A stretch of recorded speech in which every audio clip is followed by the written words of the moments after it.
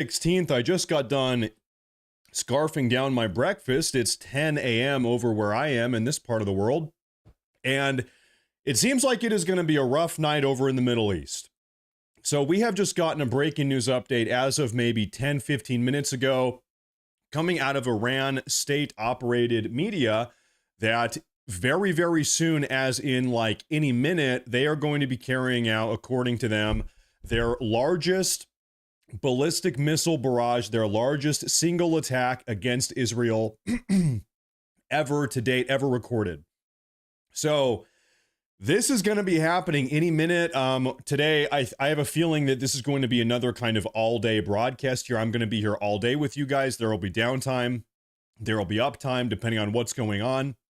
So today's going to be a live news breaking update tracker, and we have all sort of intelligence coming from all over the place. Also, President Trump is speaking at the G7 summit, up in Canada today. We will probably take a look at that. I don't know if we'll watch it live. Maybe we'll wait for the highlights. I'm not sure, but we're going to be following this entire story. There's a lot going on today.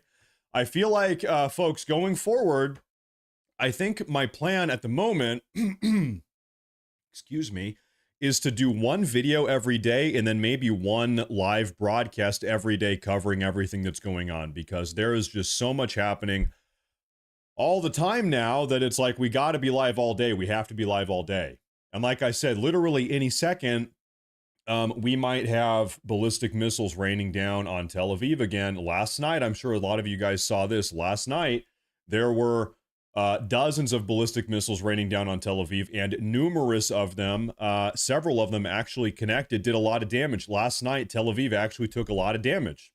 It seems like Israel, or it seems like Iran, I apologize, is starting to get to the point where they are able to more successfully blow through Israel's missile defense systems. They have numerous different types of missile defense systems. And it seems like Iran is finding more and more and more success as time goes on. So give me a moment here, folks. I actually wasn't planning on doing this live broadcast this morning. I was going to wait for the evening.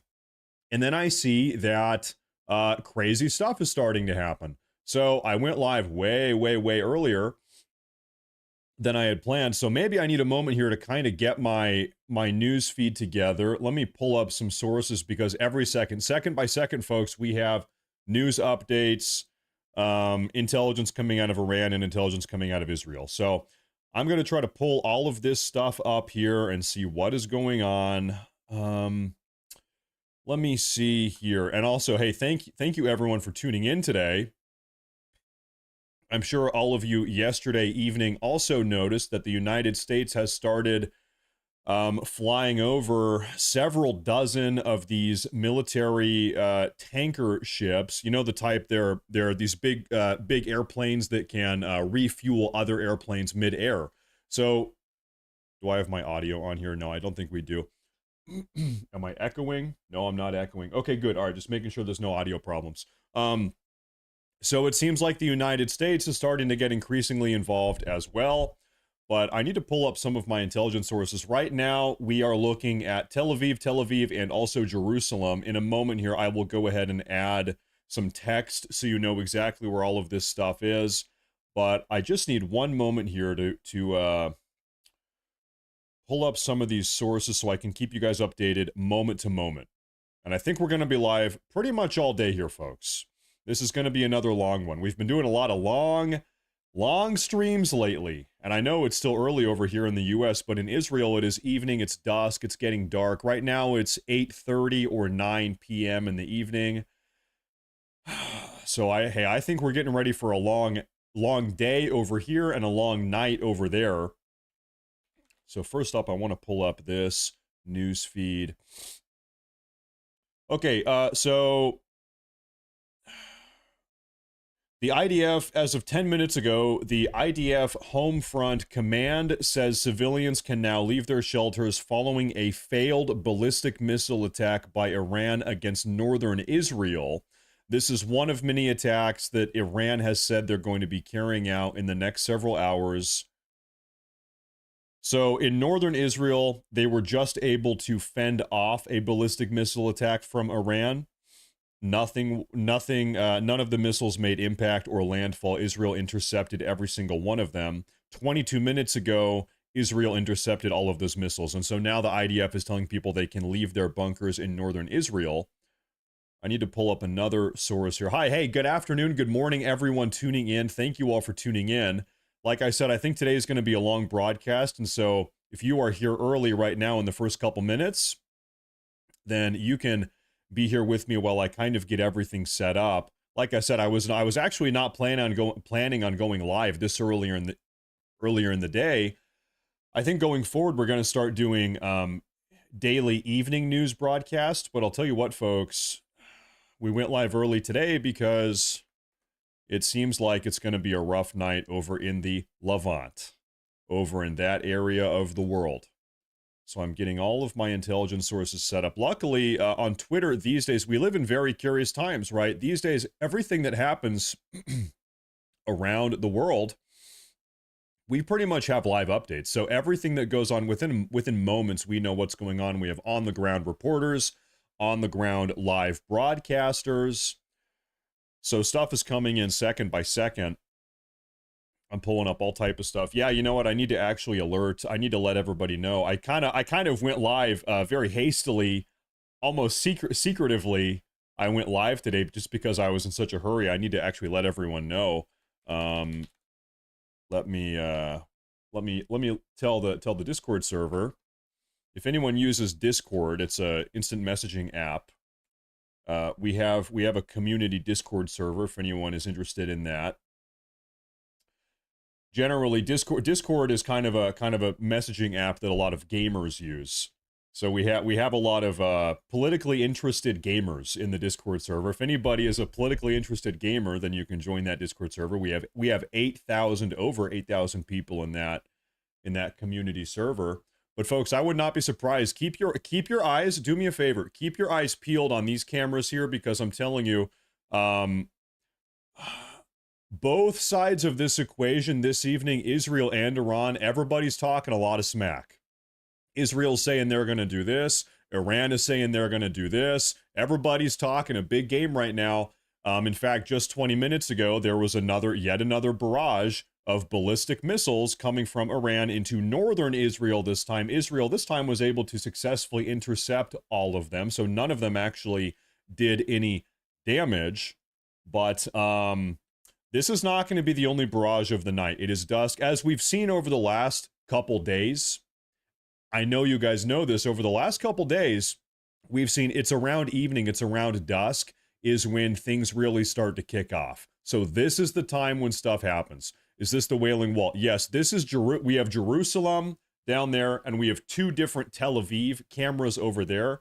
And if you can give me a moment real quick, I'm gonna actually label those so you guys know exactly where everything is. But I'm pulling up my breaking news sources right now. No reports of collisions. There was a recent ballistic missile attack in North Israel. None of them did damage. None of them collided. Now we have 18 seconds ago. This is coming out of Iran, out of Iranian state media, folks. Breaking news, 18 seconds ago.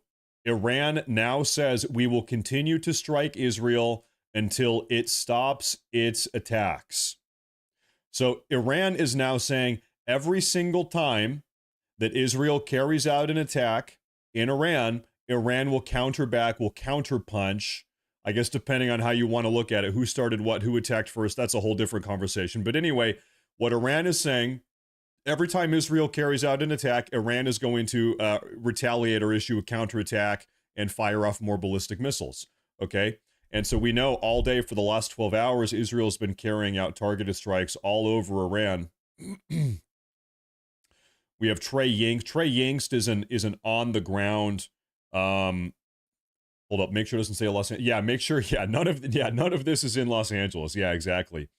Trey Yingst, on-the-ground reporter coming out of Fox News right now, is saying that there are very few people in the streets of Tel Aviv. Most businesses in Tel Aviv remain closed. Schools are not open, and the state of emergency continues in Tel Aviv, but also numerous places in Israel. So Israel still, not just Tel Aviv, which has been the primary target of these Iranian ballistic missile attacks, but really almost the entirety of Israel is pretty much on complete and total lockdown. As you know, the Israelis have a very elaborate, comprehensive bunker complex pretty much underneath all of these towns. So every time missiles are flying in the air, the Israelis, they get a message on their phone. It says, hey, missiles inbound. The sirens are wailing, wee wee wee, and then they all kind of go back to their bunkers. So far, the Israeli casualty rate has been very low. There have been some fatalities, some casualties. Some people have been injured, but really, comparably, it's very low. Now, hundreds of Iranians have lost their lives over the last couple of days. I'm going to try to pull up another news feed here. But folks, like I said, things are just going to continue to pick up and escalate as the night goes on, because both of these groups here are talking a big game right now. There's a lot of hatred and animosity in the air right now, and there's a lot of smack. What can you call it? There's a lot of smack being talked right now. Yeah, this is probably a good feed. I'm going to pull that up. Okay, we're going to start getting some on-the-ground reports here in just a moment. This one is called OSINT Technical. Let me add that to my tracker. I want to kind of show you guys what I'm working with here. It's a pretty interesting, like I said, we live in a very curious time these days. Let me flip off my cameras just for one moment. You guys will probably think this is cool. So we have multiple on the ground reporters or different media outlets covering what's going on. Here's 4 of them here, and all of these feeds are live updating. So second by second, I've got this over here on my other monitor, on my other computer monitor. Every time something happens, we see it, it pops up within seconds. We know exactly what is going on.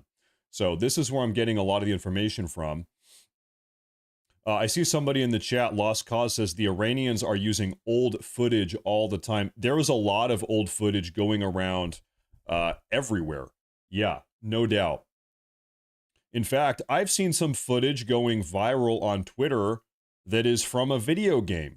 Have you guys seen any of that? I'm seeing viral footage. It says, you know, this plane just did this plane just got shot out of the air, these missiles are getting intercepted.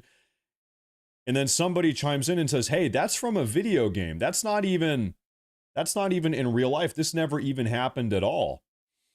So I guess the point is there is a lot of misinformation right now, a lot of misinformation going around right now. So we're trying to sift through all of it. We have to make sure we have good sources. Yeah, Arma 3 is one of those video games. That's right. Yep. I used to play Arma 2 maybe 10 years ago when I was a little bit younger. Hey, look at this. So folks, if you didn't see what happened last night, this was the big breaking news last night. This is 15 hours ago now. 20 U.S. military heavy tankers are being repositioned to CENTCOM along with various other military aircraft. All of these planes in the air, this is a screenshot from last night. These are U.S. military tanker planes, like I said, the big ones that carry fuel that can actually refuel other military aircraft mid-air.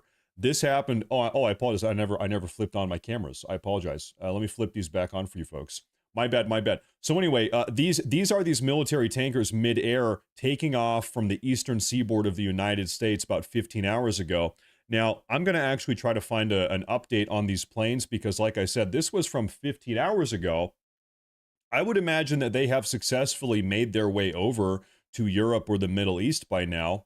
It doesn't take 15 hours to get over there. It's maybe a 9, 10, 11, 12-hour flight, depending on the type of plane you have. So these planes are most certainly over there right now. Benjamin Netanyahu has actually just released a statement. He said, today it's Tel Aviv, tomorrow it will be New York. Israeli Prime Minister Netanyahu says today it's Tel Aviv, tomorrow it's New York. That's a little bit ominous. I don't like the sound of that. But anyway, so this is the entire Netanyahu angle, is that if we don't stop, this is Netanyahu's argument, right? If we don't stop Iran now, that America will start getting directly attacked and directly drug into the war, so that if pretty much saying if the U.S. does not help Israel now, getting directly involved in the conflict now, that it's only a matter of time before U.S. Until Americans get involved in this. Now, maybe this is actually kind of tied to what we're talking about. I see earlier today, Tucker Carlson made an appearance on Steve Bannon's War Room, and some of those clips are going viral. I want to take a look at this. Maybe we can find some more of these, but what is this one here? I actually really love Trump. I think he's a deeply humane, kind person. And I am saying this because I'm really afraid that my country's going to be further weakened by this. I think we're going to see the end of American empire, obviously. Other nations would like to see that, and this is a perfect way to scuttle the USS America on the shoals of Iran. But it's also going to end, I believe, Trump's presidency and effectively end it. And so this is what Tucker Carlson is saying, that if America gets directly involved in this ongoing situation in Iran, that not only will it be the end of the American empire or America as a nation, that this will permanently stain President Trump's legacy. And so that's why I'm saying this. What do you mean by that? That's coming from you. That's you get. Look, I knew Bush. I knew George W. Bush. We had, family connections to Bush. I knew Bush personally. I still see Bush sometimes, and of course, he hates me, and he does because I criticized him on Iraq, and that war is the sum total, from a historical perspective, of his administration. But I knew him, and he had all kinds of plans for the things that he wanted to do. But once domestically, right, to improve the country. Right. And you may agree or disagree, but like in his mind, he wasn't just about the invasion of Iraq in March of 2000. Oh, no. He was going to redo Social Security. He had all this, all 100%. All types of. He was going to take care of the entitlements issue. And he really thought it was going to work. Yep. And you could laugh at that or whatever, but the point is, the second you get enmeshed in a real war, not a fake, let's go bomb the villagers and declare success, though we don't even have a good track record. Like, why are the Houthis still there? No, I mean, there's a whole other question. Right. So obviously Tucker Carlson does not want America to get involved in this conflict in the Middle East. In fact, as you all might have seen the other day, Tucker Carlson on Twitter released a very long, you could call it an essay, a very long Twitter post, probably 10 or 15 paragraphs long worth of text, in which he was saying that we should not get involved in this situation. Furthermore, that there are various neocon, rhino, deep state, never Trumper type of entities in this country, globalist entities that want America to get involved. In fact, he named names. Tucker Carlson made a list of 3, 4, 5 different names that are people in the media or politicians, all of whom you folks would recognize. So Tucker Carlson directly called out numerous people, some of which work at Fox News right now, names you would recognize. In fact, maybe we can read through that post here in a moment. But anyway, Tucker Carlson is going all out. He's saying, listen, we cannot get involved in this. We cannot have American boots on the ground. We cannot, contribute to the escalation of this situation. Now, I'm still getting my news feed set up here real quick. So, and also, I believe, to the best of my knowledge, Steve Bannon generally agrees with that sentiment, that we should not be directly involved. And by the way, also, President Trump generally loosely agrees with that sentiment as well. As you know, President Trump, for the last 2 months, over 2 months now, has been trying to have peace talks and nuclear disarmament, de-escalatory negotiations with Iran. President Trump has been trying to negotiate with Iran for the last 2+ months. If President Trump didn't care about peace, then he would not have been negotiating with Iran. So President Trump, in fact, during all of this, has been saying that we do not want to invade Iran.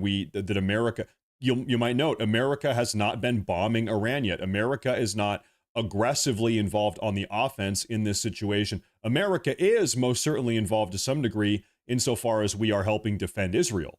We are giving Israel intelligence, and we're also helping Israel intercept Iranian drones and ballistic missiles. So we are involved insofar as we are helping defend Israel, but we are not involved insofar as we are helping with Israel's offense. We are not doing that yet. And also, personally, I hope we don't do that. to a certain degree, I agree. You know, if we get involved in another war in the Middle East, that would be catastrophic for this country. We can't afford it. Americans don't want it. It's like 90. It's actually 89 to be specific. It's 89% of Americans don't want to be directly involved in this war. And even if we wanted to, we are what, $40 trillion in debt. We don't have the money to do it. Okay, so I'm looking for updates here. I see right now. I want to show you folks something real quick. Take a look at this. Yeah, well, this is actually crazy here, what I have to show you folks. So folks, all throughout the day, we're going to continue to have breaking news updates. I want to add real quick, for the last several hours, both Iran and Israel have both been talking up a big game, saying, we're going to do this, we're going to bomb this, we're going to send more missiles, we're going to do this, we're going to do that. Okay? And so I have a very strong feeling that this evening, there's a reason why I'm going live at 10 in the morning. Right now, it's 10 in the morning for me. I went live today maybe 7 hours earlier than I had planned because I really do think that this is going to be a rough night over in the Middle East, a rough night over in the Levant, because both entities here are talking a big game over the last couple hours, saying all these things they're going to do. And then on top of that, we were just talking about this a moment ago. The United States is now sending over some naval ships, U.S. Navy naval vessels, and also some airborne tankers, these big airplanes, and we're going to talk about that soon. I'm gonna find more information on that for you folks. But all of this is developing and breaking news as we go throughout the day. Now, about 30 minutes ago now, there was another wave of ballistic missiles that were fired into northern Israel. As far as we know, every single one of them were successfully intercepted by Israel. So not a single one of these ballistic missiles 30 minutes ago actually did damage. All of them were taken out. Here is one of them from North Israel smoldering on the ground. This is an Iranian ballistic missile. And here we have this. We have a video, I guess. Can I put this up? Yo.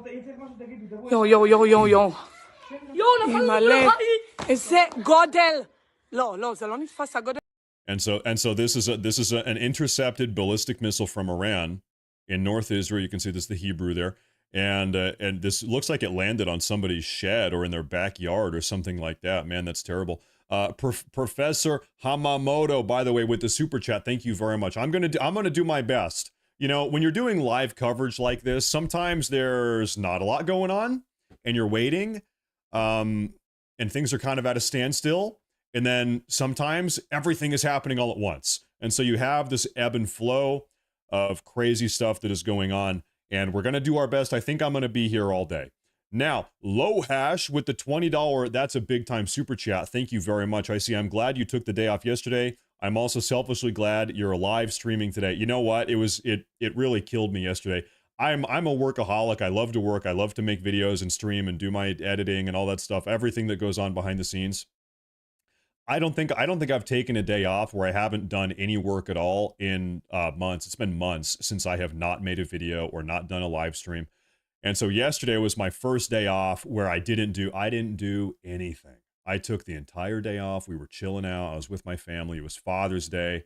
I really thought about it. But anyway, took the day off. And so we're back today. I really am a workaholic type A type of guy. Let me refresh and take a look at what is going on here. I'm always out here scanning for live news updates, everything that's going on. As of 15 minutes ago, I want to reiterate this. Iran issued a statement 15 minutes ago. They said, quote, "We will continue to strike Israel until Israel stops its attacks on Iran." So, you know what? If that is the case, if that is the dynamic, it seems like this is just going to keep on going. It seems like peace or de-escalation is not an option right now, because I have to ask you, does it seem like Israel has an interest in slowing things down? No. Does it seem like Iran has an interest in slowing things down? Maybe, kind of, actually. And the reason why I say that is because a couple hours ago, I need to find a source for this. Maybe if I can scroll down here. A couple hours ago, Iran issued a big statement saying that they would be looking to de-escalate. I want to get this word for word. I want to get this exactly right because there's nuance here. Before I find it, they said something to the effect of, and of course, once again, just because they say something does not mean they mean it, but this is what they said. They said Iran would be looking to de-escalate and come back to the negotiating table if it means America does not get involved.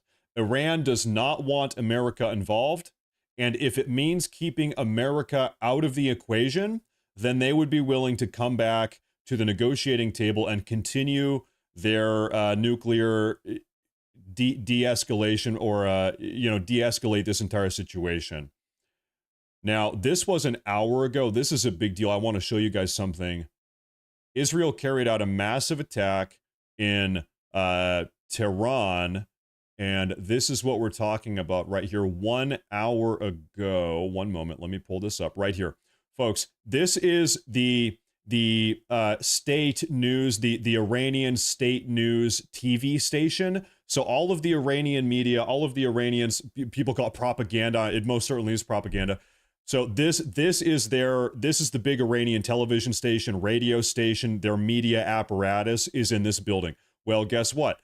Israel carried out an airstrike about an hour ago, and they blew the living hell out of this thing. And so right now, I don't know if all of the Iranian state media, I'm sure they have more than one media location, but at least this was the biggest one, got taken out an hour ago. So obviously, Israel has a vested interest in shutting down the Iranian state narrative, trying to spin everything and distort everything for their agenda, whatever, right? And I'll tell you what, folks, there's propaganda, there's spin, there is distortion in every single way. There's American, there's Iranian, there's Russian, there's Israeli, this is the problem with the media these days, is everywhere you go, somebody's trying to spin a story and push an agenda, and it goes every single which way. And that's why it can be so hard to figure out what really is freaking happening these days. Now, there is something else I can show you right here. As of maybe 10 minutes ago, I'll pull this up for you folks. Israeli Air Force F-16C ready to launch for a strike on Iran, armed with a pair of 2,000-pound Blue 109 bunker buster JDAM guided bombs. So this is not really breaking news, but a little update as to what a lot of this stuff looks like. This is an Israeli. This is an Israeli. They're not Australian. They're Israeli. This is an Israeli fighter jet with bunker buster bombs. Now, I want to give you guys a little bit of context here. This is a 2,000-pound bunker buster bomb. I want to show you guys that really that's actually not that big. That's actually not that big of a payload. Give me one moment. I'm going to find an update for you guys here. Let's compare this to the largest American bunker buster bomb that we have that Israel does not have. We haven't given it to them, but I need to find that. It's carried by the B-2 Spirit Bomber bunker buster bomb. I want to show you how big that is. Israel has a 2,000-pound bunker buster bomb. Wow, folks.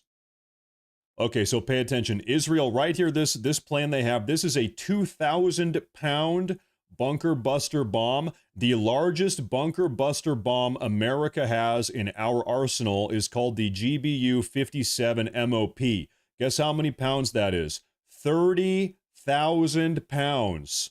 It is 15 times larger than what Israel has. Israel's got the 2,000-pound bunker buster bomb. The United States, we have the 30,000-pound bunker buster bomb. And for reference here, the only plane in the world that has the capacity to carry that 30,000-pound bunker buster bomb, you might have seen it. It's one of these bad boys. This is the B-2 Spirit stealth bomber. This is the only plane in the world that is powerful enough, has the capacity to carry a payload that big and deliver it wherever it wants around the world. It carries a 30, in fact, can I find an image of that bomb itself? I want to see how big this thing is. I've never actually pulled this up. The GBU-57 MOP is what this is called. Okay, all right, okay. So, folks, I have a good image here, I think. One moment. Maybe I've got a couple images if you guys are really curious about this. I'm trying to find a good one. Okay, yeah, this is, yep. Okay, to give you guys some perspective on how big this bomb is, here are two American military personnel standing next to this bomb. This here is the GBU, what's it called? The GBU 57 MOP. This is the single largest bunker buster bomb in the world. 30,000 pounds. It is 15 times larger than the bunker buster bombs Israel has been using so far. These are the Israeli bunker buster bombs. We've got the big ones. And so now, maybe, I don't know, maybe this is controversial to say, maybe it's not. I don't really think so. Israel wants us to start using these. Israel wants our help. Netanyahu issued a public request for American direct kinetic military assistance. Yesterday, the IDF and Netanyahu came out and said that requesting direct American help in this conflict, Israel wants us to use our B-2 Spirit bunker buster bombs. And the reason why, folks, we'll kind of put some numbers on the table here. So, gosh, I forget the name of the nuclear facility, but the Iranians' most secure nuclear enrichment facility is dug into the side of a mountain. I forget the name. Maybe somebody else in the live chat remembers the name here. They have a very comprehensive, very elaborate bunker complex dug deep inside of the mountain, 90 meters dug in the side of this mountain. Our camera here is moving in Tel Aviv. Keep an eye. Maybe something is going on. We're looking up in the sky here, folks. Keep an eye on that while I'm talking. And so anyway, guys, the Iranian premier nuclear enrichment facility is actually buried so deep in this mountain that Israel can't do damage to it. It's called Fordow. Thank you. Yeah, I'm still early in the morning. I need a cup of coffee. It's called Fordow. The Israeli military actually can't touch this facility. It's so securely embedded in the side of this mountain. I said 90 meters. That's about 90 yards. We're talking, what is this, 270 feet inside of this mountain. So Israel actually doesn't have the capacity to even scratch the surface of that facility inside this mountain. You know who does? You know who can directly take out that facility? In fact, the only country in the world that can take out that nuclear enrichment facility in the side of that mountain? Guess who it is? The United States of America, because we have these just massive bunker buster bombs specifically designed to penetrate into situations like this, into bunkers like this, deep under the ground, concrete, steel plated. We can do it. And so anyway, the point is Israel wants our support in doing that. And so far, President Trump is saying, not yet. We're going to wait. We're going to chill. In fact, President Trump, I'm going to pull up Truth Social here. I want to show you guys something. Truth Social Trump. He issued a statement about this entire situation. Must have been... It was yesterday. Okay, so take a look at this. President Trump issued a truth. Can we call it a truth? There we go. He said, I want to get the time. Okay, about 24 hours ago. He said, Iran and Israel should make a deal and will make a deal, just like I got India and Pakistan to make a deal. In that case, by using trade with the United States to bring reason, cohesion, and sanity into the talks with two excellent leaders who were able to make a decision to stop. Okay, so listen, this is President Trump here. President Trump doesn't want a war. President Trump doesn't want direct American involvement. President Trump does not want American boots on the ground. President Trump, still, keep in mind, he posted this yesterday morning, which is 2 or 3 days after the bombs started flying, after the missiles started flying. President Trump is still, even after the missiles are going back and forth and the air raids are going on, President Trump is still saying, we gotta make a deal. Let's come back to the table. We need to de-escalate this entire situation. He goes on to say, also, during my first term, Serbia and Kosovo were going at it hot and heavy, as they have for many decades, and this longtime conflict was ready to break out into a war. I stopped it. Biden was hurt. Biden has hurt the longer-term prospects where was I lost my spot, with some very stupid decisions, but I will fix it again. Another case is Egypt and Ethiopia, and their fight over a massive dam that's having an effect on the magnificent Nile River. There is peace, at least for now, because of my intervention, and it will stay that way. Likewise, do we have something going on over here? No. You know what? Before things really start going crazy, I said I would do this about 20 minutes ago. I need to go ahead and do this, folks. I want to add text here. Give me one moment, because what I need to do is I want to let you guys know where these locations are, these webcams, these live feeds that we're looking at. So give me one moment here. This is Tel Aviv 1, Tel Aviv 1. We'll make this nice and bold so everybody can see this. Okay, we'll put that right there. That's where that is. And I need to do another one of these. Stand by here, folks. Let's increase the production quality of this live broadcast just a little bit so people know what's going on. I see these cameras are getting a little bit mobile. What's going on? Do we have breaking news here? What is going on here? Ladies and gentlemen, we have breaking news right now. There are more ballistic missiles inbound towards Tel Aviv. That's hot off the press as of 50 seconds ago. Trey Yingst with Fox News, who is on the ground in Tel Aviv, is reporting that 50 seconds ago. Okay, so folks, ballistic missiles from Iran are inbound towards Tel Aviv. I'm going to turn up the audio right here. Maybe we might hear some sirens coming on here in a moment. And let me continue labeling these web feeds so everybody knows what's going on. One moment. I told you, folks, today is tonight, this evening, whatever it is going to be sure these are about the same size. Is that the same? Looks like it, yeah. Okay, Tel Aviv 2, and then our final location we have here, this is, you know, I'm going to try to find a different Jerusalem live feed, because we're looking at this wall. We're looking at Hadrian built this wall. This was part of the Second Temple. Hadrian is his name. No, I'm sorry, not Hadrian. Herod. Hadrian was the Roman emperor. Herod was the king of the Jews in the 1st century AD. This is part of the Second Temple. Herod was his name. And this is the remnants of that temple we're looking at right now. Okay, Jerusalem. Jerusalem, Salem, live cam. That's what I want to see. And that wall, there's that wall. Okay, live. The Wailing Wall is what it's called. That's Tel Aviv. And I really wish we just had a good Jerusalem live feed, but I don't think we have a Jerusalem. Is this? Yeah, we're looking at EarthCam right now. If they would just tilt the camera up a little bit, look up a little bit, I would be totally satisfied. Is that? Hold up. Oh, this is not live. Hold up. Well, okay. You know what? Maybe they listened to me. Folks, I think they listened. I said, hey, can you tilt the camera up a little bit? And what did they do? They tilted the camera up just a little bit. And so now we have, now we can see the skyline here in Jerusalem. Okay, you know what? Maybe I'm going to leave it here for you guys. Maybe that's fine. They listen. If you say please, if you ask politely, you know, maybe sometimes you get what you want. Okay.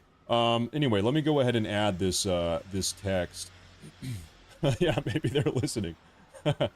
Okay, one more label I need to add. Jerusalem 1 is what this is called.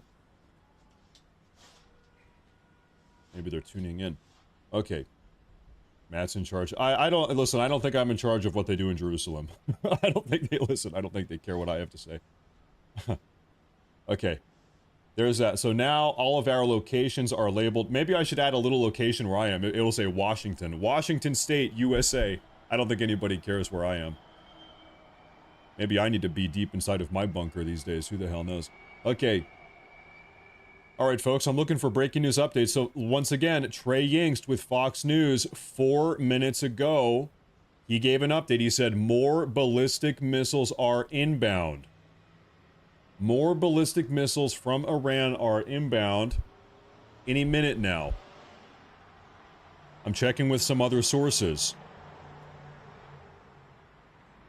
Let me take a look here. Another F-35 shot down in Tabriz by Iranian air defenses, Iranian state media.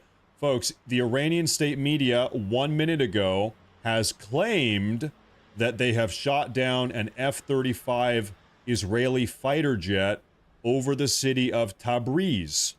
Now, as we know, the Iranian state media cannot be, they're not the most trustworthy media apparatus. You thought CNN was bad? You thought MSNBC was bad? You got to tune in to the Iranian state media. Maybe they're even worse. Now, just for everybody's awareness here, I'm going to pull up a map. I want to show you exactly where Tabriz is. I think I'm a visual learner, I guess. I want to know exactly on the map where this stuff is happening. And they zoomed back into the Wailing Wall. Okay, well, I guess that means now it's a good time to show you what's going on. Okay, so folks, if you look at the map here, everybody knows this is Israel, this is Iran. In between them, guess what? Iraq. This is a rough neighborhood. Rough neighborhood over here. You have Syria, Iraq. You have Iran. Over here, you've got Pakistan. You've got all types of places. Okay, now, and actually, in the middle, you've got Afghanistan right there. Rough neighborhood. Anyway, right here is Tabriz. So the Iranian state media is saying that in Tabriz, in northwestern Iran, right here, big city, they have shot down an F-35 fighter jet. Now, can we take a look? What does it look like in Tabriz? Do we have any Google Street View? What does this look like? Just so we know, like I said, I'm a visual guy. So this is Tabriz. They've got roads. They've got electricity. They've got cars. They've got apartment buildings. Oh, hey, maybe it's not as bad as you thought it would be, huh? Can I get a different spot real quick? They've got a big statue with some I don't know what type of what are they speaking in Iran? Farsi or Arabic? I think they might be speaking Farsi in Iran. I think so. And by the way, Michael P 1999 with the super chat. He says, "Great to see Matt, our best news source, live during a weekday. Thanks again for all your outstanding work." Yeah, guys. Listen, I had to call in sick to work in order to go live on YouTube today. Do not tell my boss that I am hanging out with you guys today. Do not. They're speaking Farsi. Okay, that's what I thought. Okay. I used to have a job. There was a woman from Iran, and I remember she was speaking Farsi a little bit. I remember that. I'll tell you what, every Iranian that I've met over here in the West they've been good people. I've never, in fact, over here in America, have I ever met an Iranian immigrant that I didn't like? No. This is my personal anecdote, I suppose. Of course, there are some bad Iranians, I'm sure, but, I've met probably 5 Iranians. Do I like all of them? Yeah, I think so. They're nice enough people, I guess, from my personal experience. Anyway, so folks, right now we still have a report of ballistic missiles inbound. And actually, to be fair, we don't know exactly where these ballistic missiles are headed. Are they going to Tel Aviv? Are they going to Jerusalem? Listen, I do need to change this Jerusalem live cam because they keep zooming in on this wall, and we need a little bit of a different point of view here. By the way, Hope and Scope Astrophotography, wow, cool name. Thank you for the super chat. First off, by the way, he says, the F-35 they say they shot down the other day was fake. If you look at that photo, the engine is clearly still on in afterburner, something that would be completely impossible. You know what? Let me try to find that photo you're talking about here in a minute, but first I need to find another Jerusalem live cam because I'm just not satisfied with this. Jerusalem live. But yeah, you're probably right. We know. We have seen from Israeli state media on Twitter, actually, they've been posting, they have a history of posting photos, or videos rather, that are from video games. Sometimes they're posting video game footage and trying to say that it's real life or this is what is happening. Oh, this is Jerusalem. Oh, folks, I have a Jerusalem live feed right here. This is exactly what I wanted. Okay, perfect. So there's that. So I can get rid of this one here. And maybe we see something crazy popping up. Okay. This man has horrible ADHD. Hey. Hey. I'll tell you a funny story. When I was 14, I had trouble doing my homework.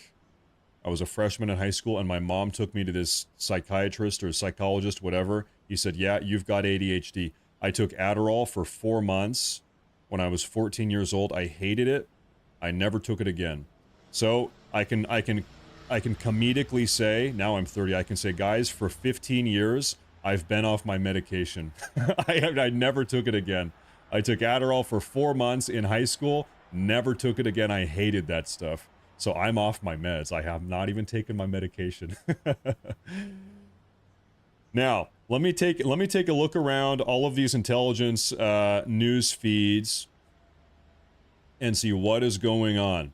Okay. You know, this is a little bit of a recap here. Let me show you something.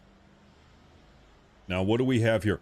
This is posted 13 minutes ago. Footage posted by the Israeli Defense Force showing an additional airstrike from earlier today on a surface-to-air missile launcher being transported by truck on the Tehran-Qom highway to the south of the Iranian capital, Tehran. Okay, we have some footage here. Can I blow this up? Yeah, okay. So this is a ballistic surface-to-air missile launcher, or hold up, I want to make sure I get this right. Was this ballistic or not? No, it's not ballistic, but this is more of like an air defense, surface-to-air interceptor type of rockets, and they had this on the back of a truck, and the IDF flew over and blew it up. Totally on target, and they have another angle here. What is this here? There's another one on the back of a truck. There we go. Persian is the language. Is that the name of the language they're speaking, is Persian? Hey, thank you. Texas Grown, thank you very much. And Haaretz. Let me pull up Haaretz. I don't know if Haaretz has a live stream. I think they're more of a... They are publishing articles, yeah. You know, I wonder... You know what? You know who does have a good live stream, though? Is the Associate Press. I wonder if we have an Associate Press. Oh, wow. Hold up. Where is this? Folks, we have a Haifa live feed also. And you know what? I think it might be smart to have a Haifa live feed. I think we should do that. And so here's what. I'm gonna put the Haifa live feed right here. Actually, to make my life a little bit easier, I'm gonna put that there. Okay. Okay, I think, yeah, that's good. So now I just have to change Tel Aviv 2 to Haifa 1. Okay. Haifa 1. And so now we really do have, we have great coverage. We have Jerusalem, Haifa, Tel Aviv 1. We are all over the place in Israel, taking a look at everything. And I'm looking for some breaking news updates right now, folks. Listen, that Haifa feed is beautiful. Isn't that? It looks like a painting. Looking good, Haifa. Can't deny that. Okay. So once again, so Trey Yingst, 9 minutes ago, he said there are more Iranian ballistic missiles inbound from Iran over to Israel. That was 12 minutes ago. How long does it take a ballistic missile to travel from Western Iran over to Israel? Well, it takes around 12, 13, 14, 15 minutes. So it would make sense that these missiles would, if he's right, if he is correct on this, and assuming they didn't get intercepted halfway over Iraq or Lebanon or something, you know, I'm sorry, Jordan, I believe. Anyway, it doesn't matter, but you would expect that any minute now these missiles are popping up. Any minute now. So we gotta see. I've been saying this a couple times now, but for the last several hours, both Iran and Israel have kind of been talking a big game. They're saying, hey, we're going to do this. If you do this, we're going to do that. If you do that, we're going to do this. I'm going to respond. You're going to do that. We're going to do this. So both sides of the equation now are talking a big game for the last several hours. So like I said, I would expect this this evening is going to be a little bit wild. There's a reason why I'm going live on a Monday 7 hours earlier than I had originally planned. It's because I think it's going to be a rough evening now. It just got dark in this area of the world. It got dark maybe 35, 40, maybe 1 hour ago. So it's just the beginning of evening right now in Israel. It is 8:52 p.m. Yeah, they're doing a tit for tat. You know what? I wonder, hold up. Can I... Military flight tracker. Can I keep an eye on these? Is it ADS? Where is the... No. Track aircraft live. Okay. Never allow. Every website you go to these days wants you to accept all of their cookies and all of their advertisements these days. Okay, dude, I'm getting sick of the pop-ups. Do you remember how the internet was 10 or 15 years ago? There were no pop-ups. There were no, hey, subscribe, cookies, you gotta subscribe, get our newsletter, do this, do that, do this, do that. Now it's just it's nonstop ads everywhere. It's nonstop pop-ups everywhere. It's nonstop. Join our newsletter, subscribe to our service, you gotta do this, click this button, accept the cookies. Good lord, using the internet these days is something else. Reset map. Okay, hey, if anybody intelligent is in the Discord server, if you can do me a favor, folks, I am looking for a website where you can track military flights exclusively. I'm on a website now. This is called Globe Ads Bexchange. There's a couple flight tracking websites, but guess what? This website tracks every airplane in the entire universe. Okay? If there is a way that I can track exclusively military planes, military jets and transports, that would be fuel tankers we saw last night. That would be great. If anybody knows, follow.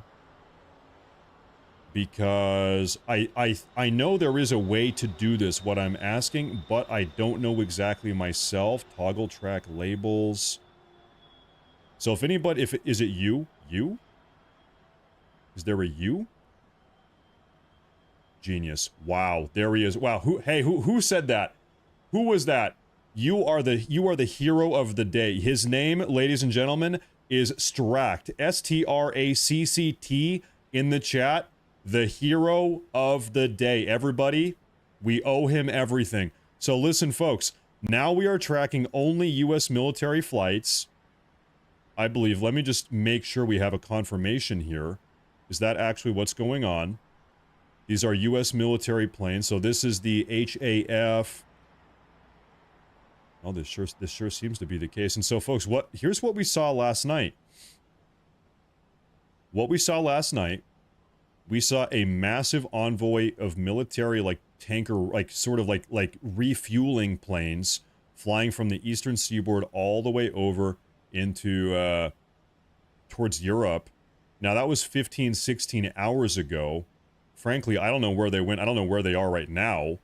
But there was a sort of mass transport of these jets across the Atlantic 15, 16 hours ago. So we have one... What do we have here? This is a United Kingdom military plane.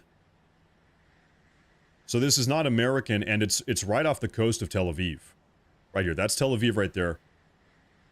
And it actually flew from Cyprus. Some people call it Cyprus. Frankly, I don't know. The ancient Greeks called it Kypros, I guess. There you have that right there. Anyway, can I close that advertisement? Yeah, get out of here. Get out of here. Unbelievable. Anyway, well, hey, I have to say, it doesn't look there's no American activity going on. But also, hey, keep in mind, it is totally possible for American planes to turn off their, I think it's called a transponder. They can turn it off. So there might be way more U.S. military activity in the area, but we don't know because they've gone dark and we can't publicly track them. That could be the case also. Okay. But anyway, we're getting a little bit tangential here. Maybe this is not the most important thing to talk about at the moment. I'm going to go back over here and take a look at what is going on. Okay, so once again, folks, now it is 19 minutes ago. We had a report that more ballistic missiles were inbound. Well, right now we're looking at Haifa, we're looking at Jerusalem, and we're looking at what? We're looking at Tel Aviv, and we haven't seen a thing in the sky.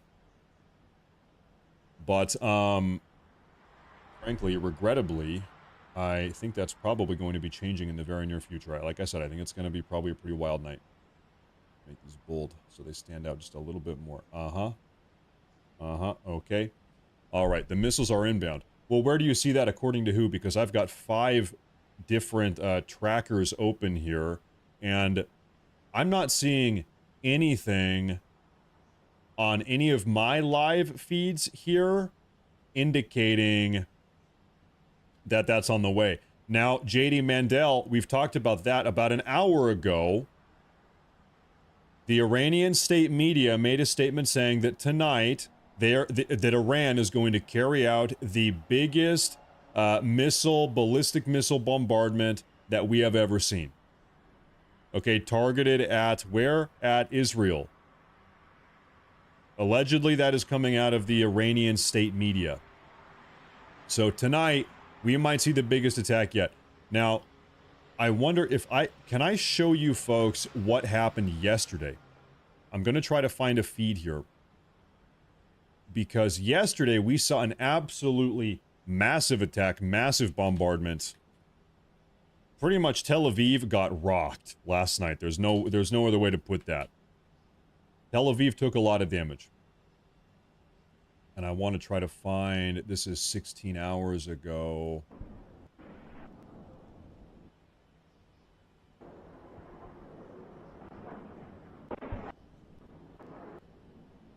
Trying to find the proper footage.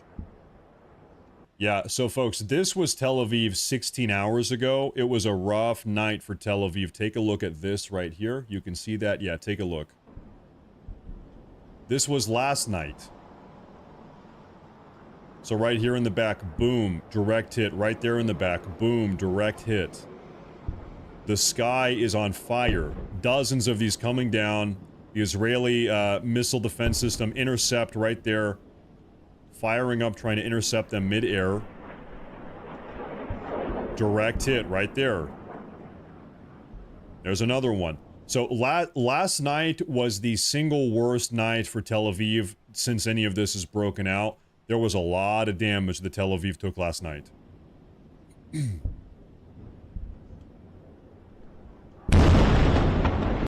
Another one. Direct hit over on the right side.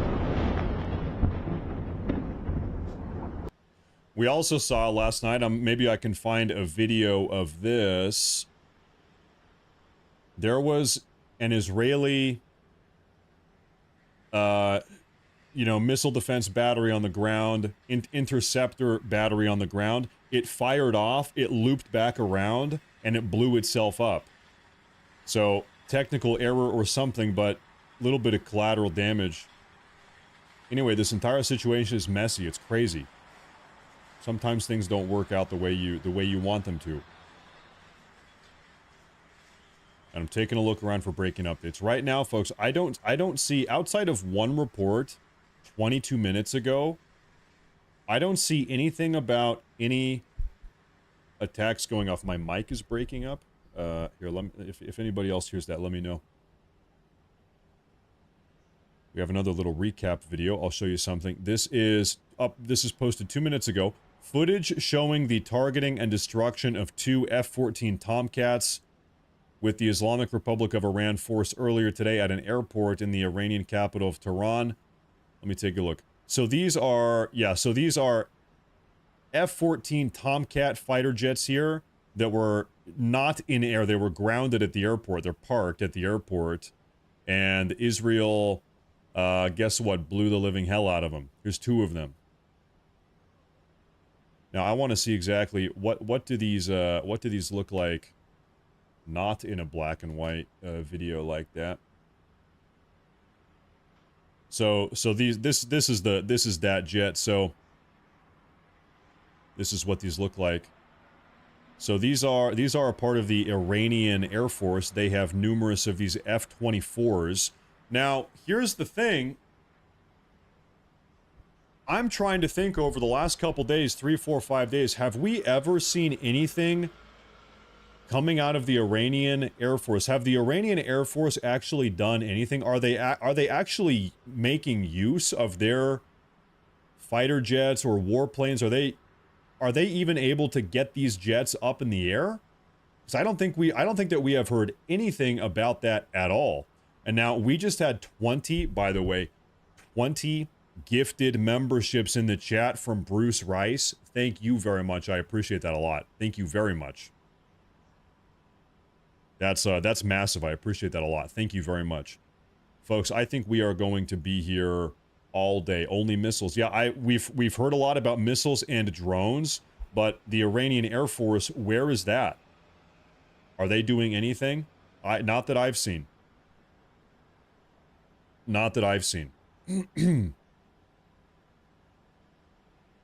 Now, it seems to me I'm trying to piece together this entire situation, folks. It seems to me from the Israeli point of view, this is about more than just debilitating or shutting down the Iranian capacity to develop nuclear weapons to enrich uranium. It seems like now this is about more than that. Maybe it's always been about more than that, but at this point, at a minimum, they want regime change. It seems like Israel is not going to be happy with this situation until the Ayatollah Khamenei, until the entire Iranian leadership structure has been gutted. They are gone. The regime has been overthrown. And then somebody else comes in, who knows what. It seems to be, this is my outside point of view, that is the real goal here. That is the objective. It seems things have escalated so much now. It's not even, of course it is about shutting down the nuclear enrichment, the uranium enrichment, but now they're trying to clean house. Everybody's got to go. In fact, we had a report coming out yesterday afternoon that said President Trump actually shot down a plan from Netanyahu's administration. Netanyahu wanted to assassinate Khamenei. They had a plan. They had a way to do it, I guess, to assassinate the Iranian Ayatollah Khamenei. But President Trump said, no, don't do it yet. Not yet. We had that report yesterday. So what does that mean? Once again, this is true to President Trump. Is this live? I don't speak Hebrew. בטייסים וצוותי הקרקע הנפלאים, הטכנאים שעובדים כמכונה משומנת. I don't know. במערך המודיעיני שלנו שעושה נפלאות, בחיילי צה"ל, כולם, בלוחמי המוסד, עבודה יוצאת מן הכלל. אני גאה בעם ישראל, אני גאה בהישגים שלנו, אנחנו בדרך לניצחון. I think this is live here, I just don't know what he's saying. היום העולם מתחיל להבין את זה, ואתם יודעים מי עוד מבין את זה? איראן מבינה את זה. המשטר הזה מבין את זה. ולכן זה הישג כביר של עם ישראל כולו. הן עם כלביא יקום וכארי יתנשא. עכשיו שאלות, בבקשה. ראש הממשלה יענה כעת על שאלות. אנחנו נתחיל עם תמיר מורג מערוץ 14.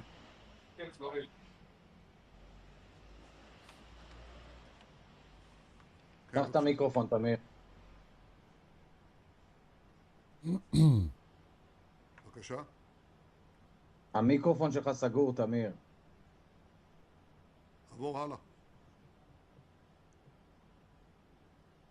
אוקיי, אנחנו נעבור הלאה. נדב אלימלך, ה-24. There are no subtitles. I don't know. I guess I can leave this up, but I imagine almost none of us have any idea what he's saying. I can mute it now also. I'm looking at a report on Haaretz here. Maybe we can pull this up here for a second. Get rid of that advertisement. So, this is talking about Israel's plan to assassinate the Ayatollah Khamenei. Okay, we were talking about this just 2 minutes ago. Recap. Netanyahu on killing Iran's Ayatollah Khamenei. Israel will do what it needs to do. President Trump so far has... What am I hearing? I feel like I'm hearing some music. Are you guys hearing that? What am I hearing? Sorry, maybe I'm going crazy. Anyway, I feel like I heard some random music playing. I am hearing something. Am I going insane? What am I hearing?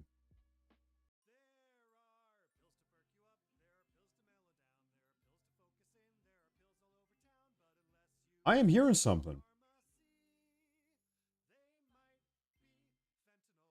And I have no idea where in the heck that is coming from.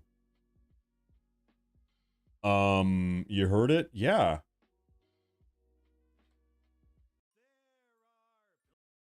It's something about pills. Did you hear that? There's pills to perk you up. There's pills to do you down. There's some, and I don't know where in the hell is that coming from. It's in my walls.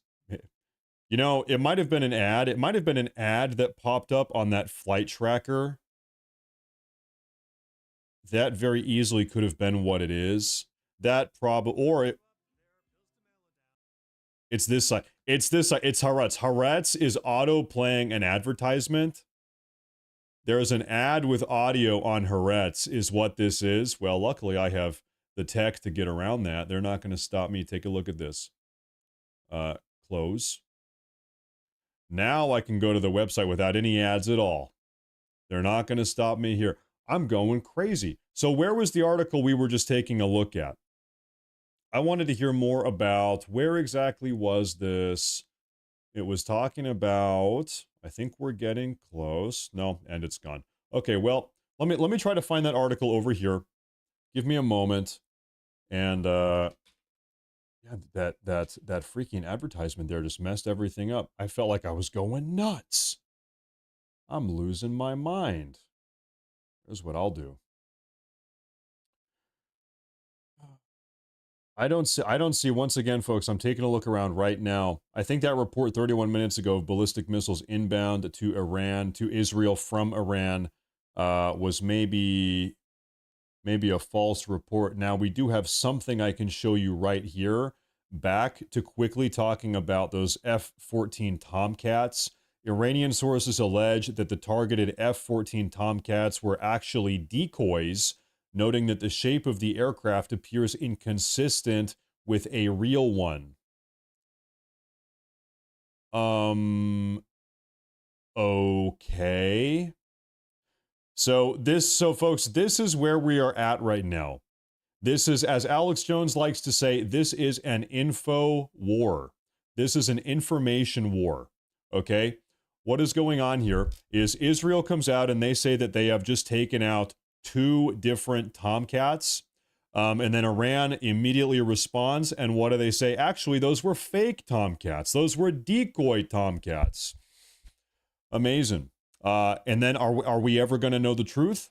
No. No, we're not. That's the way that it is. Everybody is spreading their own take on what's going on the ground. Okay. So I'm over here still scanning for breaking news updates. Oh, folks, 30 seconds ago, we have an update from the IDF Home Front Command. They say that civilians can now leave their shelters in northern and central Israel. Okay, so folks, at the moment, as of just 30 seconds ago, the IDF has come out and they have reason to believe that things are looking peaceful again, at least for the time being. Okay. However, as we've seen time and time and time again, this can change on a moment's notice. It could be 60 seconds from now. They say, actually, there are more missiles inbound. Everybody get back in the bunkers. So, but hey, at the moment, things seem to have de-escalated a little bit. The IDF released, hey, you guys can get out of your bunkers. Everybody out. It's okay for the time being. So I'll give you a little bit of an update here. When Iran fires ballistic missiles, it takes those ballistic missiles anywhere from 10 to 15 minutes to travel from Iran over to Israel. 10 to 15 minutes, depending on where they launch them from in Iran. Iran is a big country. It's a big place. Okay. Hey, look at how big this place is. Compare it to Israel over there. So, what this means is that the IDF, Israel generally has 10 to 15 minutes of prep time to figure out, okay, they're coming. Can we intercept them? Can we stop them? No. Yes. All right. Everybody get in the bunkers. Where are they going? Are they going to Haifa, to Tel Aviv, to Jerusalem? Where are they going in the first place? What are they targeting this time? And then it's time to get in the bunkers. So that's kind of how this works. But right now, it does seem like things have de-escalated a little bit. Who knows? Okay. And now I'm looking around. This is an article from earlier today. I will read through this with you guys. This is also from Haaretz. Israel attacks Iranian state TV studios in Tehran after IDF issues evacuation warning. So we saw this a couple hours ago. Israel carried out a targeted bombing campaign or targeted bombing strike against the Iranian state media outlet. It's like, if you think of a TV station or a news station, a big building where they're broadcasting all of their news from their television stations and their radio stations, all out of this one building, and Israel blew it up. So, to read anything on this website, you have to subscribe. Okay, well, I'm done reading Haaretz. I'm never reading that site again. This is the thing I don't like about all these news sites these days, and it happens on Fox News and everywhere. It's like, if you really want to read the entire article, you have to subscribe to the website. So what this means is that if I want to have good news from all different types of angles, I have to be subscribed to 5 different news websites or more. Give me a break. And then they sit there and they ask, why is the legacy media dying? Why is mainstream media dying? Why are all of these media websites dying? It's because it's a terrible user experience. Nobody wants to have to go through that. Anyway, let me take a look. I think we had a super chat. I think it dropped off, though. If that was you that had that super chat, thank you very much. I'm not sure who that was, but I think that dropped off. But thank you very much. I appreciate that. Folks, right now, as they say, I think all is quiet at the moment. You know, hey, as a little fun thing to do, why don't we go see what they're saying on Al Jazeera? How about that? Al Jazeera, obviously, they have their own slant. They have their own angle. But why don't we see what they're saying as well? Can I pull this article up here? I think even this might have a video we can watch, maybe. First of all. Second, there are no bomb shelters in the country. I remember. Okay, maybe this video is going to work for us. Can I?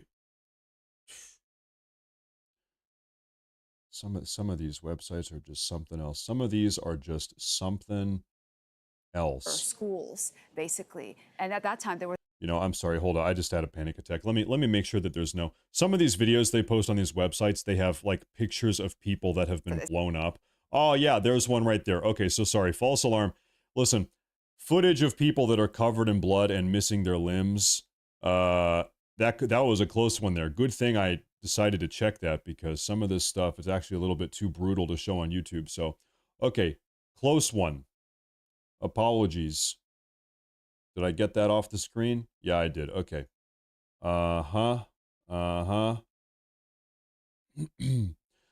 If you have some of this very graphic visual on YouTube, then you could get banned. They'll shut down the broadcast, stuff like that. Now, we actually have an update coming out of the IDF here. Yeah, not YouTube friendly. Yeah, not NSFW is what they say. Okay, now there's something I do want to show you guys here. So the IDF has released a little video of an air raid that they carried out not too long ago. A graphic posted by the IDF force showing the location of most, if not all, of their strikes carried out so far against military targets in northwestern Iran, including nuclear sites, air defense systems, surface-to-air missiles, and nuclear scientists working with the Islamic Revolutionary Guard Corps. And we can play this video, take a look. This is a combination of all of the airstrikes that they have carried out so far. Oh, hey, thank you for banning that guy. Thank you very much. So as you can see, that is a lot. That is a lot. And actually, you can see, look, all of these yellow dots, these yellow strikes, these are the Iranian nuclear facilities. Iran has been putting their nuclear facilities a little bit deeper into the country, south of Tehran. You have a bunch of air defense systems over here on the western side of the country. That makes a lot of sense. These red are surface-to-air missiles. Nuclear scientists are all over the place here. Military commanders, a lot of whom were living in Tehran, they're taken out as well. Yeah, it's like looking at a game of Risk. Yeah, in a lot of ways. Sure. But you can tell, so like I said, once again, the yellow dots here, these are the nuclear facilities. Seems like there was a big concentration right there south of Tehran. I want to pull that up on the map and see if we can maybe see what that looks like. How about that? Just south of Tehran there. Okay, so we are talking in this mountain range right here, folks. This is it. See this mountain range here? This is where most, if not all, Natanz, we were hearing about massive raids on Natanz, airstrikes on Natanz the other day, maybe 2 days ago. In this mountain range here, this is where a lot of the nuclear facilities are, is what is going on. Now, can I get any type of street view? This is Kashan. That's just an image there. What does it actually look like on the ground down here? It is a desert. Big old desert, go figure. Imagine that. But anyway, hey, this is where a lot of it is going down. This is where it's happening. No doubt about that. Get to my point. Hey, listen. We're doing a live show. I'm going to be here all day. This is live coverage. We are tracking the news as it is unfolding, as it is breaking. If you have a problem with the show, if you have a problem with the way I'm conducting the show, you can leave. You don't need to be here. You're under no obligation to be here. If I'm not doing it the right way, as far as you are concerned, if you don't like the way I'm doing it, you can leave. You are not in charge. I am under no obligation to do it your way. We're doing it this way. If you don't like it, you can leave. Thank you very much. Okay, now everybody that is here, I appreciate it. Everybody that does tune in, I appreciate it. But some of these people, it's some of the entitlement in the live chat. Some people a little bit entitled. You got to do it this way, do it that way, do it this way. Listen, maybe you should go have your own broadcast. Maybe you should go do your own news coverage. You can do it. If I can do it, I'm not that smart. If I can do it, I know you can do it. You're probably way smarter than me. You go do it your way. Okay, thank you. Now, but everybody that is here, I appreciate it, everybody tuning in. Oh, folks, we actually have an update right now, right here. I want to show you something real quick. Let me flip us back over to Tel Aviv here. Okay. This is going on right now in the capital city of Iran. It is called Tehran. Anti-air guns are firing into the night sky to try to blast Israeli bomber planes out of the sky. Take a look. This is in Tehran right now.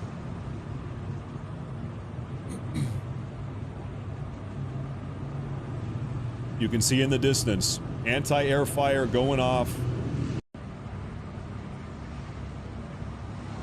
And so who knows specifically how targeted it is. Are they just kind of aimlessly firing into the air, hoping that this hits something as an air raid is going on?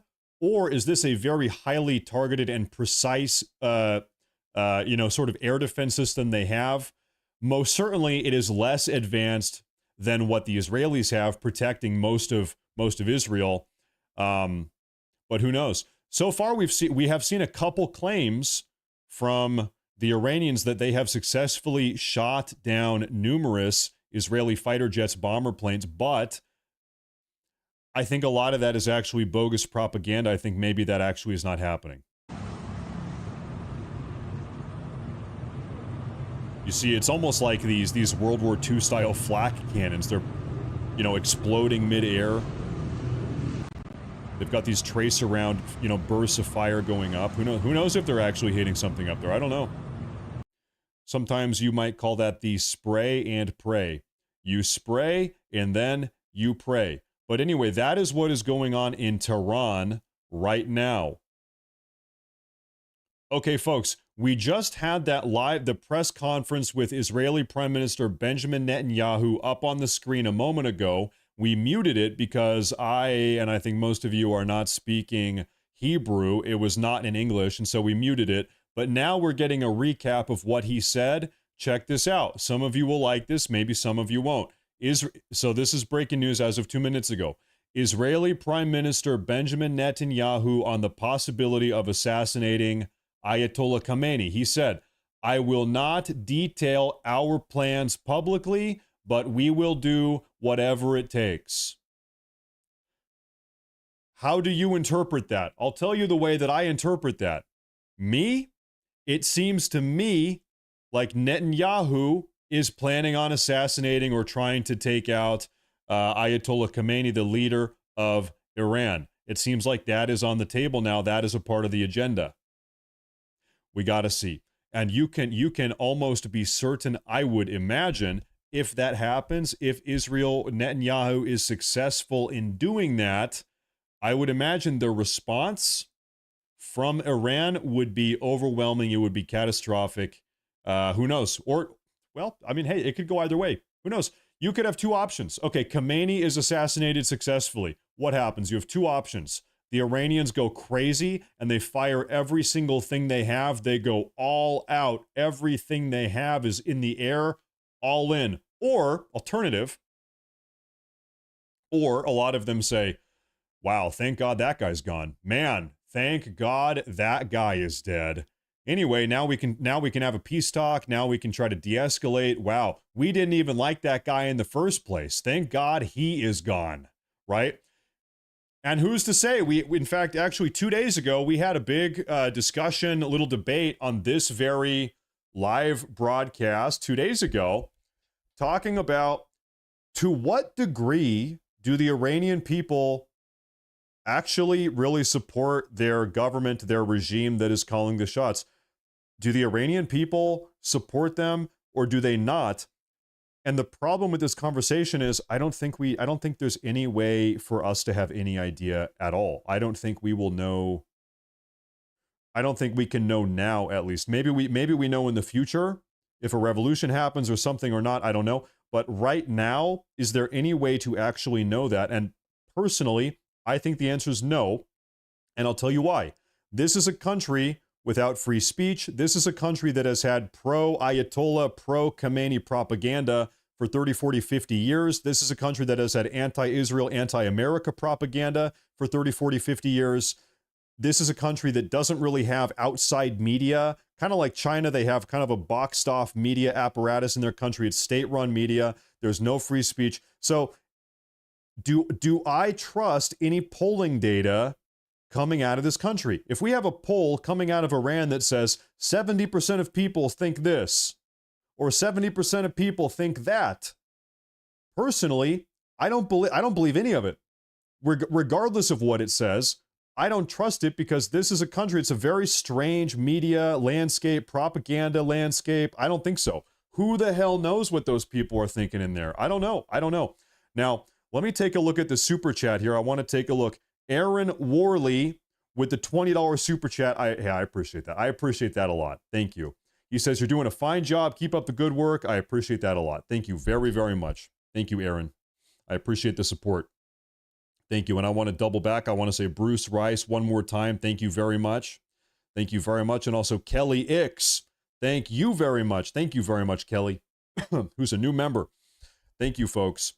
Okay. I am taking a look around for some more breaking news updates. Hold up. We have another one here. Another kind of write-up regarding what Netanyahu just had to say a couple moments ago. I'll read this to you right now. Israeli Prime Minister Benjamin Netanyahu spoke earlier today, just 20 minutes ago, during a press conference about the possibility of overthrowing the government of Iran. He said, and I quote, "The overthrow of the Iranian regime, it could be consequential because the regime is weak. We can certainly see that there will be huge changes in Iran. I release videos for the Iranian people, millions to watch. They are full of hope and understanding that the regime is much weaker and this could bring results. No one predicted the fall of the Soviet Union and few predicted the fall of Bashar al-Assad." That final part about no one predicting the fall of the Soviet Union and Bashar al-Assad, I don't know if that really is the case. I think a lot of people saw that coming. But anyway, this is the point. We kind of were talking about this about an hour ago, actually, here on this very broadcast. Right now, it seems as far as Netanyahu is concerned, this is about more than just shutting down the Iranian nuclear enrichment program. This is about more than just, blowing up all the nuclear bases. It seems like as far as Netanyahu is concerned, The goal now, what is the real goal? What is the real objective with this entire situation? It seems to me Netanyahu's objective is total regime change. Okay? It's about more than just nuclear. It's about more than the nuclear sites. It's about more than shutting down the enrichment. Now it seems Netanyahu has fixed his eyes on the prize. What is the prize? Total regime change in Iran. That seems to be the case. For better or for worse, whatever your thoughts or my thoughts or anybody's thoughts are, that seems to be the case. 2 days ago, Netanyahu released, in fact, he referenced this in the post that we just read through here, the translation here. Netanyahu 2 days ago released some videos for the Iranian people saying, hey, I'm calling upon you people to rise up and overthrow your regime. We can have a new era of peace and prosperity in the Middle East and this type of stuff, right? So most certainly Netanyahu, he wants to see a revolution. He wants to see Khamenei overthrown. We're talking about now, Netanyahu is talking about maybe assassinating Khamenei. We saw yesterday afternoon, take a look at this. This was actually breaking news yesterday afternoon. I think most people didn't hear about this. Netanyahu actually approached President Trump and ran an idea by President Trump. He said, listen, I've got a way to assassinate, to take out Khamenei. Do I have your approval to do so? President Trump yesterday said no. President Trump yesterday, he told, when Netanyahu presented him with this plan to assassinate the Ayatollah, President Trump said, no, we're not going to do that. Maybe not yet. Maybe someday, maybe later. I don't know, but not yet. Okay? So Trump, what Trump is doing right now, as you all know, Trump wants peace. Trump wants negotiations. Trump wants to de-escalate the situation here. Trump still believes that we can have everybody come to the table and de-escalate this entire situation. Trump said no, not yet. He said no. He shut it down. Now, what do we have? We have a little update here. I want to show you this. 2 minutes ago, the Israeli Air Force reports that it is hunting down Iranian ballistic missile launch vehicles in western Iran right now. Is this what they had to say? Can I translate this? This is from the IDF themselves. The Air Force is also currently attacking surface-to-air missile infrastructure in western Iran. Yeah, this is something worth noting, right? This is one of the primary objectives of the Israeli Air Force, is hunting down, finding, identifying these ballistic missile launch vehicles. Normally, they're on the back of a pickup truck, or not a pickup truck, but on the bed of a big truck, and they can launch a missile, a ballistic missile, off of these vehicles, and they're mobile, right? These are not static missile launching locations. You launch a missile here, you go 5 miles over that way into a new location, you stay mobile, you never stop moving, and then they launch another missile to make it harder for the IDF to figure out where they are. I'm sure they have mountain bunker hiding facilities, right? You launch a missile, you go back in the bunker. You drive the truck back in the bunker. A couple hours later, it's time for another missile wave. You come back, you bring the vehicle out, you do it again, over and over and over again, right? This was a strike on 2 F-14 fighter jets at the Turanian airport, Turanian airport. And by the way, curiously, the Iranian government has said that these were dummy planes, that these are not real planes, that these were dummy bait planes. Whether or not that is actually true, I don't know, but allegedly these were actually, these were bait, these were fake, according to our Iranian sources. So folks, right now we have live feed cameras from Tel Aviv, from Haifa, and from Jerusalem. That being said, it does seem like everything at the moment is, as the kids say, chill. Everything is chill. I'm going to keep on looking around here. It has been about 90 minutes since we have seen a missile launch from Iran. About 90 minutes. 90 minutes ago, the Iranians fired another wave of ballistic missiles towards northern Israel. All of them were intercepted. So that is to say, the most recent ballistic missile attack did nothing. Now, we do have footage. This is from a couple hours ago when Israel was carrying out airstrikes in Tehran,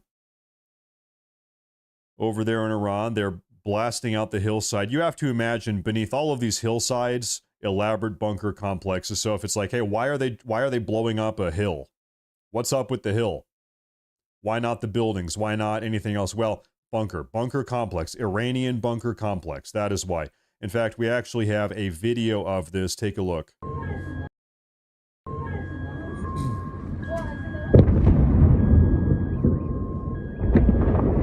Outside of town, over there on the hills. Yep.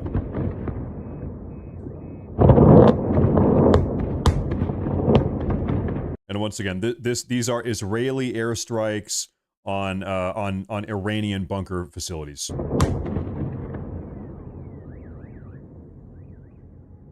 Yep.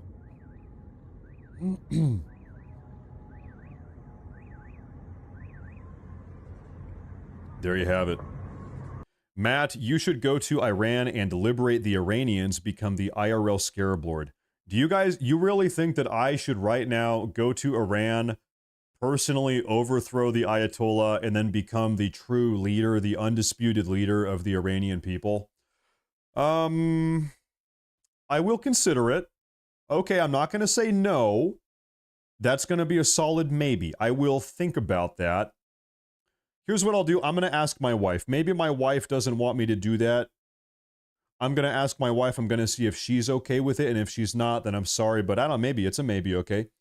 Let me take a look. Now, by the way, real quick, speaking about Iranian bunker complexes, I want to show you a video. Iran, a couple months ago, before all of this really kicked off, actually posted a video of what it looks like inside of some of their bunker complexes.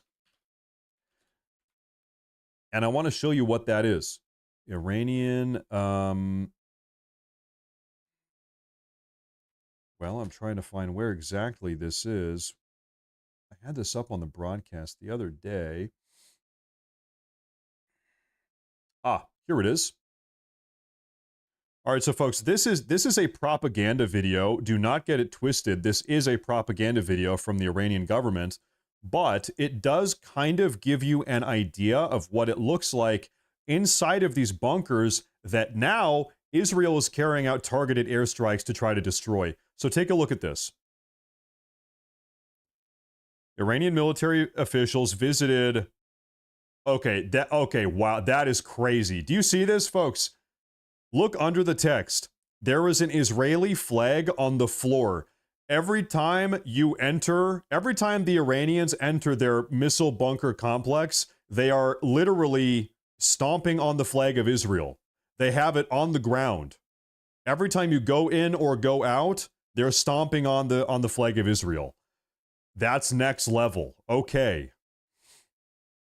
There it is. This is our doormat, the Israeli flag. Okay. And so they're driving through the tunnels here. They've got the Jeep in the tunnels. Really massive, massive bunker complex. Massive. This is a great video to show you guys because, folks, right here. So when we're talking about these ballistic missiles launching from mobile trucks, this is what they have. They have dozens, maybe hundreds of these trucks with a missile launcher on the back, loaded up with these ballistic missiles, and so this exactly here, this is what they're doing right now to send these ballistic missiles over to Israel. This is what it is. These are a bunch of, I guess, look like warheads. You attach these to a missile. Little warheads here. Is what that looks like. Wow. It looks fake, computer generated. Guys, listen, folks, ladies and gentlemen, this is not AI. No, it's not. This is not computer generated. It is not. This is what they have. This is it. They have these, and then these are massive. Look at those ones. Just massive, sprawling bunker complexes here. Huge. Massive complexes. Crazy. So who's up here on this wall? This is Ayatollah Khamenei here. They have a bunch of other maybe deceased military leaders that have been killed. This is like their little tribute wall or something right here. I don't know. That's what it is. Wow, wow, wow. Imagine what we have.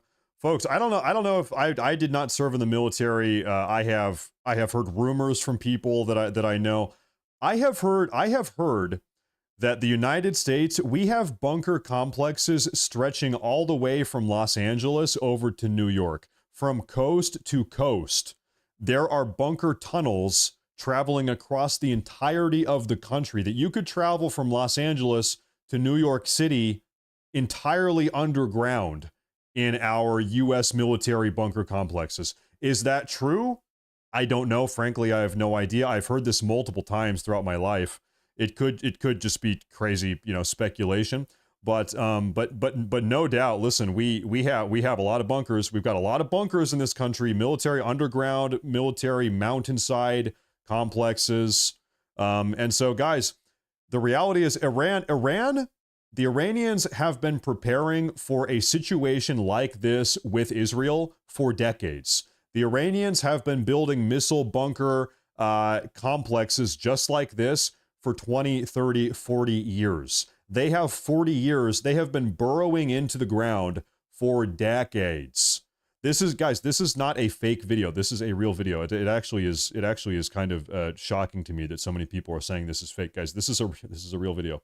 In fact, Iran was uploading videos like this 5 years ago, 8 years ago, 10 years ago, similar videos before AI was even a thing, before AI was even available. Guys, this is a real video. They've been uploading videos like this for...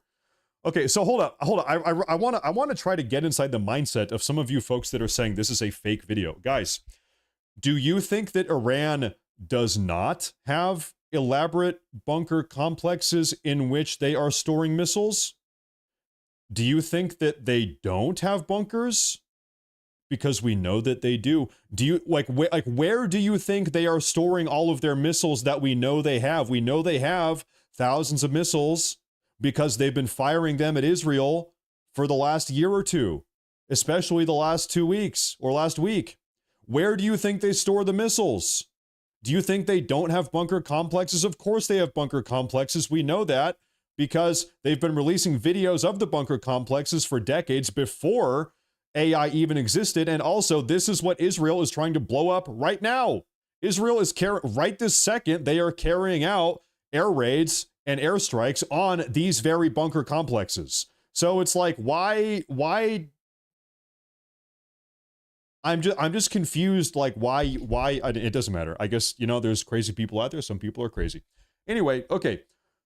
Let's get back to looking for breaking updates here. What is going on this situation? Oh, folks, I want to show you something here.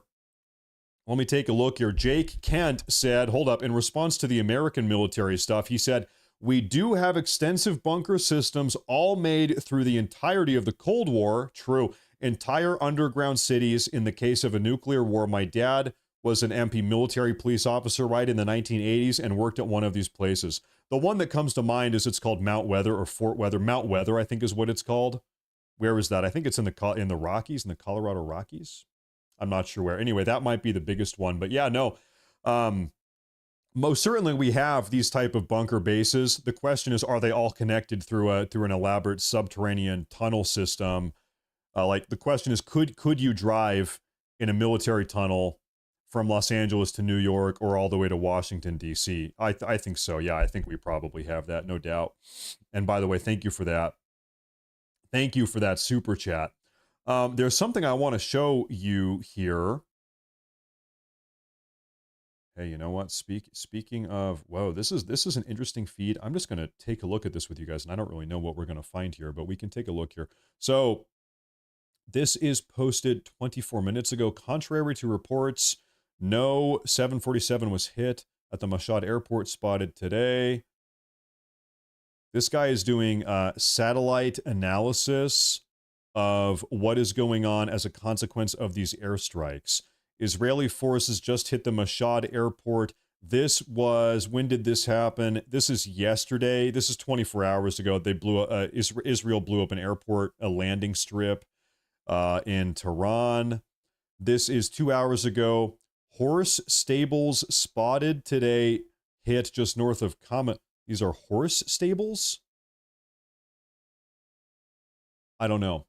Maybe that's code for something. Oh, well, hey, actually, it seems like a stable of horses actually literally got blown up in Iran. Okay, so this is not code. It's actually just a group of horses, a stable. Iranian missile base in Kermanshah spotted today. And did this get blown up? Maybe so. Destroyed buildings are surrounded by gray debris and disappearing white roofing. Most mountain scorch marks are burned vegetation. So this guy is in the trenches really analyzing before and after satellite imagery, trying to find how much damage these Israeli airstrikes really are doing. This is a curious image. Look, can I zoom in here? This is a great image. Folks, look at this. Okay, actually, listen, to everyone that was 3 minutes ago denying the Iranian bunkers, denying that Iran even had bunkers, ladies and gentlemen, here we have aerial satellite imagery of the Iranian bunkers. 1 bunker, 2 bunker, 3 bunker, 4 bunker, 5 bunkers right here. And guess what? It seems like multiple bunkers here are actually being targeted and blown up. You can tell this one on the right and this one in the middle got hit dead on by some type of airstrike. But then go to the south a little bit. Look at this. What is right below the bunkers? A big warehouse facility, completely decimated. Totally decimated. AI. I'm AI. You are AI. Everything is AI. We are living in the Matrix. I'm Neo. You are Morpheus. Everybody say hello to Trinity. The robots live up above in the surface world. We're living in pods, and they are harvesting our human bodies for electricity. But I am the chosen one, and we're going to overthrow the robots. Yeah, exactly. That's exactly what is going on here. All of that is true. Okay, now anyway, let's keep looking for some more breaking news updates. I can't even keep up with this. Now, red or blue, both. Mix them up. We're going purple. I want the purple pill. Okay, and by the way, this is an update from 17 minutes ago. Once again, the Israeli Air Force, right this very moment, is hunting down Iranian ballistic missile launch vehicles all across western Iran right now. And once again, I know this is AI footage I'm about to show you, but if you want to know what these Iranian ballistic missile launch vehicles look like, this is what they look like. They're on the back of a big truck, on a bed of a big truck. They have a missile launching apparatus. They've got dozens or hundreds of these vehicles. They load missiles up onto the back of them and they fire them off. And what they do, it's, I guess, you know, intelligent and evil or whatever you want to call it, but it is smart. They put the truck out somewhere, they launch a missile, and then they move the truck. The trucks are not stationary. They're moving, they're mobile all over the place, so that it's harder for Israel to, identify exactly where they are and then blow them up. And so they've got all types of these trucks. These are obviously some type of bigger missile here. Wish I could get rid of the recommended video. I want to see what's in this video. I wonder if do we have another? We have here. Iran unveils underground missile megacity holding ballistic weapons. Whoa. And they have some type of Predator drone knockoff also out here. Take a look. I think we can watch this video. This will be interesting. Now, one thing I notice, Iran uses a lot of propellers. I'm not an aerophysicist, so I really don't know, but it's like I notice over here in the West, we don't have a lot of propellers on our airplanes or drones. Iran does. I don't know. I don't know anything about propellers. Maybe they're great or not. I don't know. So Iron Fist is the name of the city. Iron Fist Stronger. Iran's Islamic Revolutionary Guard Corps, the IRGC, unveiled a missile mega city on March 25th, a couple months ago, showcasing the country's expanding missile capabilities. Okay. Oh, we do. Okay. Well, there. Like I said, I don't know anything. I don't know anything about propellers. Okay, we do. We do have propellers. I'm gonna chew this piece of gum here real quick. Yep. They've got this whole facility. God, I would love to know how many miles long are these tunnels. Massive. Absolutely massive. Massive. Mm-hmm. They're to evade heat seeking. Oh, okay. Actually, you know, that might make sense. You're probably onto something about that. True. That makes sense to me. Maybe. Look at this. Mm-hmm. AI gum. Yeah, I'm chewing my AI gum right now. The facility has hundreds. They've got hundreds of these things across the country. Among the missiles being showcased, the Kibar Shaykhon 1 is said to have the capability to defeat the US-built THAAD system. So, you know, as a layman, my observation here is they have numerous types of missiles. They've got some very big, some smaller, some are on the back of these trucks, some these are massive. But they've got different types. And so yeah, like it just said here, I would expect that you know, different types of missiles have a different capacity to pierce through Israel's missile defense systems. No doubt.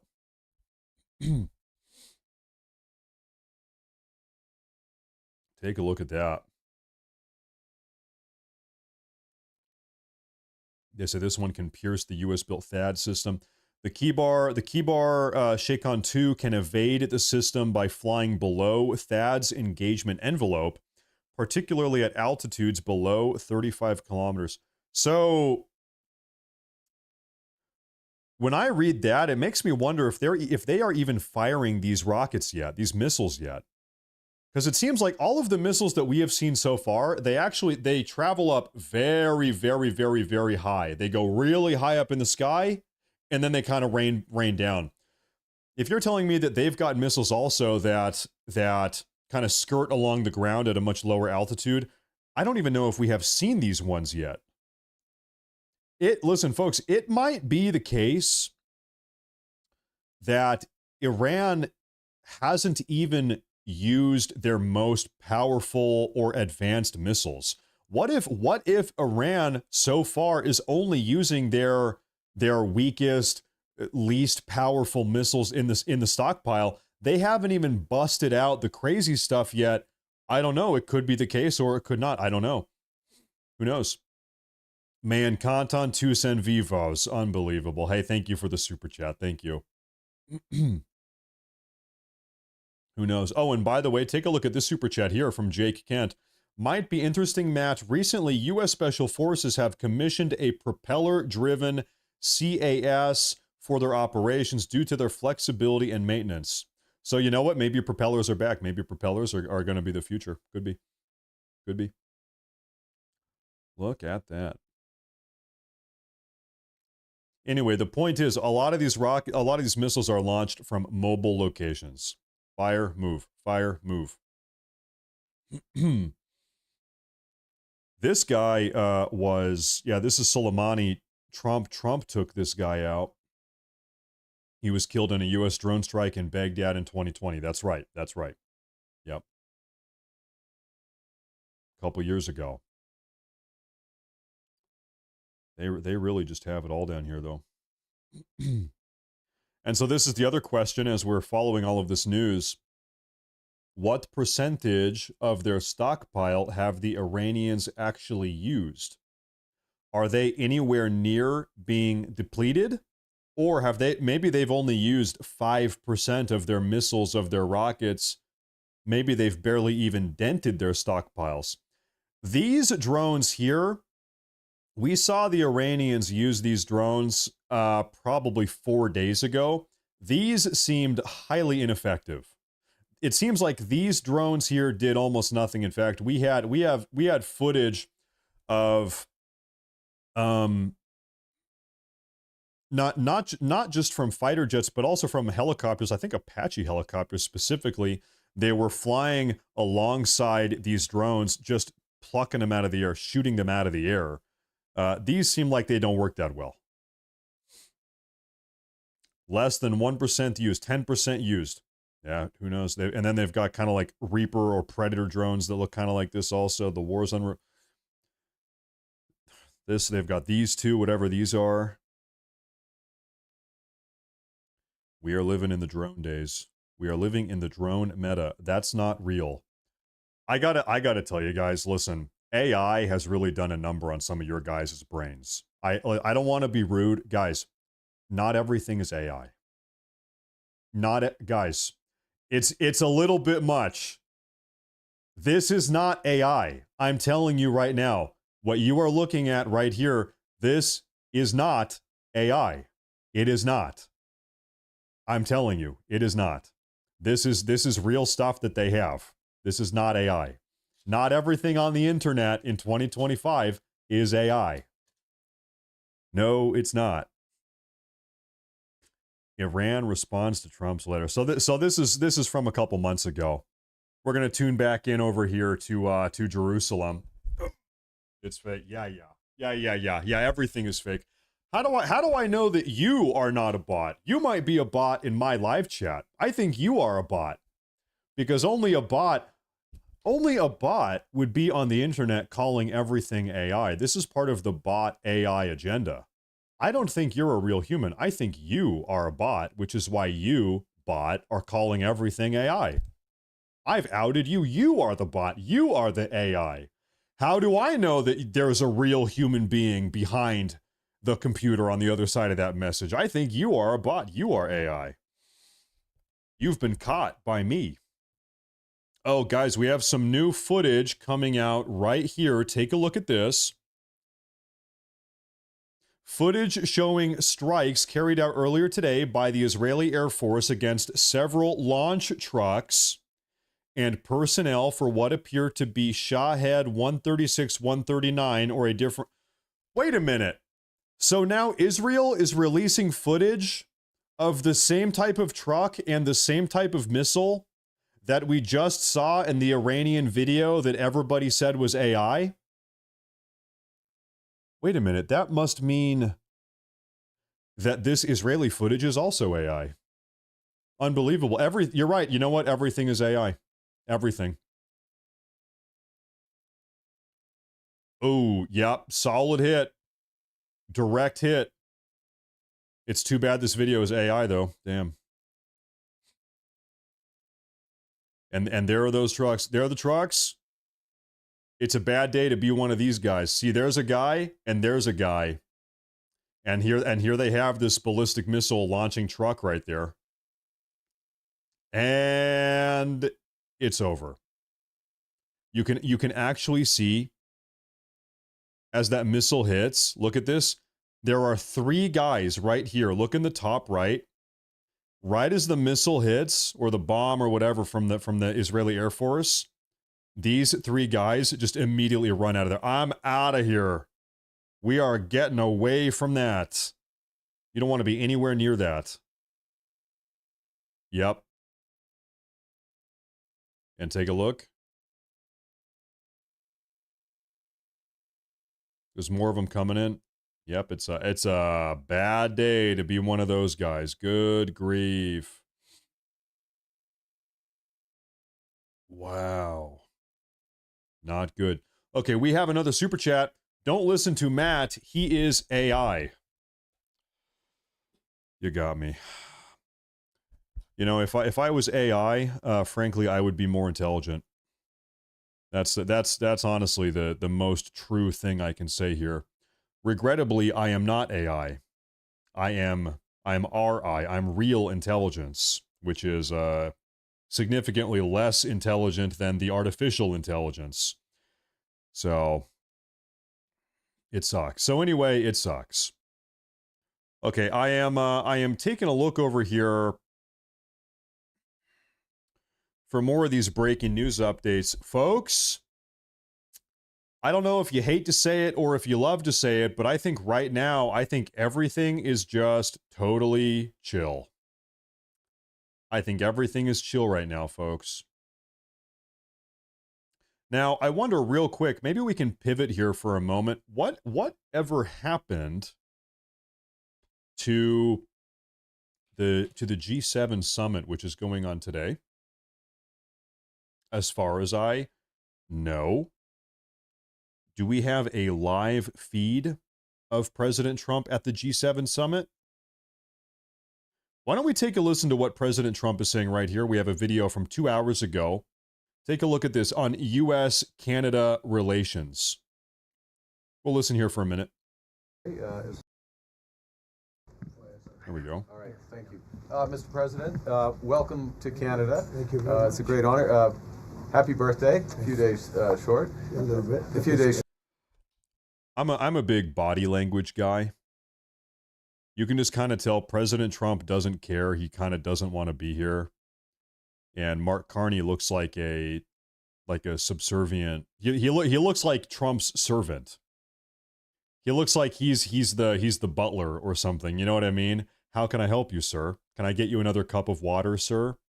I'm here to help, sir. What can I do for you, sir? And Trump is like, yeah, whatever. Yeah, well, I don't care. Whatever. Leave me alone. Shut up. You know, you can look at the body language here. A little bit. A few days short, but didn't have a chance to see you on the day. Happy birthday to the U.S. military as well, 250th, and this is the 50th birthday, if you will, of the G7. This marks the 50th birthday of the G7, and the G7 is nothing without U.S. leadership, and your personal leadership of the United States, many issues. Geopolitics, economic, technology, and working hand in hand with the United States, Canada and the United States, and the other G7 partners with your leadership. Very much looking forward to the meeting and grateful to have you. Thank you very much, Mark. I appreciate it, and we've developed a very good relationship, and we're going to be talking about trade and many other things. And we have a whole group of people, some traders and some other people. I see my top economy people. But we have a very talented group of people, and you do too, and I know they work together very well. I look forward to that. The G7 used to be the G8. Barack Obama and a person named Trudeau didn't want to have Russia in, and I would say that was a mistake, because I think you wouldn't have a war right now if you had Russia in, and you wouldn't have a war right now if Trump were president 4 years ago, but it didn't work out that way. But it used to be the G8. And now it's, I guess... He's such a boss. Donald Trump is such a boss. He shows up here and he's like, yeah, I'm just the best. I'm the best. Nothing bad would have happened if I was here. Everything is everybody else's fault. And if I was here, none of this would have happened. But you know what? You know what, though? He's right. The crazy thing is, he is absolutely right about all of that. What's that, 9 years ago, 8 years ago, it switched over. They threw Russia out, which I claimed was a very big mistake. Even though I wasn't in politics then, I was very loud about it. It was a mistake in that you spend so much time talking about Russia, and he's no longer at the table, so it makes life more complicated. But you wouldn't have had the war. Other than that, I think we're going to accomplish a lot, and I expect to. And I think our primary focus will be trade and trade with Canada, and I'm sure we can work something out. Yeah, very good. Thank you very much. Yeah, so much. Thank you very much. Excellent. Mr. President, holding up a deal with Canada. How close are you to a deal? What is holding up a deal with Canada from your perspective? It's not so much holding up. I think we have different concepts. I have a tariff concept, and Mark has a different concept, which is something that some people like. But we're going to see if we can get to the bottom of it today. I'm a tariff person. Now, folks, I do have to say, after we watch, this is a 7-minute long clip talking, it's G7, Trump, Carney, what's going on with the tariff, okay, our U.S.-Canadian relationship. After that, we now have full access to the 57-minute long interview between Steve Bannon and Tucker Carlson. This took place just about 3 hours ago. The entire focus of the conversation is Israel, Iran, America's involvement, World War III, how all of this could spiral out of control. Here's what I think. While we are sitting here keeping an eye on what is going on in the Middle East, why don't we go ahead and watch this? It's a 57-minute long Tucker Carlson, Steve Bannon discussion, and maybe we can add to it and unpackage some of this. Why don't we do that next? Because folks, frankly, other than that, we're just kind of sitting here waiting to see what is going on live minute by minute. I'm checking all of my live news updates for what is going on in the Middle East. And right now, things are just pretty much nothing is happening. Okay. So I've always been a terror. It's simple, it's easy, it's precise, and it just goes very quickly. And I think Mark has a more complex idea, but also very good. So we're going to look at both, and we're going to see what we're going to come out with something, hopefully. Do you think a deal is achievable within days, within weeks? Is there that kind of runway? Yeah, it's achievable. Both parties have to agree. Yeah, sure. Mr. President, have you heard any signals or seen any messages from intermediaries that Iran wishes to de-escalate the conflict? Yeah. Oh. What have you heard? What have you heard from the Iranians? They'd like to talk, but they should have done that before. I had 60 days, and they had 60 days, and on the 61st day, I said, we don't have a deal. They have to make a deal. And so as we now know, this is news from a couple hours ago, Iran now wants to come back to the negotiating table and come to an agreement under the condition that America does not get directly offensively involved. So far, America, the United States, we have been directly defensively involved. We've been helping, intercept and shoot down some of these Iranian drones and ballistic missiles. We've been helping protect Israel, giving them intelligence, but we have not been offensively involved. We are not actively bombing Iran, for instance. So far, all of that is coming from Israel. So Iran right now is panicking. They do not want America to be directly involved in this situation. They are scared that we will be soon. And so right now, we heard just a couple hours ago, they are willing to come back to the negotiating table and de-escalate and potentially, disarm their nuclear program, whatever. But it might be too late for that. We got to see. It's painful for both parties, but I'd say Iran is not winning this war. And they should talk, and they should talk immediately before it's too late. And what would you say, in your opinion, what would it take for the U.S. to get involved in this conflict militarily? I don't want to talk about that. And you mentioned Putin. He doesn't have an answer. He doesn't want to say yet. Real quick super chat. Why is Jordan allowing Iranian missiles flying over their territory with possible strays hitting their population? Well, the honest answer is because Jordan doesn't have the capacity to stop it from happening, right? Even if Jordan did not want Iranian ballistic missiles flying over their country, Jordan does not have any capacity whatsoever to stop them. Does Jordan have any type of technology that can pluck a ballistic missile out of the sky? No. The answer is no. So it kind of doesn't matter what Jordan wants because they can't do anything anyway. Do you think that he should have a seat at the G7 today, that it should be the G8? I'm not saying he should at this point because too much water's gone over the dam, maybe. But it was a big mistake. Obama didn't want him, and the head of your country, the proud head of your country, didn't want him. This was a big mistake. You wouldn't have that war. You know, you have your enemy at the table. Even I don't even consider him. He wasn't really an enemy at that time. There was no concept. If I were president, this war would have never happened. But likewise, if he were a member of what was called the G8 at that time, it was always the G8, you wouldn't have a war right now. Why not? What intelligence support are you providing Israel? We've always supported Israel. We have for a long period of time, strongly. And Israel's doing very well right now. Why not have China at the G8? Why not have China here, the biggest economy in the world after the United States? Well, it's not a bad idea. I don't mind that. If somebody wants to suggest China. The question is, why is China not here? The answer is because China is effectively here. China, you're actually looking at a representative of China right now. His name is Tim Carney. Tim Carney, as you all know, is a Chinese plant. Tim Carney is effectively an agent of China. So why is China not here? It's because, honestly, they already are. Coming in, I think we suggest, but you want to have people that you can talk to. You know, they don't talk to. Putin speaks to me. He doesn't speak to anybody else. He doesn't want to talk because he was very insulted when he got thrown out of the G8, as I would be, as you would be, as anybody would be. He was very insulted. And, I mean, he was thrown out. by Trudeau. Mark, sorry, did I say who Tim? I convinced, think I said one Tim. or two Mark, people, sorry. along with Obama. He was thrown out, and he's not a happy person about it. I can tell you that. He basically doesn't even speak to the people that throw him out, and I agree with him. Go ahead.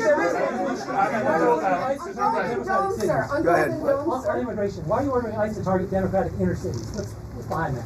I don't know what you're saying. You did a post last night where you said you want ICE to really target Democrats. Yeah, I want them to focus on the cities, because the cities are where you really have what's called sanctuary cities, and that's where the people are.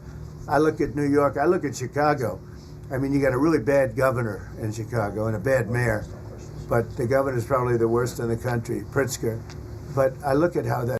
Okay, how about, listen, going forward, Mark Carney's new name, I accidentally said Tim, it's Mark. To be fair, why don't we just call him Shishin Carney? Okay? His new name is Shishin Carney. I think it's more fitting. That city has been overrun by criminals, and New York and L.A. Look at L.A. L.A. Those people weren't from L.A. They weren't from California. Most of those people, many of those people, and that's a focus. Biden allowed 21 million people to come into our country. Of that, vast numbers of those people were murderers, killers, people from gangs, people from jails. They emptied their jails out into the U.S. Most of those people are in the cities, all blue cities, all Democrat-run cities, and they think they're going to use them to vote. It's not going to happen. Okay, there is that. So the G7 meeting, as far as I understand, is actually ongoing right now. We will have more updates about this as the day goes on. It's still pretty early in the day right now. On the West Coast, it is noon. On the East Coast, it is 3. The day is still relatively young here. I'm checking. I have a huge list of news sources, on the ground information regarding Israel versus Iran. Like I said, right now, things seem to be at a complete and total standstill. It is silence on the Israeli front. It is silence on the Iranian front at the moment. And I'm seeing nothing from anybody. Maybe everybody went to bed. And you know what? I guess in a way it's good that nothing is happening right now, because that means that nobody is being put in danger, at risk of being injured or worse. So, it's good, I guess. Now, like I said, while we sit here and continue our live update coverage of what is going on in Israel versus Iran, and by the way, I do hate to say it, I think that things will continue to go on tonight. I think we have not seen the last of the action tonight. Both sides of the equation have been talking a big game, talking smack, saying that big things are coming soon.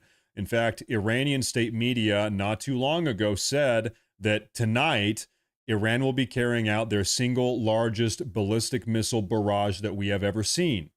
So that could happen at any moment, so we need to keep our eyes peeled. Okay? Now, while we wait, while we see what is going on here, what do you say, as we're keeping track on these numerous live cams of Haifa and Tel Aviv? We also have Jerusalem right here in case something crazy happens in Jerusalem.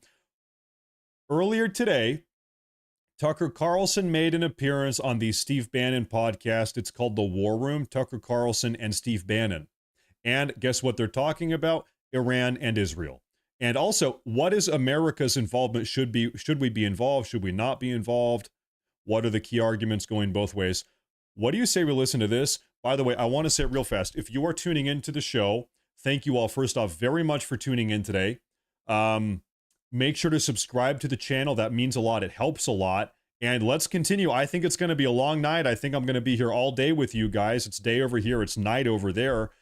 Let's keep the show going here. So let's see what Tucker Carlson and Steve Bannon have to say about all of this. Here's your host, Stephen K. Bannon.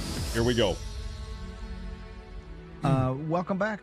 You're in the War Room. I want to thank Eric Trump, the folks in the War Room Tower, Jane, and let's David break it all Zier, down. Harry, everybody made that happen. Harry, did the great. What did we do? 6 hours. We did the War Room on Saturday morning, our traditional War Room. Then I think we did 4. At least I stood in for 4. I was wiped at the end of that. I was wiped at the end of that, folks. We actually put on a party afterwards at Butterworth's or Rahim. I was a no-show. Maybe I can skip to where Tucker Carlson. That's Mike Lindell. What do you say we just skip into the part? There's Tucker. Let's just get to the Tucker Carlson portion of this podcast. Okay, here we are. We've got Eric Trump, and now we've got the Tucker Carlson in the war room. Brother, thank you. It's good to see you. This is, by the way, you were here years ago, Andrew Breitbart, when Andrew Breitbart lived here. You were up at the top. I was here the CPAC. day it opened, and it looks exactly the same. I can't believe you're still here. I mean, that's 15 years anyway. 15 years. So 2011, 14 years, going on 15 to 10. Crazy. What? I know since you left D.C., you are very hesitant to spend a lot of time here. Yes. This is not your favorite town anymore. I spent my whole life here. I have family here. I have close family here, so I come back to see them, but not very often. Why are you in town? You're going to spend a couple of days in town, which is quite... I'm interviewing various people. The president's gone, but I'm seeing a bunch of people, and there's a lot going on, and I feel like there aren't many people representing the, hey, let's have less violence and focus on America's side of things. So it's worth coming. Just right now, we do need to acknowledge right now a huge portion of the Washington, D.C. deep state, the Washington, D.C. swamp, whatever you want to call it, the Warhawks, the rhinos, the neocons. There are people surrounding President Trump, a lot of people surrounding President Trump in his orbit right now, actively pushing him and prodding him to get the United States further involved in this ongoing situation in the Middle East.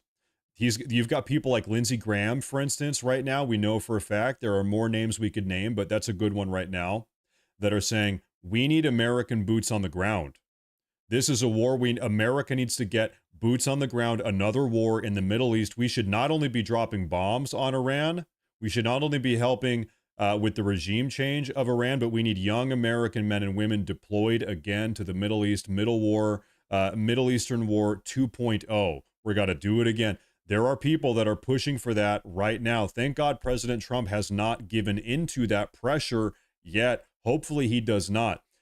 Folks, we talk about America first. We have a lot of problems here in our own country. You guys have heard me say this before.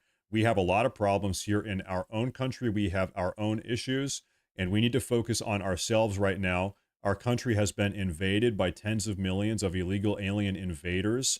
We just saw what I would call a violent insurrection over the last week and a half. The riots in LA, across the country, invaders waving foreign flags, marching through our streets, attacking police officers, attacking American citizens, destroying property, blowing up cars. Listen, we have a problem here in this country. We are also $40 trillion in national debt.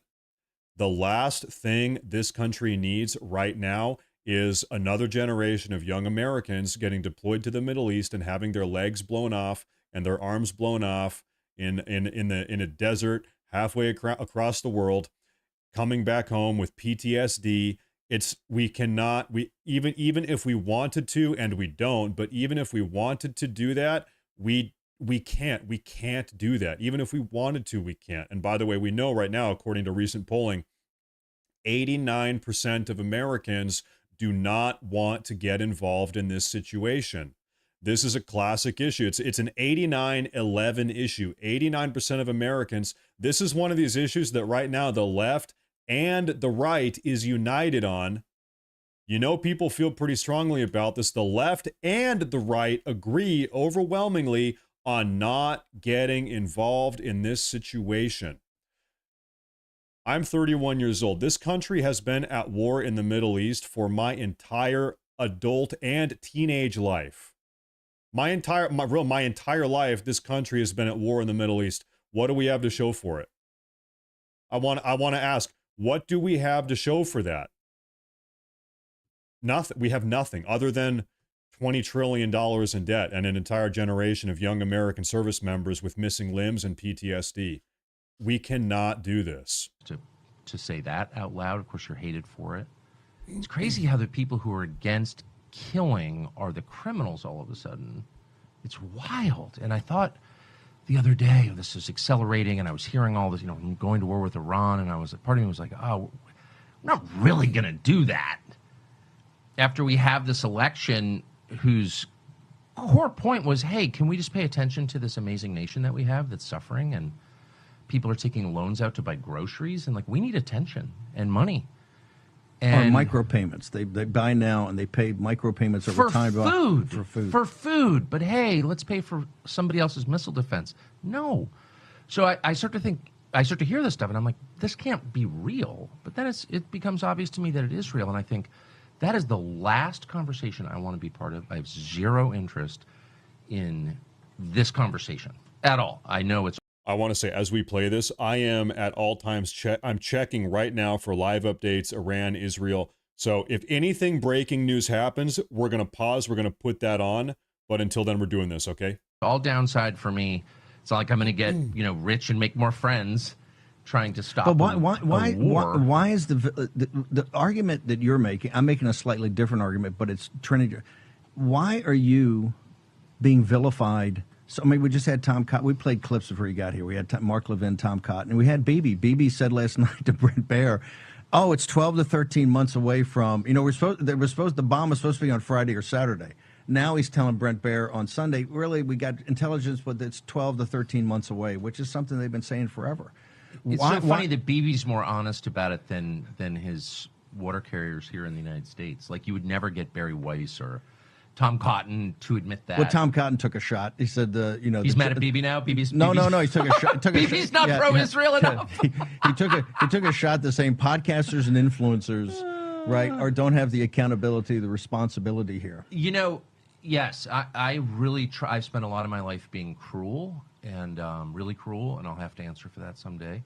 And at times dishonest. What do you mean cruel? Just going after people's weaknesses. No, that's my instinct always. I mean, I grew up as a debater, and I'm nasty in some ways. And so I look at some of the players in this whom I've known since they got to Washington, since, again, I'm from here. Had breakfast at the Metropolitan Club this morning, alone. And, no, this is like my city, right? My dad worked for the government. This is where we're from. And I look at these people who I've known since they, came in from the provinces, including the senator you mentioned, who's from a state I used to live in. And you could really be mean about it, and they are mean. They've attacked my family. Why does this matter? We'll all be gone in 100 years anyway.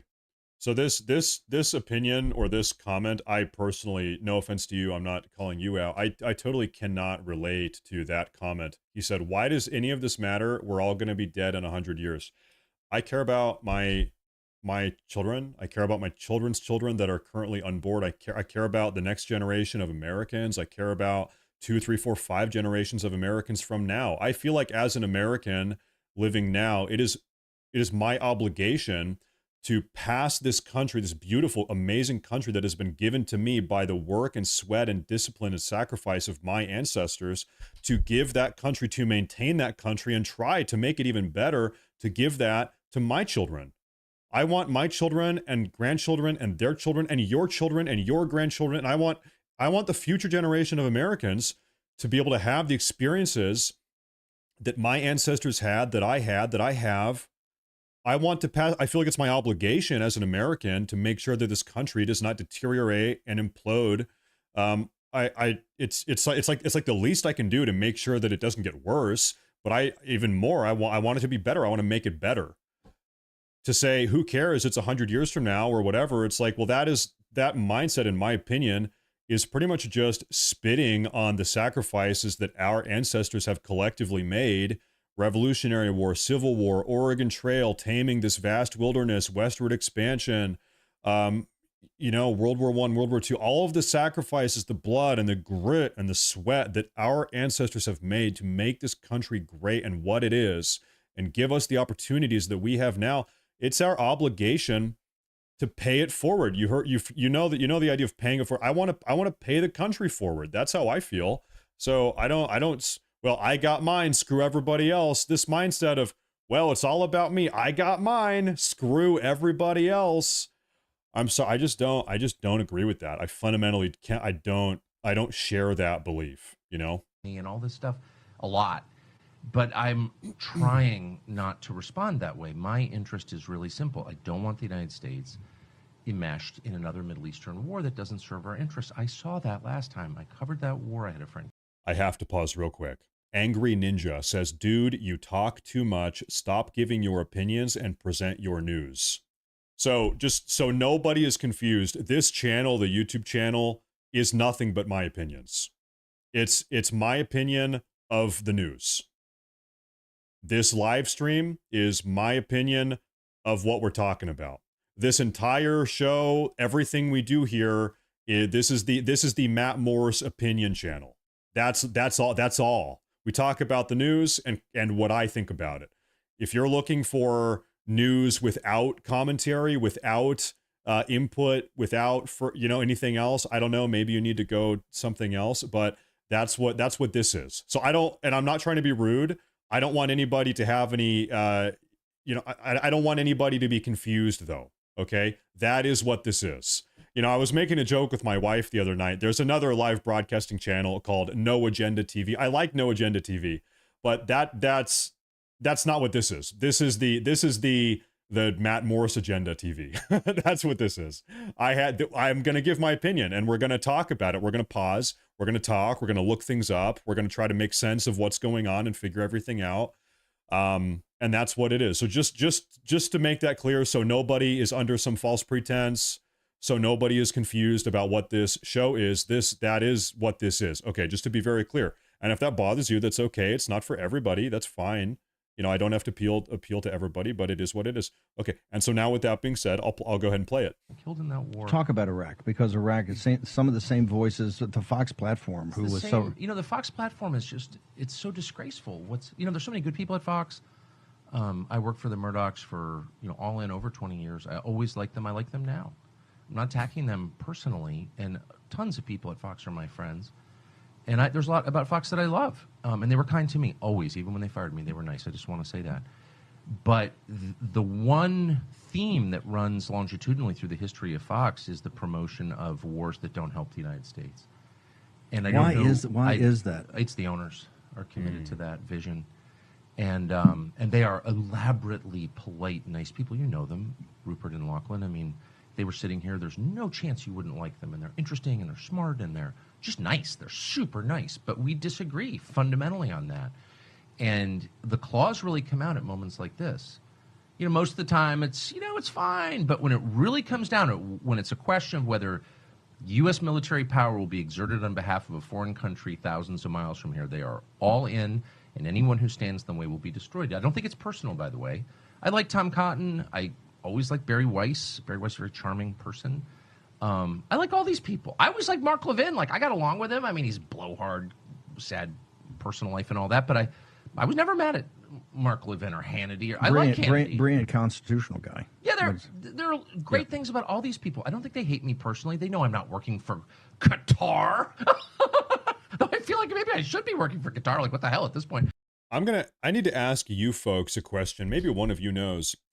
One of these jokes or ongoing narratives is this Qatari money that is infiltrating the right-wing conservative space, buying off commentators, influencers, all this money from Qatar.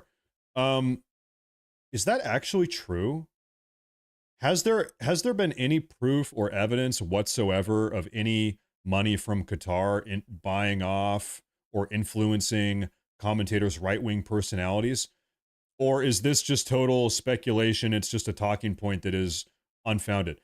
I feel like if it was true, I would have heard about it. I would know the answer is yes or no. But I haven't heard about that. Now I do know that Russia was doing that. There was this whole situation about a year ago where Russian money was being given to Tim Pool, actually, and some other people that were a part of a very specific management production studio management team. A lot of by the way, this is a little bit of a background. Almost every social media influencer on the internet they're part of a production, or not a production, but they have a social media manager. That's a very common thing. Even video game streamers, all types of influencers on the internet, they have a manager. And normally what that means is that their social media management team that they have, they help them get sponsorships. It can be kind of hard as a streamer or a YouTuber or whatever to get sponsorships. So oftentimes they'll join a management group, and then the management group will help them get sponsorship deals. So if you see somebody, hey guys, I'd like to give a 60-second shout out to Coca-Cola or whatever it is, right? Oftentimes that deal has been set up through a management team. Most people have those. Now, I don't, full disclosure, because I have people like Thundergun in the chat. I don't need sponsors. You might notice I don't have sponsors. I don't have any of them. Go watch every single one of my YouTube videos. There's not a single sponsor anywhere. A lot of these YouTubers, they say, hey guys, we'll take a quick 60-second break and we're going to talk about why you need to buy this thing or get that thing. I have never done that in any single one of my political videos. I frankly think it's kind of annoying, and I feel like I make enough money and I just don't really need to do that. I don't know. It's kind of annoying. But anyway, Thundergun, hey, $25 for more Matt Morris opinions. Build your channel, build your business. There is no news without opinions. None, at least here. The opinions are honest. Well, this is the other thing. We'll talk about that for a second. We've had this conversation before, but a lot of these political commentators, political influencers, they will try to tell their audience, guys, I don't have a bias. I'm right down the middle. I tell it like it is. I'm totally unbiased, 100%. And it's like, bullshit. Who do you think you're fooling? Every single person that is making, especially in the realm of political commentary, every single person has a bias. Every single person, even the people that say that they don't have a bias, they do. And if they say they don't, they are lying. They're lying to their audience. So I'm like, I have a bias. I do have a bias. I have to call it out again. There's this guy in the chat. His name is Next Gen Breaks. Stop rambling. Listen, Next Gen Breaks. This is my channel. If I have something to say, if I want to ramble, I'm going to do it. If that means I lose you as a viewer or somebody else, I'm willing to make that sacrifice. On my channel, I say what I want. I am authentic. If that bothers you, that's too bad. This channel is we're gonna, if I can have your permission here, we're gonna do it my way, not your way.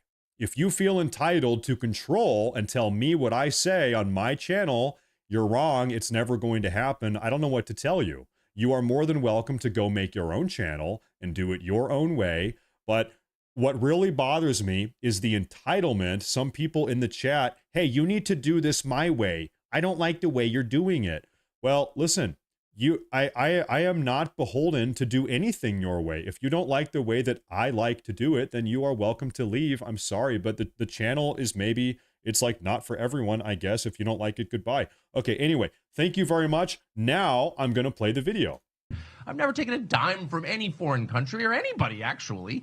In fact, you just bought out, I think it was announced you bought out your investors. Yeah, I'm not a money guy. I mean, they're projecting. If you could see my house, like, I've made more money than I deserve, but I've not gotten rich, and I don't live like a rich person. Everyone knows that.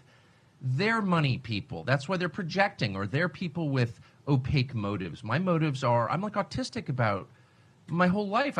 I'm totally happy to tell you why I'm doing what I'm doing, and I want to be transparent, and I think pretty much I am. They're the ones who have these weird, complex motives, and so they project onto everyone else the same. Oh, you're getting paid by somebody. You're not sincere. You don't really think that. You're saying it in order to get clicks. Or it's also dumb. And in my case, untrue. You may dislike my views, and you may have good reason to dislike my views, and I understand that. But they're totally sincere. Anyway, my temptation in a moment like this is to go low and to note that a lot of the people pushing for this stuff have really empty, tormented personal lives. That's true of many in Washington. And that this is a way to kind of feel powerful. I mean, nothing makes you feel more powerful than killing other people. That's the ultimate power. And thank you for your opinions, Matt. Many rude comments today. Appreciate your firm stance and refusal to pander. Please try to please everyone, and you please know it. You're totally right. If you try to please and pander to everyone, then you know, it's like if you cast your net too wide, then you don't bring in any fish. You know, I guess that's the way. That's a little analogy, but you know, I do want to say something. You guys do not need to worry about me. I'll give you a little funny story here. I've been a live streamer for 8 years over on Twitch before doing a lot of the political stuff. On Twitch, people were way meaner to me over there. You guys are nice. So some of the comments that I'm calling out in the chat, really, I'm not bothered. It doesn't bother me that much. Really, you guys are way nice. I'm accustomed to being verbally abused way more than this over on Twitch. They were way ruder to me over there. By comparison, you guys are all very nice. Even the rudest people in the chat, you guys are still very nice. You're nothing compared to those guys. Okay, so hey, So hey, thank you. Don't worry about me. I've got thick skin. It's all good. And we talk so much about money and sex, and those are drivers of human behavior. Of course, those are powerful impulses in people to accumulate more of both. But really, the ultimate power, the Promethean power, the core power, is the power to kill.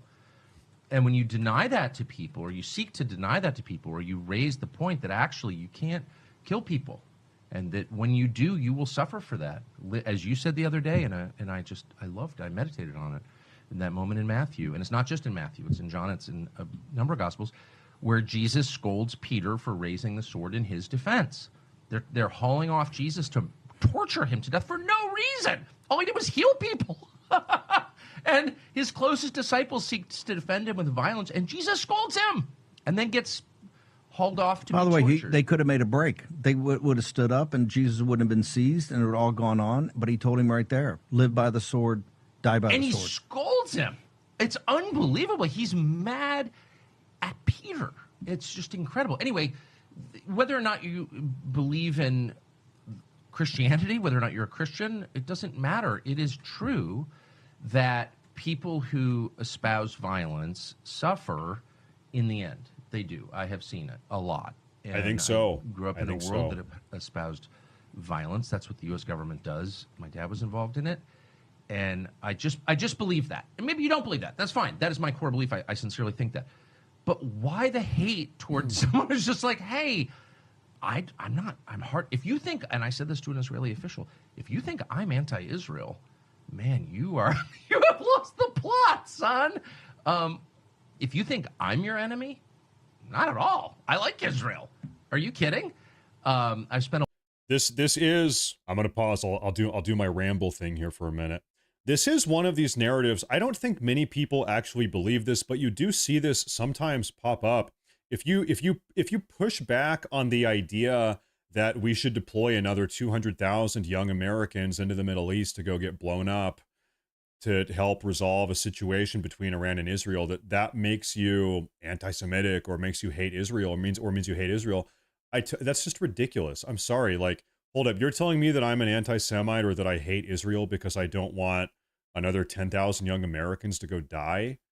That's totally just ridiculous. I'm sorry. That's ridiculous. You can believe that Israel has a right to be a nation, that Israel can exist and defend itself and take care of itself. I believe Israel's strong. They can take care of themselves. Good luck. And I say good luck. But do I want another generation of young Americans getting blown up in the Middle East? No, I don't. I think that's like the worst thing possible. I totally don't at all. Right. But this, I don't know. There's a certain amount of, I don't know if you call it gaslighting or manipulation going on. I don't know. I just don't like it at all. Yesterday, no, this was more like 3 days ago. There was actually somebody in the live chat saying that if you don't want America to deploy back to the Middle East and go fight in the Middle East again to help Israel, that you can't be a true American patriot. Unless you actively want America to deploy and go fight with Israel right now, fight alongside them against Iran, you're not an American patriot. And I was like, hold up, wait a minute, what are you talking about? You're telling me that I can't be an American patriot unless I give my undying loyalty to a country that is not America? I'm sorry, listen, there are like 10 generations of Morses that have helped build this country. My family showed up in America in 1635 before it was America. Men in my family have fought in the Revolutionary War and the Civil War and every great war, the Mexican-American War, the Spanish War. They fought in World War I and World War II. And you're telling me that I can't be a proud, patriotic American unless I want right now to go send another 200,000 young Americans back to the Middle East? I'm sorry. I think that's insane. In fact, I think it's also insulting. I can be an American patriot without giving my undying loyalty to some other country halfway across the world. That's how I feel. I think that's fair, right? A lot of time there. I continue to like it. I pray that Jerusalem is not damaged. I feel so sad for the Israelis who've been killed in the last couple of days and the Iranians who've been killed in the last couple of days, who had nothing to do with any of this. But the point is, if you think that saying, hey, let's focus on my country. You have no records of that? Actually, we do. Actually, I do. I'm very lucky, I guess. My entire patriarchal bloodline is very well documented. In fact, maybe one day, if we're super bored one day, I can actually show you my entire patriarchal bloodline going back to 1635. Before that, back to England, where they came from. All of that is documented. I'm very lucky that it is. Where I was born, where my family's been for hundreds of years, that was the promise of the last election. Please do it. If you think that's hate, you know, you've really lost perspective, I guess is what I would say. But they do think it's hate, and what's happened is what I knew would happen, which is just like, attacks I don't want to deal with that are affecting personal friendships that I care about. The viciousness and the dishonesty is almost unbelievable. Anyway, not to whine. I never whine about stuff like that. It's just that I knew this was going to happen. I didn't want to talk about it at all. I'd much rather talk about immigration. I'd much rather talk about keeping the dollar stores out of rural America. There are all kinds. I'd much rather talk about people taking out loans to buy groceries. These are the declining life expectancy in this country. Fentanyl. I mean, someone else I know just died of fentanyl last week. It's like all of that is now ignored because a leader of a country who does not have majority support in that country, probably 30% support, wants a course of action that includes the United States. And I just disagree. And anyway, I think it's going to happen. I don't, who cares what I think? Do you think we're going to join in the Yes, combat I do. offensive combat I do. operation? Well, we can't assume But these that. We have things to are stop never that. the product of look, We have to stop you've that. actually helped run the governments. I don't need to tell you. You've been there. Decisions like this are never explicitly made. They just sort of happen. Yes. It's sort of like living with your girlfriend. Like you wake up hungover one morning and she's there, and then she just kind of doesn't leave, and then the next thing you know, you get married and have kids. Like that's how most people make decisions, just sort of on the basis of facts on the ground. By the way, little tiny update coming out of Iran and Israel right now. Several drones, Iranian drones, were just shot down by the Israeli Air Force over the Golan Heights and northern Israel. Just happened. All of them were shot down, though none of them actually made impact. So, so that means things are still happening. Of course, it's not a ballistic missile barrage like we've seen, but Iran right now they are still mad. They are still pissed off. They are still doing something, at least even right now. It is about 11 p.m. over in that area of the world, so they are still doing things. And these things move inexorably toward what they're moving to now, which is full-scale war that includes lots of other countries, either explicitly or not, but the effect is the same. It's a world war. It's a war in which the world is participating. Well, I think we're in the kinetic part from Ukraine, but today they just moved the carrier battle group from the South China Sea. The Nimitz is heading toward the North Arabian Sea, so they've got the tankers have flown over there. So we're pre-positioning the assets, of course, to get involved. And you think that this is going to happen? There's no way we can stop It's it. too. I mean, I think there are ways to stop it. Oh, you are such a nice person. Sorry, I needed the sacred beverage. No, of course there are ways to stop it. It's just that unless you it's like gaining weight, which I have, lived with. It's like unless you are a crazy person devoted to being thin, you will get fatter in your 50s. Like you have to take active steps to prevent the inevitable, something that is inevitable otherwise. I'm 31. Is that true? Is it really, folks? Is it really that bad in your 50s? I'm 31 years old. Even now, I'm like, man, I'm getting a little bit fat. I need to stop eating so much food. I'm getting fat. I'm getting a little bit fat. Actually, hey, I'm proud to say real quick, in the last month and a half, I've lost 7 pounds. I have lost 7 pounds in the last month and a half. You might realize I'm a little bit thinner. I'm looking good these days, but is it really that bad in your 50s? You just start gaining weight? It is? Oh, no. And in this case, what's inevitable, absent those active monomaniacal steps toward preventing it, is a much larger war. It's too easy to pull the United States into it. We have too many assets in that region. We're too dependent on the energy from that region. International oil markets are. I mean, there's so many things that could go wrong, actually. As horrifying as the exchange between Israel and Iran has been, horrifying in the sense that innocents have died, which, let me remind you, is horrifying, always and everywhere. No, Tel we have to Aviv's believe got that. hit. Tehran's got hit. Civilians are dead. In both places. Right. And if we don't think that that's sad, then we're not fully human. Like, you have to believe that's sad, and you have to really mean it. Whether or not, you can hate the Iranian government. I'm not for the Iranian government. But if you don't see the death of innocents anywhere as sad, then you are gravely diminished. Certainly as a Christian. Anyway, whatever. But there are so many ways to pull the United States into this, and the incentives to pull the U.S. in are so profound. I guess if I could just say one political thing, watching Donald Trump, who of course you know very well, who I think at core is sincere about peace. I mean, big time. Yeah, big time. Yeah. Big time. I mean, that's definitely real. is. Watching him done so wrong, the lies. Oh, he knew all along. You know, the peace process was fake. Steve Witkoff was playing along. That is a lie. That's a lie. I know. That's a lie. Those guys meant it. Bald-faced lie. It's a total lie. And all these people that Mark Levin and all of the minions who are running cover for a foreign government, they're all telling that same lie.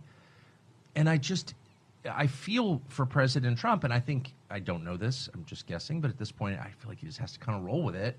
You know, what do you say? You don't want to get in an argument about that right in the middle of a war. No, I think he reiterated last night that we got to get back to the peace part. They got to lay down the guns. They're lying about him. He sincerely, even now, he sincerely believes, whether he's right or not, I can't say, but that this could be a predicate to a peace deal, what we're seeing now. He really thinks that and wants that. And the other side is just like, no, a peace deal is immoral. It's the other side, but the other side also has the apparatus here. This is what happened in Ukraine, the U.S. when Ukraine attacked. Yes.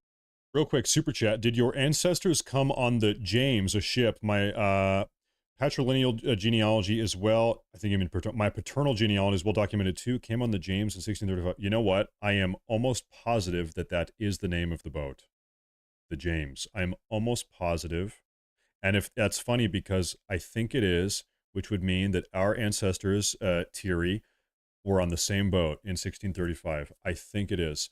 Now, real quick, while I'm paused, I want to say, folks, that okay, I actually do see one bit of breaking news here from Trey Yingst, who's an on-the-ground reporter from Fox News in Israel now. He said Israel bombed Iran's state television station while the anchor was broadcasting live.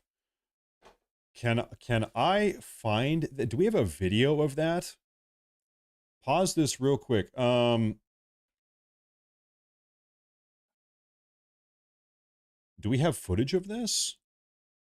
Okay, folks, real quick, take a look at this. صدای متجاوز به خاک وطن، صدای متجاوز به صدای حق و حقیقت است. آنچه که ملاحظه کردید، صدایی که شنیدید، فضای غبارآلود استادیوم.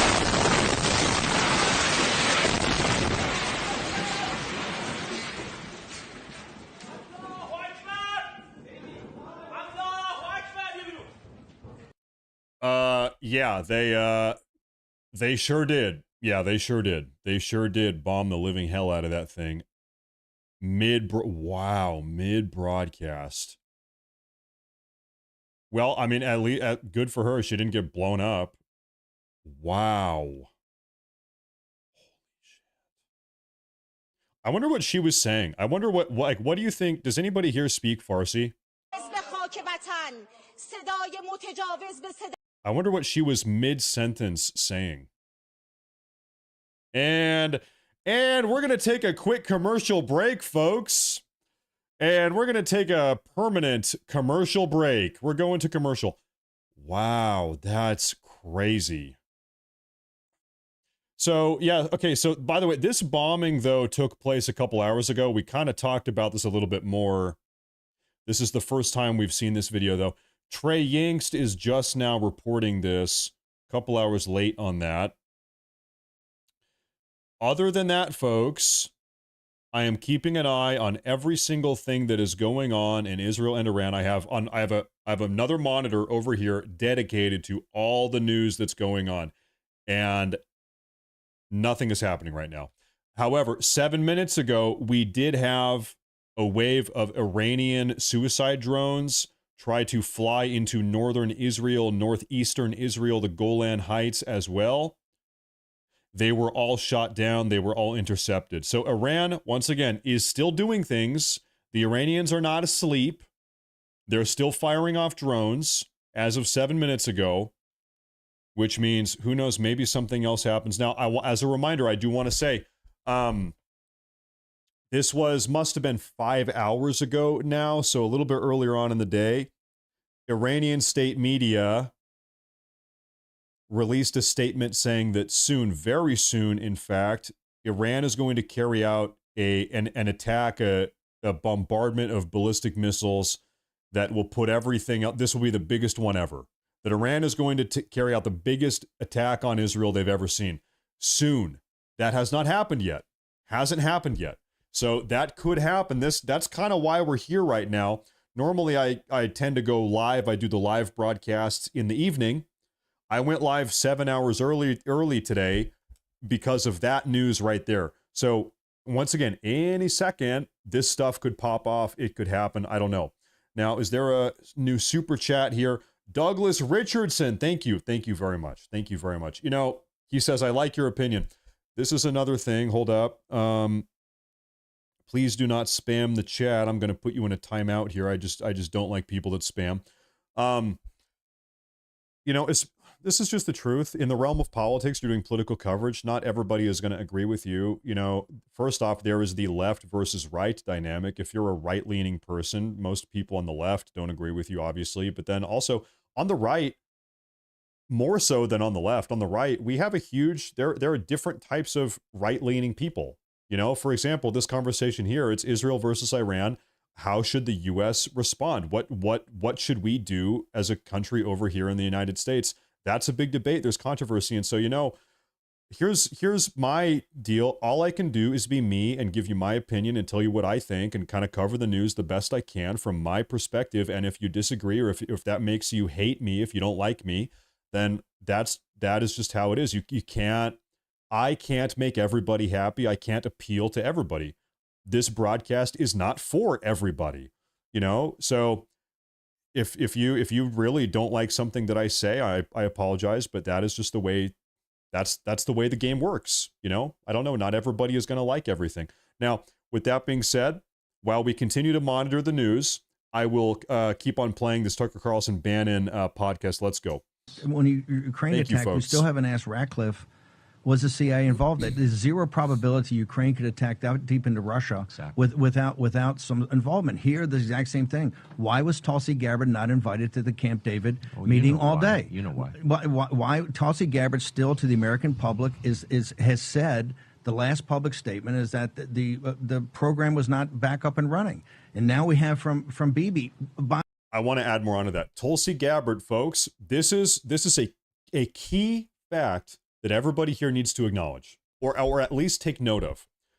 2 months ago, Tulsi Gabbard, who is our Director of National Intelligence, appointed by President Trump, Director of National Intelligence, Tulsi Gabbard, 2 months ago, got up in front of Congress under oath and testified 2 months ago that Iran is nowhere near nuclear weapons. In fact, they haven't been pursuing nuclear weapons since 2003. In fact, I might even have that video. I might have that video to show you guys. So to be clear, 2 months ago, our Director of National Intelligence told the American people, in fact, actually, I have the video right here. If you don't believe me, here it is. The IC continues to assess. I'm going to turn up the audio. It's a little bit quiet here. Everybody listen. The IC continues to assess that Iran is not building a nuclear weapon, and Supreme Leader Khamenei has not authorized the nuclear weapons program that he suspended in 2003. The IC continues to monitor closely if Tehran decides to reauthorize its nuclear weapons program. Okay, that's an 8-second long clip. U.S. intelligence assessed just weeks ago that Iran is not building a nuclear weapon. The IC intelligence community continues to assess that Iran is not building a nuclear weapon, and Supreme Leader Khamenei has not authorized the nuclear weapon program he suspended in 2003. The IC intelligence community is monitoring if Tehran decides to reauthorize its nuclear weapons program. Okay, so once again, it's like, do you believe her? Do you not? You got to make of this whatever you will. It's up to you to decide or to agree with or not. But Tulsi Gabbard, our Trump-appointed director of national intelligence, is telling us 2 months ago that they haven't pursued a nuclear weapon in what, 22 years or something like that, right? I don't know. That most certainly complicates things. I guess Israel disagrees. Israel most certainly disagrees because they are going around telling people, Netanyahu's telling people that they are close, that Iran is close to having a nuclear weapon. I guess the American intelligence community disagrees with that. I himself on Fox by Brent Baer that the thing was 12 to 13 months away. It wasn't this weekend. I know. And this is by his own thing. And we also know that it was a decapitation, as we said on Friday. It wasn't just about the nuclear program. It's a decapitation of total leadership. So this is a total regime change, which, by the way, you may have a plan for regime change, is fine, but you got to bring the American people along. Let me go back. Before we move on, I say, someone says, so Iran never lies. So I'm just going to I don't have a security clearance. Tulsi Gabbard, who is the director of national intelligence, who has she has access to all of our nation's intelligence, FBI, CIA, everything, presumably everything. I don't think that they are going off of Iran's word. I don't think our intelligence apparatus is saying, hey, Iran, do you have nuclear weapons? No? Okay, thank you. We'll check in a year. I don't think that is the extent of their due diligence. I think I see our intelligence community. I think I would suppose that they've got more advanced ways to gather this information that extends beyond just blind faith, trust in Ayatollah Khomeini. But I don't know. I'm not a part of the intelligence community, so maybe I'm wrong. But I would suspect that they have more information than that. I said that publicly last week. This is the point of this is regime change. I know everyone involved. I know I'm telling the truth. I have no weird motive here at all. I don't hate Israel. I'm not. Plus, you know the players, and you went and you know the Iraq situation. This isn't a regime change effort, and why not just say that? But you're a Holocaust denier for saying that. Well, stop. Let's have a rational conversation about what our aims are here. And maybe you can convince me that we need to support a regime change war in Iran. Tell me how that plays out in a country of 90 million people. Have you thought it through? Do you even care? And the answer is no. We have a economic and political and demographic crisis in Europe because of U.S.-backed, Israel-backed Syria wars in the Middle East. Yeah. That's what's destroyed Europe, where my ancestors came from. And I spend a lot of time there, and I love European culture, which is Christian culture. And it's destroyed that. And shut up, you're not allowed to care. Who's making the rules here? I don't hate anyone. I don't see conflict with anyone at all. I have no weird biases. All my biases are out in the open. But I really resent being told who my enemy, especially with foreigners. Some foreigner shows up and tells you who your enemies are. Really? I've been here a long time.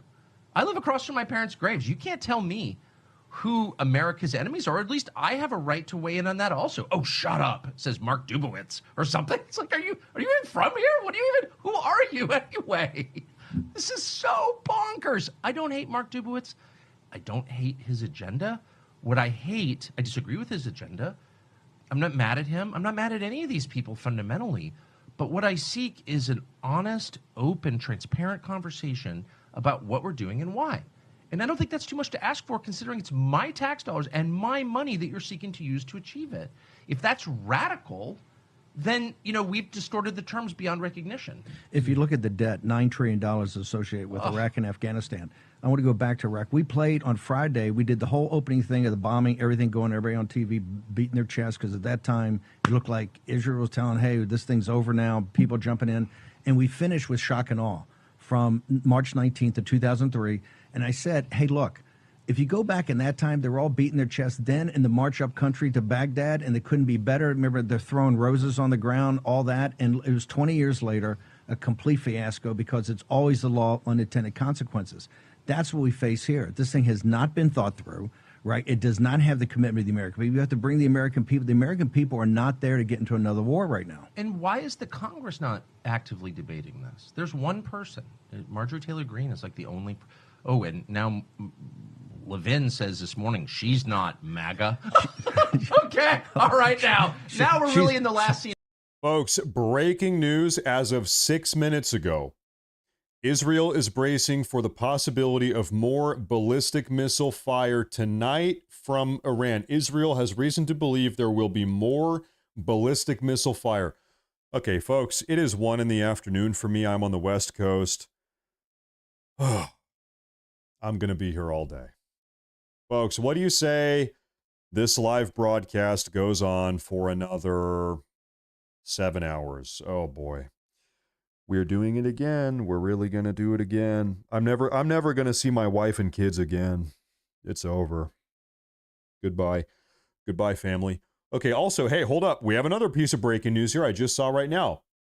The Islamic Republic of Iran Broadcasting, the IRIB, this is from Iran, reports that the IRGC Airspace Force, in coordination with other branches of the Iranian Armed Forces, has launched a joint missile and drone strike on Israel. Just now. Folks, right now, drones and missiles are on their way to Israel, according to the Islamic Republic of Iran Broadcasting and also the IRGC Aerospace Force right now. Okay, we're going to give that some time. Right now, folks, we have, what is this, Tel Aviv and Haifa. We have live feeds. Keep an eye on that. If my wife is tuning into this live stream, it would be really great if I could have a cup of coffee, sweetie. Also, you look very good today, sweetie. Have you lost weight? I love you very much. You're looking very good. Anyway, can I have a cup of coffee, please? That would be splendid. But also, wow, folks, it seems like things are going to be heating up here any minute. Now, it takes 12 minutes for a ballistic missile to go from Iran over to Israel, and it takes several hours for a drone to go from Iran to Israel. So who knows when this stuff is going to happen, when it's going to arrive. Keep an eye on this. In the meantime, we can keep listening to the Tucker Carlson, Steve Bannon podcast here. And trust me, I will give you guys updates on what is going on. I've got it all up over here ready to go. In a Animal Farm. Hold up. Before $100 super chat, he says, to another 7 hours of coverage. Do you remember at the end of Raiders of the Lost? No, The Last Crusade. Indiana Jones and The Last Crusade, when the Nazi guy drinks from the wrong chalice, from the wrong cup, and then he ages 10 million years. That's how I feel. But I'm not a Nazi. I'm not a commanding Nazi officer. But I feel like my face is melting. That's how I feel right now. Thank you. Thank you for the super chat. Thank you very much. No, she's just some tiny congressman from rural Georgia. She's just some liberal from suburban Atlanta. I mean, it's also mind-bending. And I have to say, you know, the level of unanimity, the sort of instantaneous response from 535 members of Congress that we're going to do this one thing, no debate, anyone who says otherwise is evil. It does make you wonder, like, what is this system? Are you an appeaser? You've been called now an appeaser? An appeaser and a pacifist, right? A pacifist. Why have they thrown what? They're literally what have you attacking said? my family. What have you said here in the last 72 hours as a factual matter that would make you an appeaser? I'm and an American above all. I am not a genius. I'm not a prophet. I've been wrong many, many times. And it's possible I'm wrong now, but my motives are transparent. I love this country. I have nowhere else to go. I will not go anywhere else. And I just want what's best for it. We can debate what's best for it. But to tell me that I'm working for a foreign nation is like by people who are literally working for foreign nations. It's like so nuts. I will say this. Our political system is paralyzed in the face of this completely. It's not doing what it was designed to do, which is channel the views of the people through the apparatus of government. It's not doing that at all. It's short-circuiting and ignoring their opinions. And you have to kind of wonder why. And I don't fully understand it. I know that our system is not working. And I don't think there's any country on the planet looking at us saying, oh, I want that system. Oh, wow, that version of democracy, I think we should support that. If you look at Trump as that trade deals to bring jobs back, seal the border and deport the illegal aliens, and no more forever wars as the basic planks in November of last year that won. Yes. I want to speak of that. it is at least working at that level that the message can get out, and we have a new coalition. We have African American men, Hispanic families. We're, Starr County, Texas, the most Hispanic county in the country, 97% hard-bitten, blue-collar Hispanic citizens. We lose to Hillary by 60 points. Trump wins in November by 16 points. It's coming our way in this new coalition, including even the summit. And I get limited. This is worth noting for a second here. For years now, people have been saying that Texas specifically is a purple state, and Texas is going to turn blue in a year now because of all of these Latin American immigrants coming up, and all of these Latin American immigrants, they vote blue. And so Texas is turning blue because of this demographic change. Something really astounding has happened. If you guys have been keeping an eye on Texas, very unique phenomenon. Texas, as a state, is effectively a machine that takes Latin Americans and it turns them into Republicans. Like, all of these Latin Americans that are showing up in Texas, within a couple of years, they're voting Republican.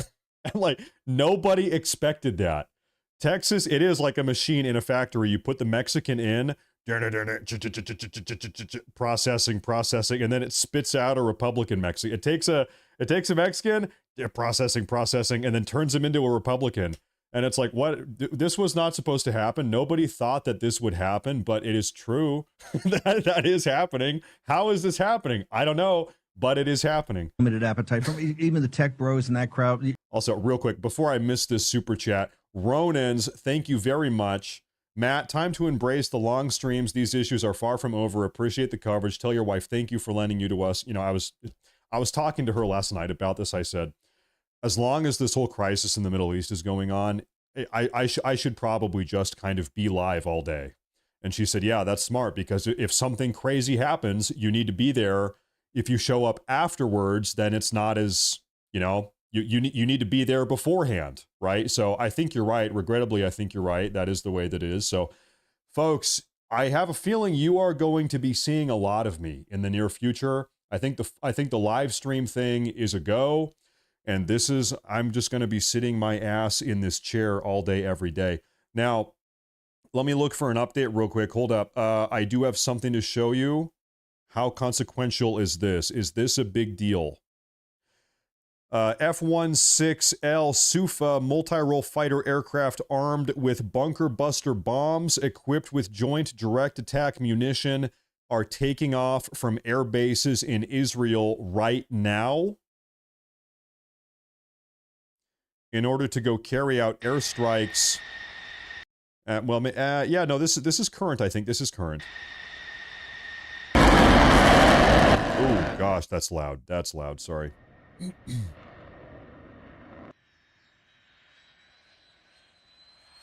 They're dropping the bunker busters.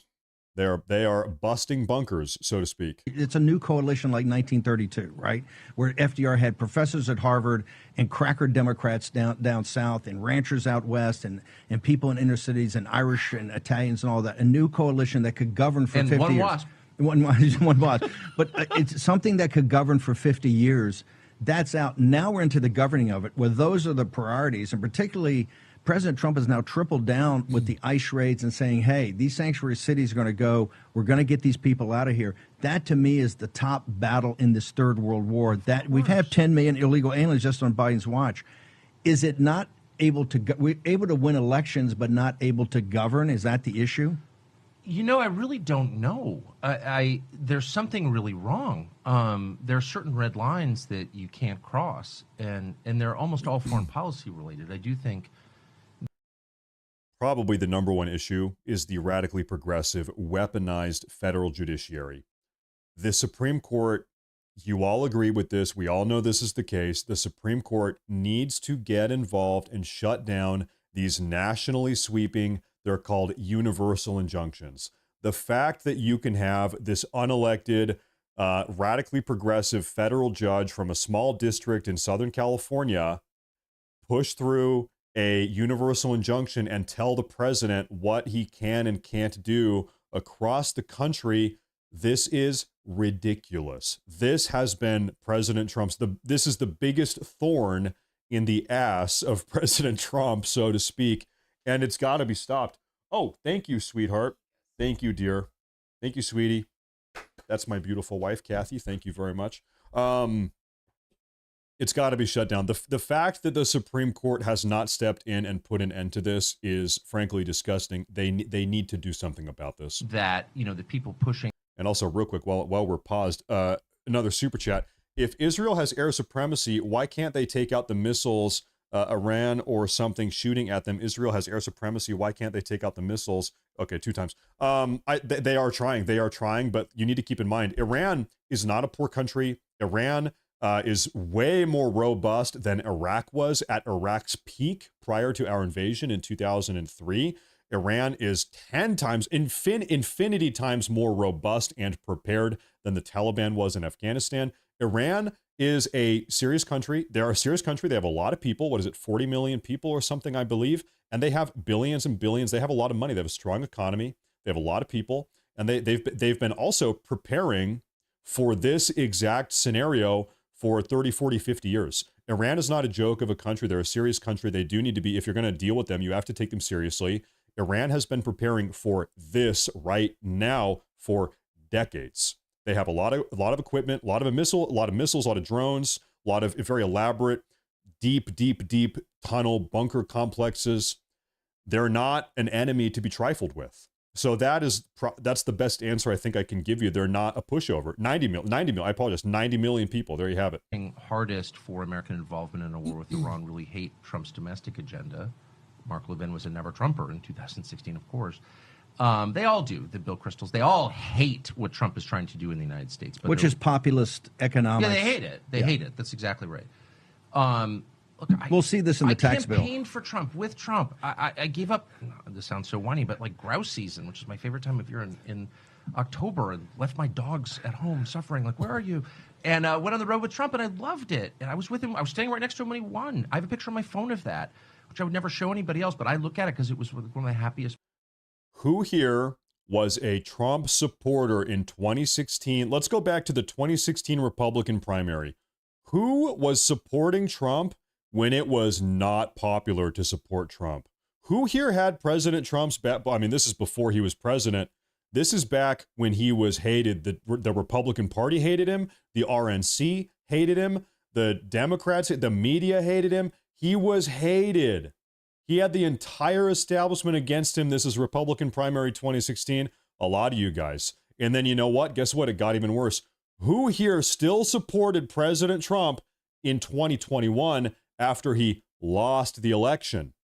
You might notice after President Trump lost the election in early 2021, now Joe Biden is in the White House, almost everybody dropped him. People that had his back, they dropped him because they thought he was gone. They thought he was done with.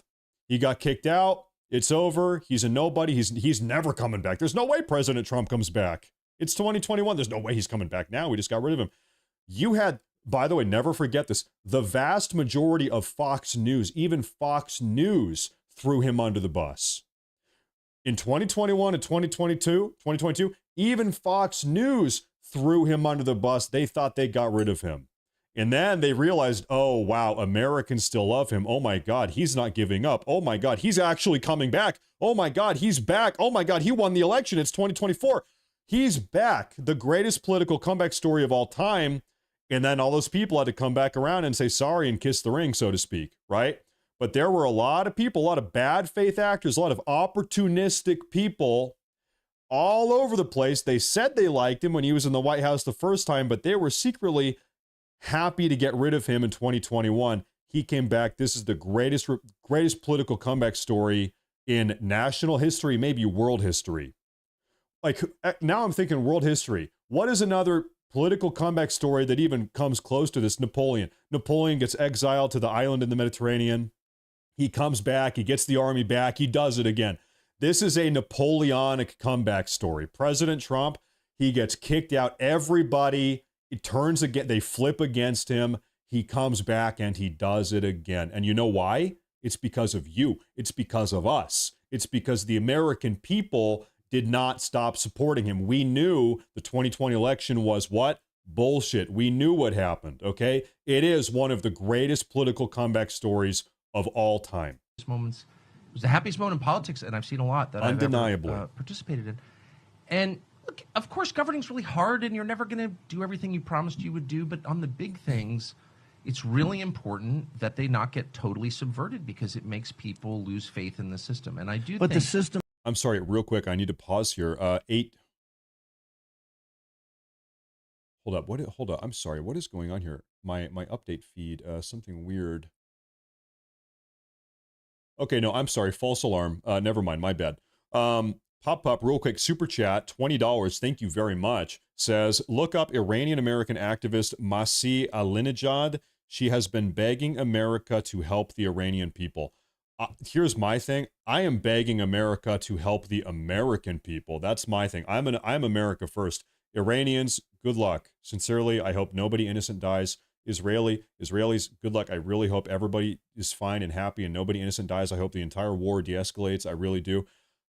I'm concerned about the American people first and foremost. We have American people that we've got problems with. Systems run. This is the deep state part of it. What is the system? We barely have a grip. We have Right. two good guys. Kash Patel's like a brother to me, and Dan Bongino, great guy. We have two people at FBI. Yeah. We barely have a grip there. We have a handful of people at Justice. We barely have a grip there.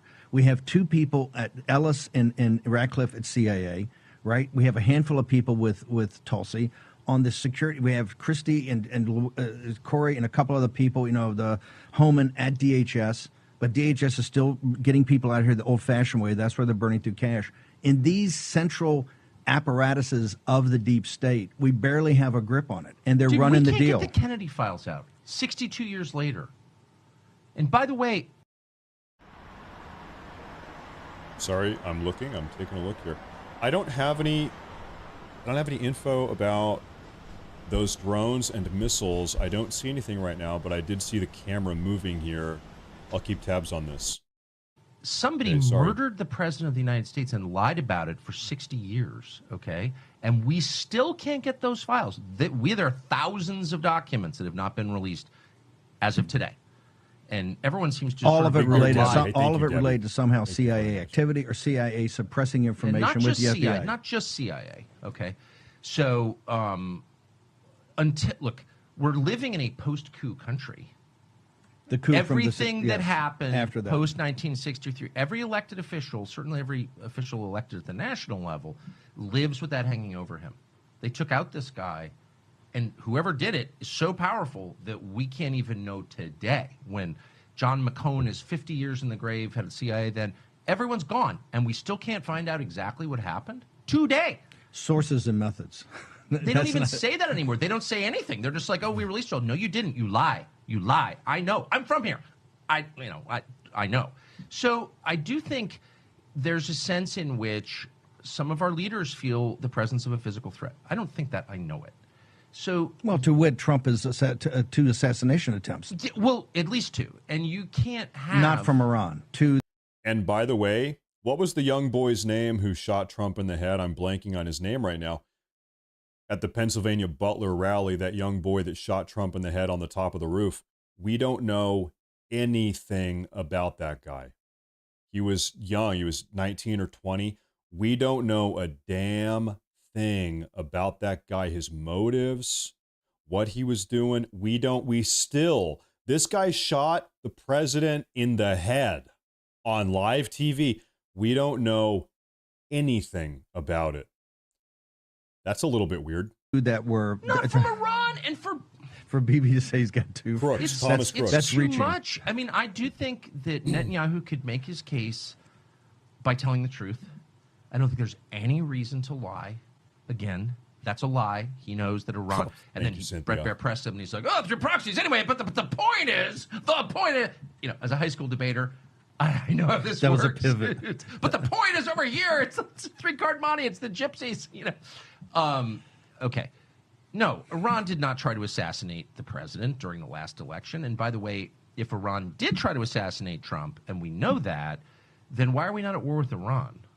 What are you saying, Bibi? Are you saying that the president of the United States is such a cuck that a foreign country can try and murder him and he won't do anything about it? Is that what you're saying? I mean, if the administration believed Iran was behind two assassination attempts against Donald Trump, trust me, we'd nuke the country. You're not allowed to murder an American president. So that's not true. And everyone knows it's not true. Curious idea. Let's think about this here. Yes or no? If President Trump knew for a fact that Iran had tried to kill him, they were unsuccessful, of course. So President Trump knows, wow, Iran just tried to kill me. We know for a fact that's what they tried to do. Would Trump start dropping bombs on Iran? Would he? Would Trump nuke Iraq? I'm sorry, Iran? I don't know if he would. I don't think he would. I don't think he would. Let's say, you know, our intelligence, they stop an Iranian assassination attempt, and we know it's them. We know what they're trying to do. It was stopped. It was thwarted. Then would Trump retaliate by dropping a bomb or something, a nuke, he says? And I don't think so. I don't think he would. I think they'd ramp up security. I know they would ramp up security. Would the bombs be flying? I don't think so. I don't know. I don't think so. But what is true is that the American president was murdered, and we're still not allowed to know who did it and why. And I just think until that is cleared, and I've never been a Kennedy obsessive or whatever, I'm not interested in the Kennedys especially. I'm not Irish. But as a matter of like governance, how can you have a president or a senator who truly does his best to uphold the core idea of a democratic republic, which is like the people's opinions matter? You can't have that because he's worried about getting killed. That's just true. And nobody says that. I don't know. Why don't they say that?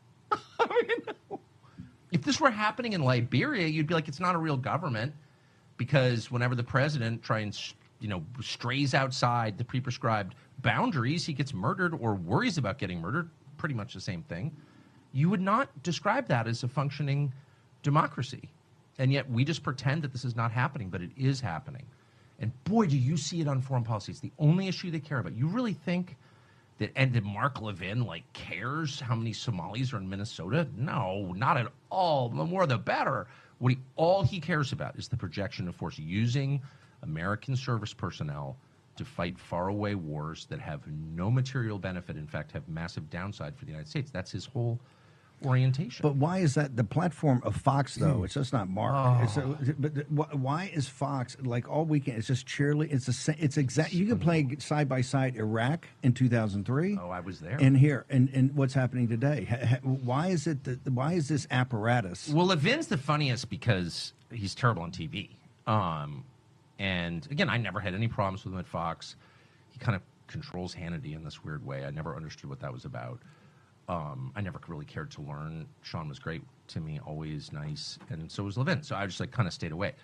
But they didn't want to put him on TV because he's screechy and he's just not a calming president. Mark Levin on TV, unless you're literally floating in and out of consciousness and the attendant has taken the remote to go have a cigarette, you're gonna flip the channel when Mark Levin gets on TV. It's like listening to your ex-wife scream about alimony payments. It's not appealing.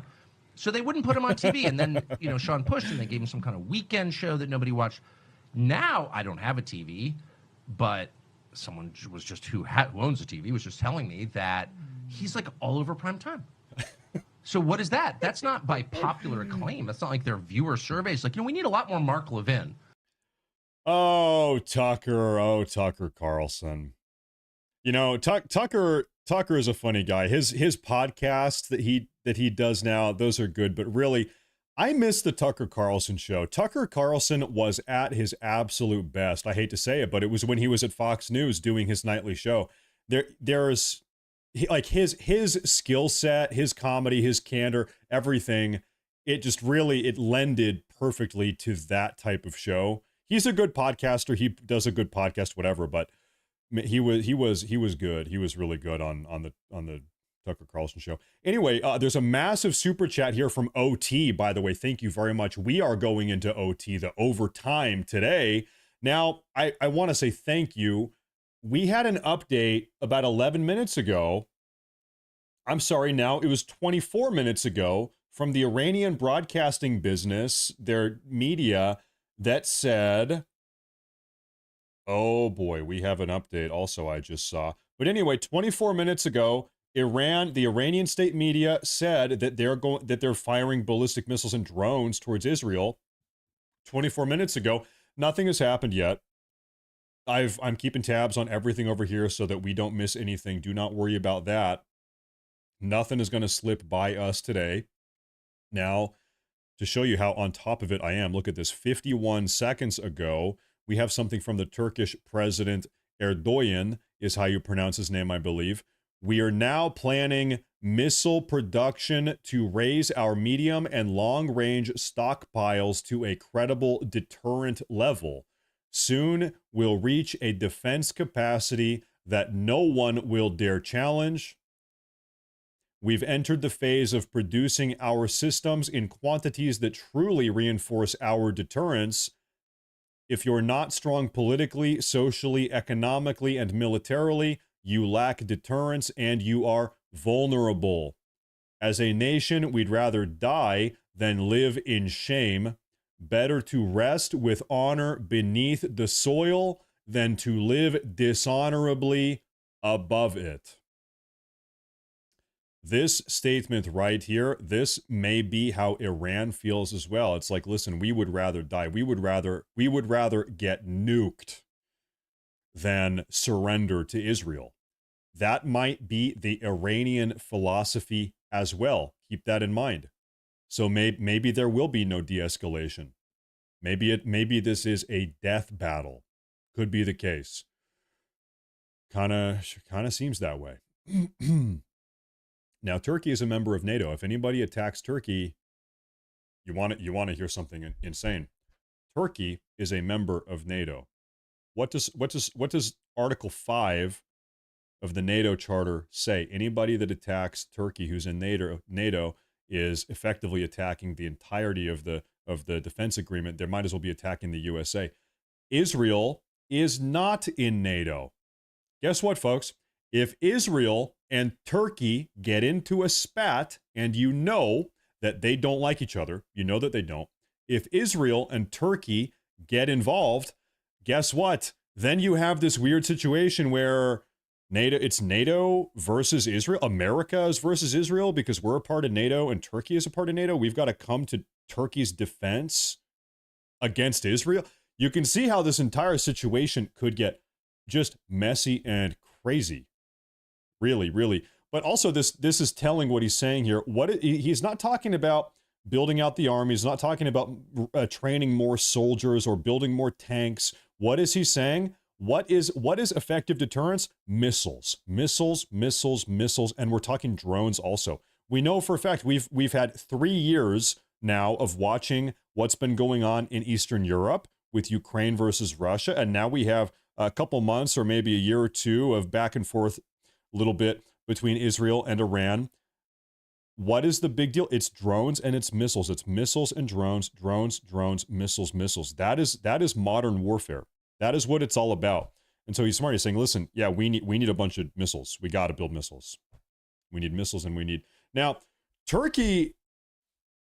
Gosh, I feel like an idiot for not knowing this. I think Turkey has nuclear weapons. Does Turkey have nuclear? I think they do. Loading. Turkey does not. Turkey does not have nuclear weapons. They do not. Okay, well, Israel does, but according to them, they don't. But most certainly they do. If you ask them, they'll say no, but they do. So, but Turkey does not. Iran does not. Pakistan does. Now, this is something that we have not spoken at all about today. It's hard to know how official this is.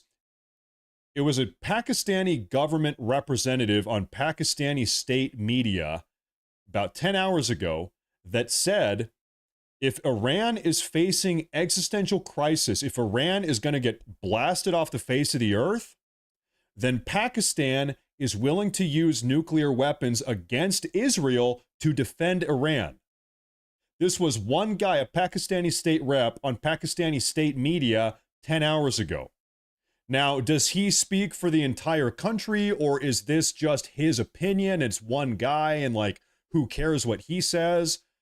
I don't know. They recanted. You say they recanted.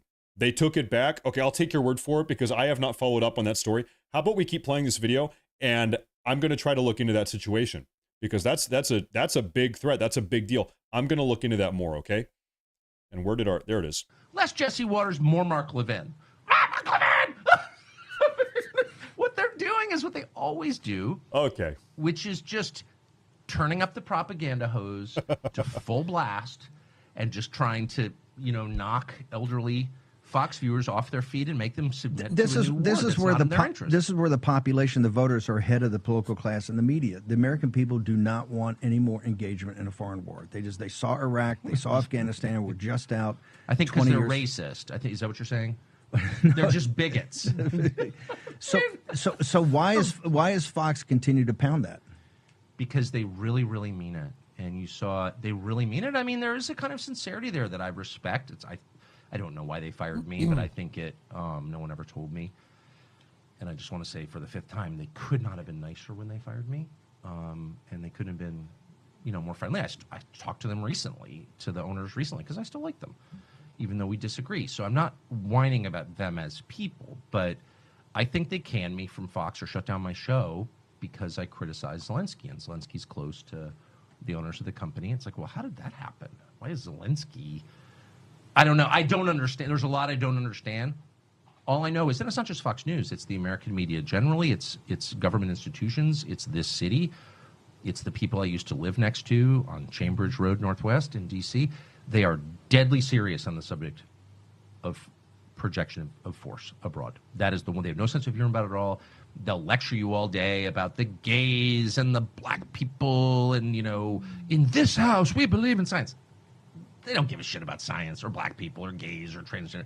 What they care about is the projection of force against their enemies on the other side of the globe. That's why the Pentagon has $1 trillion budget. This is one of these situations where it's like, very, very obviously true. There is, you call it the military deep state or the deep state or whatever. You can just look at our foreign policy over the last couple decades. Most certainly there is an agenda to project American force and power all over the world, because that's what we've been doing for a very long time. For right or wrong, you agree or disagree, that is what we've been doing. And you can argue about that all you want. But, in a way, maybe, just maybe, you could make a compelling argument that, yeah, that's what we should do. We should be the world police. We should intervene and topple this regime and insert that leader and overthrow these guys and have, deployment, whatever. Okay, maybe you could convince me that we should do that. Maybe you could make an argument if, and only if, America here at home domestically was doing amazing. But if you're trying to convince me that we need to project American force and send American money all over the world and be involved everywhere at all times, while also our country is deteriorating, while also our country is falling apart and imploding and getting invaded by millions of third world you're not going to sell me, you're not going to convince me, okay? Like, we can have the argument about being the world police if and only if America is awesome and it's doing awesome and we have no problems and every single American is taken care of and we don't have any homeless veterans and every American child has food on the table at night and at lunch and everybody has a great life and homelessness is not an issue and we're not being invaded and we don't have a drug crisis. Then if all of those boxes are checked, then maybe we can have an argument about whether or not we should be the world police. But we are in a downtrodden state. It's a hard sell. You're not going to convince me that we should be involved everywhere else if we can't even, how are you going to tell me that we should go clean other people's houses when our house is filthy, so to speak? It's a hard sell. When the country is protected by the Atlantic and the Pacific. Right. And what President is Trump's that? strategy is a hemispheric defense. What then are the steps that you're recommending? If the program is we must take down the deep state, or at least make some effort at it, what would be your recommendation? You've got to the get president? CIA under control. And how would you do that? By adding the number of political appointees. I think CIA has, it's a federal agency whose budget we don't know, of course. And it's not just a federal if the president, agency, it's and I say enormous- this in all seriousness, a special government employee where you still had your podcast, you still had the Tucker Carlson network, would you go assist the president like Elon did with Doge? Would you go assist him to say, hey, give me 120 days. I will give you advice. CIA? No, at the whole thing, CIA, Pentagon, DIA, the DNI, Would all I of it, the personally- FBI, DOJ, just say, hey, look, here's the battle map. Here's what we have to do, or we're not going to have, we don't really have a constitutional republic. I mean, I'm unable to organize a sock drawer, so I don't think that I have the temperament. I don't think I have the skills for that. I'm doing. Do you what I- have the insight to do that? If you had other people can organize I grew it? up around it. Yeah, I know. This I is, know. I I think- know a lot about it. I think And- this has to happen. And I'm being very serious. I would be killed immediately, of course. I mean, You think you would be a subject to assassination? I don't know. I think that would be perilous. I would do it. I would do. Look, I feel like what I'm doing now. I love Trump, and I mean that. I've never. Does Trump frustrate you? Oh, of course. I mean, you've certainly been through that. But my dogs frustrate me. My kids frustrate. I mean, you get frustrated when you deal with people you love. But my core feeling about Trump, and I think it's obvious in the way I talk about him. And I don't need any more money. I don't need anything from anybody. If I didn't like Trump, I'd just say so. I actually really love Trump. I think he's a deeply humane, kind person. And I am saying this because I'm really afraid that my country's going to be further weakened by this. I think we're going to see the end of American empire, obviously. Other nations would like to see that, and this is a perfect way to scuttle the USS America on the shoals of Iran. But it's also going to end, I believe, Trump's presidency and effectively end it. And so that's why I'm saying this. What do you mean by that? That's coming from you. That's You get, look, I knew Bush. I knew George W. Bush. We had, family connections to Bush. I knew Bush. Personally, I still see Bush sometimes. And, of course, he hates me, and he does because I criticized him on Iraq. Breaking news real quick here, folks. Iran's Revolutionary Guard spokesman says Iran's strikes against Israel will continue until the morning. Morning in Iran-Israel area of the world is about 5 or maybe 6 hours from now. Yeah, about maybe 7 hours from now. So maybe we can expect things to happen tonight. He says the strikes are going to continue, but there haven't really been any strikes. To be fair to them, there was a ballistic missile strike in northern Israel about 3 hours ago now. All of those got intercepted. Every single one of those got intercepted. So it wasn't exactly a successful strike, but it was a strike nonetheless. And that war is the sum total, from a historical perspective, of his administration. But I knew him, and he had all kinds of plans for the things that he wanted to do. But once domestically, Right. to improve the country. Right. And you may agree or disagree, but like in his mind, he wasn't just about the invasion of Iraq in March of 2000. Oh, no. He was going to redo Social Security. He had all 100%. all types of. He was going to take care of the entitlements issue. And he really thought it was going to work. Yep. And you could laugh at that or whatever, but the point is, the second you get enmeshed in a real war, not a fake, let's go bomb the villagers and declare success, though we don't even have a good track record. Like, why are the Houthis still there? No, I mean, there's a whole other question, right. which is how prepared is the U.S. military for a real conflict? And the answer is totally unprepared. Scary unprepared. I don't think people understand that. But anyway, the only reason I'm saying any of this is because I really, really care. And it's been, what a disaster. Is this actually true that the U.S. military is totally and completely unprepared for a real war, a real conflict? I have to believe that is not true. I think over the last couple of years, the entire world has been made to witness how much less competent Russia is than everybody thought. Everybody thought that Russia was incredibly powerful. I think over the last couple of years, we have all realized Russia is like maybe not that they're, not that they're weak, but that Russia is maybe not as powerful as everybody thought they were. And then you say, okay, well, Russia is maybe in a little bit of a weakened spot now. They've been at war for 3 years. They're doing okay, but they're not, dominating, I guess. And then you go look at China. Something that really needs to be remembered when talking about China, They have a big army. They have a big military budget. They have a lot of soldiers, very big active duty military. They can march. Everybody has seen the videos of the Chinese soldiers marching in beautiful unison. They're like a bunch of robots. China has never won a war like ever, like in 150 or 200 years. China has it, and especially recently, China has a totally untested military. Okay, they might look good marching around Tiananmen Square.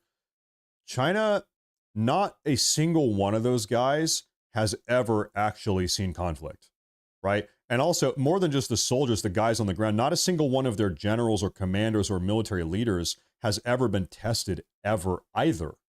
And so who's to say really how great China is? I don't know. It's maybe total speculation.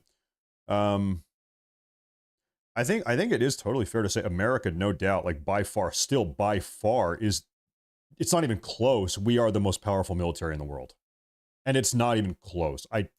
But also I don't know. I was never in the military. I'm a total layman, I guess. But I'm just kind of looking at what I see.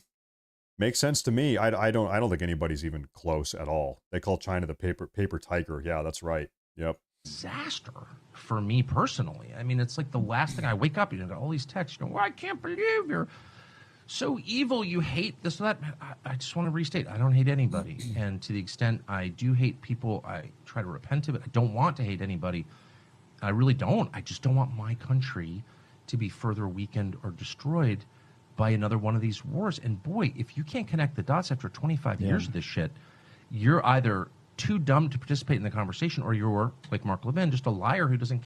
Okay, ladies and gentlemen, breaking news. Something is finally happening. As of 7 minutes ago, drones and cruise missiles are actively detected over Iraqi airspace, indicating that Iran has initiated a strike. 7 minutes ago.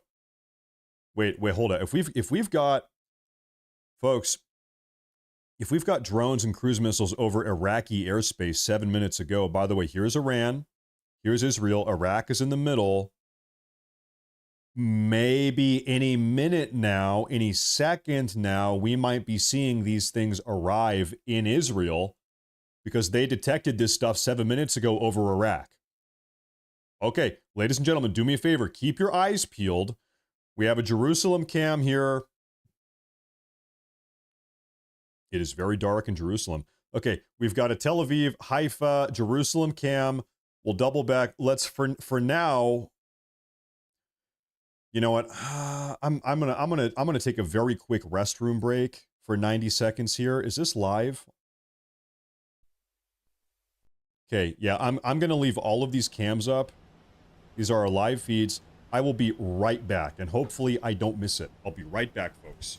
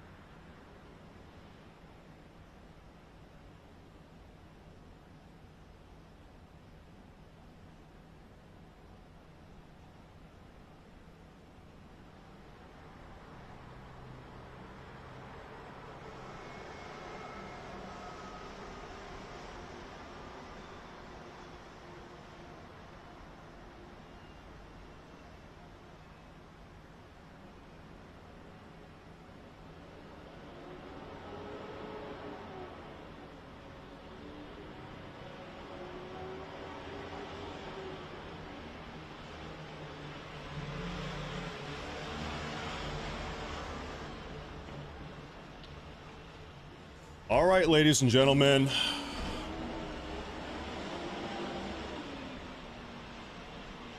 I think that noise is like a garbage truck. I don't think that's anything to be worried about. Let me check my breaking news updates here. I don't think that's a problem. once again, a little bit of a recap here. 14 minutes ago, Iran's Revolutionary Guard says strikes will continue against Israel until the morning. That's a statement 14 minutes ago. I missed it all. Darn it. Tell them to do it again. No, that's terrible. Sorry. Tell them to never do it again. We have, this is another update. So 10 minutes ago, drones and cruise missiles are flying over Iraq. We actually have footage of that. This is footage coming out of Iraq here. Allegedly.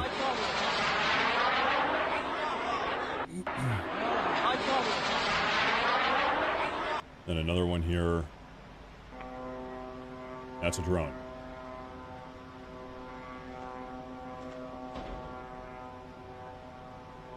This is over Iraq.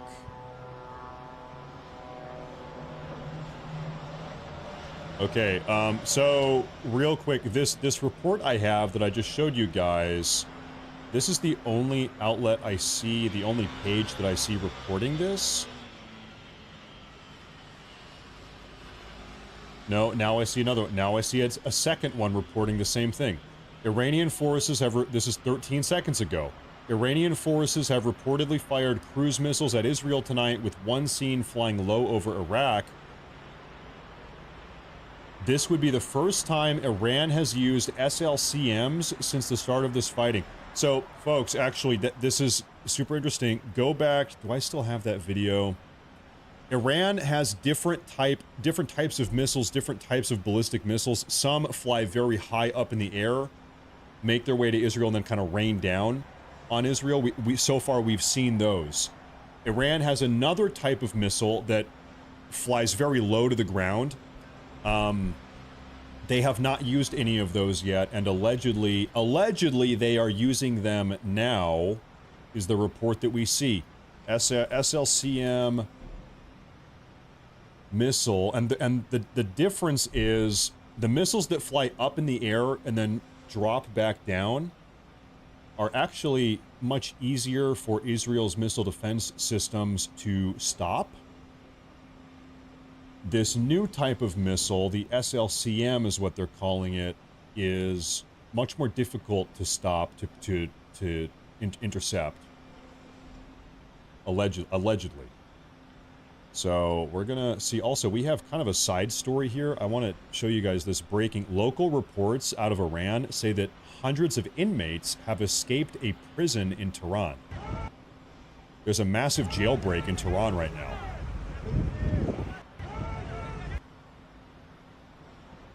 These are all Iranian prisoners that have broken out of prison, running through the streets. I wonder how the hell did that happen? Jailbreak. Hey. There they are, yep. The boys are loose. The boys are back in town. Low radar signature radar might not see low-flying missiles. I think you're totally right, which would make sense. Why we have not seen any alert coming from the IDF, which normally we do. I don't see anything from the IDF right now. I'm gonna just trying to sec. Do me a favor, keep your eyes on these cameras though, because something could happen any second here. Nobody blink. Nobody blink. You need to hold your eyes open like this. No blinking starting right now because it could happen any second. Yeah, I don't see anything coming from the IDF. Need to add this to my tracker feed here. Go ahead and get rid of this guy.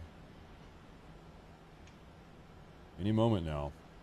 It is one of these things where it's like you're watching a train wreck. You know, like you don't want it to happen.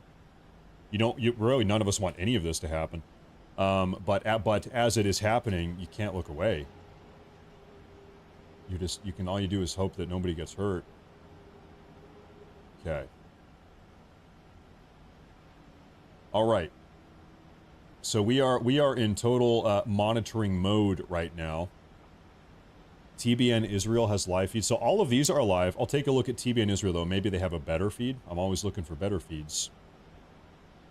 Take a look here, folks. Does anybody in the chat know who SFand is?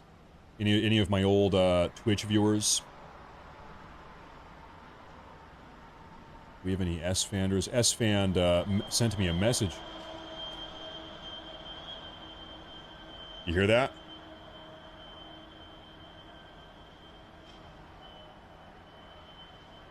I'm not sure what that is. That could be nothing or it could be something. Anyway, SFan sent me a message and said, "Hey, dude, it's super great to see you doing so well over there on YouTube." SFan, interestingly, he's an old friend of mine. SFan, interestingly enough, is actually Iranian. His parents came to the U.S., I believe, in the 1970s, late 70s, early 80s, after the Iranian revolution. So it's funny, this friend of mine, SFan, is an Iranian guy. He's like as American as you could be. He's like he's a Texan. He's like totally America, hell yeah, Texas, let's go. you would, you know, other than looking Iranian, you would never guess that he is like not, I don't even know how to put it. Like, you know what I'm saying? Okay, you said TBN Israel. I grew up in Iran. Sorry, that was loud. Okay, so by the way, this TBN Israel feed is the same feed of Jerusalem that we have right here. So we have that. Okay, so folks, we're good. We have Jerusalem, we have Tel Aviv, we have, I'm charging my cell phone, and we have Haifa. So according to not one, but two reports here, there are ballistic missiles inbound, and potentially these are these low... Oh, hold up. Breaking news 20 seconds ago. I want to show you guys something here. We have a couple things to talk about now. Okay, as of 33 seconds ago, Israeli Air Force F-16C taking off on an... Oh, this is old. This is like a recap post. Never mind. Who cares about that? Okay, we do have another thing, though, right here. This is a video of Israeli police raiding an apartment in Haifa where a foreign news crew was filming the city line. Wow. Okay, so if you get, let me try to make sense of this here. This is a couple days ago. The IDF is really restricting, Israel is extremely restricting what type of live stream footage is coming out of Israel right now, because the Iranians are actually looking at all of these live feeds that we are looking at probably as well right now, and using these live feeds to better aim their ballistic missiles. They look at the feed, they say, okay, we want that missile to be 2 blocks to the left, and then they change the coordinates a little bit for the next time, okay? And so what we see here is Israel police raided an apartment building in Haifa where a foreign news crew was filming the skyline. I wonder foreign from where? From where, though? What are they shutting down?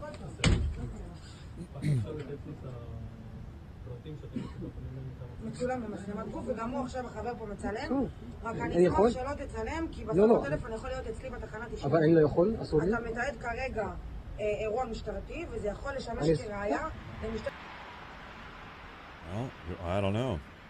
Anyway, somebody said you think the Iranians are watching my stream right now. Hey, in case the Iranians are watching my stream right now, everybody say hello Khamenei, hello Ayatollah, hello Ayatollah Khamenei, hello.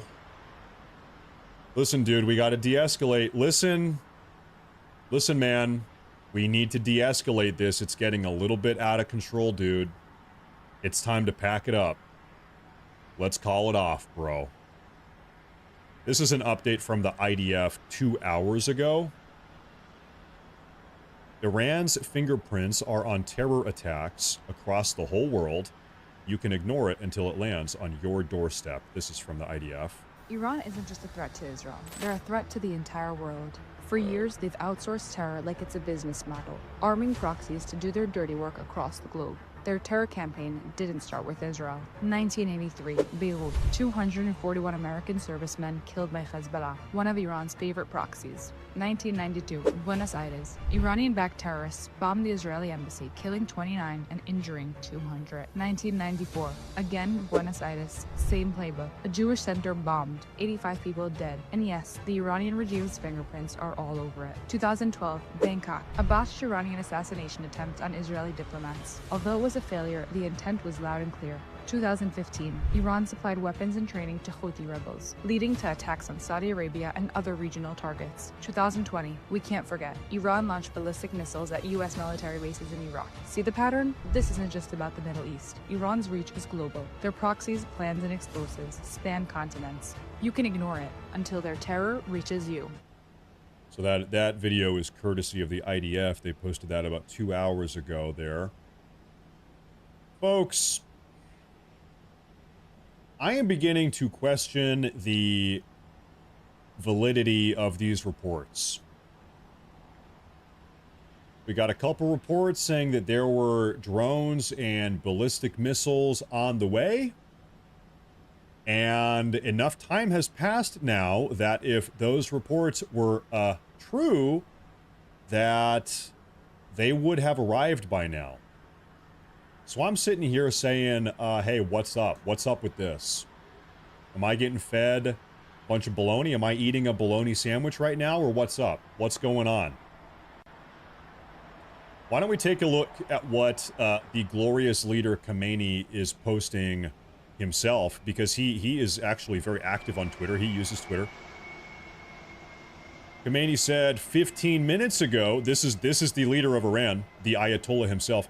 He said, quote, help from Allah and an imminent conquest. That's a quote from the Holy Quran. The Islamic Republic will triumph over the Zionist regime by the will of God. And then he posted this image of a bunch of ballistic missiles. So that's courtesy of the Ayatollah there. And then, yeah, that's actually all he has posted today. 15 minutes ago. Okay, yeah, this is AI. This is AI generated art. True. Can I see what that said? That's very small text down there. What does that say? It says, this is a certainty that the Islamic Republic's armed forces will deal heavy blows to this evil Zionist enemy.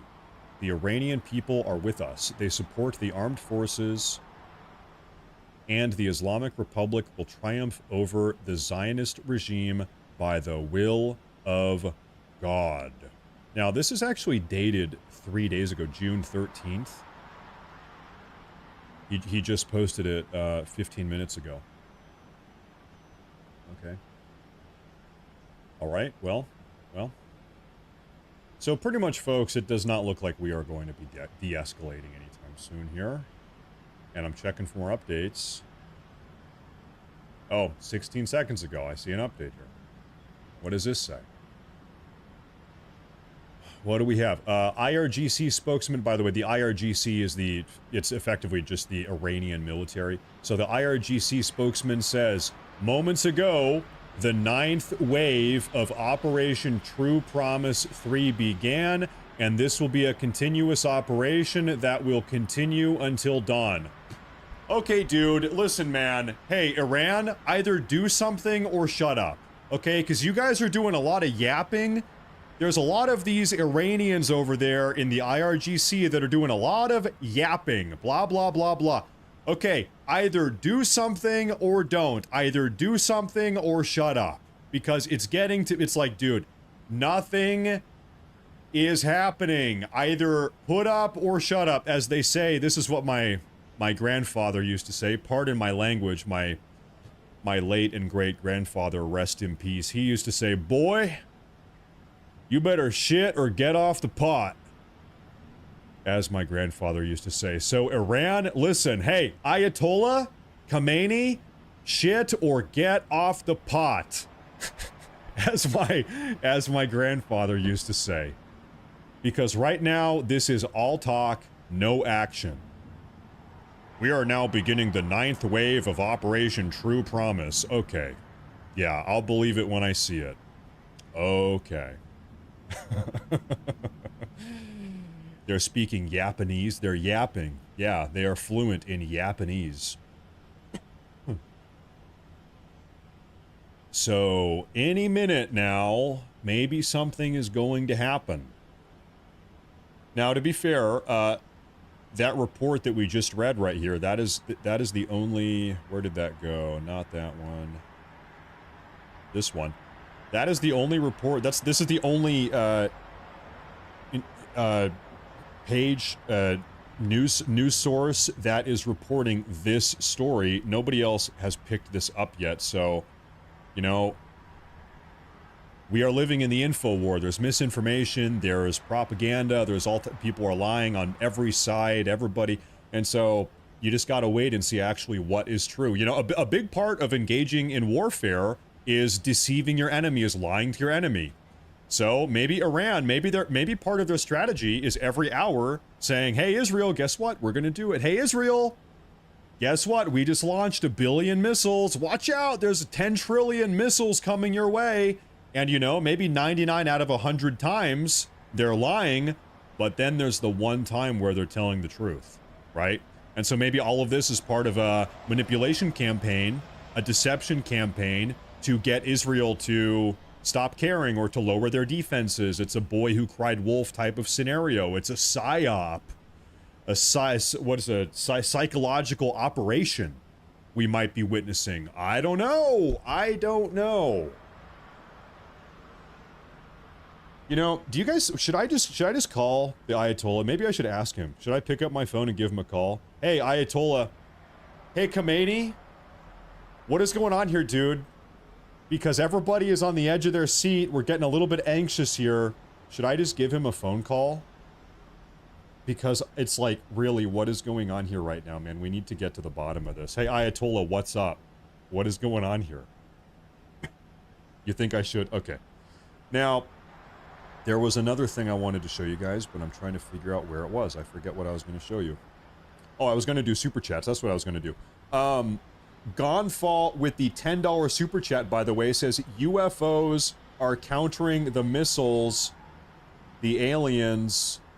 Oh, do you mean it's the space Nazis living on the far side of the moon? You guys know that, right? The Nazis have a moon base on the far side of the moon.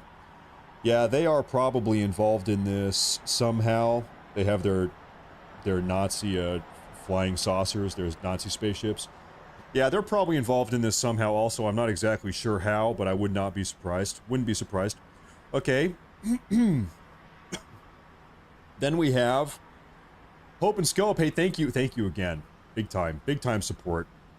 Most of the Iranian people hate the Ayatollah and the IRGC. I'm sure a lot of them do. It's one of these things, once again, it's like, it's really hard to know. I want to believe you. I want to believe you. I think you're probably right.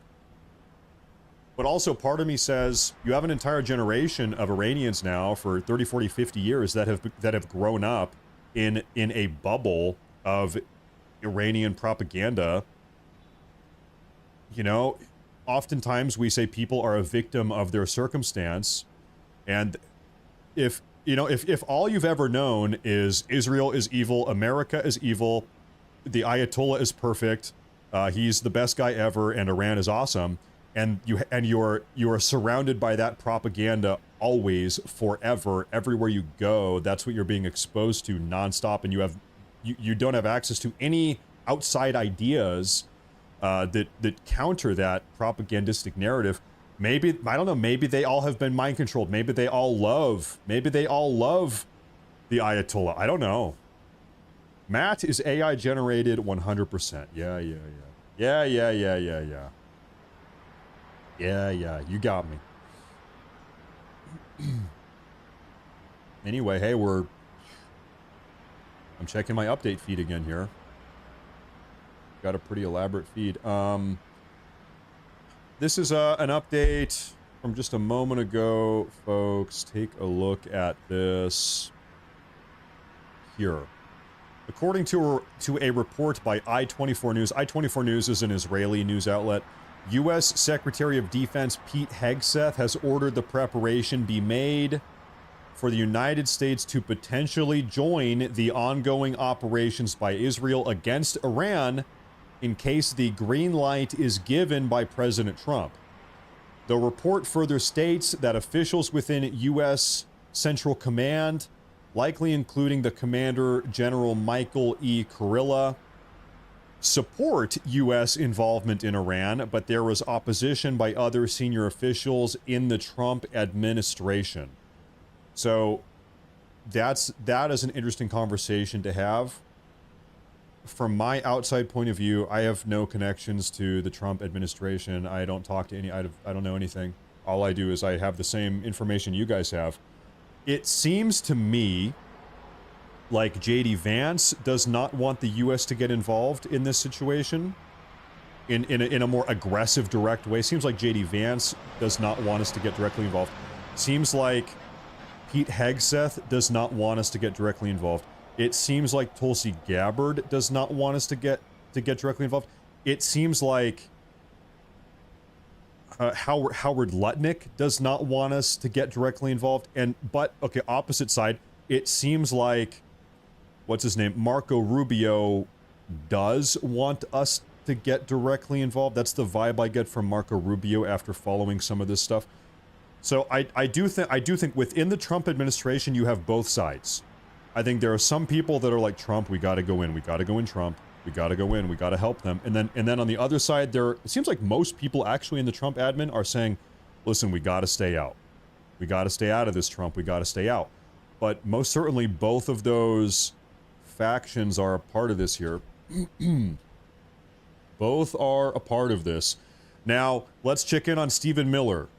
What does Stephen Miller have to say about this entire situation with Iran and Israel? He says, and I quote, "Our country has been invaded by 10 trillion illegal alien gang members. We need to deport every single one of them."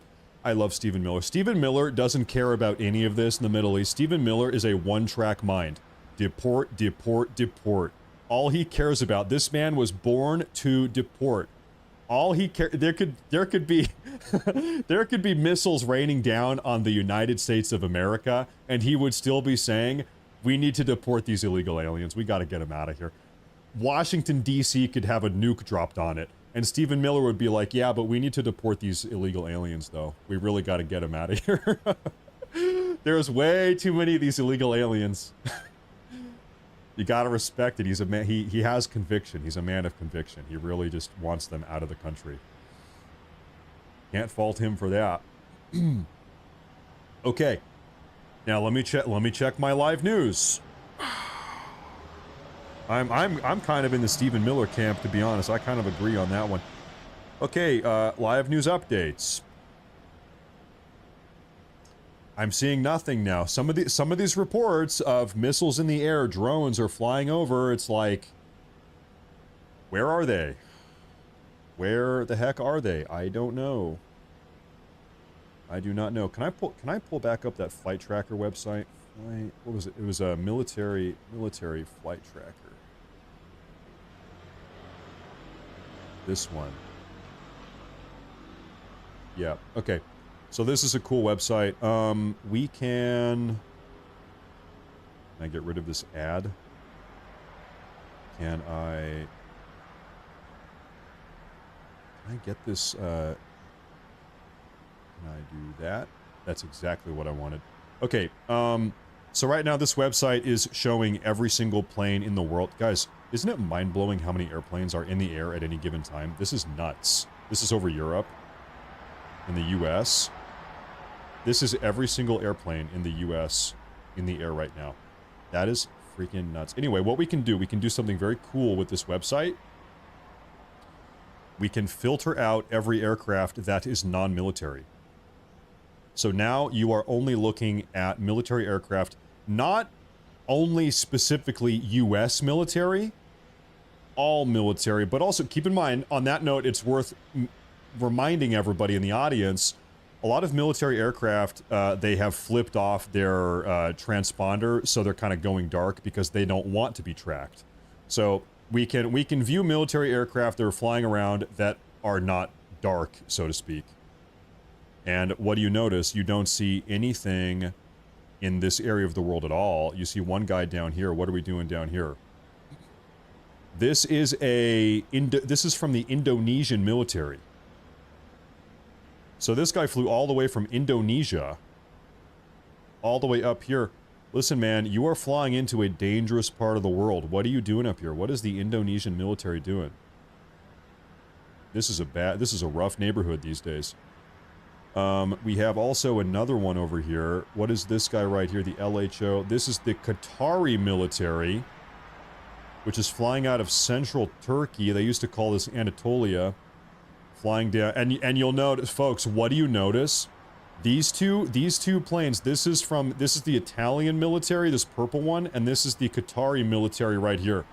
They are making a wide berth around Israel. They're flying they're not going straight shot to their destination, they're going all the way around. They don't want to be anywhere near Israel right now. They're taking a wide curve. Like I said, right now it's a rough neighborhood, okay? Hey, Michael O'Connor. Hey, thanks for tuning in. Welcome. You know, I do a very bad job of shilling my stream here. If you guys are new, if you're tuning in, make sure to subscribe to the channel. That really does help a lot. Subscribe to the channel.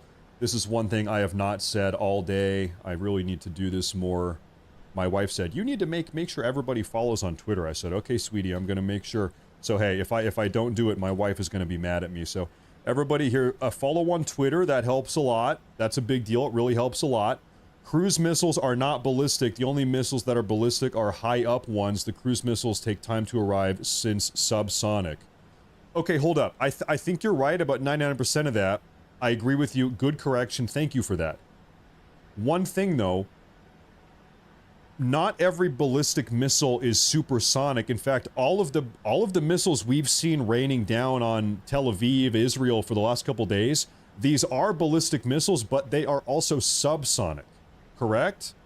I don't think that Iran has been using supersonic missiles yet, if they even have them. Well, we know that they have them, but I don't think they've used them. So anyway, yeah, I guess little thing there. Okay, let me take a look here. But yeah, I don't think they've even been using supersonic. It's all subsonic. Okay. Trump just said a minute ago, we are on our way to making sure Iran does not have a nuclear weapon. Okay, well, Trump said, quote, we are on our way to making sure Iran does not have a nuclear weapon. That could mean multiple things. That could mean that we're just going to bomb the living hell out of them. Could mean that. Or it could also mean that maybe we're trying to have negotiations again. Could mean a multitude of things. No, folks, this is live. All of our feeds here are live. We've got live feeds of the cityscape. I reload everything here. Okay. Now, hold up. Press 1 in the chat if you will permit me to go conspiratorial mode. Permission to become a conspiracy theorist?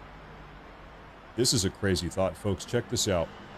We know that the IDF has been requesting people not upload footage onto social media of where the bombs are hitting, the ballistic missiles are hitting, because they don't want Iran to be able to analyze and scan that footage to hone in their targeting precision.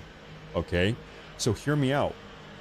What if the IDF actually has all of these channels on YouTube? This is CNBC. This is... What is this? This is TBN. This is CNBC also. What if the IDF has all of these channels replaying old footage, pretending that it is live, pretending that it's live, but it's actually not live, in order to deceive the Iranian intelligence community that are most certainly monitoring all this footage? I don't know. Who's to say? Who's to say? You think the cams are BS? I think it's actually impossible to know because like we haven't had any reports of missiles.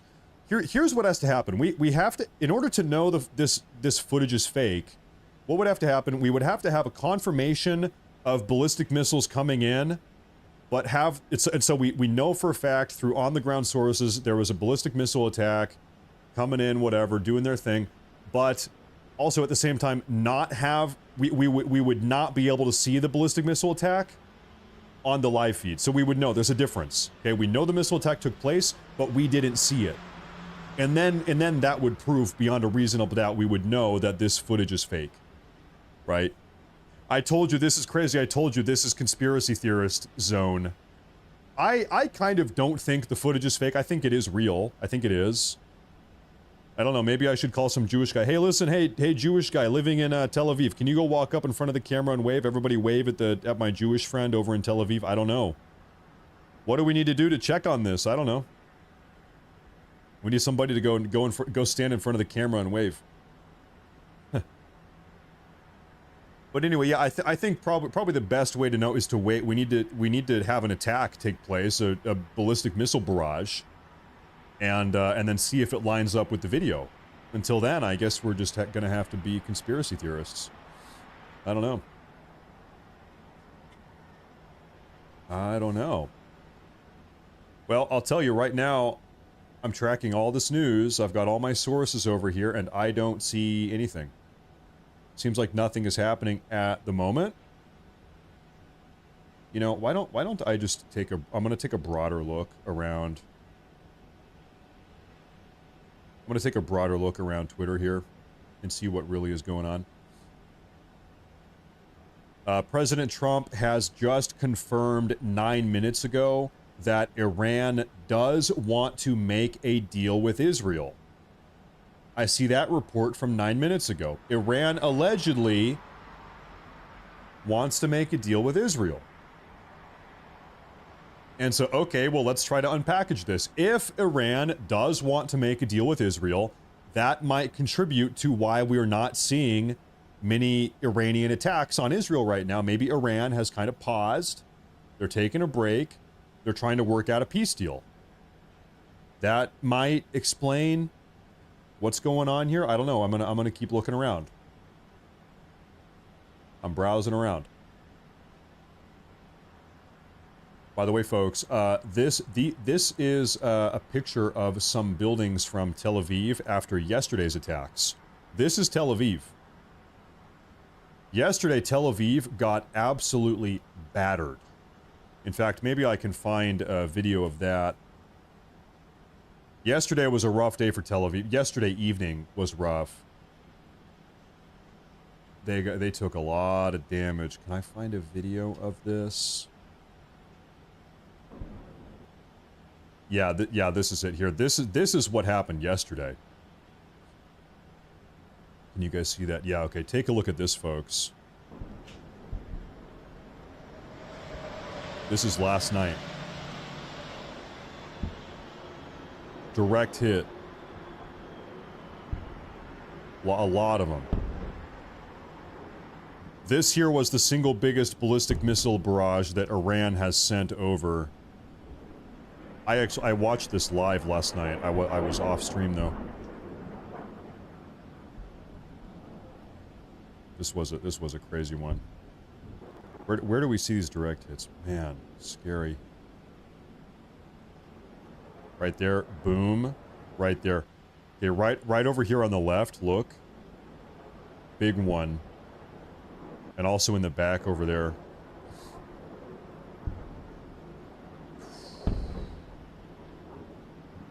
And then that one on the far right. It's a different one maybe.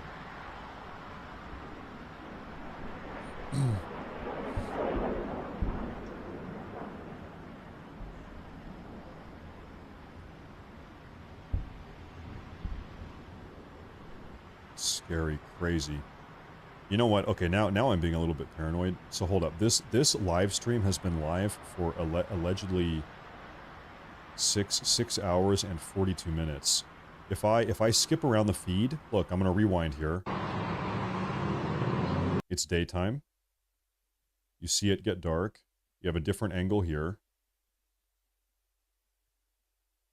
It gets darker.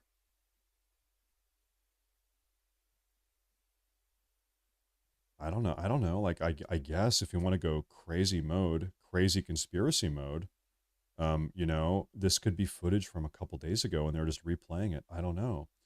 But it would be a pretty high degree of coordination to do this from there are like 6 or 7 or 8 different, probably more than that, different live feeds of various locations in Israel right now.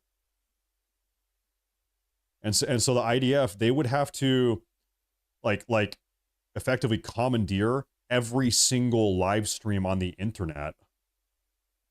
The clouds look the same. No, guys, the clouds are moving. Look, the clouds are moving. If you skip around, you can see it gets dark. Now it's lagging out. But anyway, no, the clouds are moving. If you rewind a couple minutes, they're moving. They're moving. I don't know, man. I don't know if they would be able to commandeer every single live stream in the universe. AI clouds, yeah, everything AI. Okay. I'm gonna check my, hold up, sorry. Let's get these back on the screen here for you folks. Stop. Okay. Okay.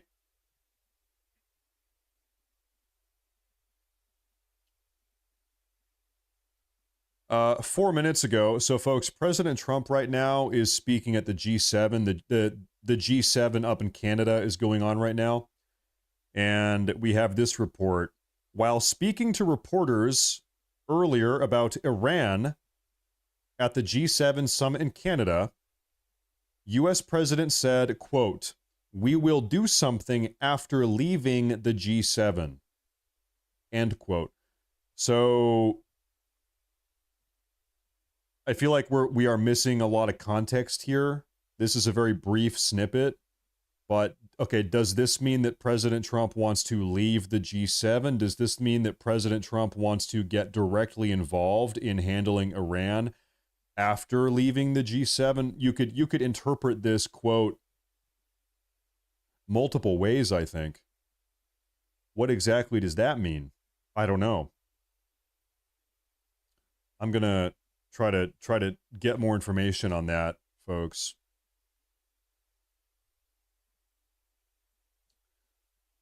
Okay, hold up here. Okay, we do have some clips coming out of the G7. Maybe we can play some G7 clips here for a moment. Not that all of these will necessarily be related to Iran and Israel, but we can take a look. Here is one. Let's see what Trump has to say. What is this here? Together very well. I look forward to that. The G7 used to be the G8. Barack Obama and a person named Trudeau didn't want to have Russia in. And I would say that was a mistake, because I think you wouldn't have a war right now if you had Russia in. And you wouldn't have a war right now if Trump were president 4 years ago. But it didn't work out that way. But it used to be the G8, and now it's, I guess, what's that, 8 years ago, it switched over. They threw Russia out, which I claimed was a very big mistake. Even though I wasn't in politics then, I was very loud about it. It was a mistake in that you spend so much time talking about Russia, and he's no longer at the table. So it makes life more complicated. But you wouldn't have had the war. Other than that, I think we're going to accomplish a lot. And you know what? He's probably right. And you know what? They hated him because he spoke the truth. That is pretty much the case. Okay, I'm going to try to find some more. Is this live feed down? Okay, everybody look down on the bottom left. Do you see movement on the bottom left live feed? I have audio. I hear things. Do you see any movement at all? Yes, I do. Yep. Okay, I just saw a light flicker. You do. That is live. Okay, no. We're good. We're good. I feel like all of us right now are becoming we are becoming conspiracy. We're all becoming schizophrenic or something. We are going crazy. We are going crazy right now, collectively together, all of us. I saw something move. I saw a light flicker there. I did. Now, could it be fake live? Sure. Yeah, sure. I guess. Now we have an update coming out of Pakistan. Take a look at this here, folks. Pakistani Defense Minister Khawaja Asif to Reza Pahlavi, he says, if Iranian people if Iranian people are energized and motivated according to you, show some balls and go back and lead them and remove the regime. Put your money where your ass is, bloody, parasitical, imperial whore. Put your money where your ass is, you bloody, parasitical, imperial whore. Well, that's a pretty bombastic statement. And so, by the way, the person he's talking to, Reza Pahlavi, I believe is, I think he's one of the descendants of the Iranian royal family who got deposed, I think. Let me get a quick fact check on this, man. This guy, things are getting heated. Things are getting heated. That's right. Okay, I was right. Okay, Reza Pahlavi, born in 1960 in Tehran, Iran, is the eldest son of Mohammad Reza Pahlavi, the last Shah of Iran. Named Crown Prince in 1967, he left Iran in 1978. He actually came to the U.S. to get U.S. Air Force pilot training. Missile alert. Where are you folks seeing that? I was reading that. Let me reload this here.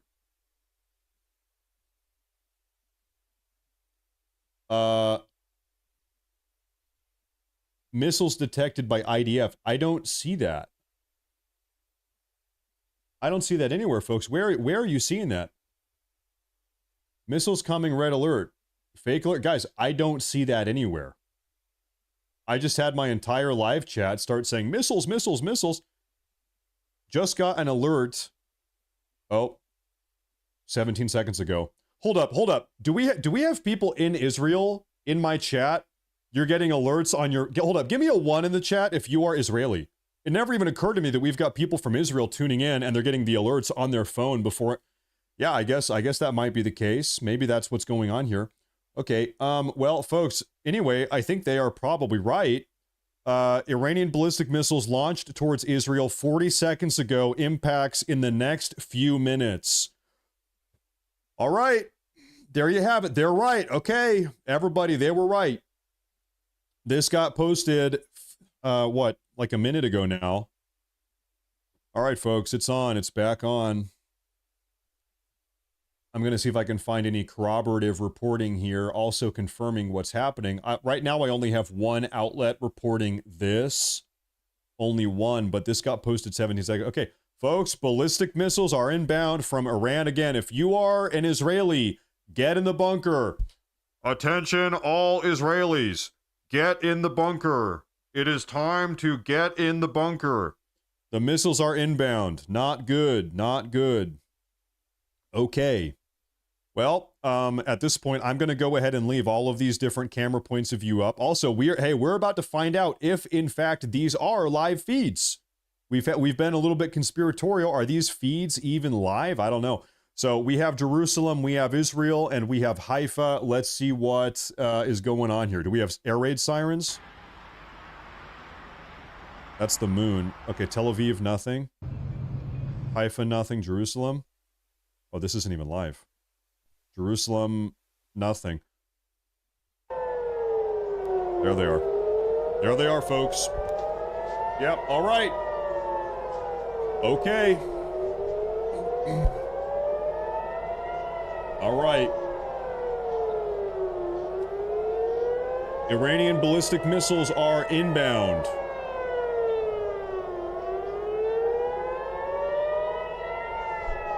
Here we go.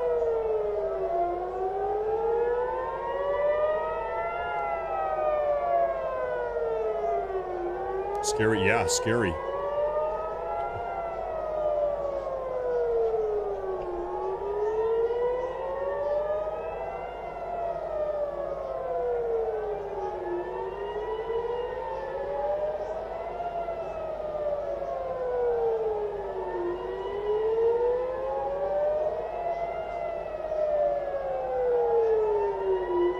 How about we do it this way? That's probably a little bit better. You are looking at Tel Aviv, folks.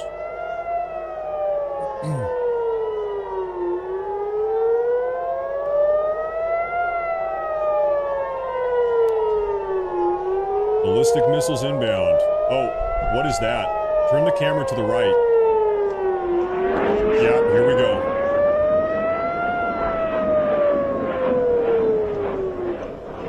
Hey, you're going the wrong way. Hey, missile? That's an Israeli interceptor malfunctioning and turning back into Tel Aviv. That was a big time malfunction there. Not good. So, hey, listen, folks. I am not in control of the camera. I'm here with you guys.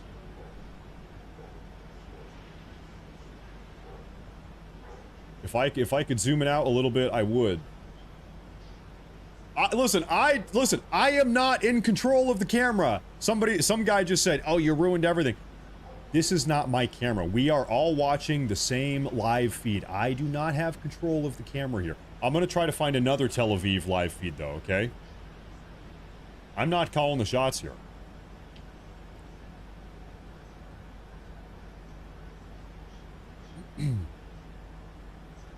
I'll try to find another one. I think everyone is... I don't think there is another one, actually.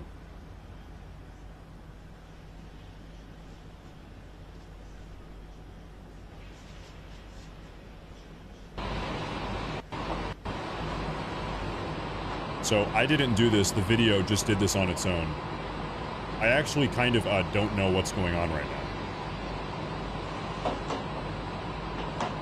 The video just cut to a different point of view, it would seem. There's nothing at Jerusalem, and there's nothing at...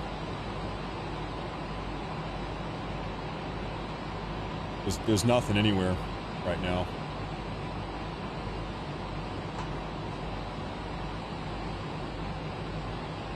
Folks, I think that might have been it. So what just happened? I didn't even see an Iranian ballistic missile come in. All that we just saw was an Israeli interceptor missile malfunction and turn back around and blow up itself, or land in the streets of Tel Aviv. So I don't really know what to say about that. That seems like a technical error. I'm taking a look here. It seems like this is not done, though.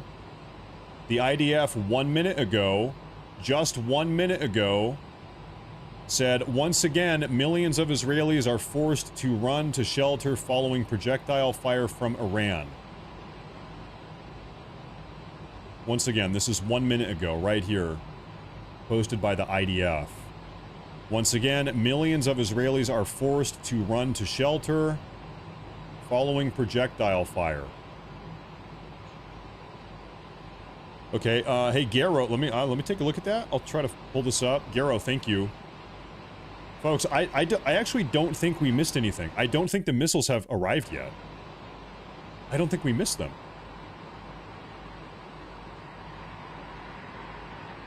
There's no way that is what it was. No way. Thank you for the super chat, by the way. Thank you very much. Thank you very much. I'm not going to do these multi-cam ones, though. DT Cyprus one. Okay, I'll look at that.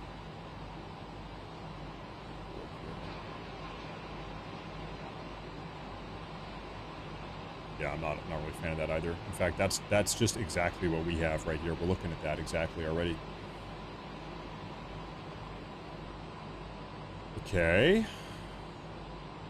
Folks, I think we pretty much have the best, we've got the best point of view right now. Okay, so I'm getting a little bit of additional information here, folks. As of 1 minute ago, Ballistic missile launches from Iran against Israel. Sirens are sounding. Interceptors launched. Only 3 ballistic missiles were possibly launched. They seem to think that only 3 were fired off. And now I have a replay of that interceptor suffering a failure. Take a look at this. There's the interceptor. And it looped back around. God, this camera guy sucks, dude. Really, how hard is it to just point a camera, right? Are you kidding me? So that's the best we got. That's the best we got. Okay, I do need to find another...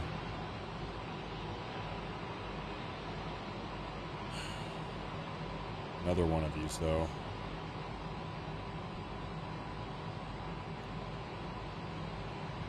They landed in Iraq. Maybe. I'm gonna try to find another Haifa live stream. Because we seem to have lost that feed. Well, maybe they're gonna be back here.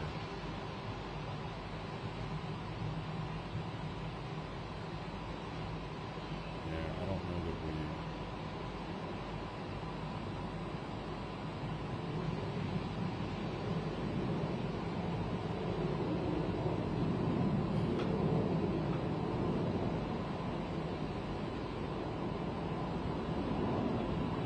At least that's better than nothing for now.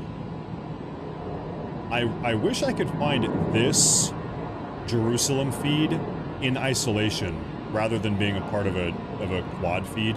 If anybody can help me find this specific Jerusalem, the one right there, that would be so nice.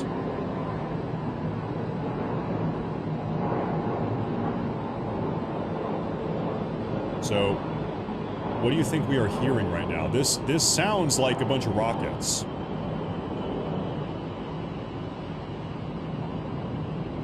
What are we hearing right now?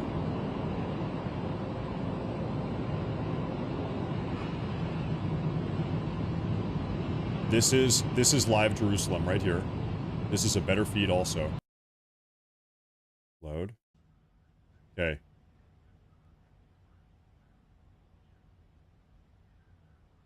I just want to make sure this is actually live. Are things moving here? Planes? Are things actually moving here? This is the Associated Press.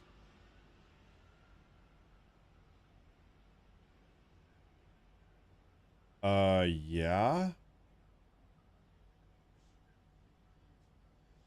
Yeah, things are moving. Okay. Okay, I'm going back. I'm looking for this Jerusalem feed now. Conspiracy theory. What if Iran has hacked the interceptor network and gives them ghost missiles? Oh. I feel like the Israeli military's strongest point is their grasp of cyber warfare. It seems like they're pretty technically proficient. So I would be surprised if they were able to do that, but hey, I don't know, maybe. Yeah, definitely this is a live feed. I'm sorry, I'm paranoid here. Definitely this is a live feed. Okay. Now, can I please find this Jerusalem feed? Where the heck is this Jerusalem feed? I don't know.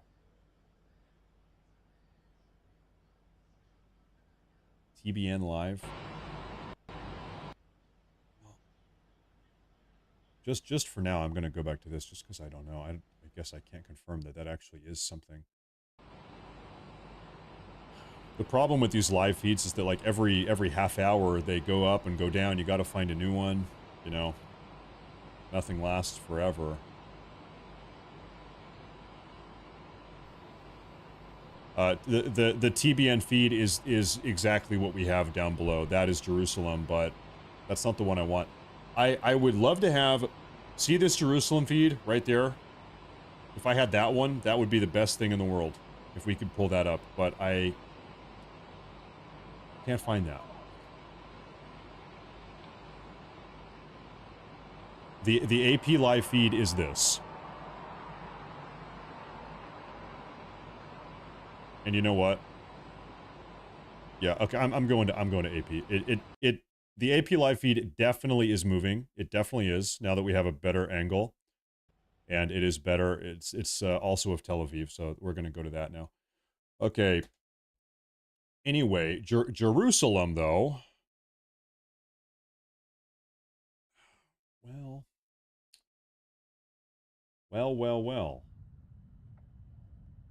Matt, get a dog. I have a dog.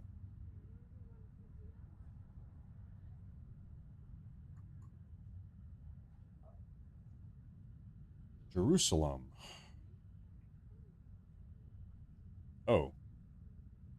Oh, okay. Actually, we have a slightly better Jerusalem feed. Right there. Okay. Hey, we're making small improvements here. We're making very small improvements here, folks. I think oh, hold up. Did you find that exact one? That would be something else. Let me see here.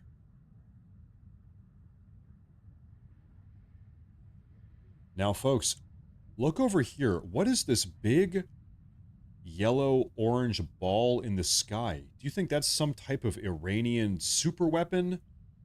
What the hell is that thing just up there floating in the sky? What on earth is that? Do we have any audio anywhere? We have Jerusalem audio. Some of the feeds don't even have audio. Okay.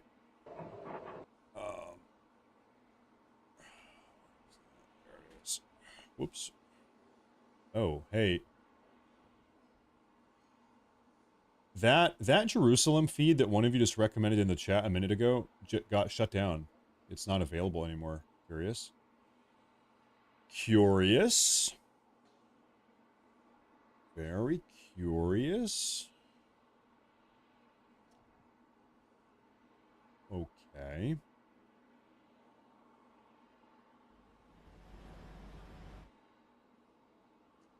Well, folks, I think it is probably pretty likely that we have the best feeds we can get at the moment.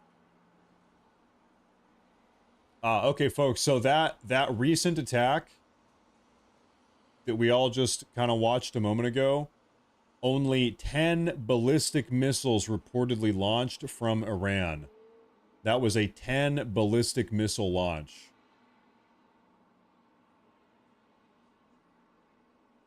And as far as I know, none of them actually did anything. All of them got handled.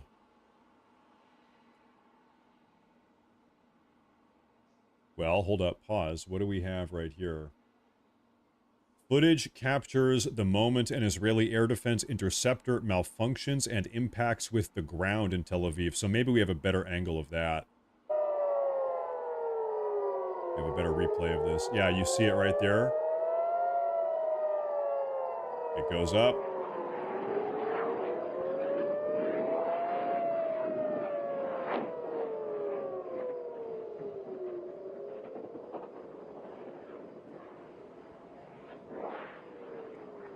Not good. Not good. A little bit of a malfunction. We actually saw some malfunctions like that just the other day. Yesterday, they were also having malfunctions. Yesterday. Hey, you know what? Back to that super chat. Maybe this is Iranian hacking. Maybe the Iranians have hacked the Iron Dome. I don't know.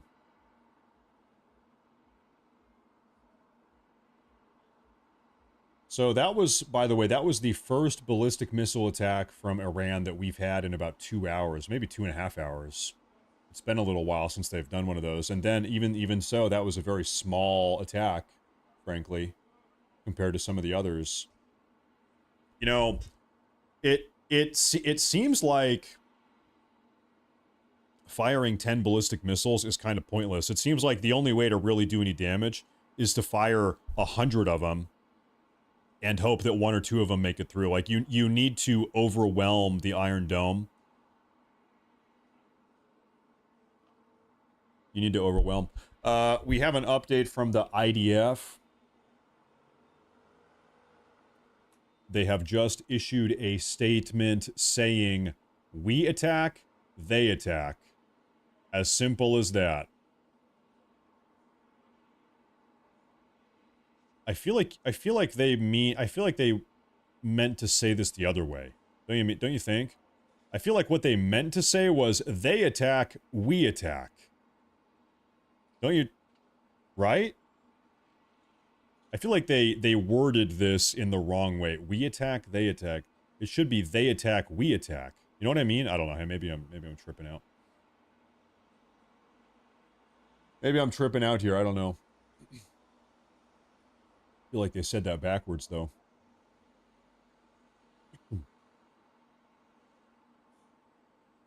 Can you read? Nope.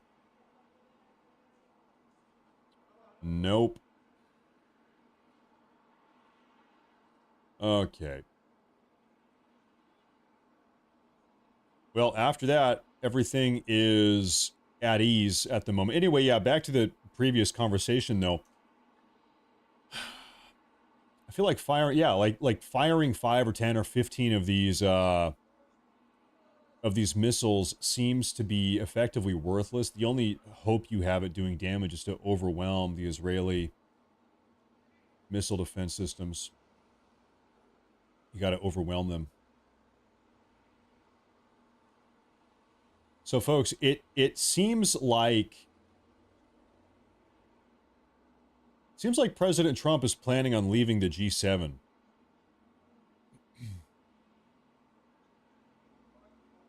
That seems to be one of his next moves.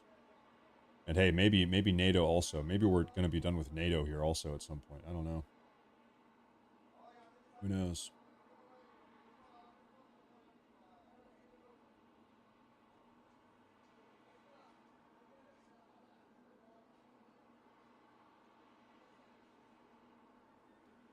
And so right now I am scouting for updates here. I will say real quick, if you folks have not followed on Twitter, Twitter is a great place to follow. And also, hey, if you haven't subscribed to the YouTube channel, that's a great place to subscribe. If you're looking for a place to subscribe, might I recommend my own YouTube channel? Consider it. It's a good one. It's a pretty good one.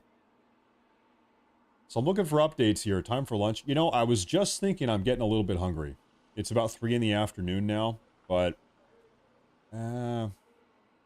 maybe I'm not going to eat quite yet. Yeah, once again, it seems like things are just all quiet. Everything is chill. Although, I think we can kind of make a little bit of an inference here. We look back at this IDF post that I said was kind of worded weird, maybe not, I don't know. But anyway, what is it safe to assume when looking at this post? Okay, Iran just fired a bunch of ballistic missiles. IDF immediately responds by posting this. What does that mean? I think right now we can probably expect an Israeli retaliation. Israel is going to further attack Iran or, you know, retaliate, whatever. That would be my expectation.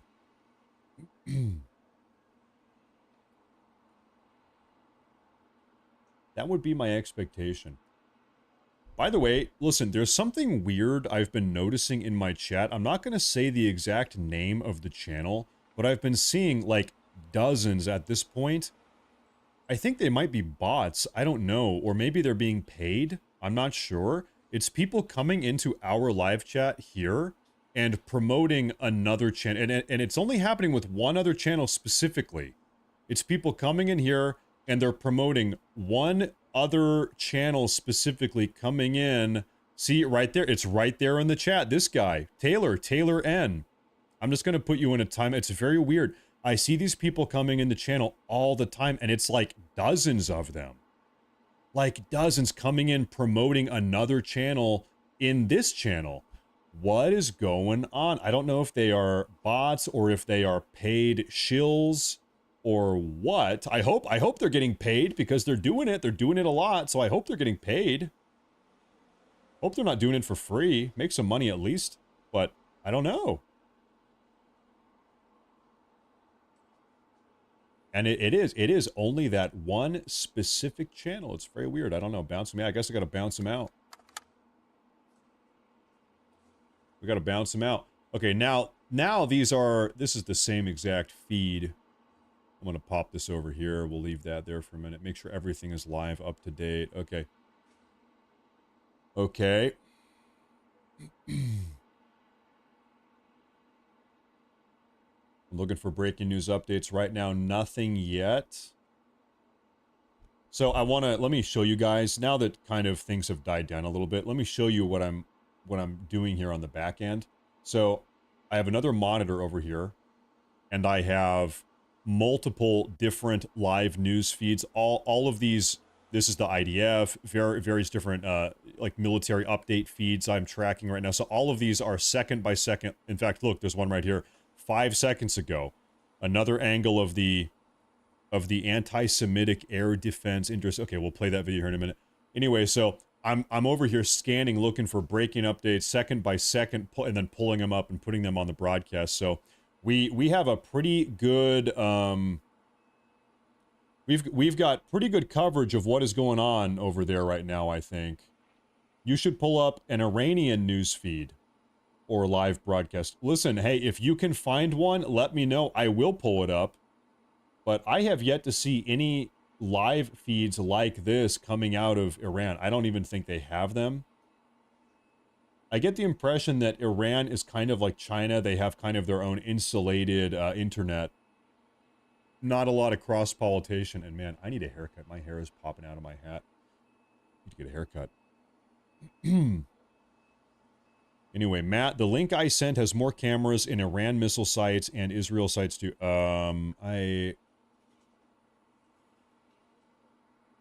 Well, I don't see your link. I don't have that, so I apologize, but I don't even know what you're talking about. I don't even see that.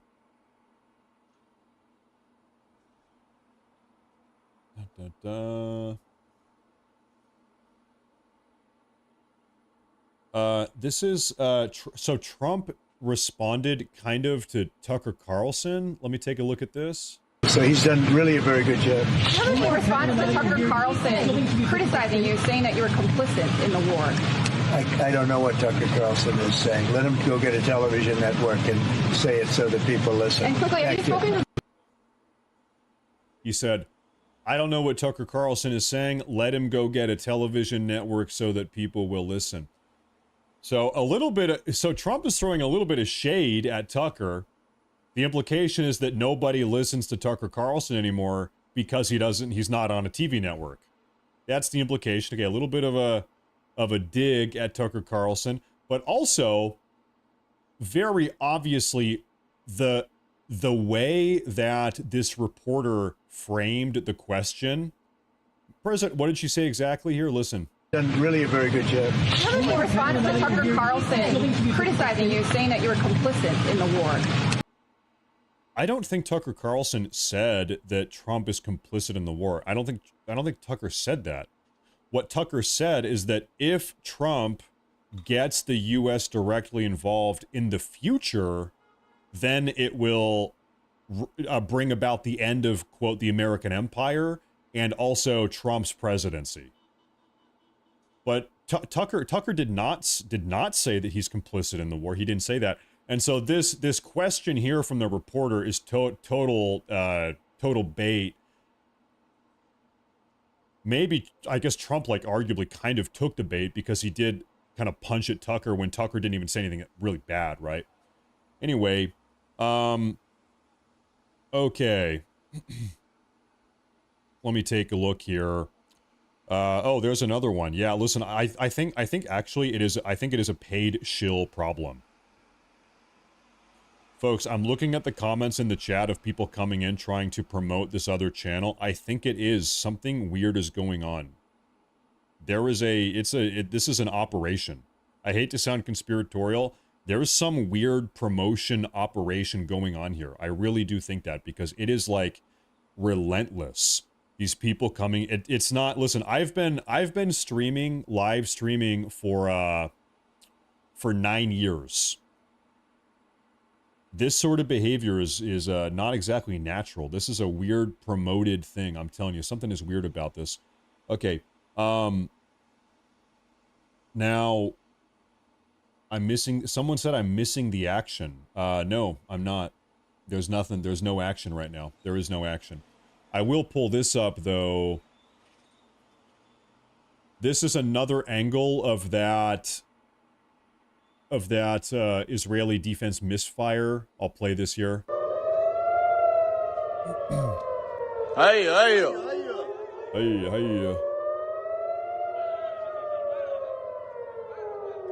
ولك علت كيبات برزيل علت ولك رجعت عليهم بشرفي يوم بشرفي رجعت يا حلال ولك واحد كيبات برزيل بشرفي. Unbelievable. Unbelievable. Here we have our live feeds. Okay. All right. Okay, that missile was anti-Semitic. I don't know. Well, right now, once again, I'm checking all my live update feeds. Iranian channels and commentators spent the entire evening hyping up tonight as a massive attack and then launched less than a dozen ballistic missiles at Israel, all of which have been intercepted. It makes you wonder if there's going to be an even bigger attack coming up soon. Because it is undeniably true. That attack that we just saw was pathetic, frankly.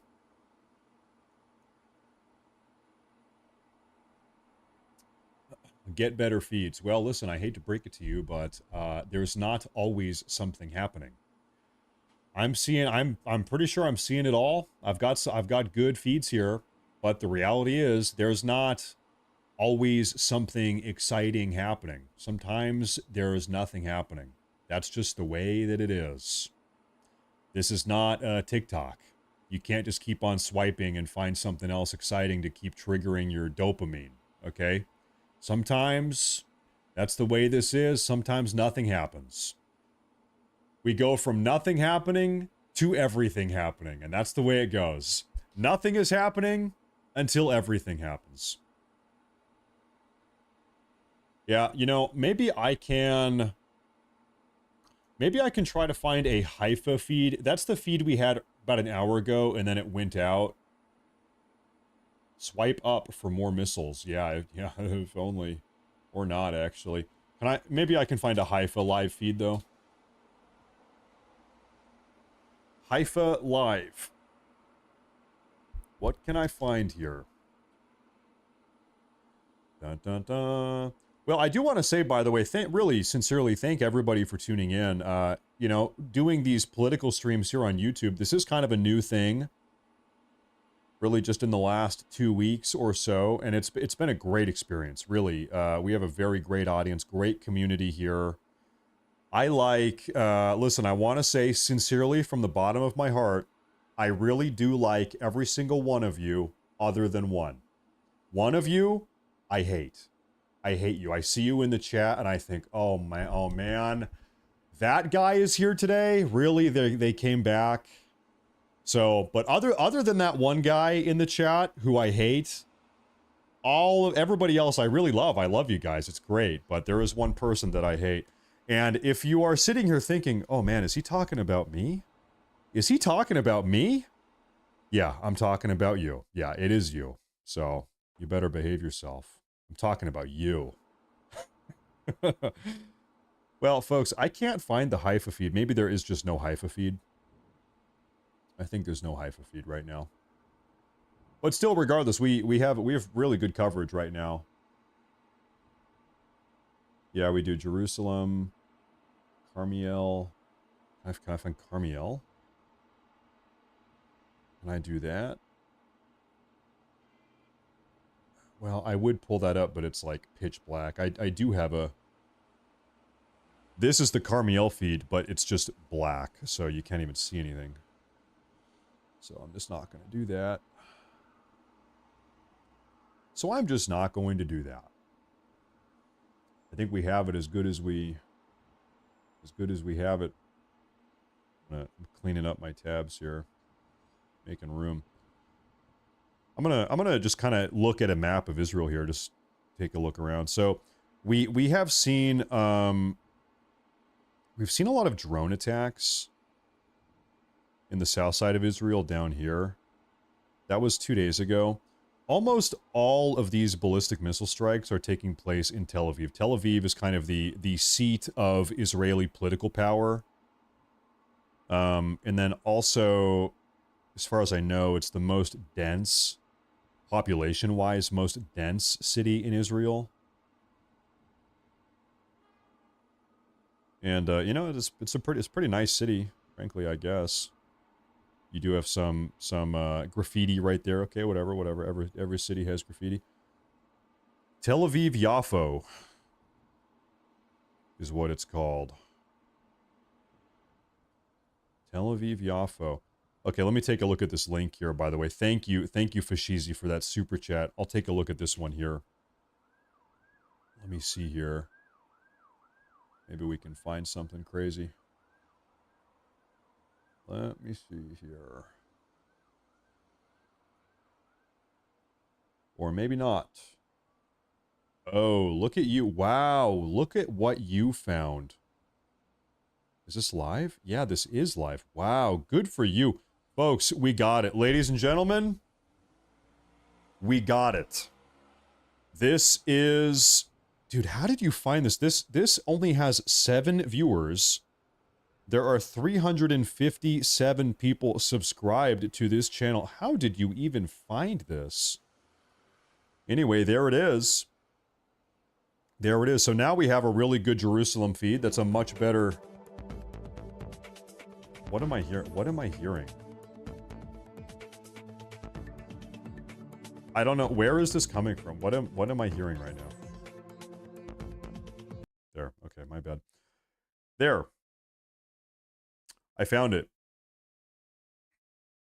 You know, it is weird. Right as you recommended this Jerusalem feed, the other Jerusalem feed died. What are the odds? Like within 10 seconds. How weird. Almost too weird. Almost a little bit conspiratorial. Almost, right as you recommended this one, the other one went offline. That's almost a little bit too coincidental. Anyway, let me take a look at my updates here. Now let me pull this one up. So, Israeli media reports that an Iranian cruise missile struck an open area in the Negev region in southern Israel.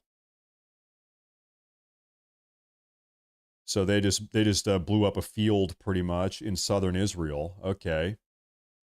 That one was a little bit off base, I suppose. Any other breaking news updates here? You know, I'm gonna go speak to my wife here for one moment. Just give me 1 moment here, folks.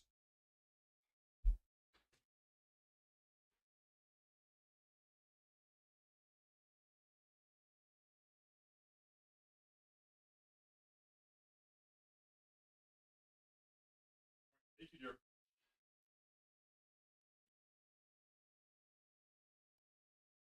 Okay. Okay. Well, once again, we are back to nothing is happening. Like I said, you know, what's that? There's a famous quote. How does it go? Sometimes nothing happens and then everything happens, pretty much is what the quote says. Sometimes an entire year, sometimes you go a year. No, how does it go? How does that quote? Sometimes nothing happens and then sometimes something happens is how is how it goes. I don't remember how it goes. Sometimes things happen and then other times nothing happens. Truly, it's a very deep quote, that one.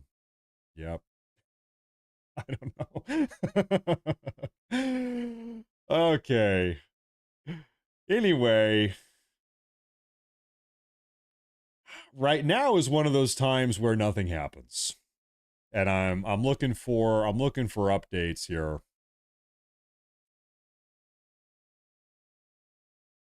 Now is one of those times where nothing happens. Well, let me take a look around Twitter, you know. So a lot of things are happening outside of Israel and Iran. Maybe we can find some updates from the G7.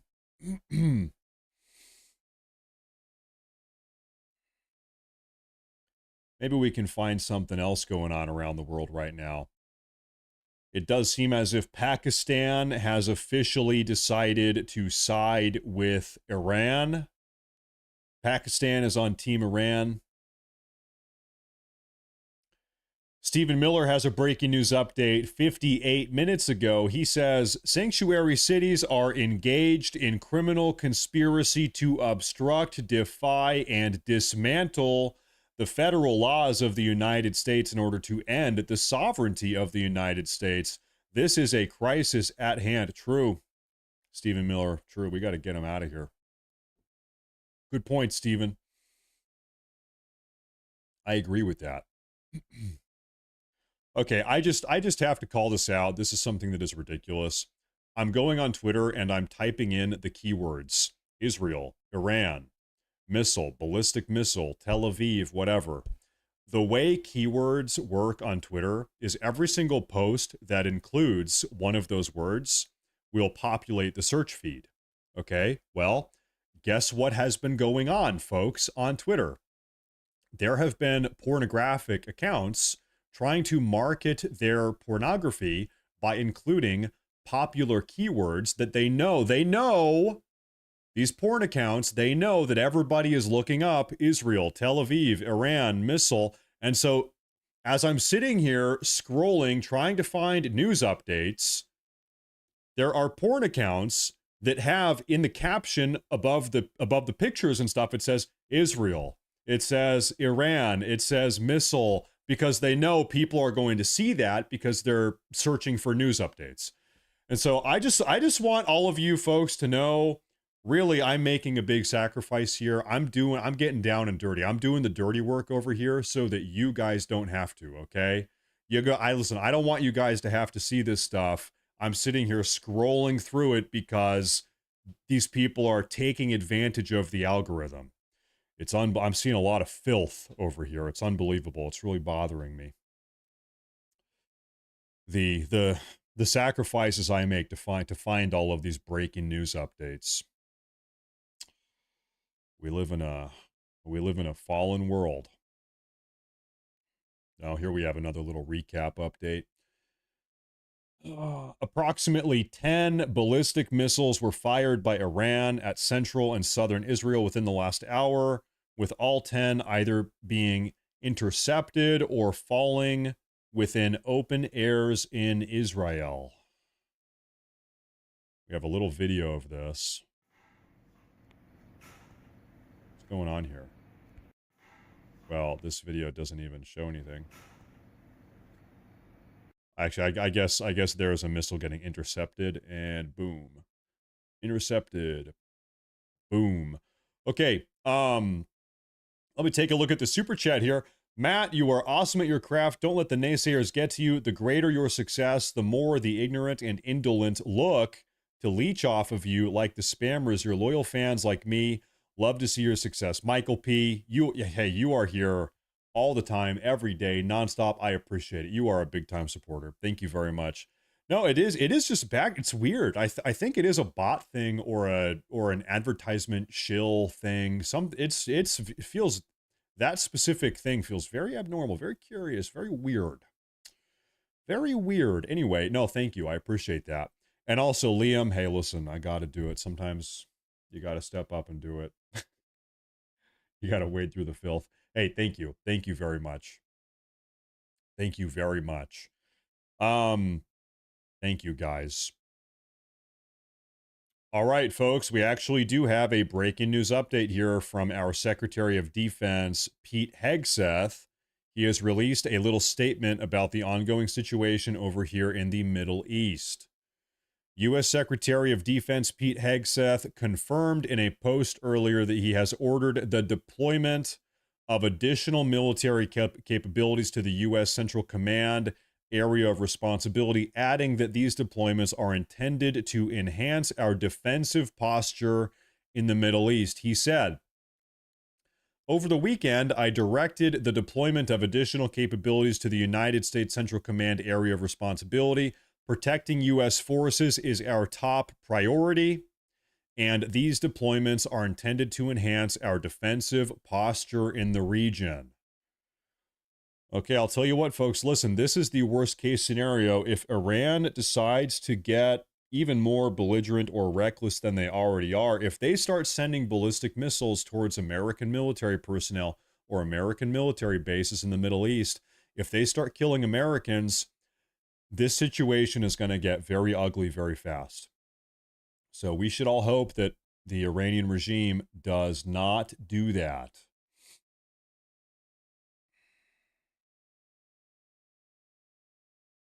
I have another update here about this this recent wave of missiles that were fired over to Israel. The missiles in question, the 10 of them that we're talking about right now. Some say they were cruise missiles. Others insist they were ballistic missiles. The Israelis are confused right now, and so are the Iranians. Everybody's confused. Basically, confusion is the only thing that everybody agrees on. Okay, so we actually don't even have a confirmation whether or not this recent wave of missiles or whatever they were they missiles, were they drones, were they cruise missiles, were they ballistic? Maybe nobody even knows what the hell these were. Anyway, it was only like 10 of them, and all of them got intercepted or failed. So, okay. We have another one of these, Buka von Zinderen. Sindarin, thank you. That's a big super chat. Thank you. Just found your channel. You're doing an amazing job. Thank you and your family for all your effort. What are your thoughts on Iran running out of ballistic missiles and or launchers? Are they lying about their strength? You know, it's really hard to know how many missiles they have stockpiled, how many launchers they have stocked. Keep in mind, you need a launcher to launch a missile. You can't launch a ballistic missile without a ballistic missile launcher. So that's a part of the equation too, as you said, but I don't think anybody really knows exactly how many they have. They might have only depleted 1% of their reserves. They might have depleted 90% of their reserves. I don't know. Also, there's a rumor going around that Iran so far has only been sending their weakest, least effective, most easily intercepted missiles that they aren't even using the most powerful, fastest, supersonic, ground skirting missiles. Who knows? So there's an argument to be made that maybe Iran is still kind of holding back, that they aren't even going all in yet. I don't know. That could be Iranian propaganda, could be Iranian copium, maybe. I don't know. It's hard to say, man. It really is. It really is hard to say. Who knows? Why? Well, it might be the case that Iran, you know, this is let's try to like get inside of the Iranian regime's mindset. So if Israel attacks Iran, they have to respond. They have to respond in some way. Otherwise, the Iranian populace views them as being weak. How does an authoritarian regime maintain control over the population? By broadcasting strength and power and dominance. And so if Israel starts air raiding or bombing Iran and the Iranian regime doesn't do anything in response, then they look weak, then they look feeble. Oh, thank you, dear. Thank you. Wow, thank you. Thank you very much. Folks, we have a homemade hamburger with some French fries and some type of sauce. Looks good. Thank you. Okay, so anyway, the idea here is that the Iranian leadership wants to continue appearing strong and dominant and in control in spite of these ongoing Israeli attacks and bombing runs. The Iranian regime needs to project an image of strength. Otherwise, maybe then they do have an insurrection or a coup or the people rising up because the people sense weakness amongst the regime.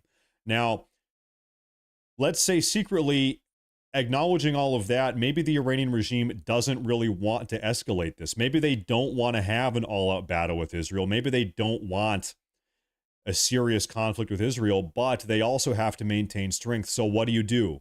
You find a middle ground. You launch a couple missiles that are easily intercepted, but you don't fire the super giga missiles that you know are going to do a ton of damage and that Israel maybe can't intercept as effectively or reliably. So you fire missiles to project strength to say, hey, listen, Iranian population, look, we're doing something. We are doing something. We are firing back, but you are intentionally firing things that are easily intercepted, that are easily stopped. So you're projecting strength at home, but you are maybe intentionally not doing the maximum damage possible because you don't want really to escalate the situation. Could be the case. I don't know. Right? I'm trying to approach this from kind of every situation or every angle. I'm trying to make sense of all of this. Who knows? Here's a pertinent question. Could, this is really a pertinent question. Could Iran do more damage if they wanted to? Maybe. If Iran wanted to do more damage than they currently are doing, could they do more damage if they wanted? Because that is what this entire idea really falls back on. This entire thought process is predicated on that. Could they do more damage if they wanted to? Maybe. I'd say probably. So I don't know. We by the way, we did hear a couple hours ago, actually Trump has confirmed this. Trump said that now Iran wants to come back to the negotiating table. Amidst all of this combat, nuclear, or not nuclear, missile strikes, whatever, amongst the conflict here, now Iran has decided, okay, we want to come back and negotiate. So if Iran actually really genuinely does want to come back and negotiate and de-escalate this situation, it would make sense that they are not going all out, right? I think that thought process makes sense. If they are genuine in wanting to de-escalate this situation at this point, it would make sense that they are not going all out at the moment. I think that would make sense, but hey, it's a very complex situation. You could try to unpackage all of this through 10 different, lines of reasoning. You could, whoops. But no, Trump came out and said that earlier. Lying by time. Who knows? Also, listen, this is another part of this conversation that I understand this is going to be controversial for some people in the chat, but, and I'm not saying this is true or false or not, but I'm going to play a video for you guys. Tulsi Gabbard, our nation's Director of National Intelligence, appointed by President Trump, by the way, 2 months ago, came out and said that the United States intelligence community has no reason to believe that Iran is currently pursuing nuclear weapons or has a nuclear weapons program, and in fact that they suspended their nuclear weapons program in 2003. Tulsi Gabbard said that 2 months ago, speaking on behalf of the U.S. intelligence agents or intelligence community. And if you don't believe me, here is this video here. The IC continues to assess. I'm going to turn up the audio real quick. The IC continues to assess that Iran is not building a nuclear weapon, and Supreme Leader Khamenei has not authorized the nuclear weapons program that he suspended in 2003. The IC continues to monitor closely if Tehran decides to reauthorize its nuclear weapons program. So once again, like this is our, and you know what, maybe she's lying. You can say she's naive. Let's unpackage this though. Let's walk through this. This is Tulsi Gabbard. She is the Director of National Intelligence. She has access to all of the information of our entire intelligence apparatus. The CIA, the FBI, everything they know, all she's the person that knows as much as you possibly can know. She is the director of national intelligence, appointed by Trump. She's part of the Trump admin. Now, you could argue she's lying. You could say, I don't know, that she's like what? I don't think you can make the argument that she's ignorant. She's the damn DNI. She's the director of national intelligence. I think maybe the only compelling argument you could make to me that would be convincing is that Israel has intelligence, that Iran has an advanced nuclear weapons program, but that America doesn't have that intelligence. Because keep in mind, okay, Tulsi has all of the U.S. intelligence, right? Agree. Tulsi has all the U.S. intelligence. So is it possible that Israel has concrete intelligence suggesting that Iran has nuclear weapons or is close to them, but that the U.S. does not have that intelligence? I suppose. Okay, maybe. But then a very important question follows that thought process, because the next question is, why does Israel have that intelligence, but we don't? Why has Israel not shared that intelligence with us? If Israel has, because this is very important intel. If Israel has intel that Iran actually genuinely does have nuclear weapons or is close to them, why have they not shared that with us? Why do we not have that? Why does our director of national intelligence not have that information? And that perhaps is an even more concerning question.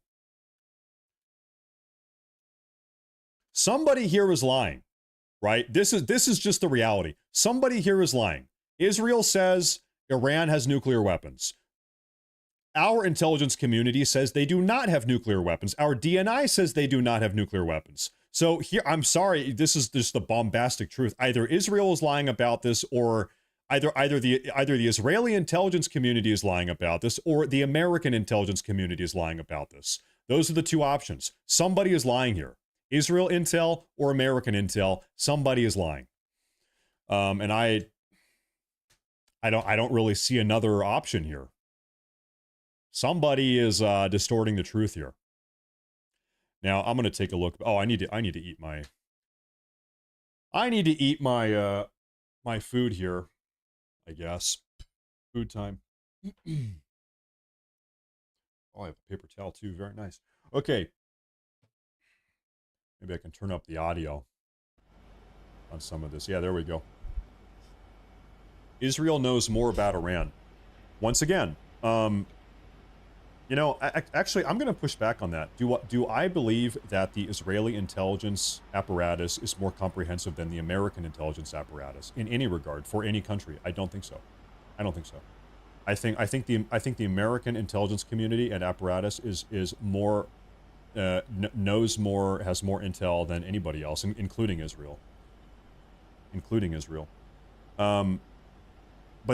then on top of that, once again, if Israel has that intelligence, why have they not told the U.S.? Why have they not told our director of national intelligence? If they do have that, if they do have that intel, if they do have that proof, if they do, why do we not know? Why have we not seen the proof? Why has our DNI not seen the proof? Because here she is 2 months ago saying that not only do they not have nuclear weapons, but that they actually haven't even had a nuclear weapons program since 2003. It's like how do you make sense of this? Am I supposed to believe that the American intelligence community is just incompetent? Because I'm sorry, I don't believe that. I do not believe that.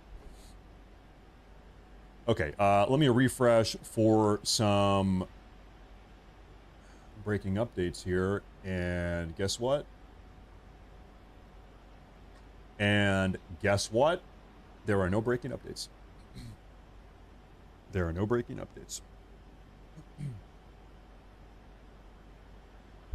So, yeah, I don't know. I don't know, folks.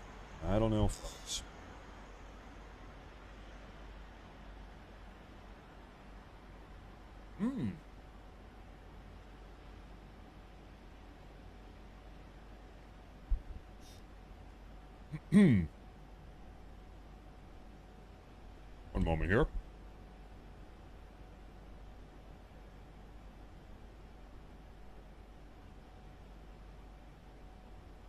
I think right now is one of these moments where just kind of nothing is happening. In fact, how about this? While I eat my lunch, why don't we go back and continue listening to that? Well, frick, we lost it. What do you say we finish the Tucker Carlson, Steve Bannon War Room episode that we were watching? We made it halfway through until things started happening.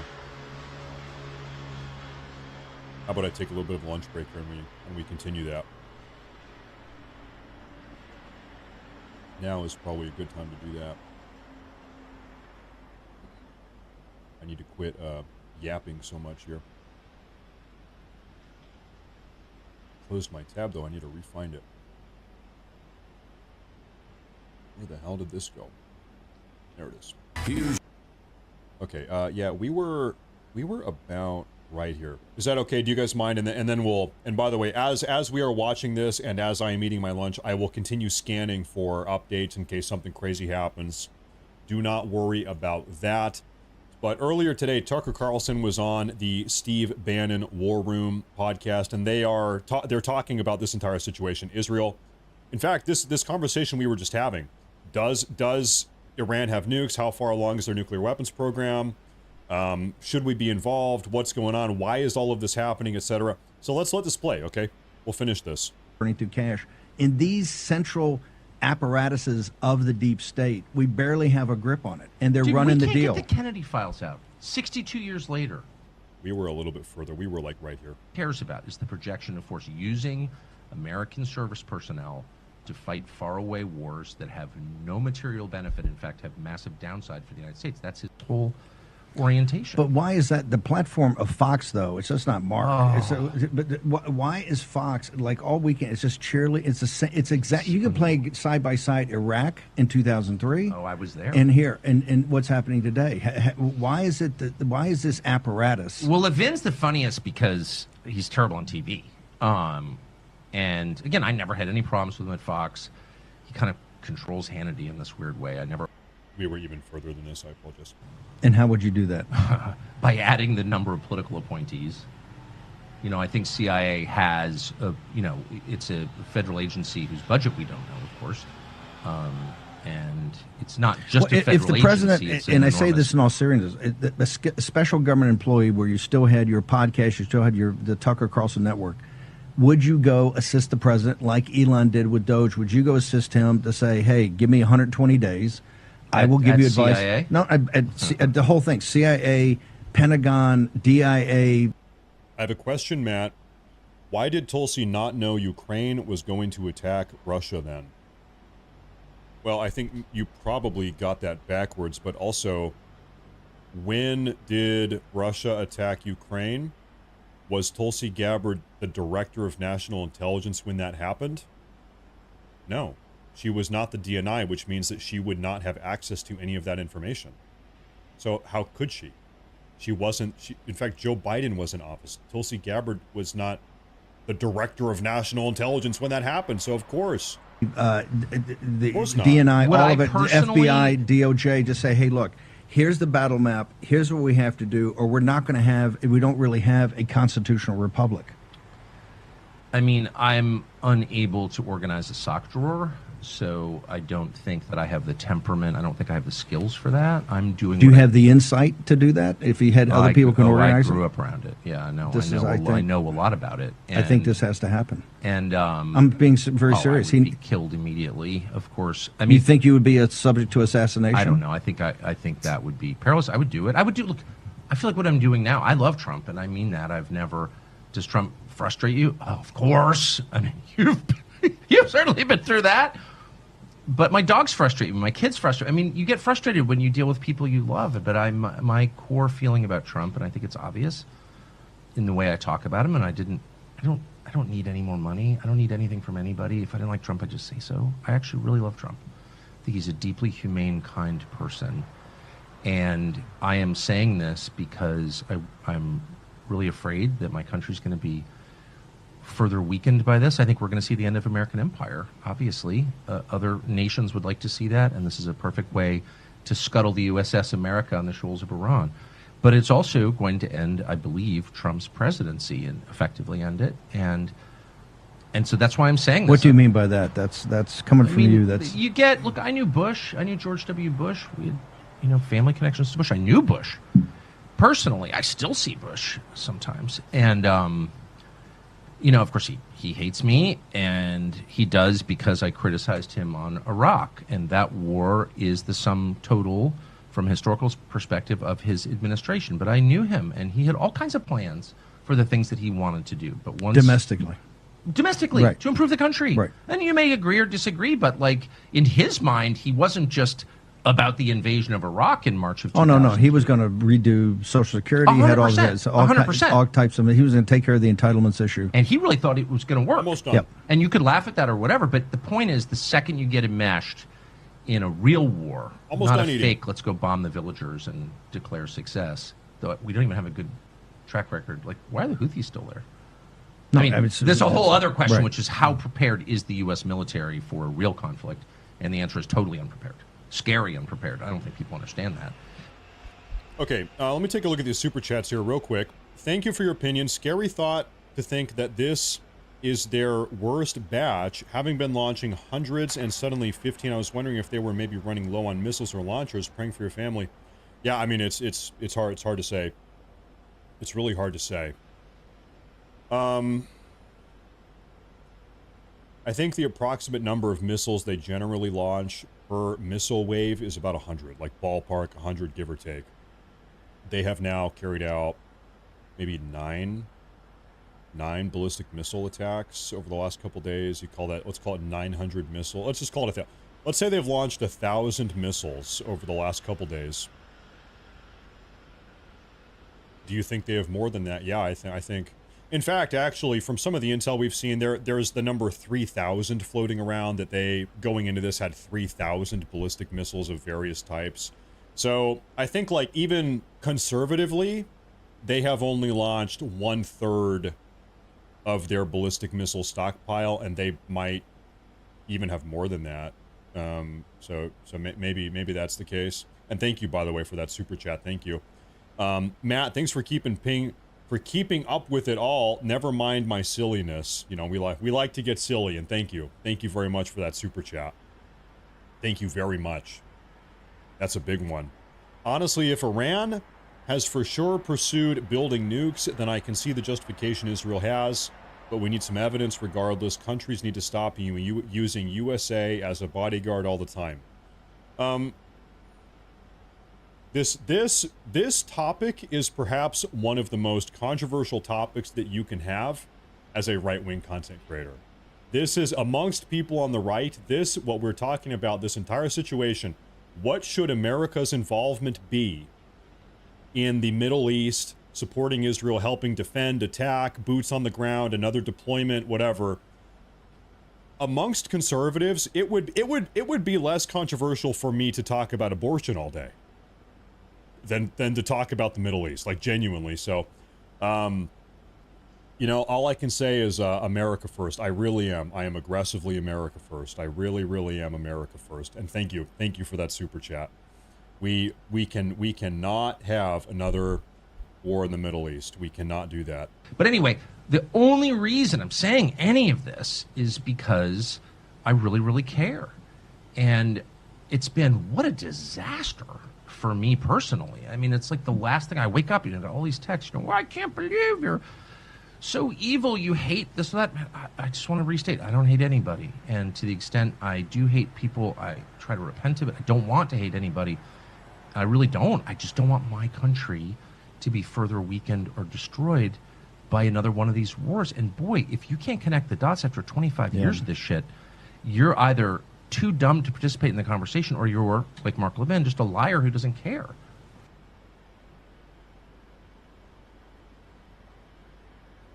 He's kind of right. What he just said is kind of true. I know you got to bounce. We're going to hang up this afternoon. One question. If you were able to see the president in the next couple of days when he gets back, what would be the 2 or 3 things you would tell him, Mr. President, this is my heartfelt advice about where we are right now for the country? I can tell you because I think I try to speak exactly the same. Well, you know me. I speak exactly the same in private. I use the F word more. But in general, I say the same things. And I would say to him, like, you're the only person who can bring peace. You should continue to try and do that. It's difficult. It takes a long time. But your timetable is the only timetable that matters. Don't get bum rushed. You don't need to fix this because there's political turmoil in Bibi's coalition. That's not relevant. That he's to America's he's at interests. 30% approval is not your problem. Yeah, just because some ultra-Orthodox party doesn't want to be conscripted or whatever's going on in Israel, these are long-time problems that country has had. That's not relevant to our plans or to your plans as the leader of the free world, okay? A. B, if you get involved in a war that includes American troops and force, if you're lobbing missiles from submarines into Iran... or combat sorties. You're doing combat sorties. I actually say we're combatant now, but I mean, you could basically argue maybe not what the air defense. I just want to pretend now. we're not. Okay. Because, yes. Of course we are. But I want to pretend we're not because we're in the final stages of being able to pull back, and pretty soon there's no pulling back. We're still sending money to Ukraine to fight Vladimir Putin. Like, how did that happen? It happened because nobody just stopped it. Nobody said, "Hey, Zelensky, you're not even elected. You're a dictator. Off the stage. Run to Switzerland. Get out of here." No, the intelligence services. Ladies and gentlemen, President Trump himself has just now said that every single person should evacuate Tehran. President Trump just said every single person should evacuate Tehran, which is the capital city of Iran. President Trump knows shit is about to go down. That's why he's saying that. President Trump is giving a warning right now. In Tehran, shit is about to go down. Now, we don't have live cams or a live feed coming out of Iran, so we got to wait for footage coming up afterwards, but I'm going to keep an eye on this for you folks, okay? Are helping from Wiesbaden to plan the 3,000-mile strike into their strategic assets in the country. The U.S. intel services are also fully aware of the many assassinations and assassination attempts against opponents and critics of the Ukrainian regime. Many, including someone I know. So this is super dark, man. The more you know about it, it's like the U.S., the IC, American intel community is aware that the Ukrainian intel community is murdering people, including Americans? Like, how can that even happen? So there's a lot. But the last thing I'll say is the second I've seen it, the second the killing starts, the calculations change. People become much less principled, much less reasonable, much less able to see vengeance and annihilation. And they can't see their own interests clearly. And so don't go there.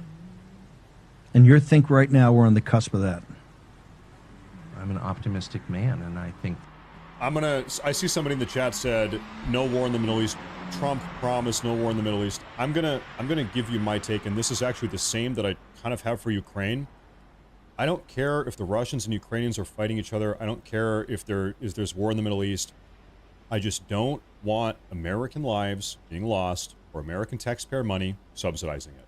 That's it. I have the same standard for Ukraine that I do for the situation in the Middle East. We should not be funding it. We should not have young Americans getting their legs blown off. If you disagree, then you can go volunteer for the IDF. They accept volunteer foreign soldiers. If you're mad at me for saying that, you can pick up a gun. You can buy an airplane ticket. You can go join the IDF.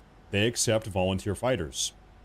I don't want young American soldiers getting blown up in the Middle East. I don't want American taxpayer money being wasted on this stuff. We have problems here in America. We need to fix our problems here in America. Somebody said real quick, there's something on Truth Social. Truth Social. We do have a new truth from President Trump. This is as of 5 minutes ago. I guess I'm not signed in right now. Iran should have signed a deal I told them to sign. What a shame and waste of human life. Simply stated, Iran cannot have a nuclear weapon. I said it over and over again. Everyone should immediately evacuate Tehran. Fuck.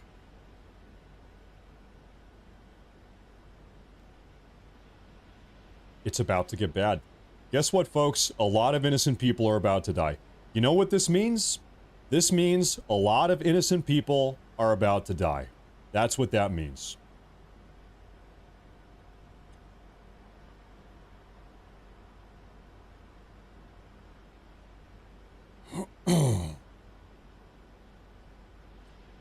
I'm gonna take a 90-second bathroom break. Give me everybody go to the bathroom. I think it's gonna be a crazy night. This stream is going to continue for another 6 hours at a minimum. 90-second break. I'll be right back, folks.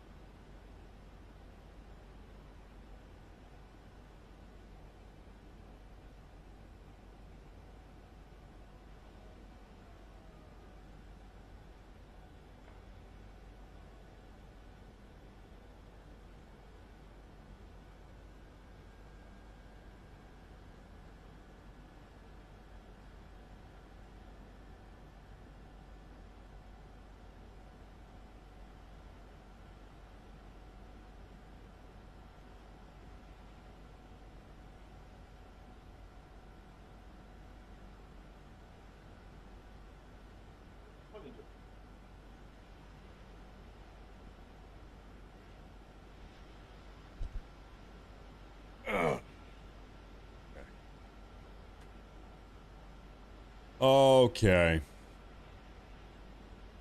Mr. Twix, thank you for the super chat, by the way.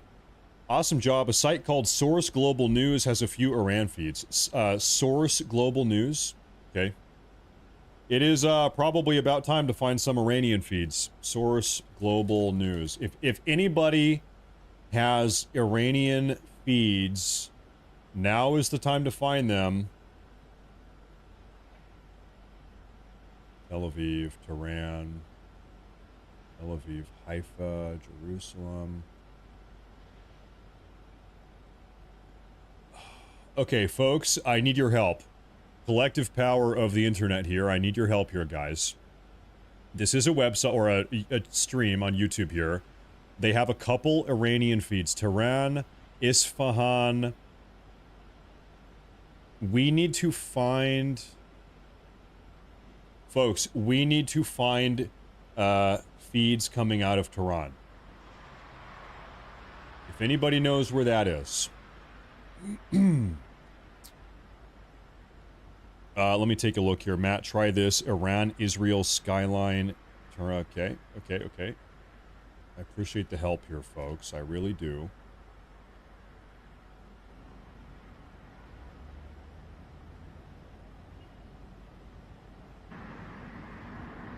That is not good. That one is not gonna work. Oh, goodness. Now, the Bible said this would happen. Now you act surprised. Did the Bible say specifically that this would happen? Specifically this? Exactly this? Did it say that on June 16th, 2025? Well, we don't... First off, we don't even know what's going to happen to Iran. We don't even know what's going to happen exactly. So I don't know how you can say you know what's going to happen when it hasn't even happened. We don't even know exactly what is going to happen. Okay, let me do this. Because right now there's a little bit of mystery as to whether or not the US is about to start dropping bombs in Tehran or if Israel is about to do something crazy in Tehran. Is it going to be Israel or is it going to be the US? Here's my opinion. If the US was about to start dropping bombs in Tehran, President Trump wouldn't give an evacuation warning. That's my opinion. The reason why I think President Trump is giving an evacuation warning right here is because Israel is about to do this, and they are doing it without the permission or consent of Trump. I think Trump, this is my guess, maybe I'm going to have to bite my, or, you know, eat my words here in a minute. What I think is happening here is Israel has said, fuck it, we're going in. Trump doesn't want them to do it, and so he is trying to give people notice to get out. That's what I think is happening. I think Israel has said, you know what? With or without President Trump's approval, we are going to do this. Trump doesn't want them to do this, and so Israel is going to do this. That's what I think. And so President Trump is trying to tell people, listen, guys, Israel's about to do something crazy. Get out of town. That is how I read this entire situation. That's how I read this. But in fact, I know that Trump does not want massive bombs going on in Iran because he posted just hours ago that they should work out a deal, that they should make a peace deal. Just hours ago on Truth Social. Trump said Iran and Israel should make a deal. He is still, in spite of all of these bombs dropping, still President Trump is trying to push for peace. Matt, this war is not mentioned anywhere in the Bible. Yeah, true. That is true. That is true. That is true. Okay. Well, folks, so for the time being, the best Iranian live feeds we have are down there in the bottom left. Down there in the bottom left. Oh, gosh.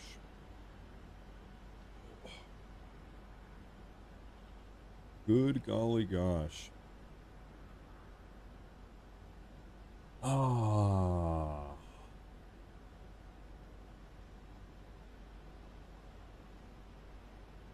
Whoa. This is bad news, folks. I'm telling you, this is not good. This is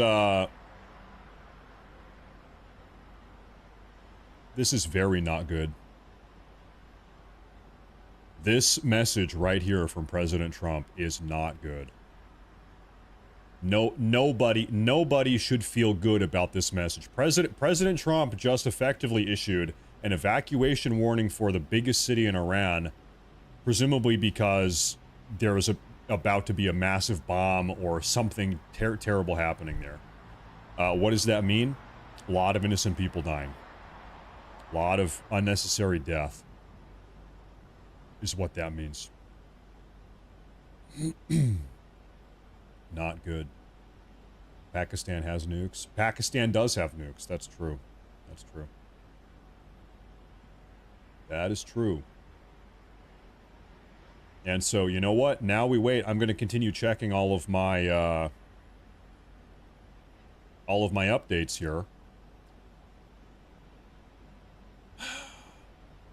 He said Iran should have signed the deal. I told them to sign. Once again, the way I read this, I don't know about you folks, the way I read this, Trump does not want whatever is about to happen in Tehran. He does not want it to happen. There's a reason why. Why is, once again, if President Trump had called the order for a bombing campaign or a massive bomb to be dropped in Tehran, why would he then go around and immediately publicly issue an evacuation warning for Tehran?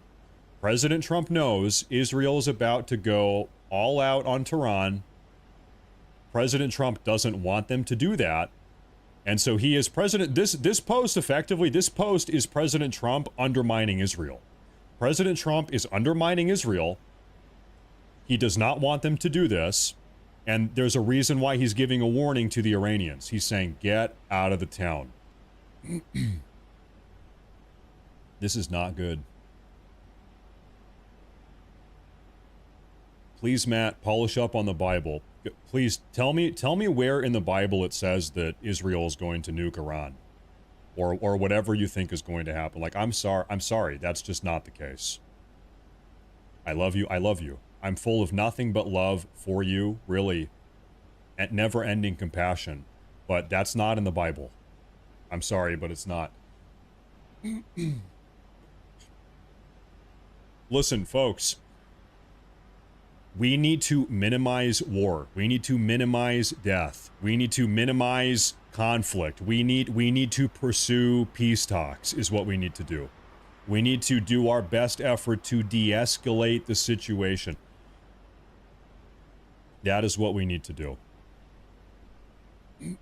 That is what we are praying for. We are praying for peace. We are praying for an end of the bloodshed. Maybe I can find something here. There's a Tehran link you posted that doesn't work. The live link, so I don't have that one.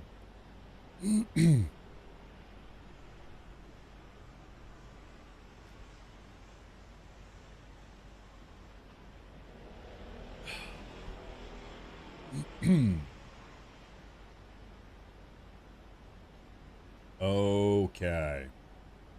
I'm looking for updates here. So beyond, let's get back to the news here. Let's stop talking about our theological opinions, because that really is all they are, is opinions. Outside of President Trump's post here, I don't see any news about this, actually. Oh, great. Okay, we actually do. Guys, great. I'm really happy you posted that right there. Okay. Folks, right now we have 4 live streams from Iran. Tehran, Isfahan, Tehran, and Shiraz. Actually, 6. What is this? Yeah. Isfahan, Tehran, or 7. So we have pretty good Iranian coverage right now. This is the place to be. Okay. Rubio reposted that. Did he? Yeah.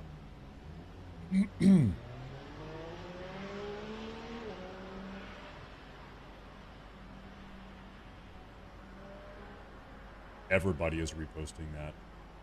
Everyone should evacuate Tehran immediately.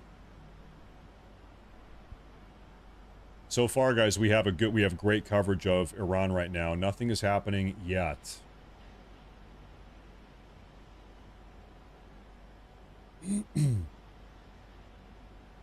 Odds of Israel using a nuke. Or Israel has been holding back on their full potential minus using a nuke.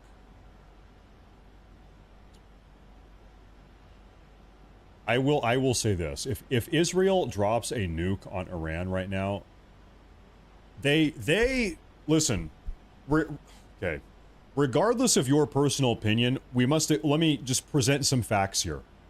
89% of Americans do not want America to be involved in another war in the Middle East. This is a bipartisan sentiment across the country. 89% of Americans do not want to be involved in a war in the Middle East. That is the first thing that must be acknowledged here. This is an issue that actually unites the left and the right, which is very rare these days. The vast majority of Americans do not want to be involved in anything going on in the Middle East. We cannot do this again. I don't want us to be involved in the Middle East again. That's the first thing that must be acknowledged.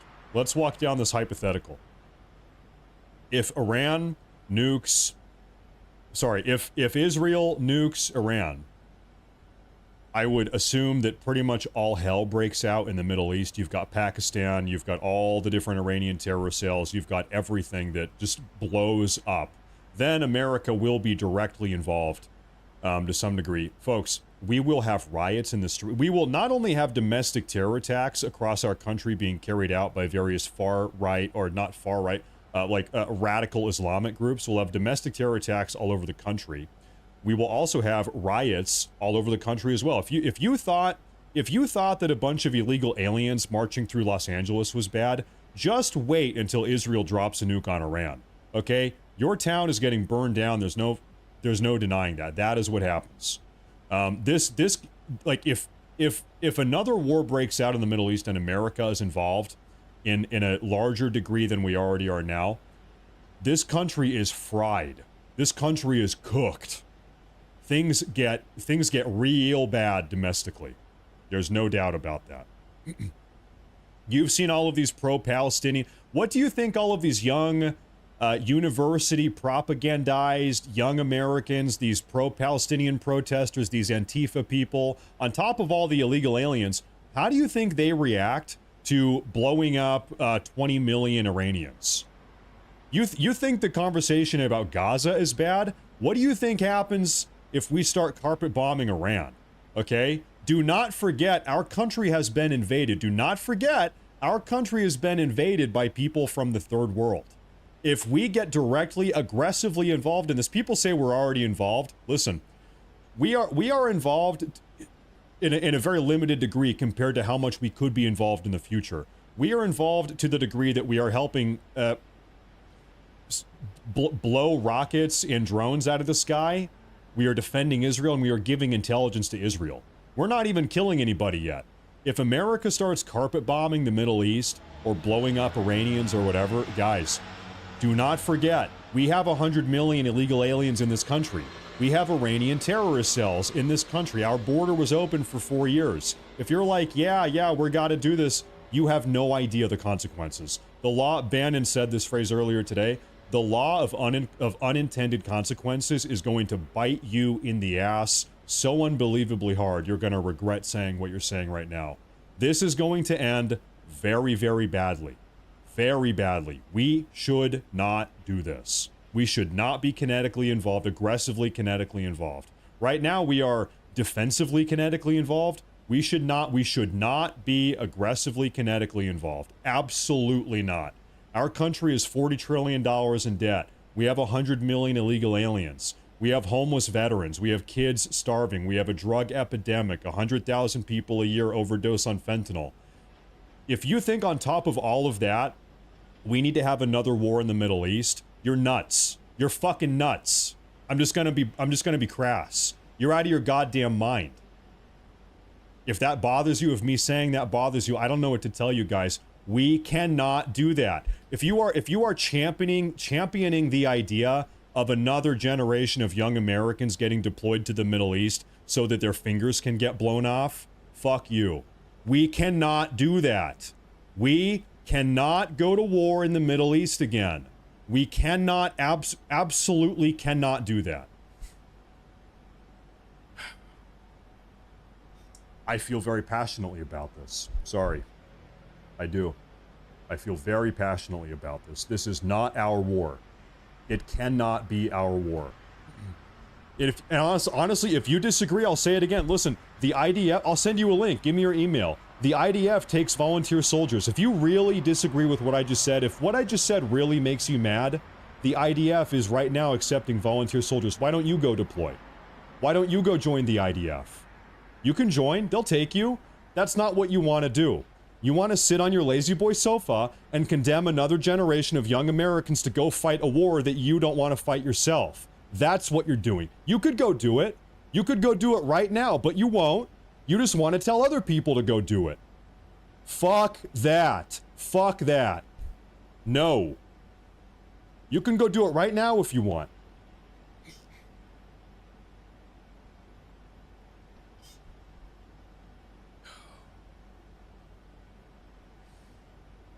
Anyway, I'm looking for updates. Anyway, I'm looking for updates here. Ooh. We have a 10-second clip coming out of Tehran here. America's involved. America is involved. We listen, America is 1% as involved as we could be. For all the people that think they're geniuses by saying, America is already involved, America's already involved, we are 1% as involved as we could be. And let's pray it stays that way. Let's pray. Right now, we are,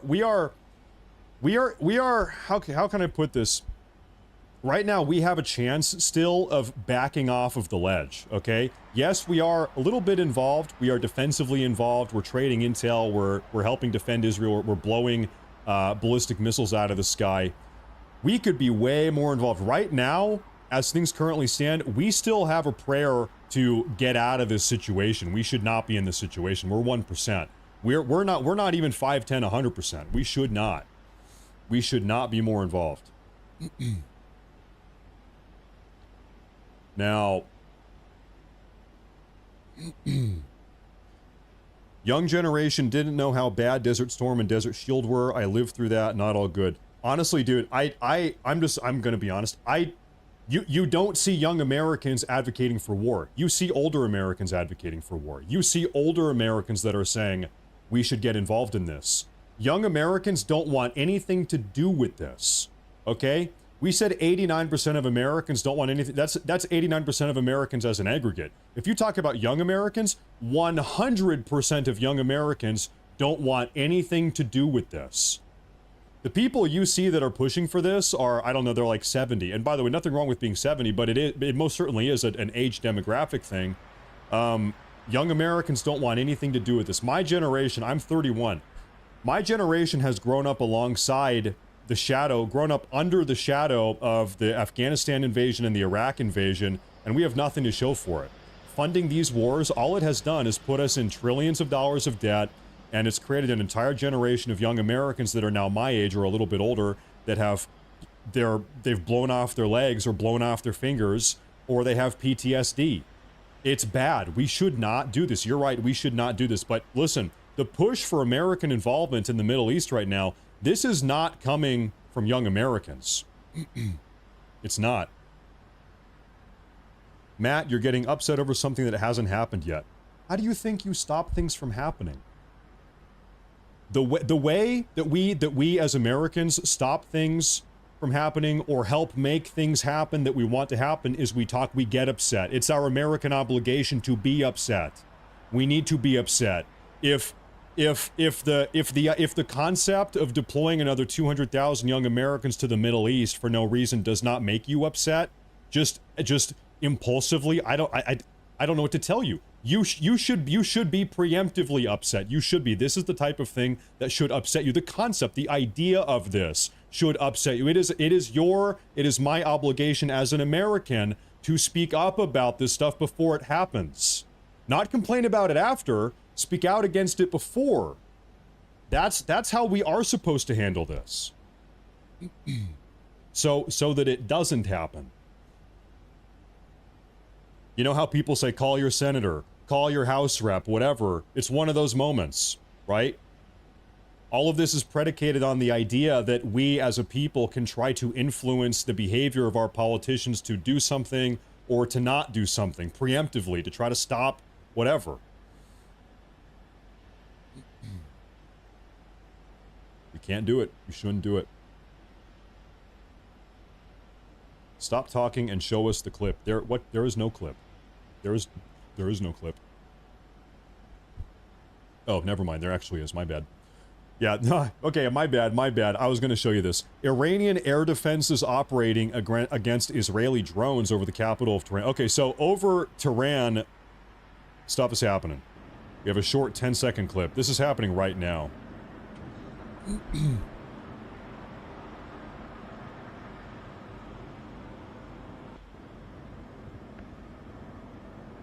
know, frankly, it's not that much, to be honest. It's not that much, to be honest.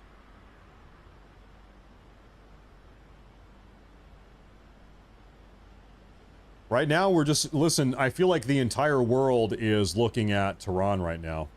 It's like all eyes are on Tehran. I see an update right now. It says, heavy explosions and air defense activity noted over the Iranian capital of Tehran. That was posted right now by a very trustworthy source. Heavy explosions and air defense activity noted over the Iranian capital of Tehran. And so it begins. I also see an update. 3 armed Mossad-affiliated operatives were just arrested in southern Tehran. In southern Tehran, 3 Mossad agents were arrested just now. All right, guys, like, hey, it's been activated. It is activating. It's happening. It's all happening right now. You got the Mossad agents are activated in southern Tehran. The air raids are beginning. It seems like it's happening. Now, yeah, I mean, we do have these cams over these live feeds coming out of Tehran, and we don't see anything yet. Nothing yet. Nothing yet.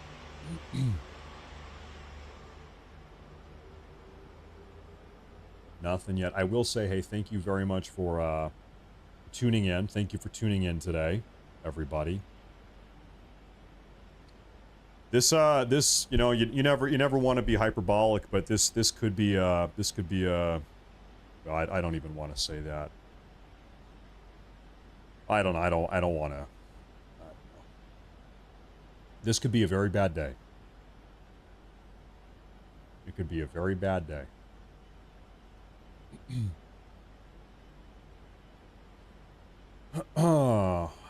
Everyone should immediately evacuate.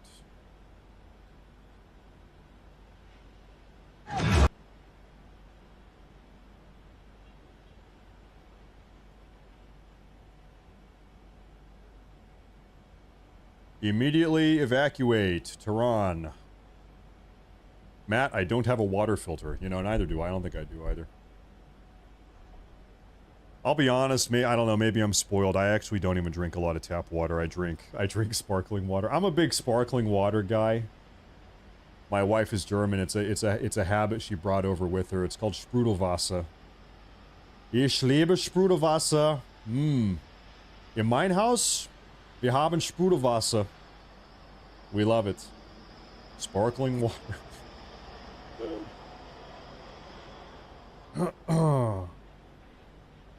The entire world is looking at Tehran. I don't know, like, guys, I feel bad. I think I feel bad, but I know I shouldn't. I feel bad for saying some of this stuff, but I know that I shouldn't because I know that I'm right. I hate to sound like a dickhead.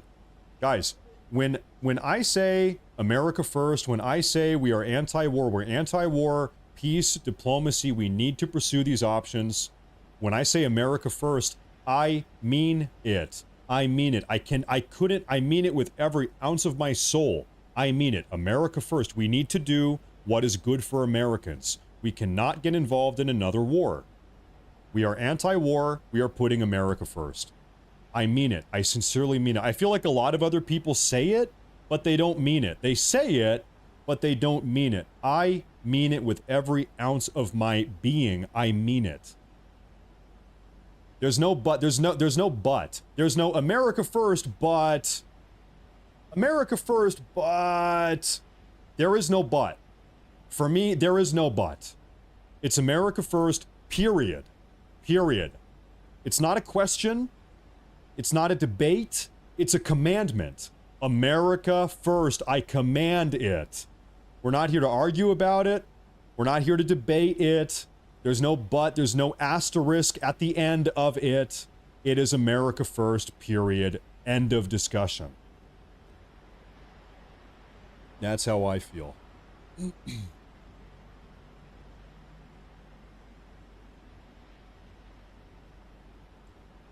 There was something I was going to take a look at, but I forget. Anyway. Oh, I was going to do this big super chat. That's what I was going to do. Michael P. with the massive super chat. Thank you very much. Thank you.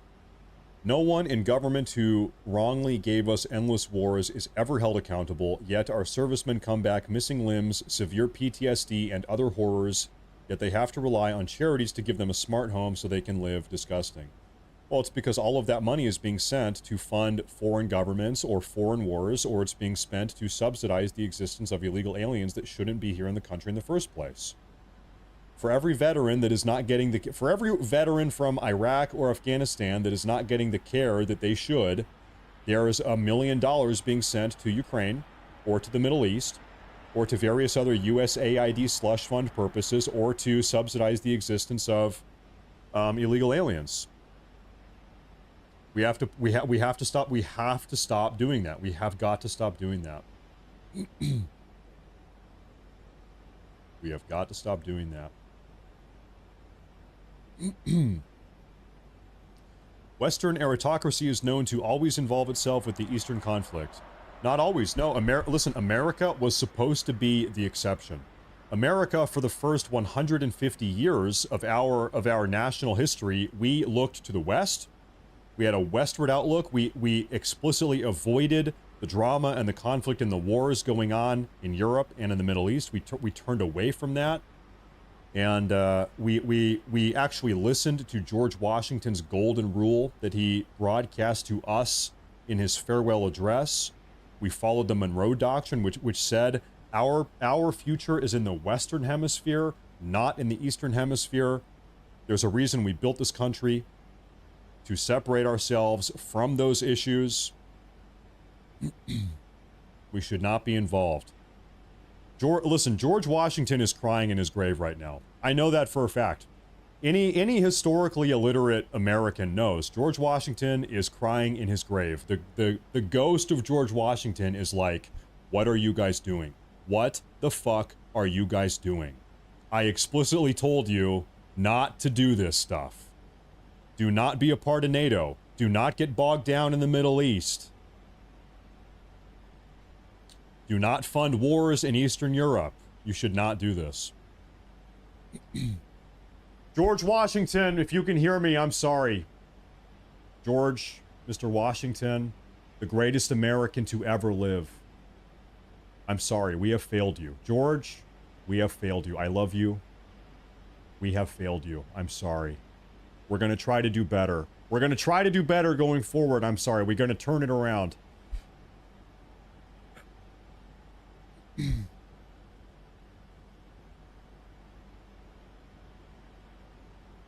Okay, I'm taking a look here.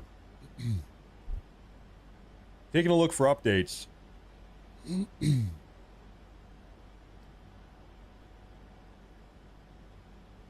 know, interestingly, right now, we have an update as of 2 minutes ago. Explosions now at the Natanz nuclear facility in central Iran. Explosions are being recorded at the Natanz nuclear facility in central Iran. So that facility has actually already been getting hit for the last couple days. It's happening again. U.S. Secretary of State Marco Rubio, as well as other admin officials and accounts, are reposting the statement earlier by President Trump, which called for the evacuation of the Iranian capital. Heavy explosions are being recorded or noted over the Iranian capital of Tehran. Now, curiously, we don't see that on any of these live feeds. Maybe it's a different part of the city. Could be. Could be.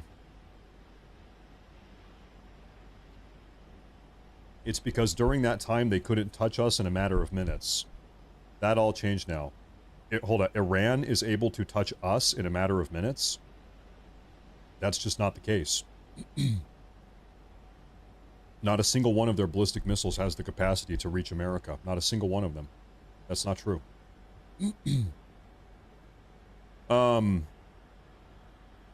America is at risk of being nuked if Israel can't destroy the deep nuclear facilities. Thank God for Israel doing all the work for the rest of us. Except, listen, I'm gonna, you know what, fuck it. I am dividing the community tonight. Listen, our Director of National Intelligence 2 months ago confirmed to us in front of Congress under oath that Iran has not had a functional nuclear weapons program since 2003. Our DNI, Tulsi Gabbard, 2 months ago, under congressional oath, confirmed. And by the way, she has all the information of the entire American intelligence apparatus. Tulsi Gabbard 2 months ago said, actually, they don't have nuclear weapons. They haven't had a functional nuclear weapons program since 2003. Tulsi Gabbard, DNI, said that.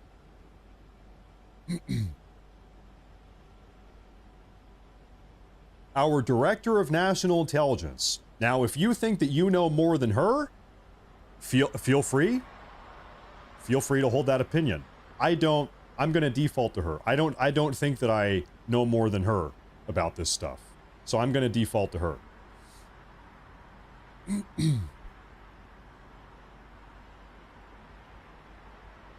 That's my opinion.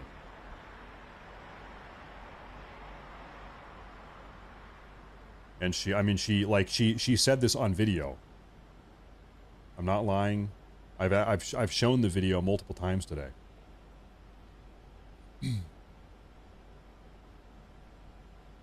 Yeah, because the government will lie to you. Let me put it this way.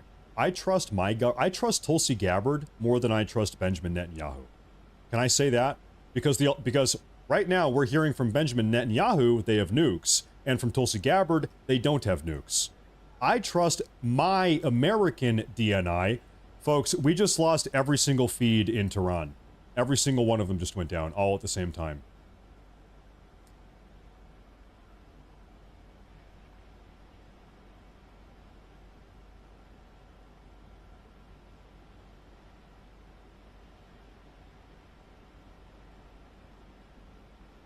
What's going on here, folks?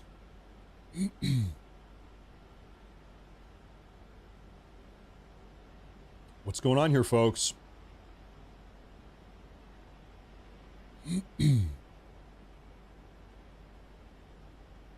I don't see...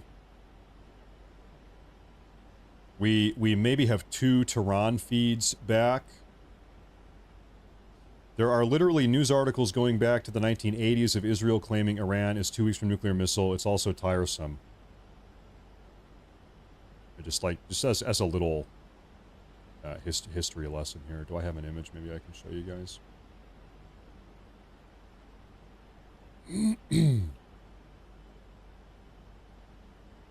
Okay, our Tehran feeds are back up.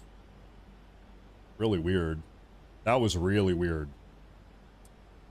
That was really weird.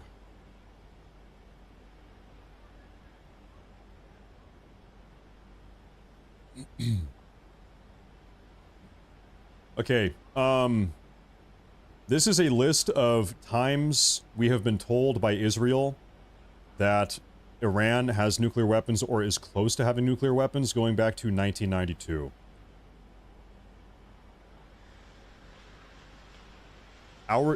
We have been hearing this for over 30 years. Our DNI 2 months ago told us, our American DNI here in America, who is appointed by President Trump, who we love, who we voted for, told us 2 months ago that they don't have nuclear weapons. Personally, given the track record, and given I'm an American, I put more faith in Tulsi Gabbard, our DNI, in the Trump administration, and our American intelligence apparatus. That's where I put my faith. You're welcome to disagree. You can disagree if you want. This is where I put my faith.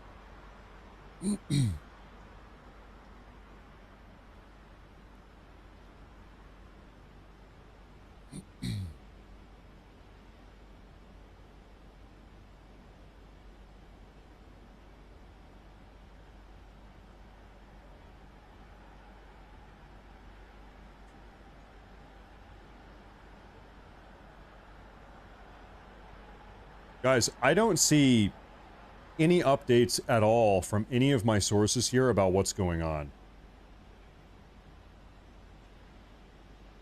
Have to unsubscribe myself. You should be ashamed of talking the way you do. Ask the Indians how they felt when our ancestors invaded this land. I don't care how the natives felt. I am happy my ancestors invaded this land. My ancestors invading America, conquering, building something from nothing, taming this vast, untamed, violent, brutal, bloody, primitive wilderness, conquering and subjugating a primitive Stone Age people who skinned each other alive was one of the greatest things to ever happen in all of human history. If I had a time machine, I would go back and I would help my ancestors do it. I fully endorse everything they did. I don't have 1 ounce of guilt. Unsubscribe. I don't care.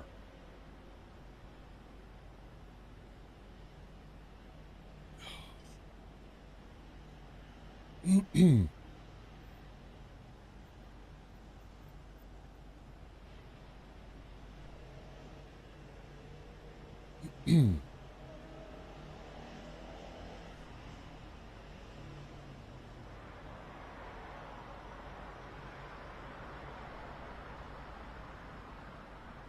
don't see anything.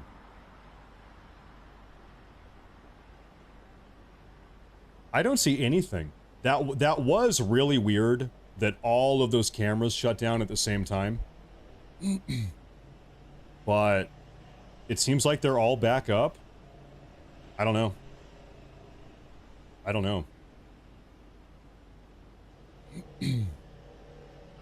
Now, I will tell you this. Listen, if you are an actual true America First patriot, go ahead and subscribe to the channel right now. If you are an America First but type of person, you're not going to fit in. America First, but maybe you don't need to be here. If you are an actual, legitimate America First patriot, no asterisk, no but, no debate, no. If that's you, subscribe to the channel right now. Thank you very much. I think you're going to fit in. Thank you very much. Also, hey, we have a Twitter page here. Make sure to follow that Twitter page.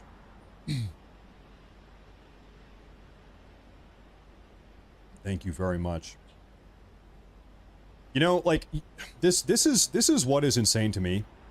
I'm not even criticizing Israel. I'm not condemning Israel. I'm not saying that Israel doesn't have a right to exist or can't defend itself. That's not even what I'm saying at all. Like Israel, do what you need to do. What I'm saying is America shouldn't be involved. Just that very basic, in my opinion, non-controversial take of America should stop sending our money abroad. America should stop subsidizing the defense of every other country around the world. And America should stop spending the blood of young Americans in foreign wars. That basic take has just upset a lot of people. I'm not like even anti-Israel, I guess. I just like don't think that our money and blood should be spent in foreign wars. Israel, listen, I believe Israel's strong and powerful. It's a great, powerful nation. I believe the Israelis are God's chosen people. As such, I think that they can take care of themselves. That's what I think. God chose them. How can they not take care of themselves? They can do it. I believe in them. But over here in America, we've got stuff to take care of over here.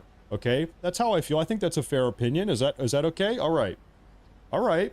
They're strong. They can do it. Okay. Now, Boston Inc.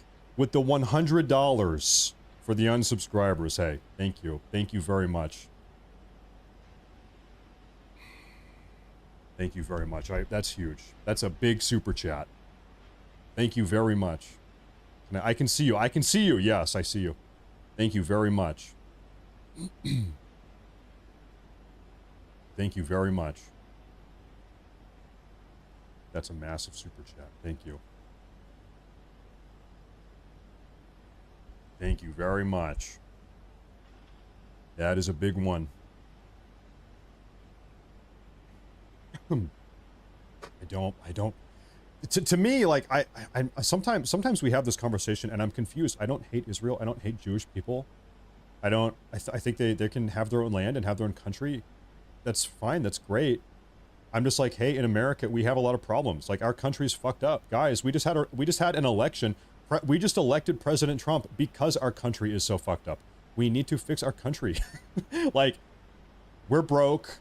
We are broke, and we are invaded. We have been invaded, and we are broke. We need to fix our country. like I'm confused because I thought we were all on the same page about this. I thought we were all on the same page. Like, yeah, like we need to fix the country. We have been invaded. We have no money. We have no money, and we have been invaded. It's like, dude, we've got to fix these countries. When President Trump campaigned remember when President Trump on the campaign trail said no new foreign wars, no new foreign wars? Remember when he said that? When Trump explicitly said we're not going to get into a war with Iran? You remember when he explicitly said that on the campaign trail? I took him at his word. I believe that. That's one of the reasons why I voted for him. To not have a war with Iran and to fix our own country. I thought we were all on the same page here. I thought we were all in this together here. I guess not. I don't know. I don't know.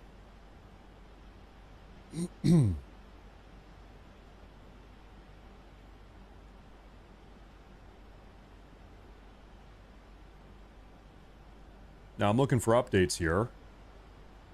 It's weird because things are like kind of eerie right now. Do you guys feel like things are eerie? I feel like things are kind of eerie right now. It's like, what is going on? Feels like something very bad is going to happen any minute now. And I like there's no news. There's nothing. There's no updates anywhere right now. There are no updates. Read the Thomas Massey tweet? Okay, I'll take a look at what Thomas Massey had to say. Oh, hey, actually, first, we have a video footage of the mass evacuation of Tehran. Take a look. So it's all of these cars are trying to drive out of Tehran. The freeway is backed up. Whoa. You know why this is happening? Because President Trump tweeted this. It's this tweet. All of these people are getting out of town.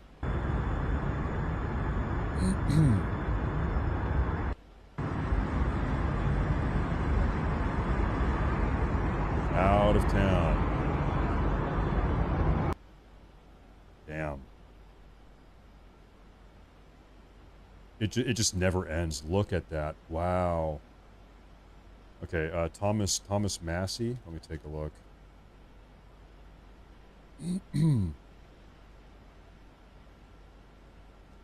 Yeah, Patriot Force. We saw that a minute ago.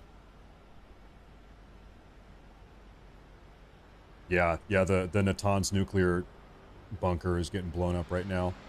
That is just south of Tehran. Connor says, I gotta say, I am extremely disappointed right now. Luckily, nothing has happened yet. There's still some time for course correction. When I said America first, I meant America first. Nothing else matters. You know, like I said, I'm gonna piss people off when I say this again. So be it. Whatever. It's one of those days. Why did President Trump post this? Why did President Trump post what he posted right below? He said they should have signed the deal. Warning, everybody should evacuate Tehran. Is that because the US is about to bomb Tehran? Or is that because Israel is about to bomb Tehran? If the US was about to bomb Tehran, President Trump wouldn't send out an evacuation message. The reason why President Trump sends out this evacuation message is because Israel is about to bomb Tehran. That's why. Matt, you need to pick a side. Yeah, my side is America. If you're like, hey, you need to pick between these two other countries halfway across the world, dude, I have chosen my side is America. When I say I don't know what is. Listen, how is this confusing? America first. What is confusing about that? America first. Hear me out. America first. My side, I am on Team America. I'm on the side of America. America first. That's how I feel. I don't know. I don't exactly know what is confusing about this. Okay. I'm looking for more updates here. Okay, I was going to pull up the Thomas Massey. Trump just posted. Okay, hold up.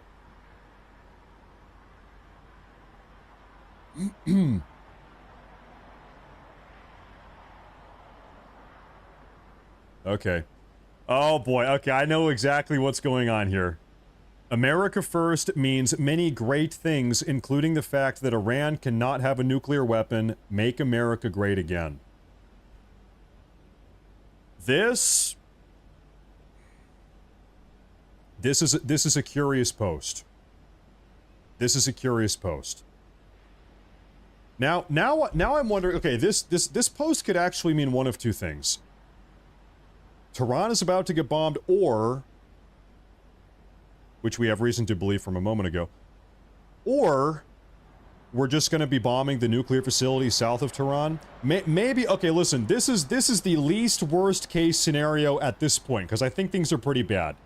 This is my copium take here. The U.S. is about to use a B-2 Spirit bomber to bunker bust the living hell out of the nuclear facility at Natanz, south of Tehran. So the U.S. is about to get involved, and we're going to bunker bust the living hell out of that nuclear facility that Israel is incapable of bunker busting. Israel can't do it. America has to do it. We're the only ones with the bombs to do it. So maybe that's where we're going here. But then I don't know why he would talk about Tehran also. I would bet that we're about to blow the living hell out of that nuclear bunker in Tehran. That's my guess. That is my guess. That's where this is going right now. And then Trump is trying to kind of like, you know, conjoin America first with bombing Iran, kind of. Okay, I want to see what Massey was saying. Yeah, what did Massey say? Let me see here. Take a look. And by the way, listen, if you are new, if you are tuning in, now is a good day. Now is a great day to subscribe. Now is a great day. I will say, I just looked over at my sub count. I lost maybe 10 subscribers in the last 5 minutes. I'm down 10. And you know what? That's probably good, because if you think that I am a war hawk, if you think that I'm on board, that I'm going to sign off on and endorse another war in the Middle East, you should unsubscribe. To be very clear, you should. We did not vote for President Trump to get us involved in another goddamn war in the Middle East. If you are under any false notion or false pretense that that's what I'm about, you are wrong. That is not what I'm about. Thomas Massey chimes in here. He says, "This is not our war, but if it were, Congress must decide such matters according to our Constitution.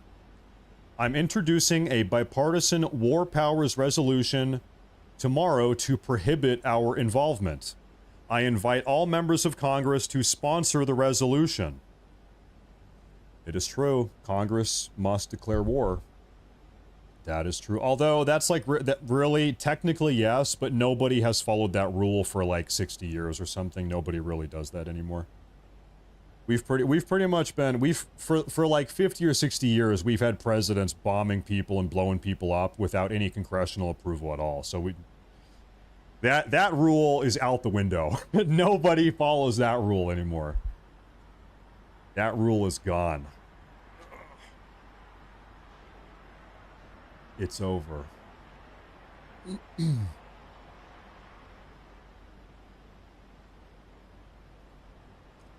Guys, we just went up 100. Folks, after I said we were down 10, we just went up 100. Ladies and gentlemen, America first means America first. No new wars. No new wars, deport every single illegal alien in the country. Deport every illegal alien in the country, and no new wars. That is really what it's all about. Lock down the border. No new wars. Stop sending money abroad. Deport every illegal alien in the country. That's what we need to do. That is the priority. Do not get it twisted.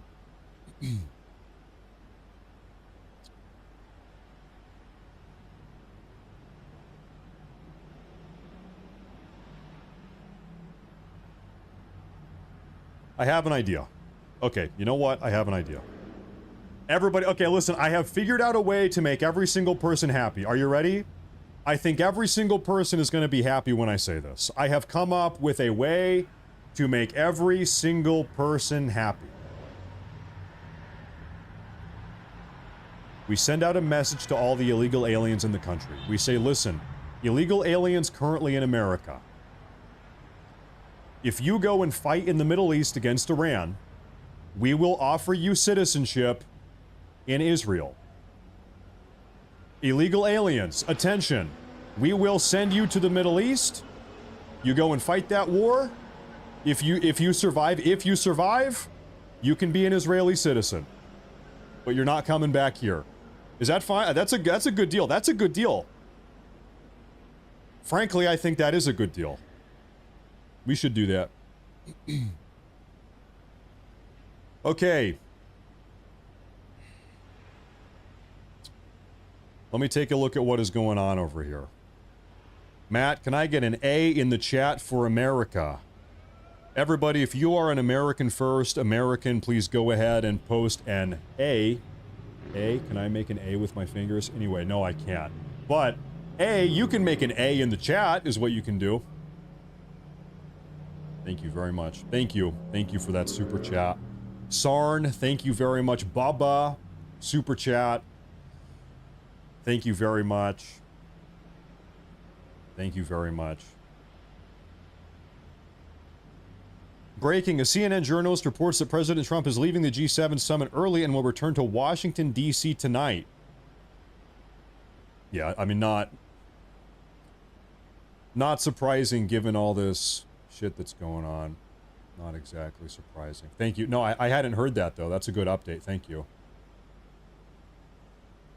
Now I see that. I'm looking over here. Yeah, I just saw that. Yeah, but that's everywhere. Yeah. Yep. So what does that mean, folks? President Trump is leaving the G7 up in Canada early. He's coming back home to D.C. because bad things are about to happen. I think bad things are about to happen. Daytime coming. Yeah, in Israel and Iran, it is like 3 in the morning or something like that. Maybe 2:30 a.m. So soonish, in a couple hours. I think I'm gonna be here all night. I'm gonna be here all night, and we're feeling all right all night.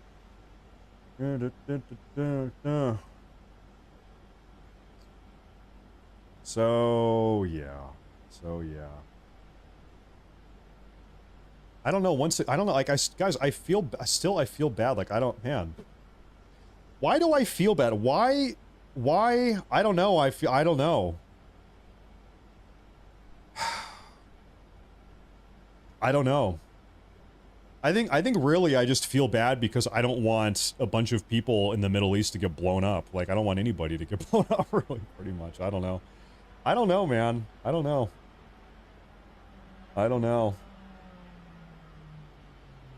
You know, okay, you know what? I'm going to be positive. Hold up, folks. We're losing a camera here in Tehran. And it's back. Never mind. You know what? Okay. I'm going to give you the most positive outcome here. Let's everybody be positive here for a minute. I'm going to give you the most positive-filled option with all of this. The U.S., using B-2 Spirit stealth bombers, drops our 30,000-pound bunker buster bomb. We completely obliterate the Iranian bunker nuclear enrichment facility, thus entirely crippling their capacity to make nuclear weapons. They are set back to the Stone Age, nuclear speaking. And then after that, the regime surrenders, and then there's peace. The U.S. drops one little bomb. We blow up the nuclear enrichment facility tucked away in the mountain bunker complex. The regime says, okay, it's over. You got us. All right, you blew up the lab. All right. You got us. It's over. Okay, now we're gonna have peace. And then everybody lived happily ever after.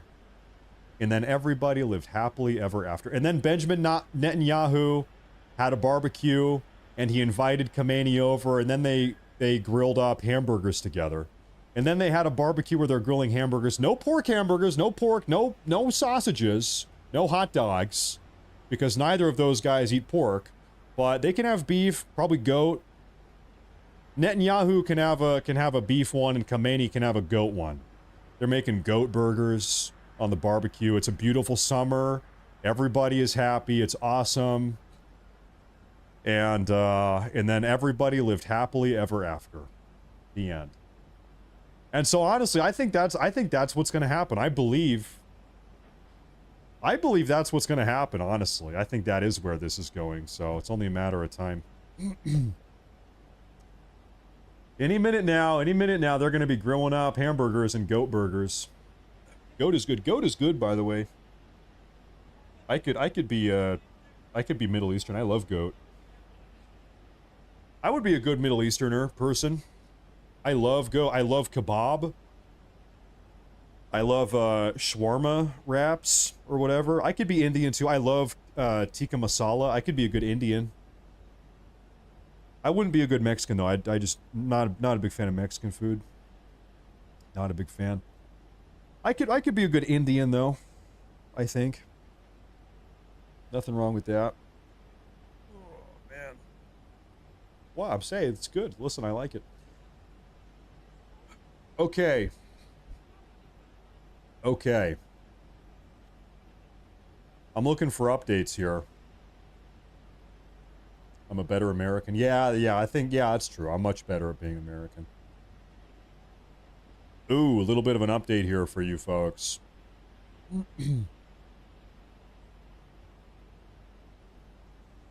The White House confirms that U.S. President Trump will depart a day early from the G7 summit in Canada, following a dinner tonight alongside the other heads of state, with him returning to Washington, D.C.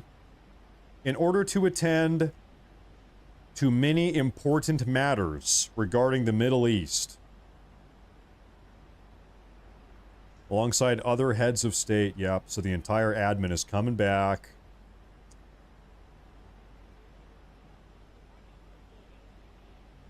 It's going down. It's going down. President Trump has just attacked Tucker Carlson. Somebody please explain to kooky Tucker Carlson that Iran cannot have a nuclear weapon. I don't think that Trump actually saw what Tucker said. I think Trump has had other people tell him, like, give him a false narrative. Tucker did not say anything bad about Trump. Tucker did not say anything. What Tucker said is that if Trump gets us involved in a war in the Middle East, then it will be the end of the, quote, American empire, and that it will ruin Trump's presidency. But that's not talking about a nuclear weapon. That's not condemning anything that he has done yet. That's like future hypothetical, right? So I don't think that Trump actually saw what he said. It's like a game of telephone, right? He said, she said, and then, yeah, shame. Not good. I think right now everybody is probably just stressed out. I think people are stressed out. I think tensions are very high right now, and people are a little bit stressed out. People are a little bit on edge. Let's settle this in a civilized manner, a wet t-shirt competition between Israel and Iran. I don't think Iranian women are even allowed to wear t-shirts, dude. I feel like Israel wins that by default because for Iran it'd be a wet burqa competition. And that's just probably, you know, not really that great. I'm looking for updates here. The first annual Iranian wet burqa competition. Bo Myers. Hey, thank you. Thank you very much. Thank you very much. Tensions are high. Oh, Carolyn Levitt, the speaker or the press secretary, she just posted, President Trump had a great day at the G7, even signing a major trade deal with the United Kingdom and Prime Minister Keir Starmer. Much was accomplished, but because of what's going on in the Middle East, President Trump will be leaving tonight after his dinner with the heads of state. There you have it. He's coming back home. He's coming back home.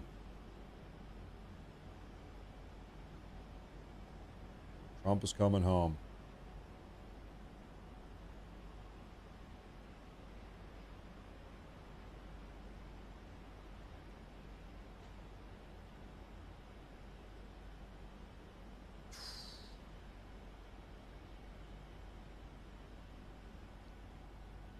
Oh boy, folks, ladies and gentlemen, this is from I-24, which is an Israeli news outlet, I-24 News.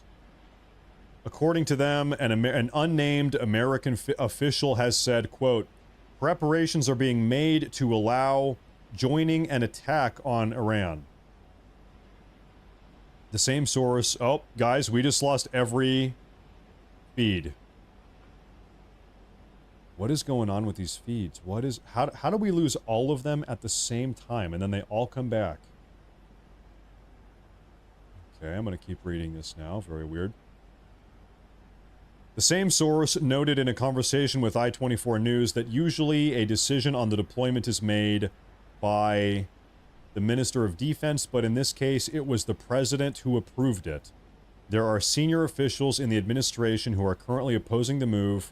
Watch the full report. Okay, so there is that.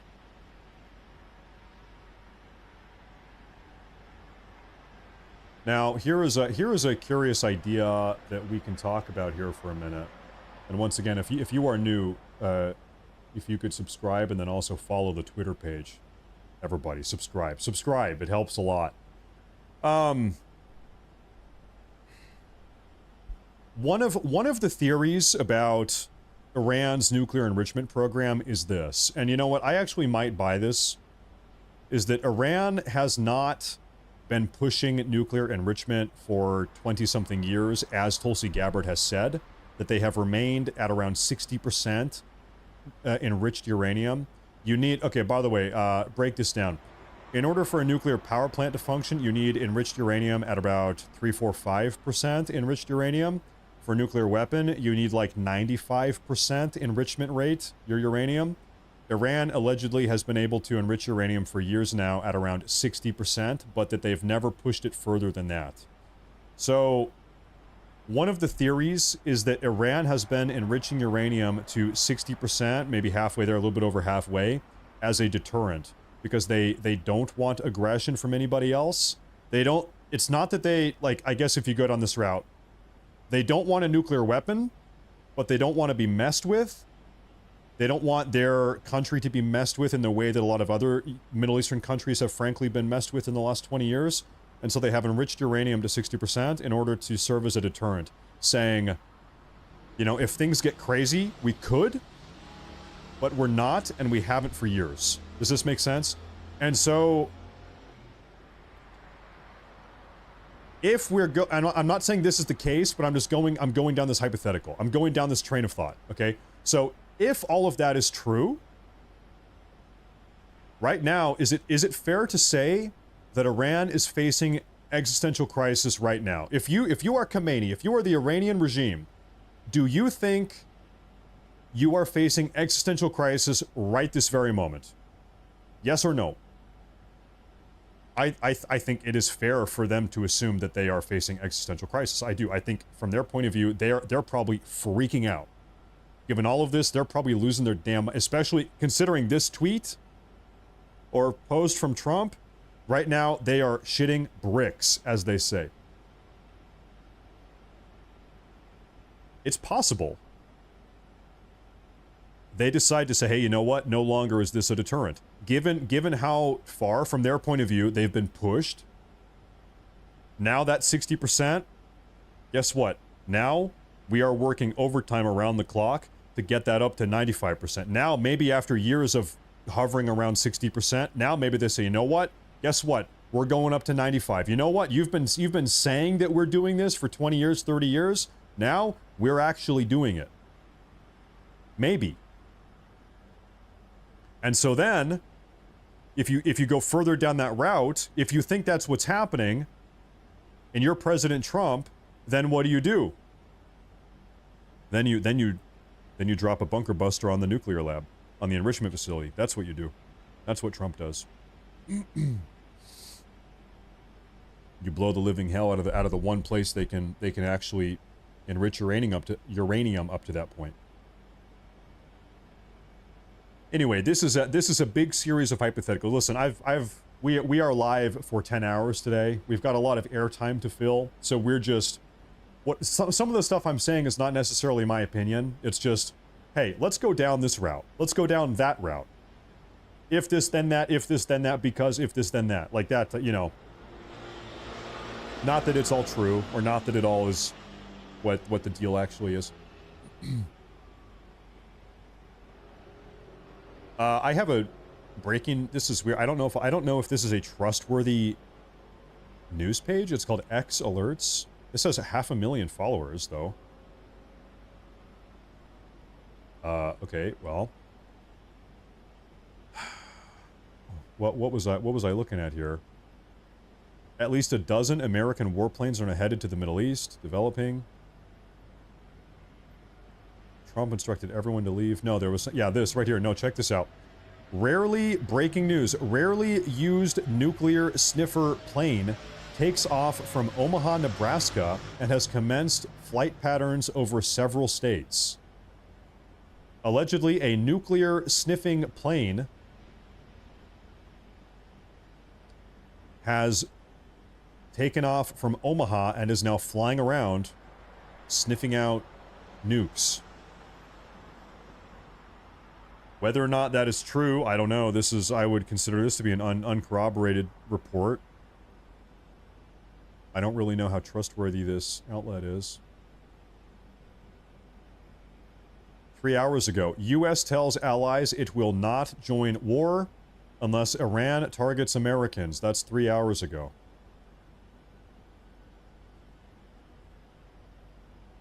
Trump is leaving the G summit, the G7 summit.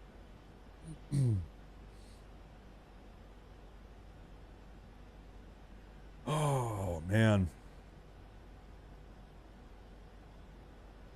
I watch Flight Radar daily. This is not abnormal. It happens daily. Yeah, that's another consideration, right? You know, it could be a test flight or a routine flight. Totally. 100%. And also, here's the Twitter page if you have not followed that. That helps a lot. That means a lot. Thank you, folks. Thank you. Lots of smoke on Cam 6 with that super chat. Thank you. Yeah, I don't know what exactly is going on there. These cameras are, you know, relatively low quality, so it's hard to see exactly what the deal is. I'm still scanning around. Oh, boy. Folks, as of 4 minutes ago, President Trump has requested that the NSC be prepared in the Situation Room. The NSC, of course, is the National Security Council. The National Security Council will be waiting in the Situation Room at the White House when President Trump returns to Washington, D.C. So Trump has convened the National Security Council. So I just want to say, by the way, this is National Security Council. I just want to say once again, as I've been saying for days now, if this situation in the Middle East escalates and blows up and America gets further involved, it is very likely, it's almost guaranteed, that we will start having national security threats here in America. terrorist cells, all types of things, okay?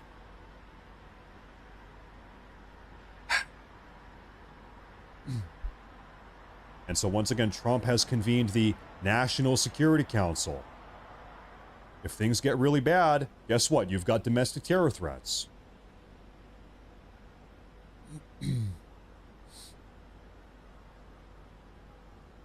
Is camera 6 really smoking?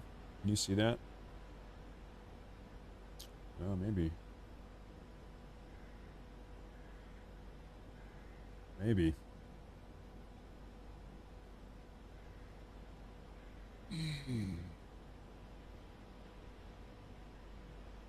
Oh, boy. And look, man, I'm stressing out. I'm going bald. Look at this. Can you see that? Listen, before today's live broadcast, I had a perfect head of hair.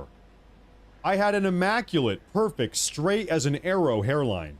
And now, I'm sitting here balding because I'm so stressed out about this entire situation. I gotta put my hat back on. Look what all of this is doing to me. I'm paying a price here, okay? This is getting personal. This is messed up, dude. This is bad. Not good.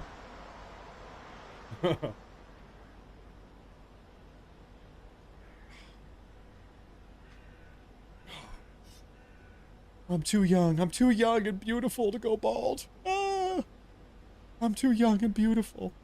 Okay, do we have any updates here? Let me see. Oh, hey, whoa! Breaking news update, folks. Guess what? The situation just got even worse. The Chinese embassy has just now advised Chinese citizens to leave Israel through land border crossings as soon as possible.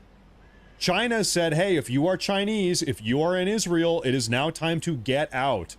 However, they said, don't fly, and don't take a boat. Go by land.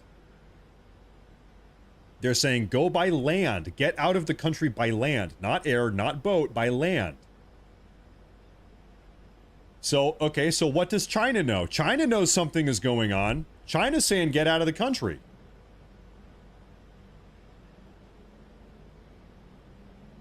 I think I just got a little bit balder. I just read that and I felt another couple hairs fall out of my head.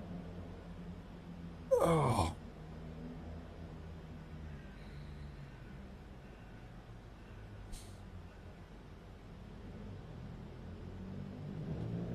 What do you know? This is, I'm gonna put back on the Jerusalem feed over here. Jerusalem. Yeah, another report here about the NSC. President Trump, well, Fox News reports that the U.S. President Trump has requested that the National Security Council be in the Situation Room when he arrives at the White House later tonight from the G7 summit in Canada.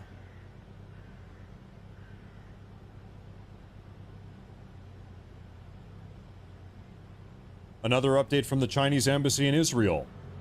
The Chinese embassy in Israel further warns citizens that the security situation has become severe in Israel. As far as China is concerned, Israel is a no-go zone. If you are Chinese, it is now time to leave Israel.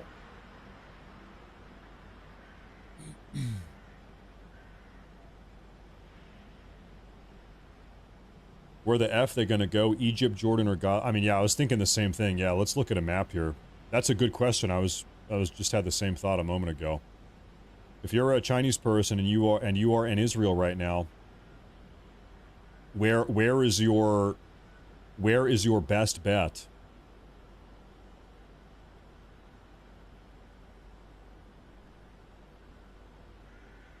Maybe is there, hold up, is there a crossing into Egypt that is not in Gaza? I don't know, maybe you try to go to Egypt, honestly. Like out of all of Israel's neighbors, maybe Egypt is kind of the most chill. But you know, this entrance here where it touches Gaza, that is totally shut down. You got to go south. You got to drive down this way and cross the border here. Can I look on the road? No.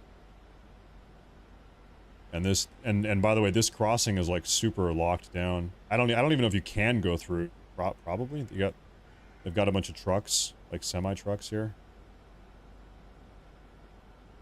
This crossing is probably super secure. Maybe they're not letting people go that way. I don't know. You don't see traffic going that way. You only see traffic going this way. So, I don't know. I don't know, man.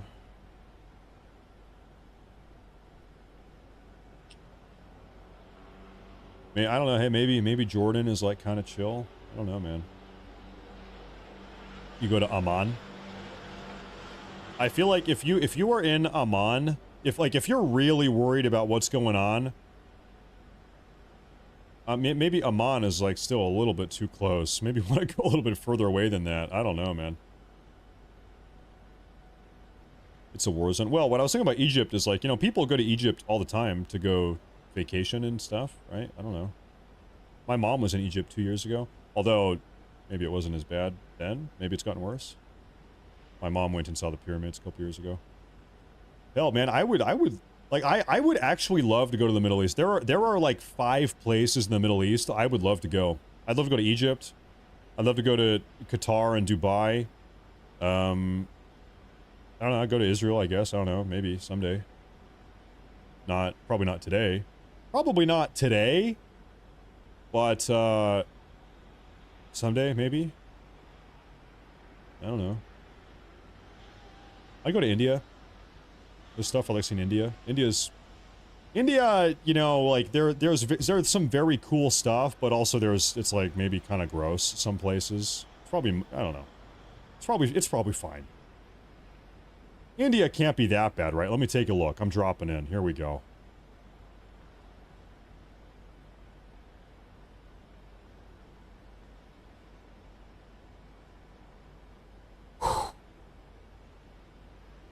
Okay, I'm actually not going to go to India. I changed my mind.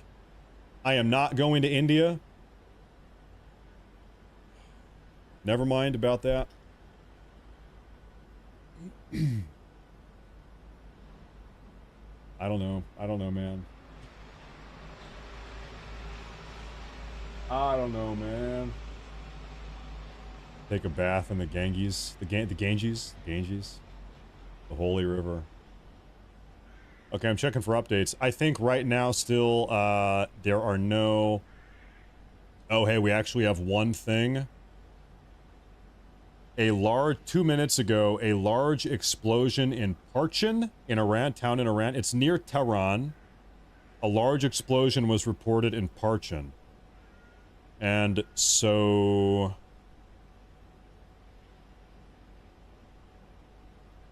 Where is Parchin? It said it's by Tehran. Parchin. I'm zooming in.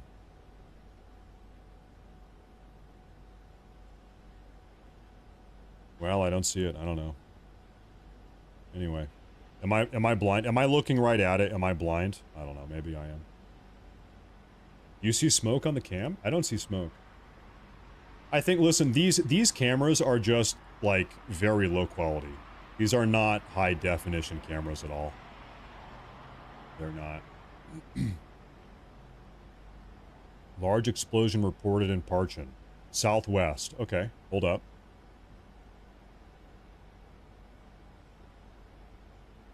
I refuse to type it. I'm not going to type it. Either I see it or I don't. Ah, that's fine. I give up. Listen, if I can give you some life advice, everybody, is always give up. Anytime something gets hard, you should give up. And take it from me. That's the best life advice you're ever going to hear. Always give up. So we still have a lot of news about that national security meeting. Now, here's the thing, though. Let's talk about this national security meeting back in the U.S. that President Trump has called for. So, right now, the plan is to attend the G7 summit dinner up in Canada, and that dinner is, let's say the dinner happens like 2 hours. Right now it's 5 where I am. Let's say the dinner happens 2 hours from now. The dinner is 90 minutes. That puts it at, sorry, I have to do time zone math here. That puts it at 8:30. He gets on the plane at 9. It's probably a 3-hour flight back to Washington, D.C. That puts him at midnight my time, but it's on the East Coast. That's 3 in the morning. Sorry, West Coast. This on the East Coast. It's 3 in the morning on the East Coast. Okay, so folks, President Trump is not going to be back on the East Coast. He already left? No. Well, did he? They said he was going to have the dinner. I swear. My dinner? Yeah, no, guys, we have like 4 different sources saying he's having the, in fact, Carolyn Levitt here, the speaker of the, or press secretary, said, look, President Trump had a great day, blah, blah, blah. Much was accomplished, but because of what's going on in the Middle East, President Trump will be leaving tonight after dinner with the heads of state. Oh, maybe the dinner happened super early. Maybe the dinner already happened. Yeah, maybe, I guess. Okay. All right. Okay. Well, then President Trump will be back on the East Coast. Hold up. What town exactly?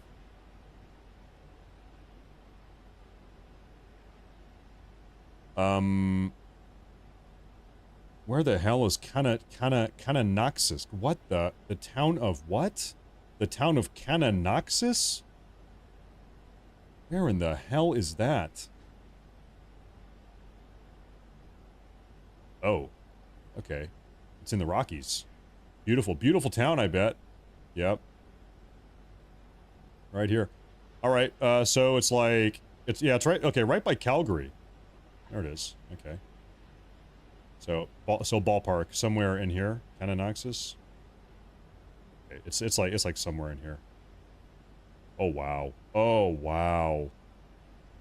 Okay, hear me out. We're gonna invade Alberta. Okay, Americans, hear me out. We don't need all of Canada, but we do need Alberta. Alberta has all the oil money. They've got the Rocky Mountains. Albertans are more conservative. I think we should take Alberta, guys. I think it actually is a good idea. Yeah, we call it our 51st state. That is a good idea. We don't want the rest. They can keep the rest. But Alberta's good. We want that. Okay, anyway.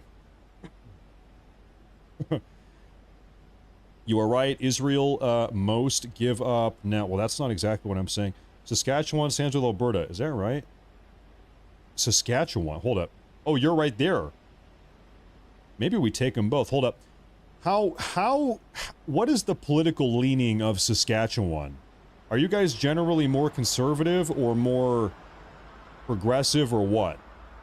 We don't want to take a bunch of liberal Canadians. If you're a conservative Canadian, maybe we can talk about this. We can work out a deal. I don't know, something, okay? But a bunch of Canadian liberals, we don't want them. Anyway. Okay, so how long? Let me ask Grok here. Calgary. I need to take some aspirin or something. I'm getting old. I've been sitting in the chair for 8 hours, for 57 hours. I need to take some aspirin, folks. How long is the flight from Calgary to Washington, D.C.? 4.5 hours. All right. So President Trump it'll be 1 in the President Trump will be back in the Situation Room by 1 in the morning. 1 in the morning, and that's East Coast time. 1 in the morning, maybe 12:30, something like that. Okay.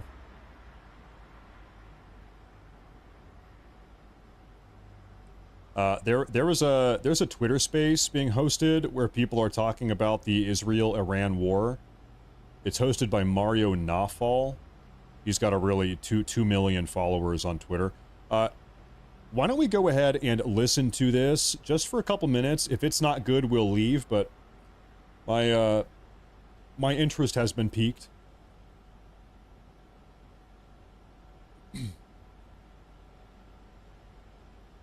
Well, you know, Trump. So why is another head of Trump state didn't saying know. that he is still trying to negotiate a ceasefire? Yeah, because why would Macron lie? a lot of this stuff is garbage. You got to know it's about the narrative. So and Macron that's why, is garbage. All right, this is probably not good. Okay, anyway, I'm going to go ahead and leave that. I am leaving. Okay, Lindsey Graham posted something. What did he say? Let me guess. Lindsey Graham said, I'm going to close my eyes. No, I was going to make a terrible joke. Never mind. Okay, let's just see what he said. What did he say? What did he say?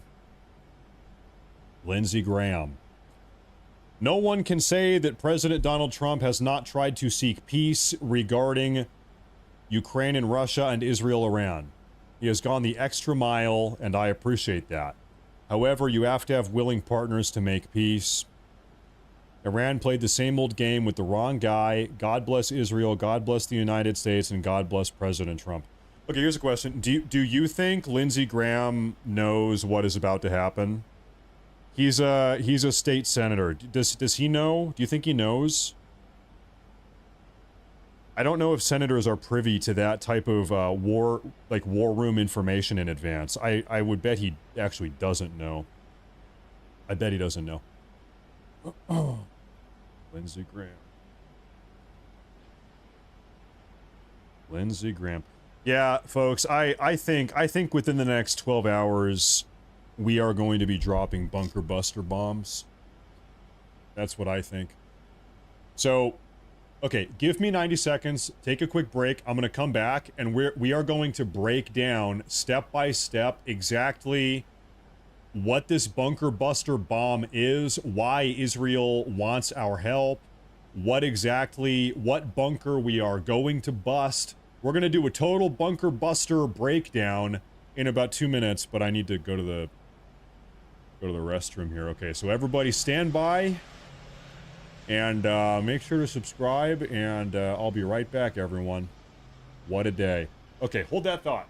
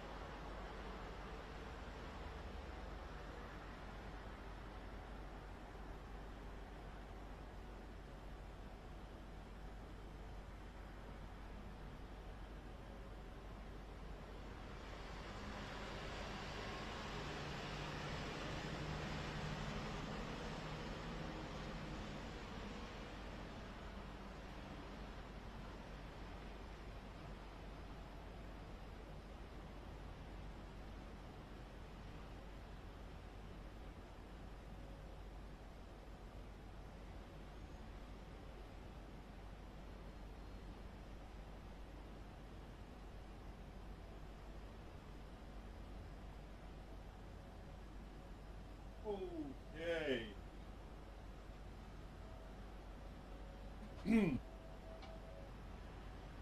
All right, ladies and gentlemen, here we are.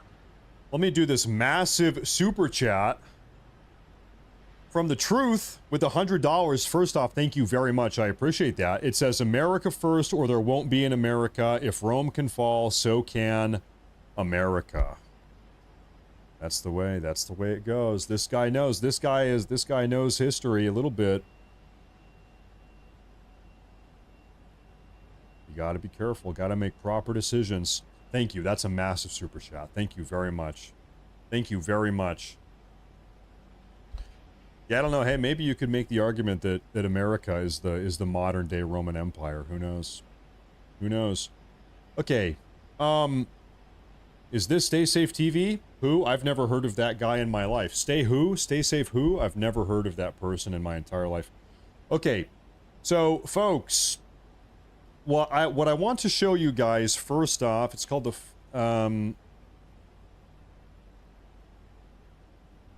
this is it. Can I pull up an image? I'm going to get some images together for you guys. Yeah, this is going to work. All right, ladies and gentlemen, this is called the Fordow Nuclear Enrichment Plant, Nuclear Enrichment Facility.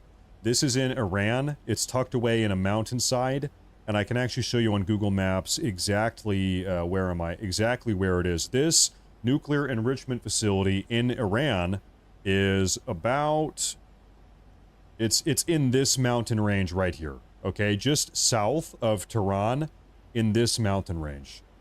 Now, what am I hearing? I think my phone.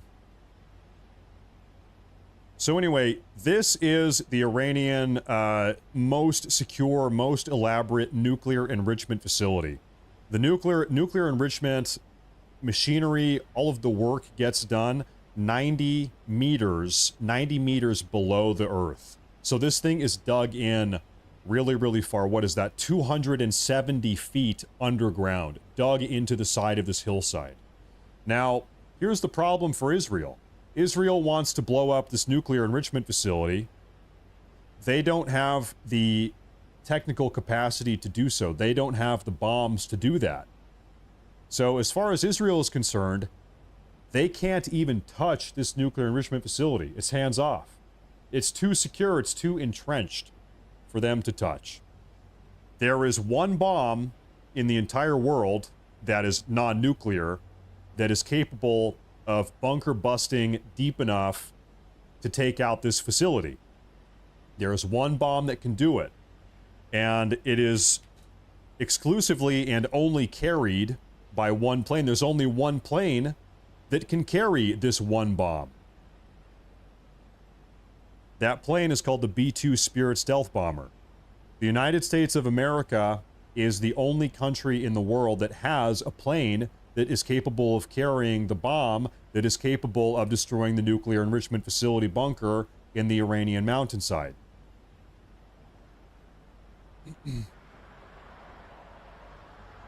That bomb specifically is called, I'm pulling it up real quick, it is called the GBU 57A/B Massive Ordnance Penetrator MOP, MOP. It is a 30,000-pound bomb. It is the biggest, most powerful bunker buster bomb that the United States has in its artillery, or has in its arsenal, rather. And we are the only country that has it. I want to show you what that bomb looks like. It's absolutely massive. And once again, we are the only country that has the bomb. We are the only country that has the capacity to deliver the bomb. And we are the only country in the world that has the capacity to destroy that bunker. I'm trying to find an image of this bomb here. Yeah, I like this. This is a good image here. This here is what that bomb looks like. This bomb, and only this bomb, is capable of taking out that bunker. The Moab is, the Moab is, I think, a bigger bomb.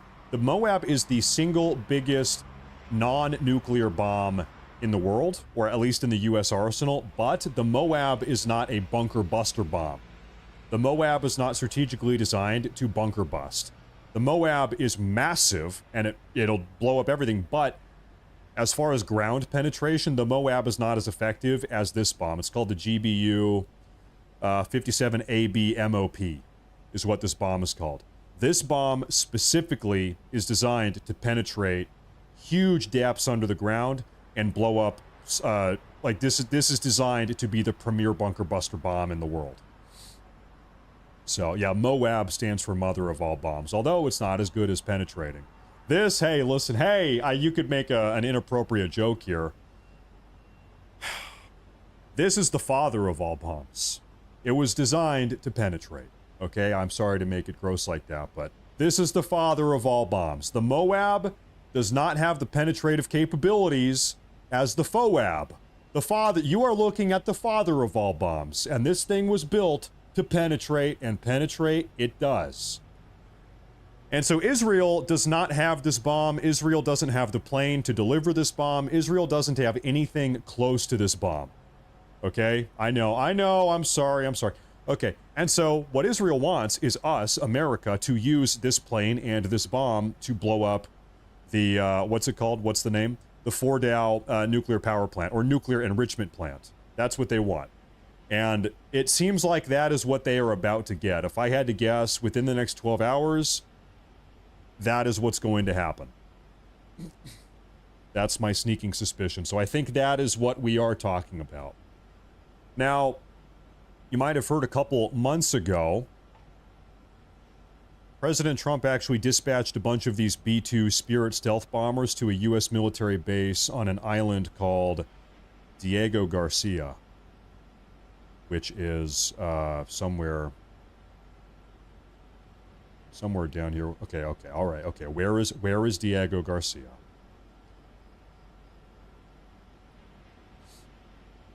Oh, I was looking right at it. Okay, folks, this here is a U.S. military base in the Southeast Indian Ocean. Did I lose it again? No, there it is. This is called Diego Garcia. This is a U.S. military base, okay? We have a runway. We have a military base. Got a strip. Can I drop down and take a look around there? They've got a nice beach. It's great.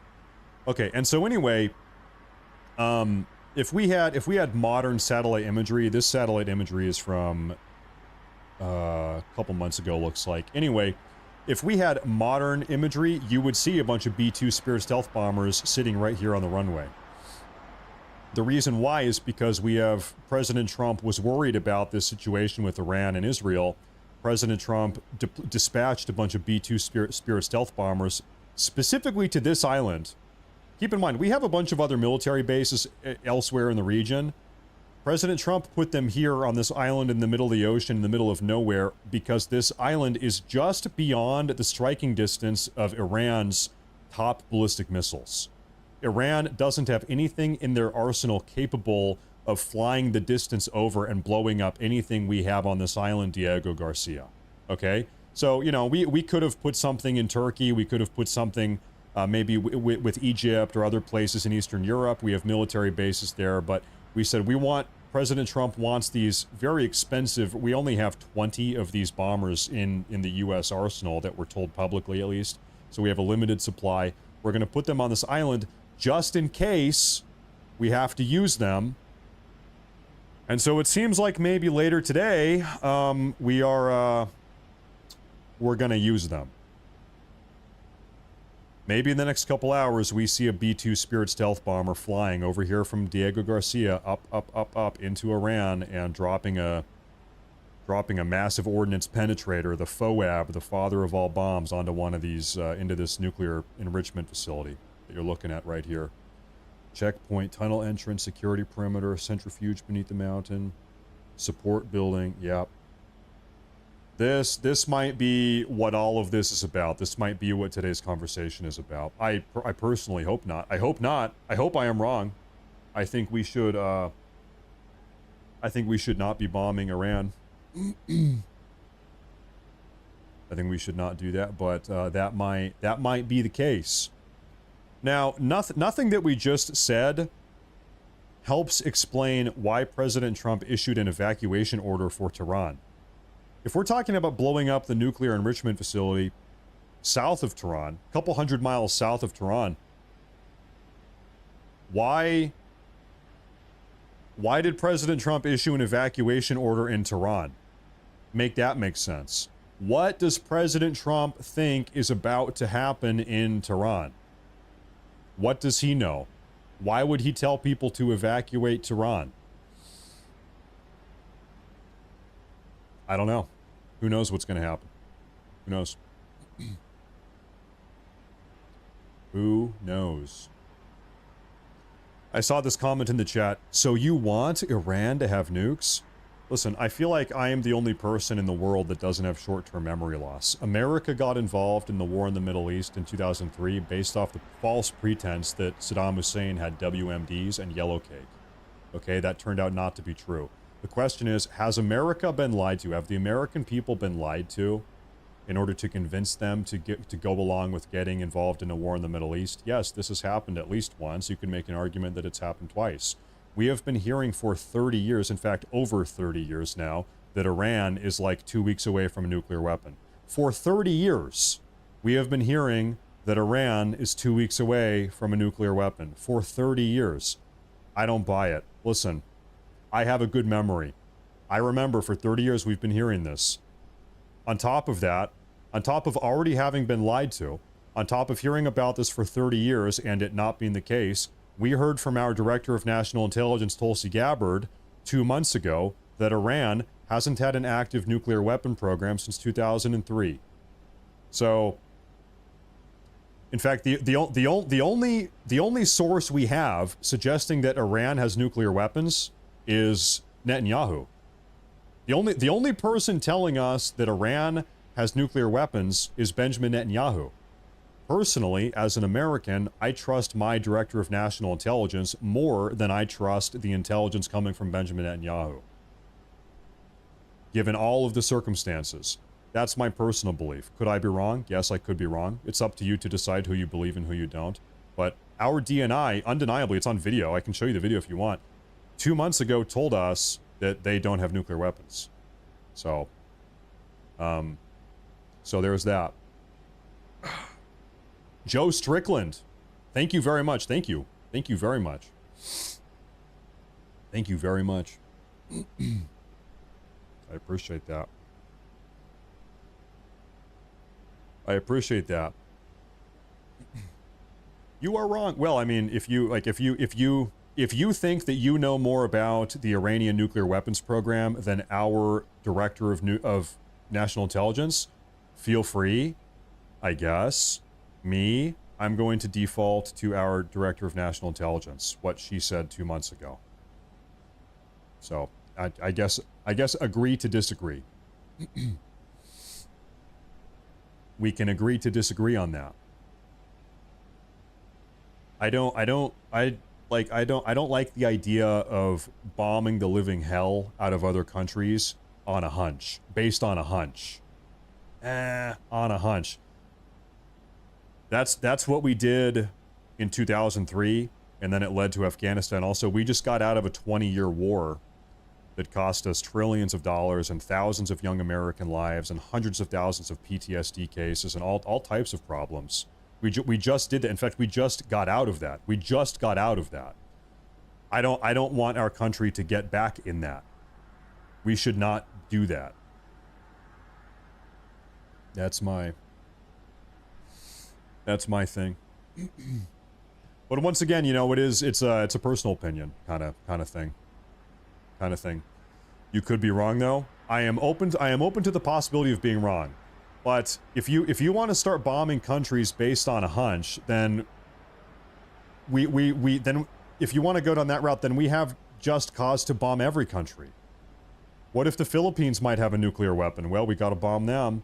What if Guatemala has a nuclear weapon? Well, we should bomb them just in case. I don't know. It's like, well, we have a hunch. And by the way, the hunch isn't even coming from our own national intelligence community. It's coming from a foreign country's national intelligence community. This is Benjamin Netanyahu Israeli intelligence.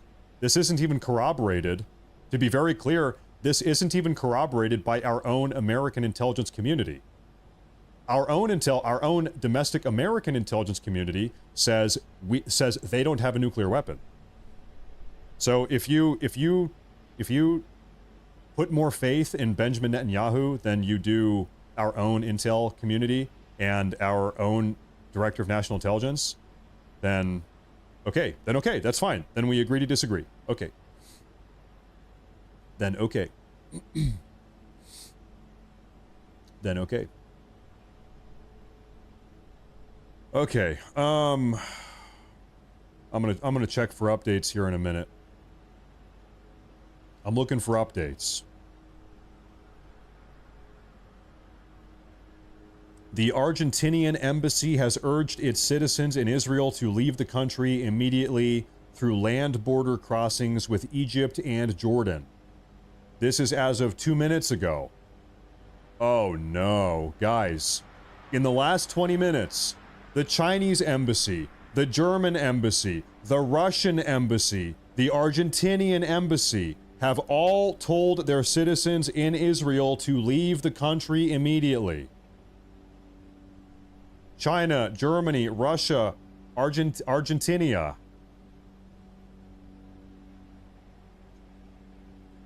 I feel like I'm fried. I feel like I'm brain dead right now. I'm fried. I'm brain dead. Argentina. Sounds like a nice country. Anyway, Anyway.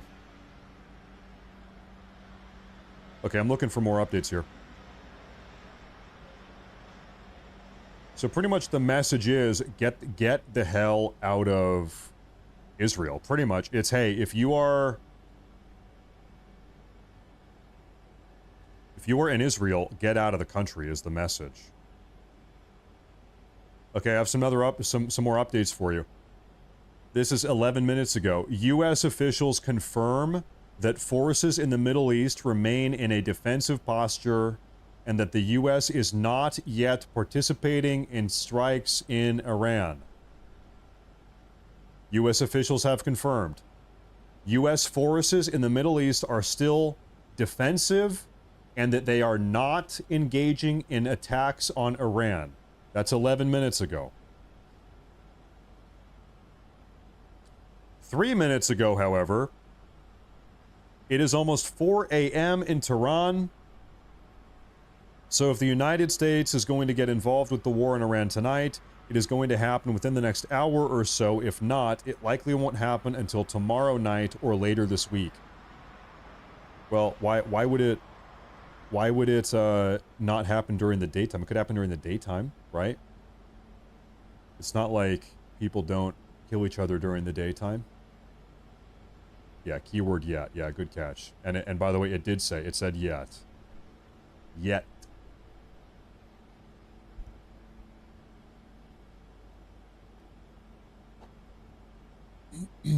Yet.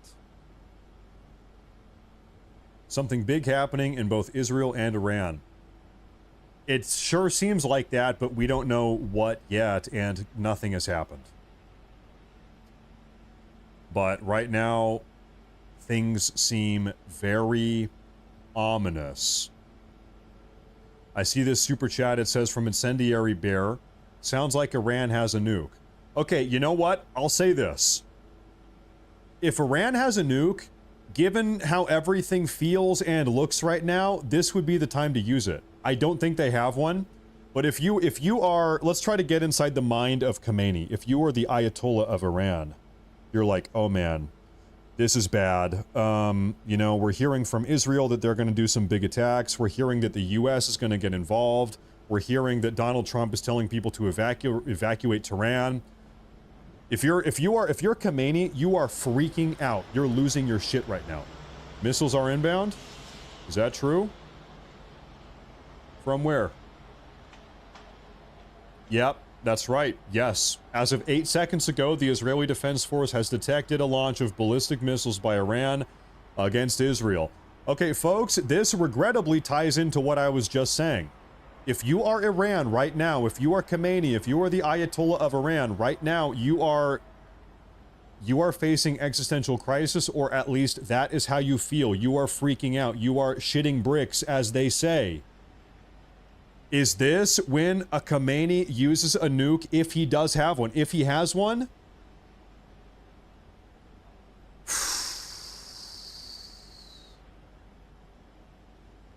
Because the question is, if he does have one, under what circumstance does he actually use it?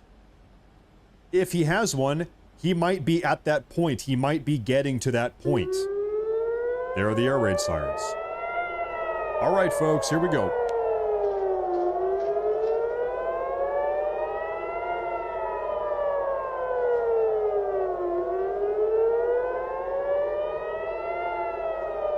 Oops.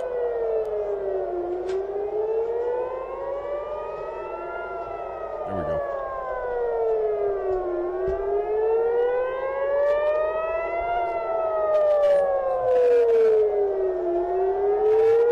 All right.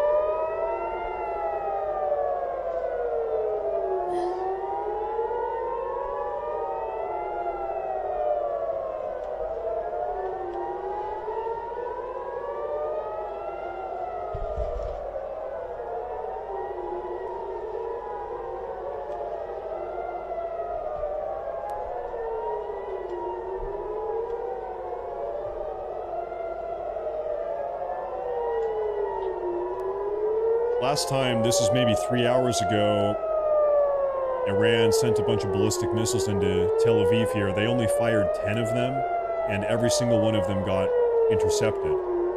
So if this is anything like that last attack, this will be very uneventful. However, yesterday evening, about 24 hours ago now,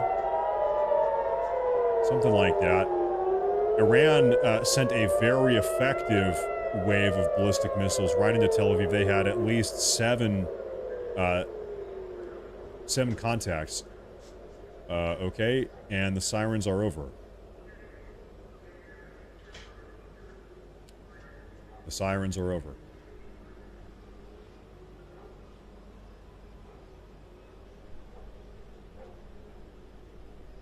Well, that might be it. All right, folks.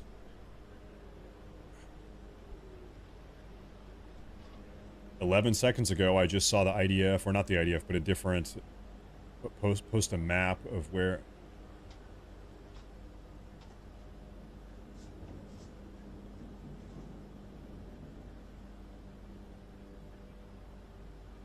Let me transition back over here. You hear that? What was that?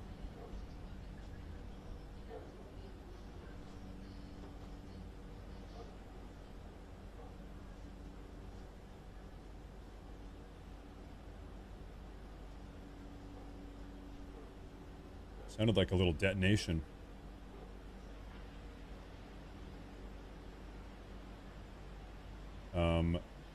Jerusalem seems fine. This is okay, we've got Jerusalem down here.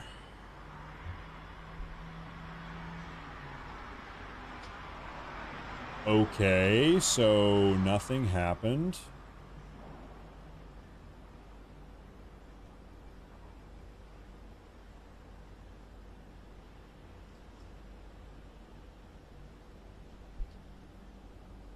By the way, 16 minutes ago,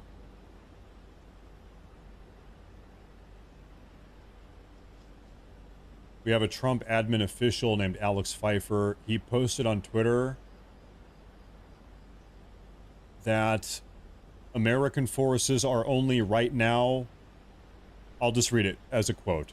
American forces are maintaining their defensive posture, and that has not changed. We will protect American troops and our interests. He also says anyone saying otherwise is spreading fake news. He is saying that America is not engaging in offense right now. Could that change in the future? Sure. I don't know.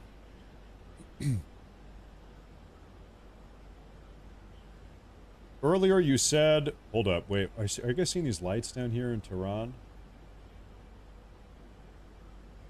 Yeah, I'm not going to worry about that. Earlier you said you're going to stream till it's over, and I was like, wow, Matt is going to stream until Jews and Muslims stop fighting. Good luck. Yeah, I mean, it's been going on for like 3,000 years. Well, not Jews and Muslims.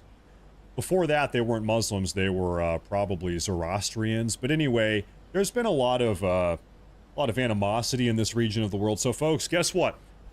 I have breaking news, folks. I will continue to stream Middle Eastern live coverage for the next 3,000 years. I'm swearing right now. I will do this for another 3,000 years. And by then, maybe they'll be able to fix out their issues, but frankly, probably not. I'm not exactly optimistic.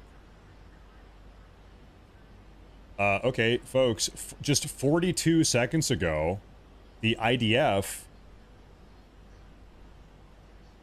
posted that people should stay in their bunkers and that sirens are still going off. The IDF posted this less than a minute ago. So, is this live? Yeah, let me get this back. There we go. That's from the IDF.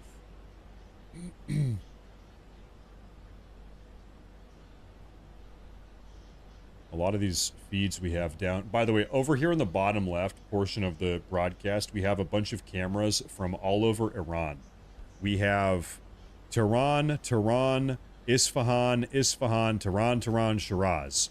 All of these are from Iran. This might be the only broadcast on the entire internet that actually that is showing here various Iranian feeds. So this is a high value feed we have here.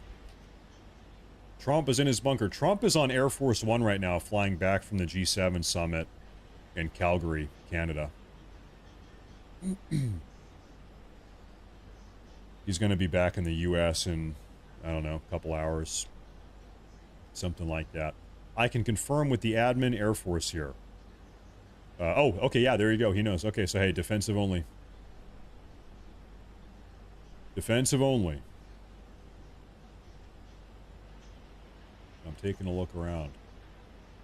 By the way, hey folks, one more time, I do need to continue to shill a little bit, just a little bit. So hey, if you are new to the broadcast, make sure to subscribe here on YouTube for the most breakingest and newsiest updates. Okay, I'm getting a report 2 minutes ago that says an Iranian ballistic missile impact has been made in Tel Aviv. Did anybody see that? Did we see that at all? I didn't see that. Allegedly, just like 2 minutes ago, or a couple more than that, I guess, maybe 5 minutes ago, we had a ballistic missile impact. I'm also seeing a report right now. Multiple interceptions have been made over Tel Aviv. This is like 5 minutes ago. Oh, we heard it. Yeah, you're right. I guess it was the one that we heard. Yeah, you're right. And then also a report of a bunch of interceptions. That's right. That's right. You know what? Hey, this is probably a good image to show you guys. I want to show you this. So this is a map of military bases and nuclear bases, all types of stuff in Iran. So Tehran is the capital city. We have multiple live feeds of what's going on there right now. Okay, Parchin is to the southeast. Fordow and Natanz, these are some of the big nuclear enrichment facilities. Fordow is that big bunker we were talking about that Israel can't really damage. Frankly, they need to have the U.S. bunker buster bombs to do damage. They need to have this guy. They need to have one of these if they want to take out that bunker. Fordow is the most dug in secure bunker in Iran. Maybe. Maybe. Maybe.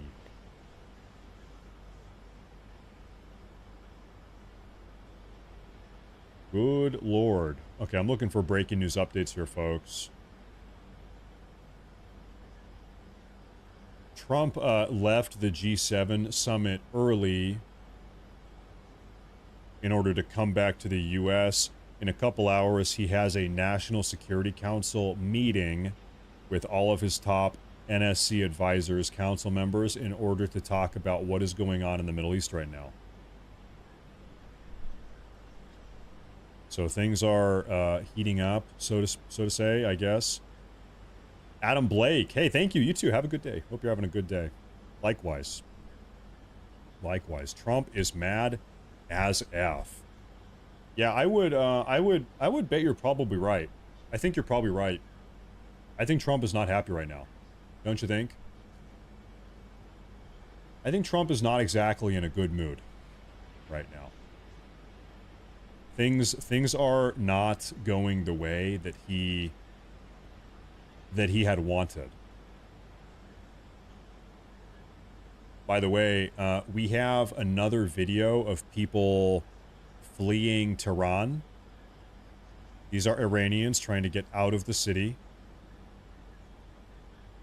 And the reason why they're doing this is because President Trump issued an evacuation order for the Iranians. They said, listen, he said, listen, hey, you guys should get out of the city. Something bad is going to happen. And so right now people are, there's a mass exodus pretty much. Pretty much. Is what it is. Okay, I'm going to use this opportunity to close some of these tabs. It's getting a little bit much here. Yeah.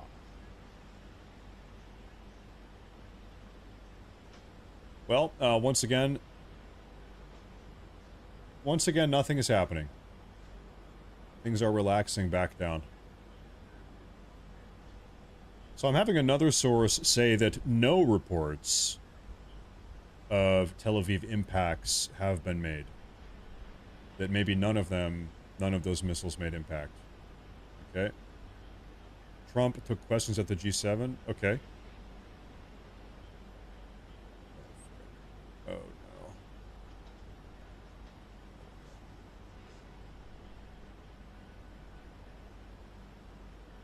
There we go.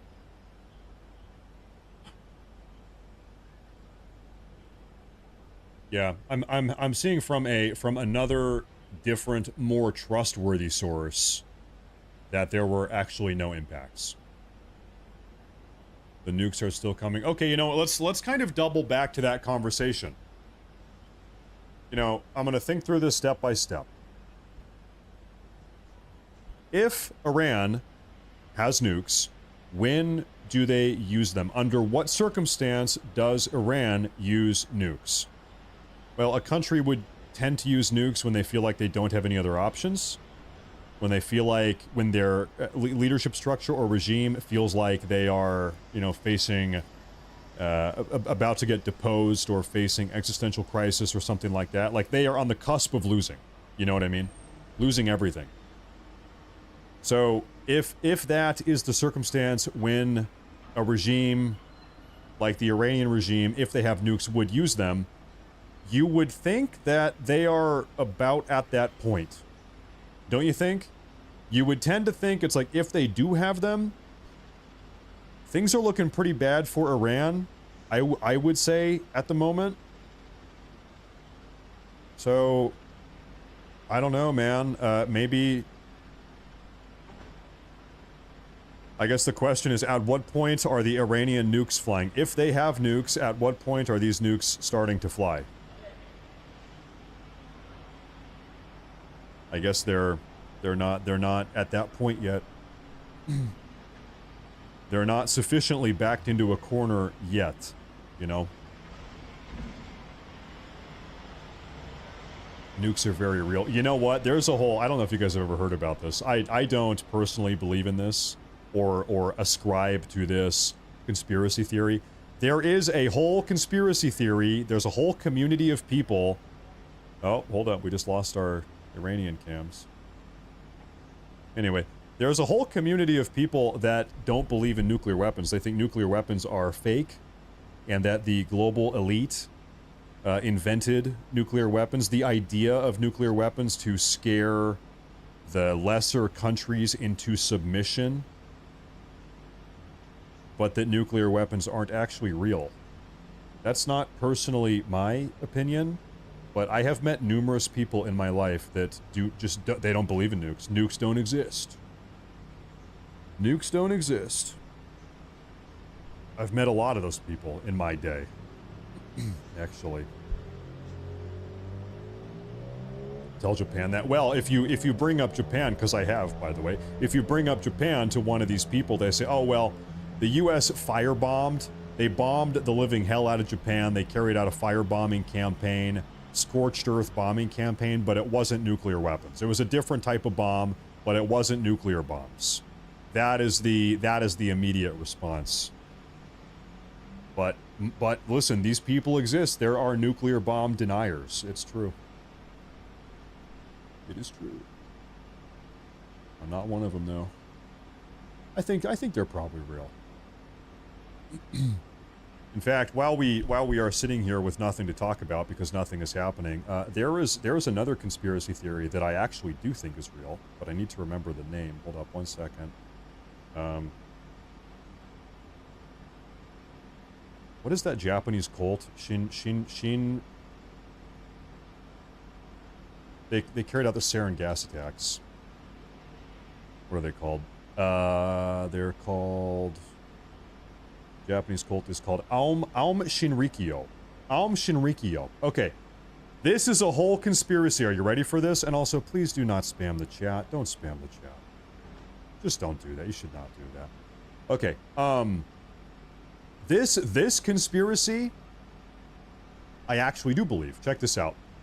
You guys might have heard of the 1995 Tokyo subway sarin gas attacks. It was a Japanese kind of suicide cult almost that brought a bunch of sarin gas and dumped it in a Japanese subway to kill a bunch of people, and multiple people died. It was very bad. Well, there was another angle to this Japanese cult, Aum Shinrikyo, is that let me tell you the parts of this story that are verifiable fact, and then I'll tell you the parts that are conspiratorial. The parts that are verifiable fact, Aum Shinrikyo actually purchased a ton of land in the middle of nowhere, Australia outback. In the middle of nowhere, in the center of Australia, they bought a bunch of land in the middle of nowhere, and this cult was operating for years on this ranch in the middle of nowhere in Australia. And so that is a known fact. They were down there making all types of stuff, chemical weapons, stuff like that. They were making chemical weapons down there.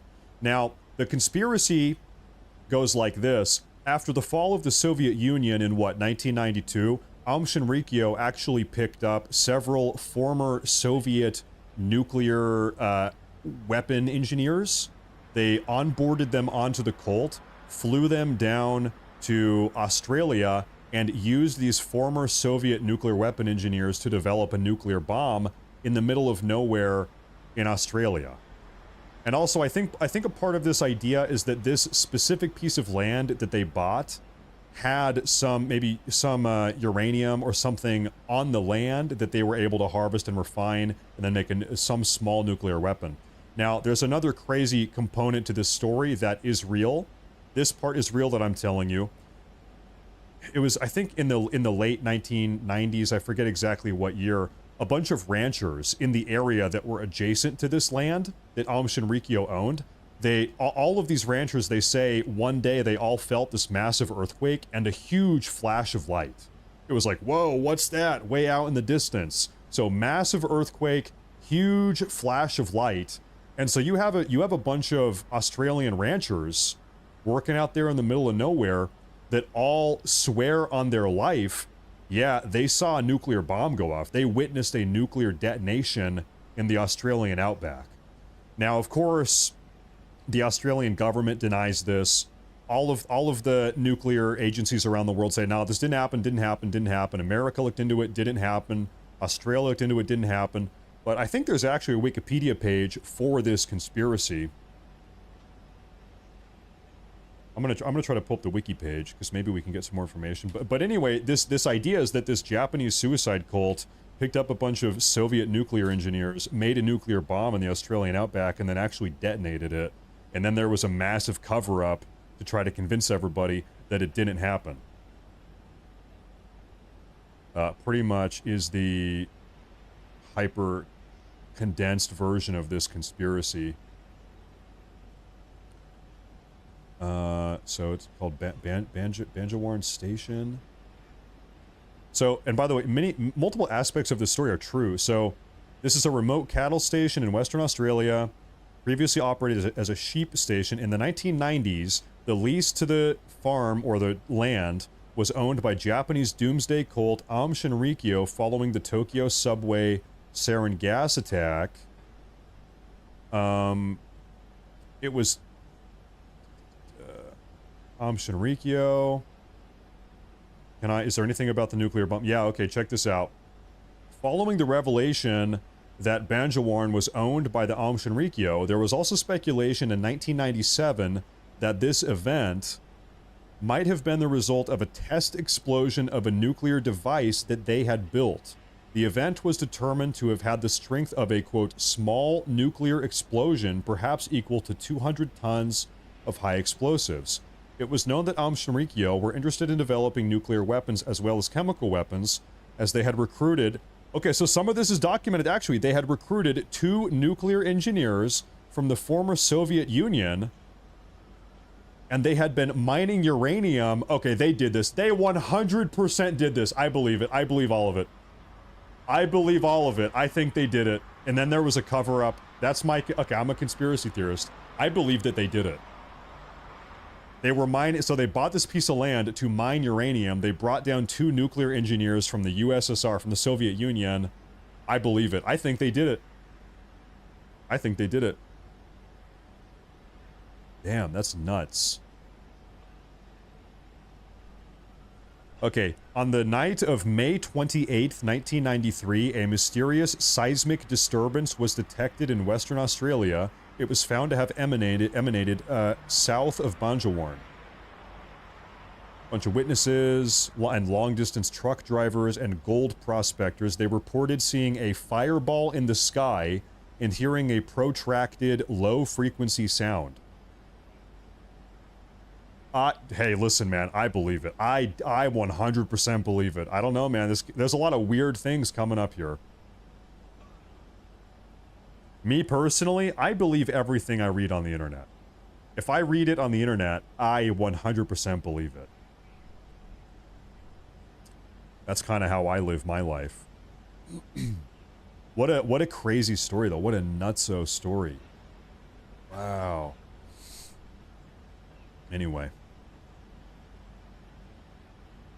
I would imagine most people probably haven't heard about that one, though. That's a crazy one, huh? Matt, have you heard of the Skinwalker Ranch conspiracy? You know, I've not seen the TV show, which... Hold up, what is this? Okay, real quick, no, I haven't seen the TV show. I know it's based on some conspiracy, but no, I really don't know anything about it. I think it's about aliens or something, right? I'm sorry, I see another thing here pop up, a Fox News story. I'm gonna take a look at this right here. Take a look. Exclusive satellite images revealing the location of a previously unknown Iranian nuclear site. Now, the facility spans nearly 2,500 acres, and this is a big discovery. Jillian Turner has more from the State Department. Good morning, Jillian. Pretty explosive, Dana. These satellite images that we have obtained exclusively show the alleged site location and even the layout of the secret, previously unknown nuclear weapons facilities inside Iran. This, of course, raises fresh concerns about the regime's role in these ongoing nuclear talks with the Trump administration. The National Council of Resistance of Iran has collected intelligence from sources on the ground inside Iran that locate this nuclear weapons facility in what is called Semnan province, far from the regime's already known nuclear sites. It's codenamed the Rainbow Site by Iran's officials, and it spans nearly 2,500 acres. You think I can find that? What do you want to bet we can find that on Google Maps right now? Let's go. Let's take a deep dive here, folks, because I'll tell you what, right now nothing is happening, so we have to do something right now because nothing is happening. So we're going to go exploring in Iran. Okay, so it's right there. That's Tehran. There's the mountain. It's to the left of the mountain. Okay, so it's got to be, yeah, it's right there. Where's that? Yeah.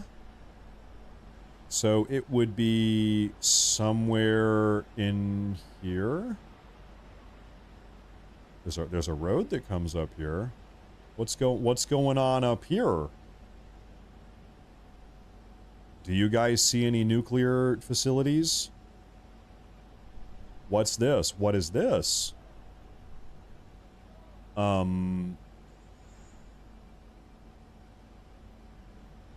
don't know. I missed it. Damn, you think so? I'm gonna zoom out. I'm starting over. I'm gonna zoom out. So we all agree it's right here. You think that's it? It's like a crater. Space Center. Hold up. Hold up.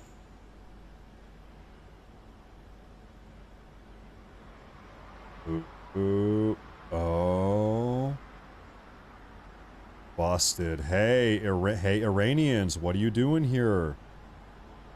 What is going on here, Iranians? This looks like you're up to no good.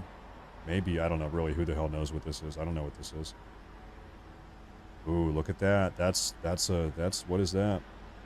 Yeah, no, this is about where, this is where it would be, though. This is what they said on Fox News.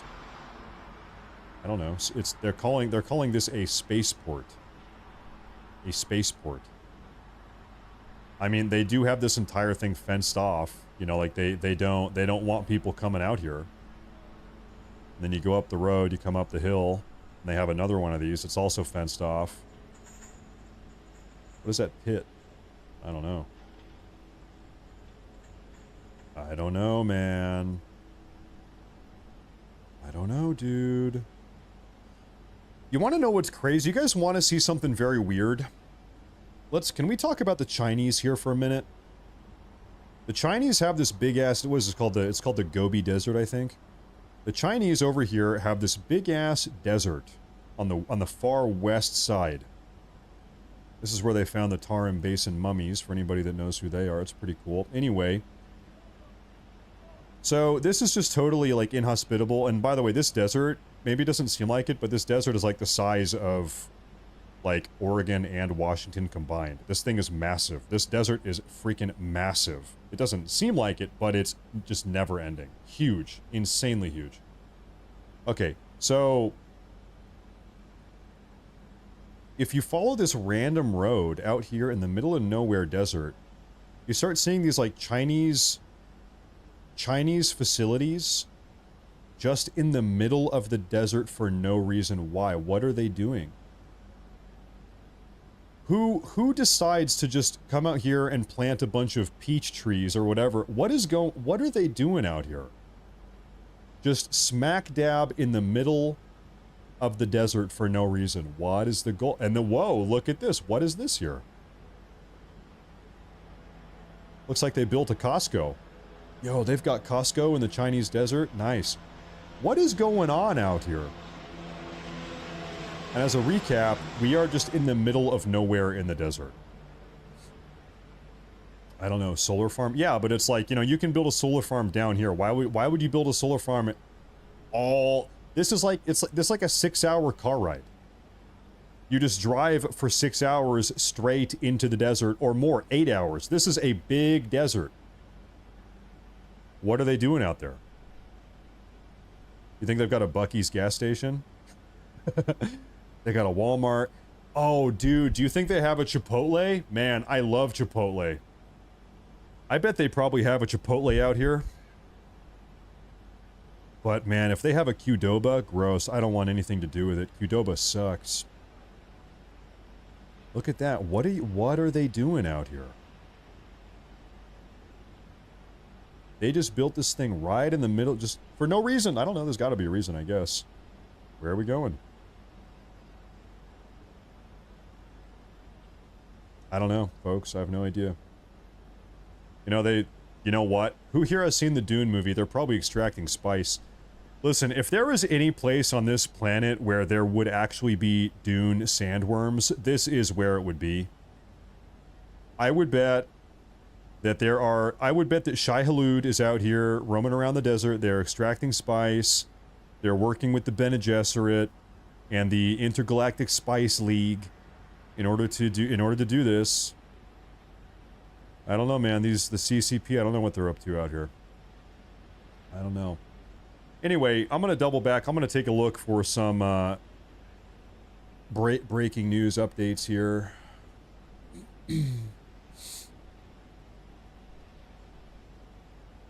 Ooh, whoa. Okay, we have some maybe interesting footage here to take a look at. So, this is a singular Iranian ballistic missile lifting off towards Israel during this morning's attack. So this is a couple hours ago, maybe 2 hours ago. Well, maybe an hour. Only one other missile trail can be seen. Iranian launchers have taken heavy losses from Israeli strikes in the past few days. There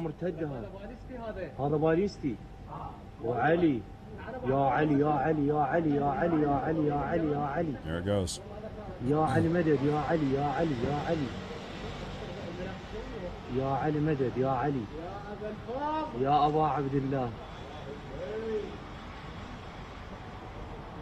Yeah, you know, this might just be the case, is that Iran is maybe slowly running out of missile launchers. Oh, we have an update right now from the IDF. What is the IDF saying? If we don't stop them, you are next.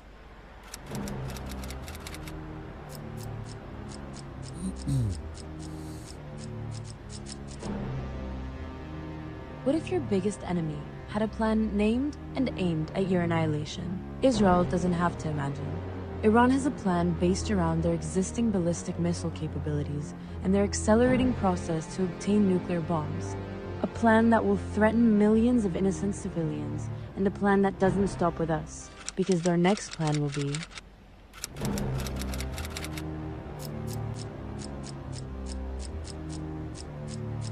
Damn. That's really scary. Holy shit. Damn. Oh, man. We got to do something about this. I'm really scared. Okay, what else do we have going on? I'm taking a look around town here. Oh, hey, folks. We have another U.S. military update. Take a look at this. Okay, as of 7 minutes ago, several more U.S. Air Force KC-137 aerial refueling tankers have departed from air bases in the United States, heading northeast towards the Atlantic in the last hour or so, including several KC-135, KC-46, which pre-positioned last night to bases in the U.S. Northeast. Yeah, okay, so last night, if you were paying attention, there were numerous, like 24, like 25 or something, of these U.S. military tanker planes that set off from the U.S. and traveled across the Atlantic. This happened yesterday. And so now it looks like more of them are on the way. And by the way, 75 hertz, thank you very much. I appreciate that. Thank you very much. That's a big time, big time. Okay, now I want to pull up that flight radar website. Give me 1 minute here. Military flight tracker website. We'll see if we can actually monitor these planes. Yeah, we can do something like that at least.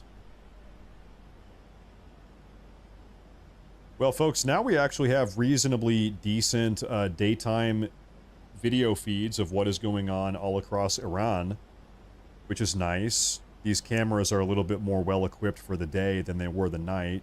So now if something happens, we are probably going to know. Okay, so these military tanker planes that are in question here, this is what we're talking about. It's a Boeing KC-135R. 135, Stratotanker, Stratotanker, Stratotanker, Stratotanker. What else is going to hold up? What are these? This is Indonesia. What is the Indonesian military doing flying over Saudi Arabia right now? And they took off at, this is Dubai, right? So they took off, they're flying over Saudi Arabia. Where are they going? What is their game plan? I don't know. Do we have any U.S. planes? That's Czech plane. Ah, here's a U.S. military, it's like a transport, it's a Globemaster. Okay. And what is this? Turkish. Here's your fun history fact of the day. Did you know that like half of the ancient Greeks that you would be able to mention actually lived in Western Anatolia, like along the coast here?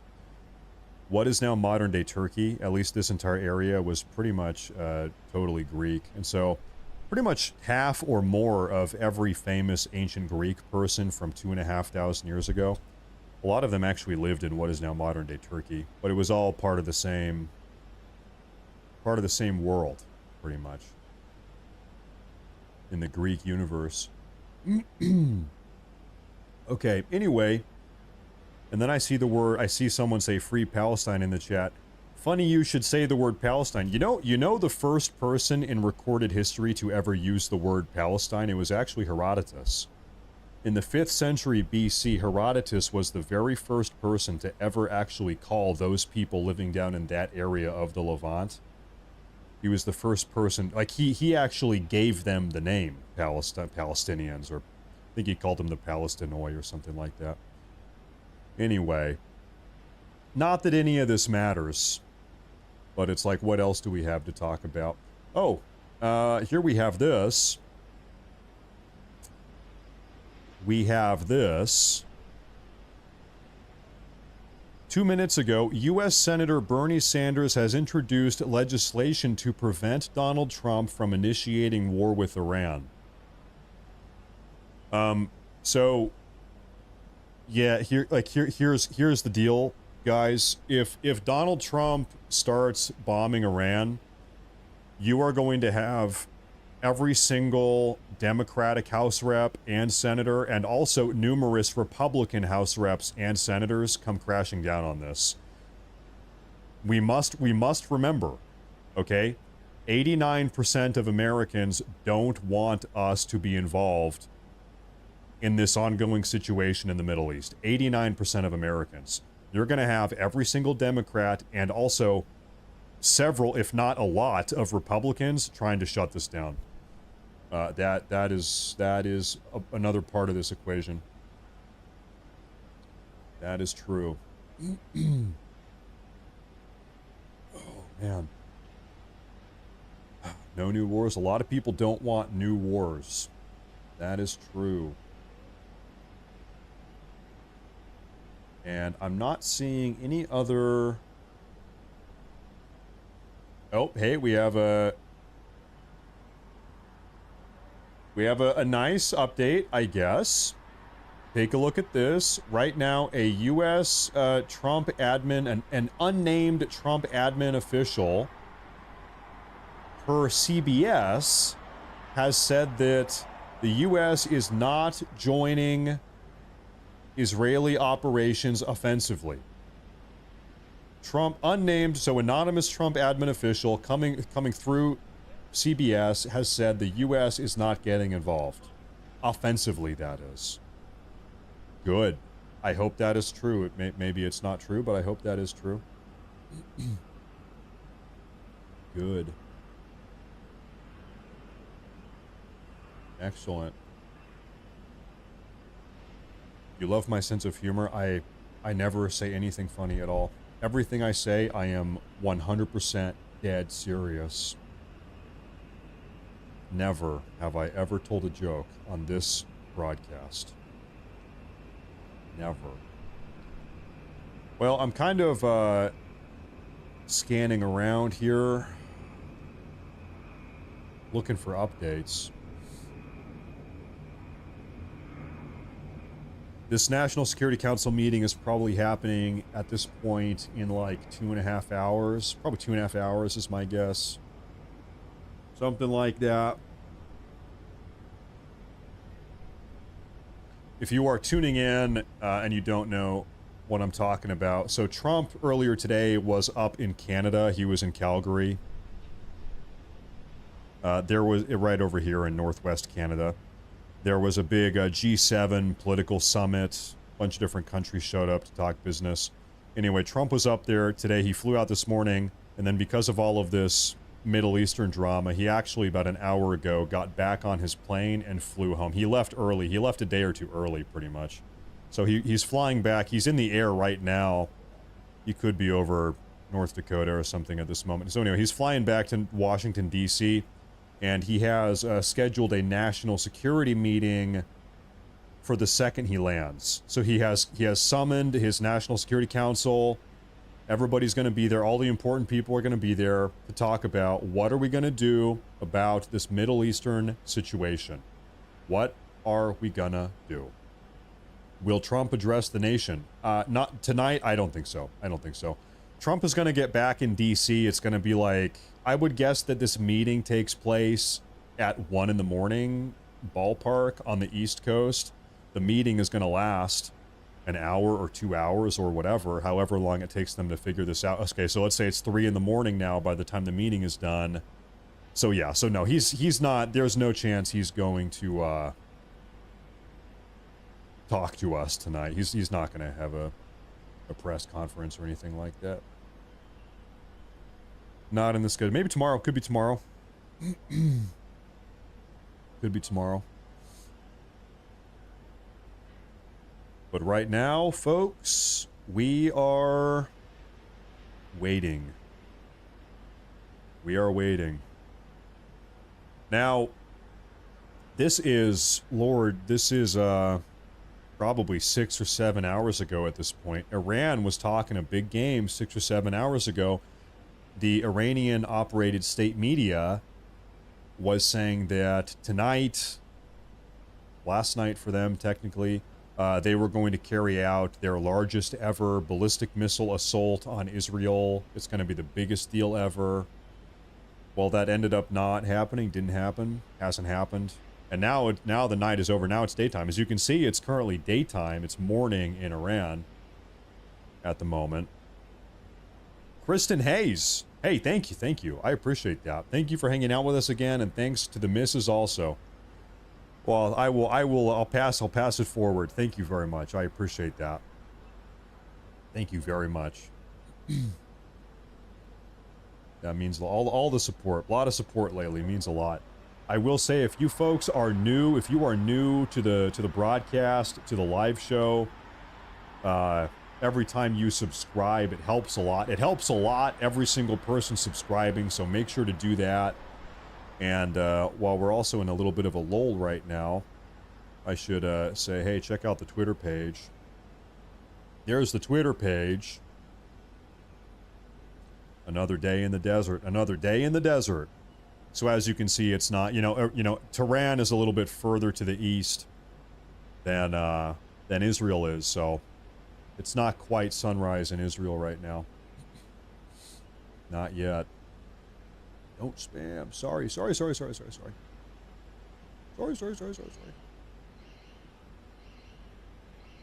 My bad.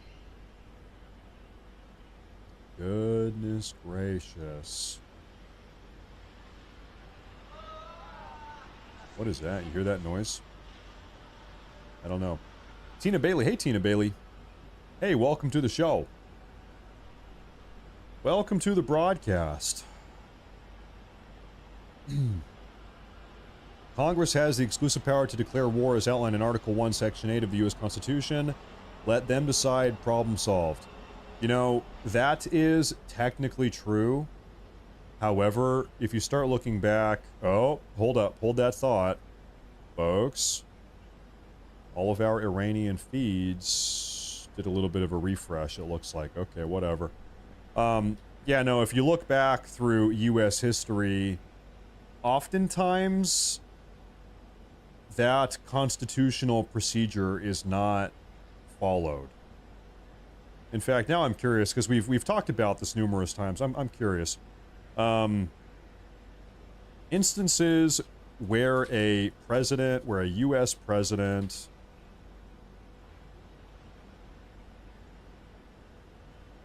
has put us in war without congressional approval.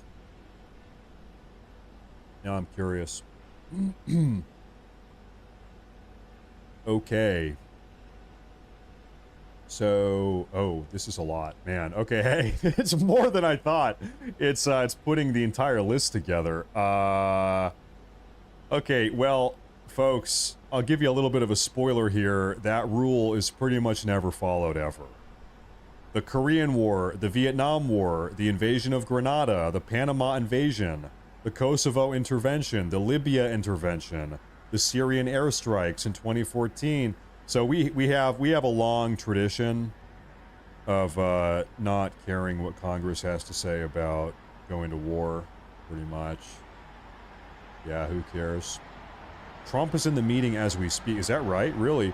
You know, to be fair, I guess it's possible that you know, he's flying on Air Force One. It's possible that Air Force One is like way faster than a normal plane. Well, hey, why don't I ask? Is Air Force One faster than a normal plane? Maybe it's super duper fast.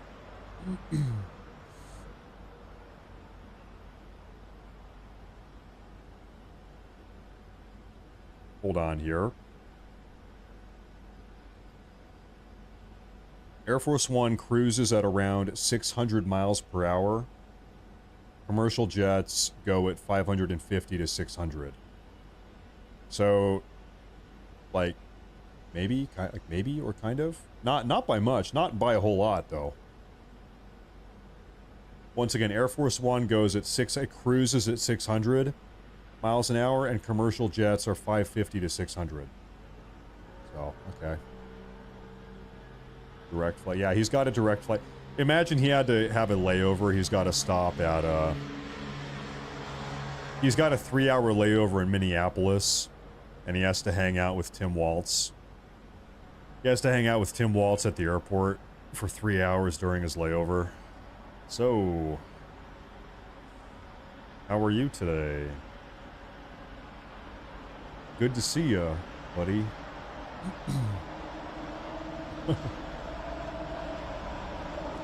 Hear that noise? What is that noise? Oh. Man, folks, I'll tell you what. I try to walk a lot. I go for walks every day. I walk the dog twice a day, and I also try to walk. I go in the woods. I've got a good trail in the woods. I walk for a mile in the woods every day. And I have not been walking. This whole World War III breaking out situation is really impacting all of the walking that I try to do.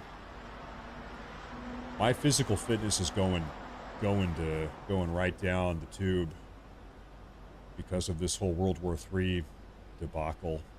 Not happy about that. Not happy about that.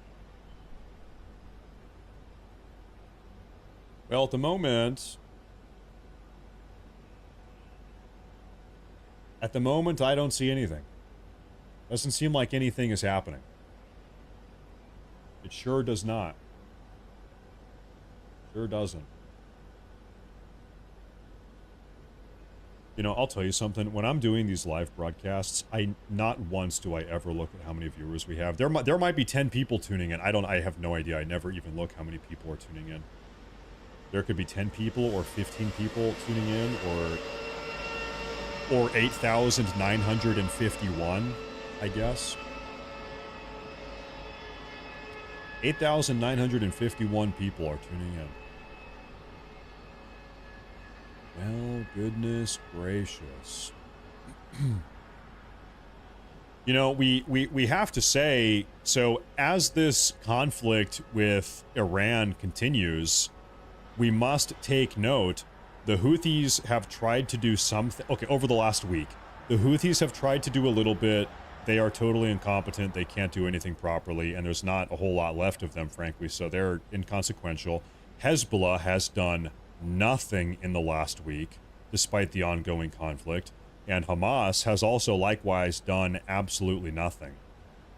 This is testament to just how thoroughly, over the last 2 years, Israel has completely dismantled all of the Iranian sort of terrorist-backed proxies across the region.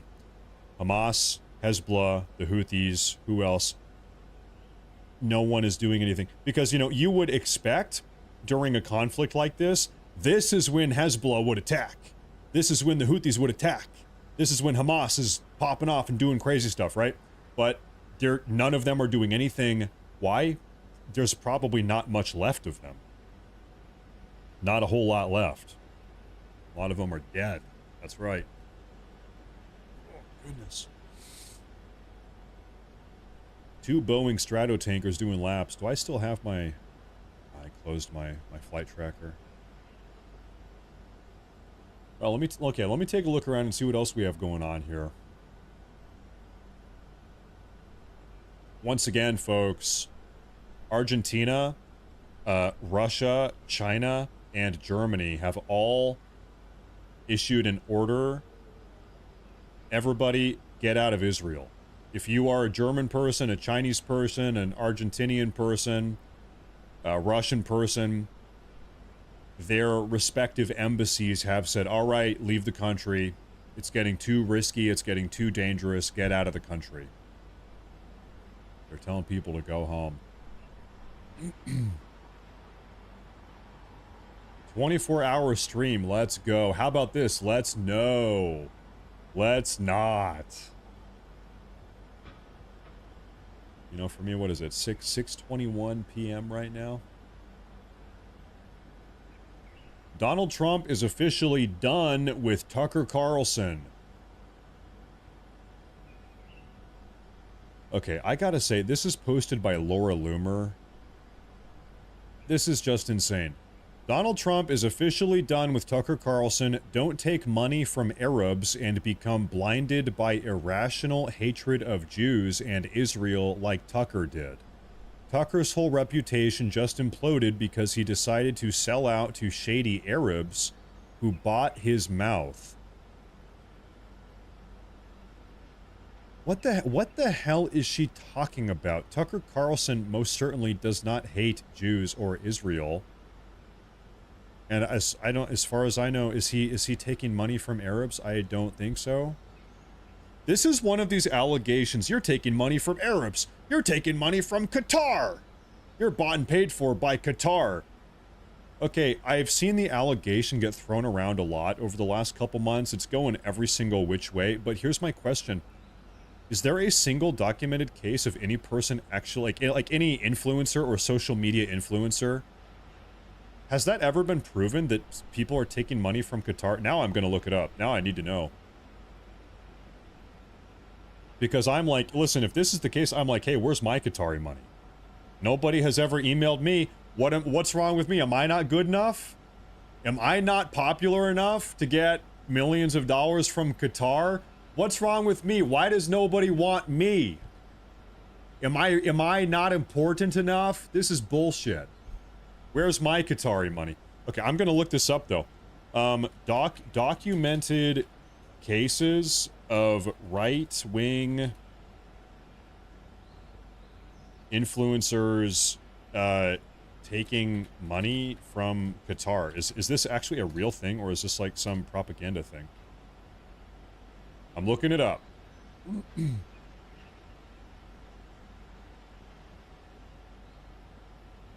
Okay, there are limited documented cases specifically confirming right-wing influencers directly accepting money from Qatar, but recent reports and investigations have highlighted Qatar's efforts to influence U.S. conservative media through lobbying and... Okay, bro, you need to stop spamming. I don't care if you post your Palestine shit, but you need to not spam it. That's so annoying. Nobody likes that. I don't care what you say. Just stop spamming, please. God. Okay, Qatar is trying to lobby people through public relation campaigns. Below is a concise summary of relevant documented instances and allegations. Okay, so in 2024, excuse me. In 2024, Tucker Carlson interviewed Qatar's prime minister. A Washington Examiner investigation revealed that Lumen 8 Advisors, a U.S. firm registered as a foreign agent for Qatar, arranged a high-profile interview between Tucker Carlson and Qatar's Prime Minister, Mohammed bin Abdul Rahman bin Jassim Al Thani. What a name. That's a long-ass name. Which garnered over 6 million views, which was part of Qatar's broader media strategy to promote favorable narratives. Lumen 8 Advisors paid $180,000 Lumen 8 Advisors is paid $180,000 monthly by the Qatari Embassy for strategic communications and media training. Okay, well that doesn't mean that Tucker took any money from them. That just means that he was approached by a Qatari media group to set up the interview. Okay.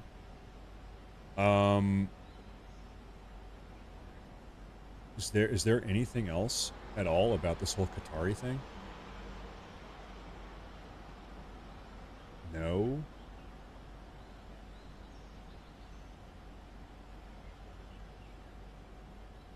There are allegations that Candace Owens, Alex Jones, and Tucker Carlson received Qatari funding, with some allegations alleging over 250 right-wing influencers have been paid since 2018, but there is no evidence for any of this.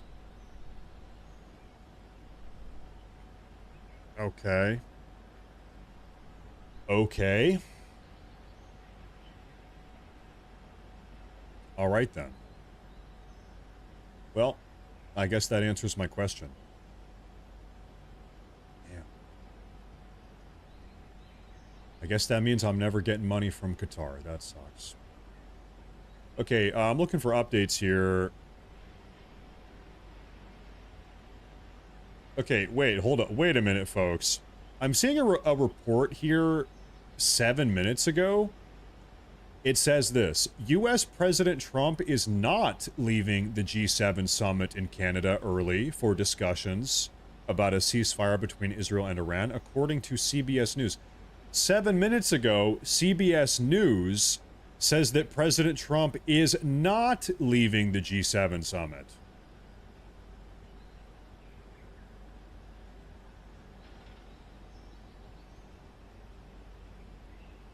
Huh? So did he leave or not? Is he on the airplane or at the meeting now or what?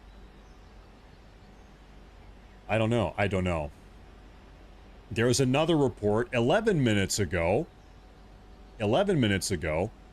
In addition to U.S. President Trump, the State Department confirms that Secretary of State and Acting National Security Advisor Marco Rubio will also be returning to Washington, D.C. tonight, where he will likely attend the meeting of the National Security Council. Okay, so now we just have reports. I wonder if this is that report. U.S. President Trump is not leaving the G7. I wonder if they meant to type now. You think it's a typo?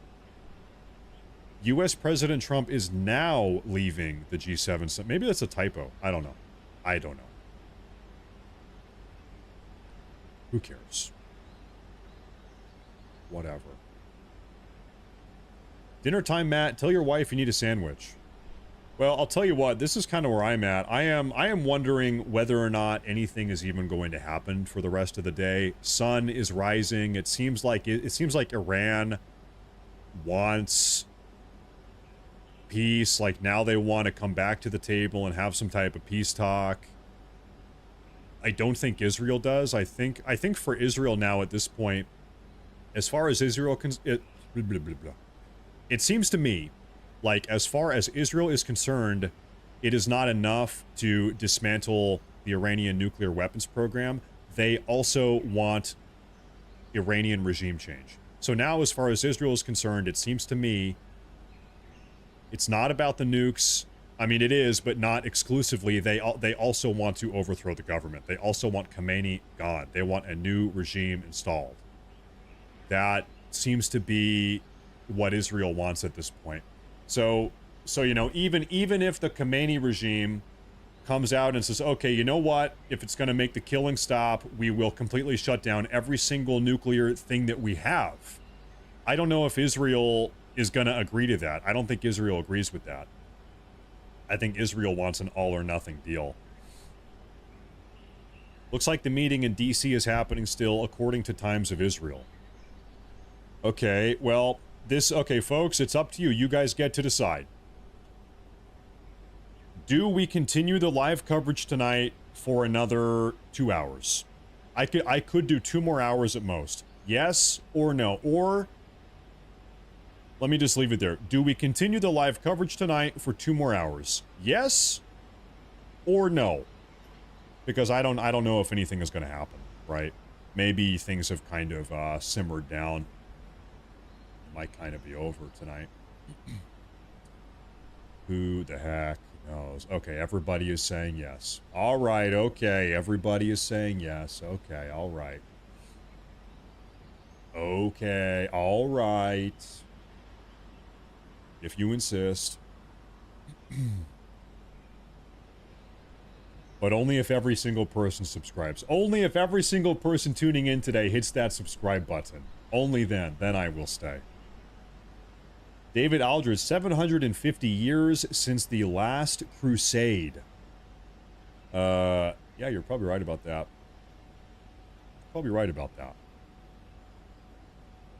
Speaking of the Crusades, I think this was in the 13th century AD. This is the 4th Crusade, I think. Was it the 4th?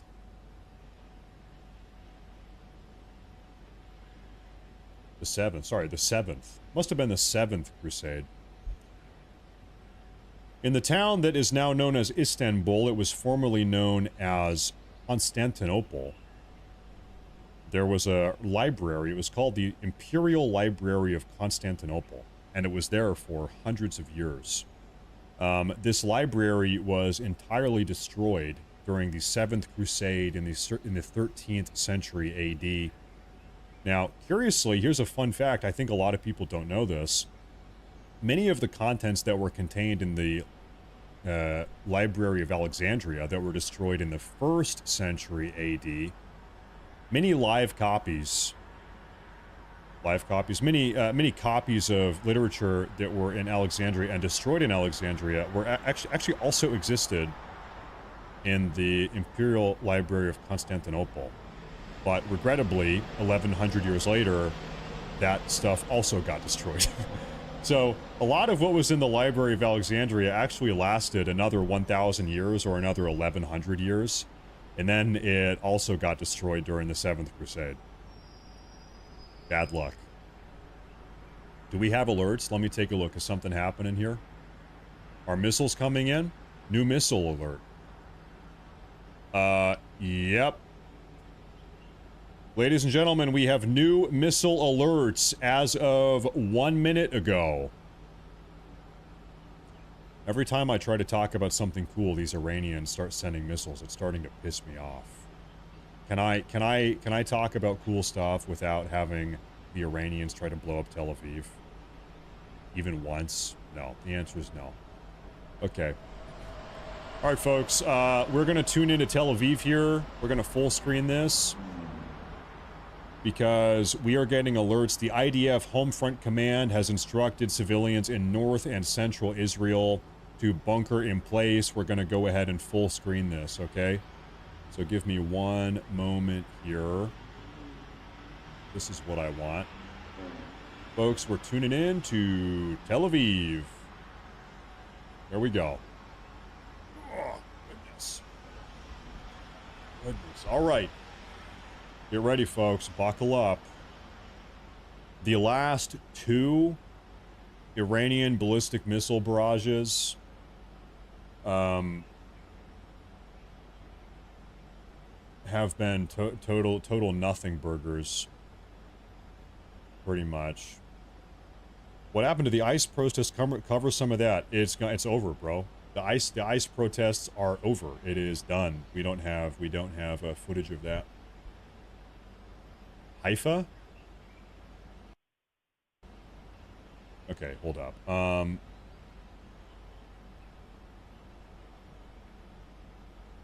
Do we even have a Haifa feed? I don't think I have a Haifa feed here. I don't have a Haifa feed, but I will try to find one real quick. I'll try to find one.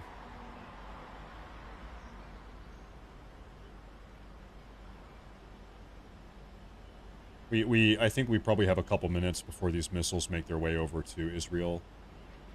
Now, if anybody has a Haifa feed, that would be very helpful because I don't see one anywhere. If anybody happens to have one.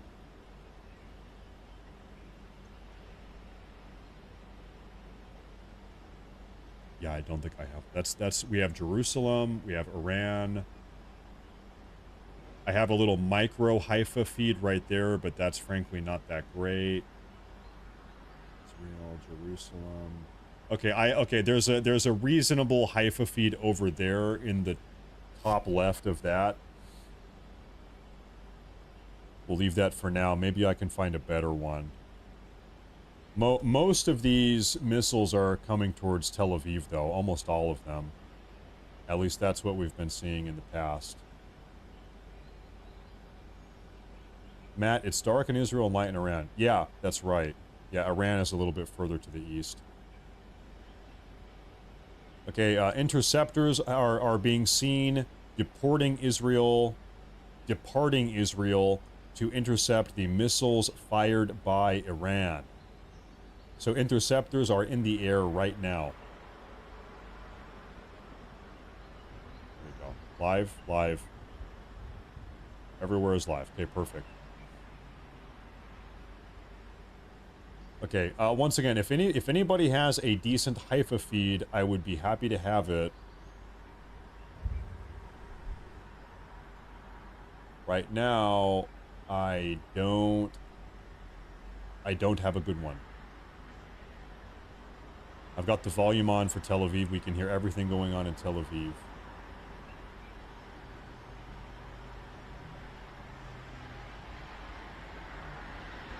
I'm scanning for Haifa feed.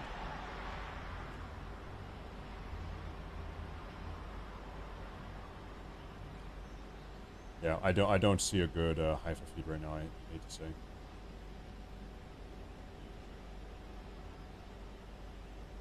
But anyway, these ballistic missiles might show up any minute. Anyway, I thought hold that thought.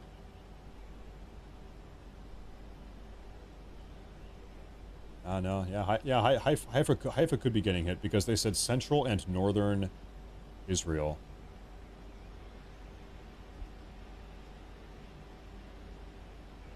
But once again, okay, so we have kind of a bad Haifa feed. It's that black and white feed over there on the bottom left.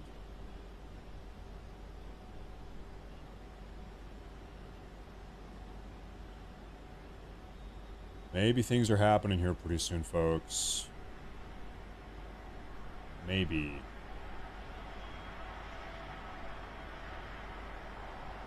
Interceptors have been deployed. Back to Trump here for a moment. Rubio is also heading back to DC. He just left the G7. Well, maybe not just left, but anyway, he left. He's going back to DC.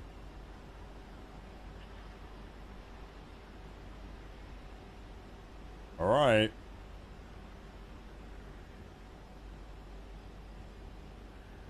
Man, I really wish I could. I think Haifa might be getting hit soon, not yet.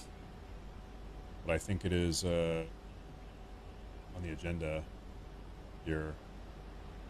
I'm taking a look at Agenda Free TV. Agenda Free TV also does not have a Haifa feed.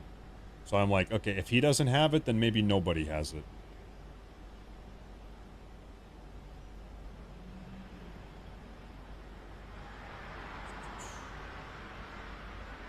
Maybe it doesn't exist. Unless you have it. If you have it, you can let me know and I'll pull it up. The Haifa feed is down? Okay. That is, what it seems like. A lot of these channels are replaying old footage from previous days, so it's hard to know. There's a lot of scamming going on.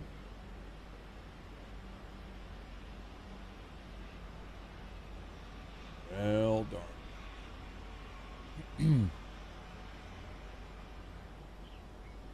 You have a wide-angle Haifa? Okay, let me take a look. Thank you for this feed. I'm going to check this out.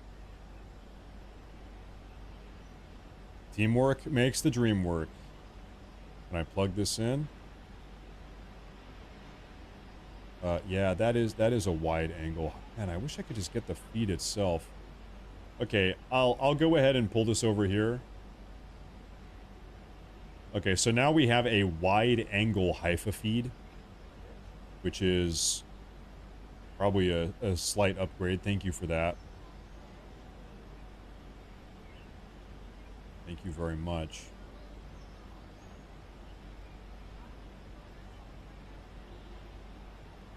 And so now I suppose we wait.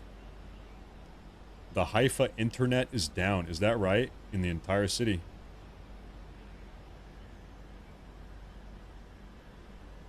Now we wait, folks. I think so.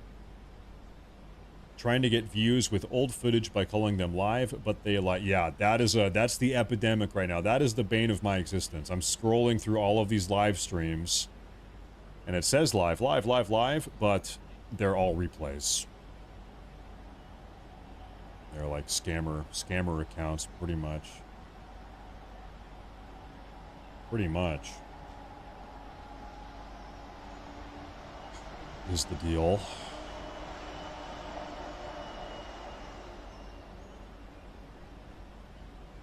Oh, hey, breaking news, folks. I've been trying to sell an old townhouse I used to live at. I rented it out. Now I'm selling it, and it seems like we're getting an offer. It's been on the market for about a month. We might have an offer coming in. Thank God. Get rid of that thing.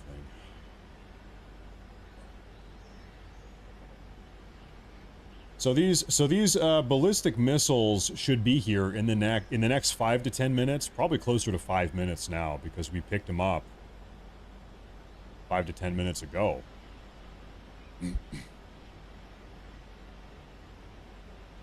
Something like that. There's my beautiful wife in the live chat there, Plathy, the moderator. Watch out, she loves to ban people. Watch out for that moderator, Plathy. She loves to time people out and to ban people, so be careful. You gotta watch out around her. I'm watching this Haifa cam.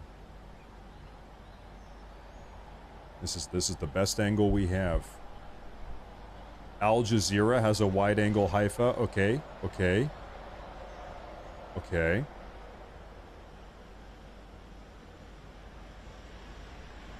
Al Jazeera. Do they? I don't see that. Oh, that's Al Jazeera English. Maybe I'm on the wrong Al Jazeera. How many Al Jazeera channels are there? Can you copy paste in the chat like the code at the end of the URL? If you know how to do that, that might make this easier, because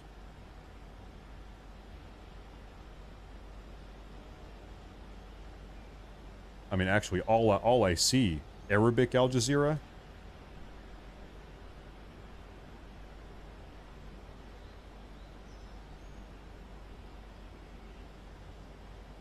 Is this really Haifa?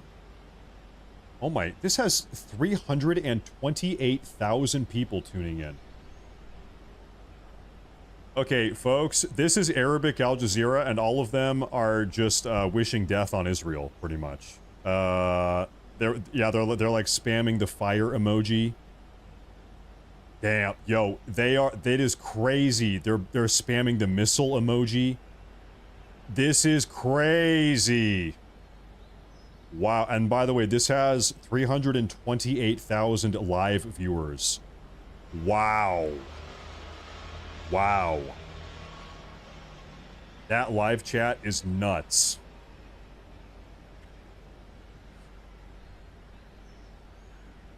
Well, so I don't know, like, exactly what these feeds are. Maybe it's Haifa. I don't know. Maybe it's Haifa. Maybe it's not, because I can't read that, but we'll see. We'll see what happens. I don't know, man.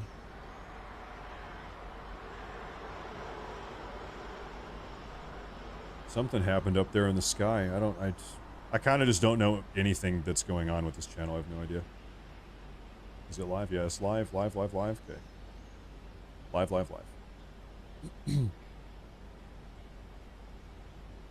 Missile alert over. I don't see where it says that anywhere. I don't know. I wouldn't say that yet. I'm not sure. Intercepted. Maybe some of them did, but maybe not all of them. Might be aliens. Totally could be aliens. It's probably aliens. So this is what it seems like, folks. The last couple waves of ballistic missiles have been pretty uneventful. There's like 5 of them, or 10 of them, or 12 of them. All of them get intercepted. Nothing happens. What seems to be the case to me is that Iran is running out of missile launchers. Like, they are running out of these mobile ballistic missile launchers. Israel is just aggressively hunting them, trying to blow all of them up. And so what might be the case is that Iran actually has more missiles than they have missile launchers. And because they've been losing so many missile launchers, now they can't even launch that many ballistic missiles anymore, right? That could be the case. Iran said that they are testing. They are testing what? Testing whether or not their missiles blow up mid-air? I don't know, man. Well, I'll tell you what. You know what this does mean? Even though none of these missiles made it through, maybe, I don't want to speak too soon, but it sure seems like none of them made it through. What this does mean is that Iran is still fighting. They are not surrendering. They're not done. Even if they aren't sending that many still, it's like if you're still sending any at all, you're still punching. Did we... Let me take a look here. Hey, Chris, thank you very much. Thank you for tuning in. I appreciate that. Thank you. That's a big super chat.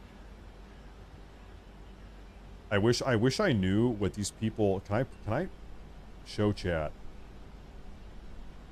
So, can I Google Translate this? Translate to English. All right, folks, let's take a look at what the Arabic Al Jazeera channel. Let's just see what some of the comments here, okay? Oh God, grant victory to Islam over the Arabs, the Zionists, and the Persians. Iran is at its weakest, and Trump will not miss this opportunity. He will destroy the Iranian nuclear weapon program and will be proud of it. He is a narcissistic person. As long as Iran appears this weak, Trump will seize the opportunity. The horse is weak. If God helps you, no one can overcome you. Increase your prayers upon the prophet. May God bless him and grant him peace at all times.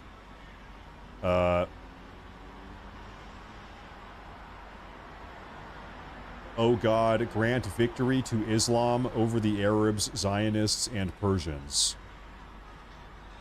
You know what it seems like? It seems like a lot of these people here from the Middle East, they make a distinction between the Arabs and the Persians. The Persians are not the Arabs, and the Arabs are not the Persians. They might have the same language, maybe, and the same religion, roughly, but they are different. Does that make sense? Or at least they view themselves as being different. May God guide the shooting of both parties. So this is what I'm saying, man. Like, it seems like there are a lot of Middle Easterners from like Saudi Arabia or something that they're posting like, you know what? I hope they all die.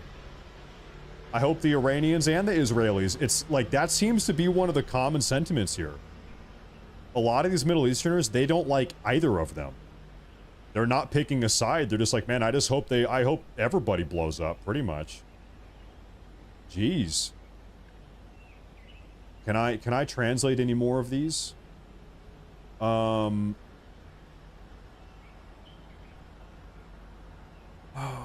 Let me see here. To the Jews in the chat, their concern is to sow discord. Thank you, Tariq Al-Yafeh. Excellent. Okay. All right. Unbelievable. There you have it. So, ladies and gentlemen, this is Al Jazeera. What is it called? Al Jazeera Arabic is what this channel is called. Something like that. Yeah. That's what it is. Well, folks, I think the attack is over. I think it's done. Yep, it is. Actually, as of 1 minute ago, the IDF Home Front Command states that civilians can now leave their shelters for at least the 4th time tonight. This is the 4th time they've been called in and then sent back out. Something like that. Good Lord. What a long day. There's been ups, there's been a lot of downs. A lot of ups and a lot of downs. Check my updates. No, don't worry about that, man. You don't need to worry about that. Let's see here. Yeah, so they're all able to leave their shelters now, and beyond that, nothing else is really going on. So it seems like it is over. It seems like for now, it is over.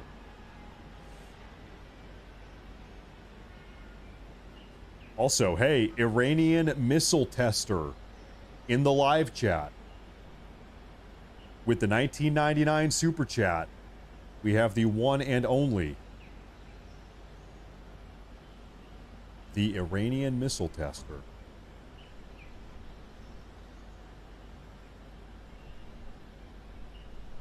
Good grief.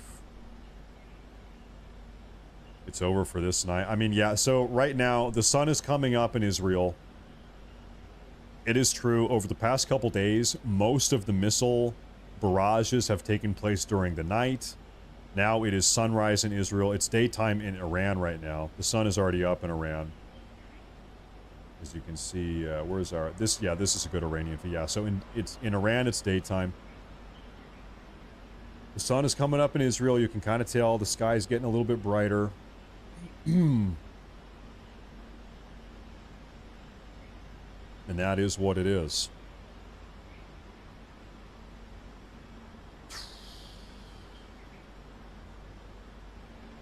I really do. If I had to bet, I think things are probably kind of simmering down here. Now that it's daytime. Oh, I do have one thing to show you. Oh, actually, never mind. No, I don't. Never mind. I lied. They vowed to keep it up until dawn. Yeah, and now it's dawn. And by the way, even during the night, they didn't really do much. Maybe Iran is, you know, running out. It seems like they're running out of rocket launchers or missile launchers. These trucks that they're hauling around, they launch a missile, then they bring it back into the bunker. It seems like Israel is successfully destroying many of those. Seems to be the case.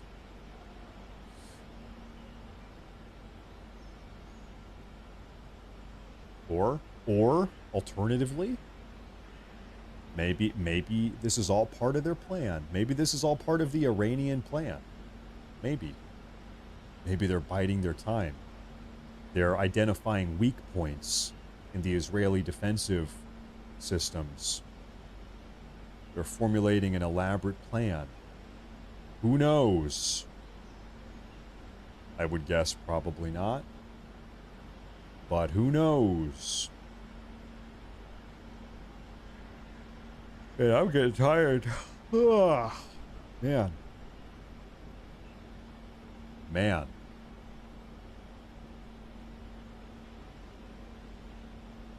Jeez Louise.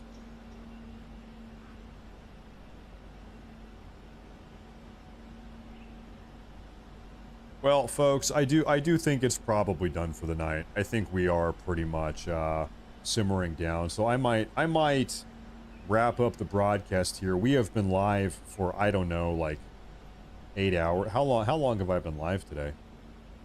Real quick, hey, David Simon, any chance I could get a shout out? This has been amazing. Just found you addicted. David Simon, thank you for tuning in. I appreciate that super chat. Thank you very much. Thank you. I'm happy you guys have been finding your way here, David. I'm happy you're here. I think we're gonna keep on doing this daily coverage. I think we've got tons of crazy news.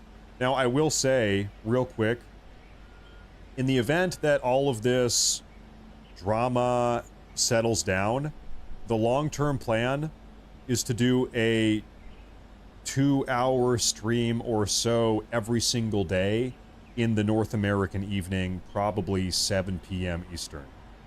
That's my daily plan. Every day, 2-hour evening stream, 7 p.m. Eastern. But, you know, as long as, like, crazy stuff like this is happening, I'm happy to go live and do a show earlier all day, but, you know, things aren't always going to be this crazy. I hope. Maybe they will be, who knows. How long has it been, though? It's been 8 hours. Look at that. Well, folks, I am going to wrap it up. So thank you all very, very much. I appreciate it, guys. Thank you very much. If you are new, please do me a favor and subscribe to the channel. That helps a lot. That is the best way to stay up to pace with what's going on. And also follow on Twitter here. That's the final message of the day. Thank you all very much. I will see you. Maybe we do it again tomorrow. I don't know. Depends on what is happening tomorrow. Thank you all very much. It's been a good show. And it's been a great audience. A lot of super chats. Everybody, welcome to the community. So I'll see you guys tomorrow. And have a great night. Have a great morning. Thank you, everyone. Have a great time.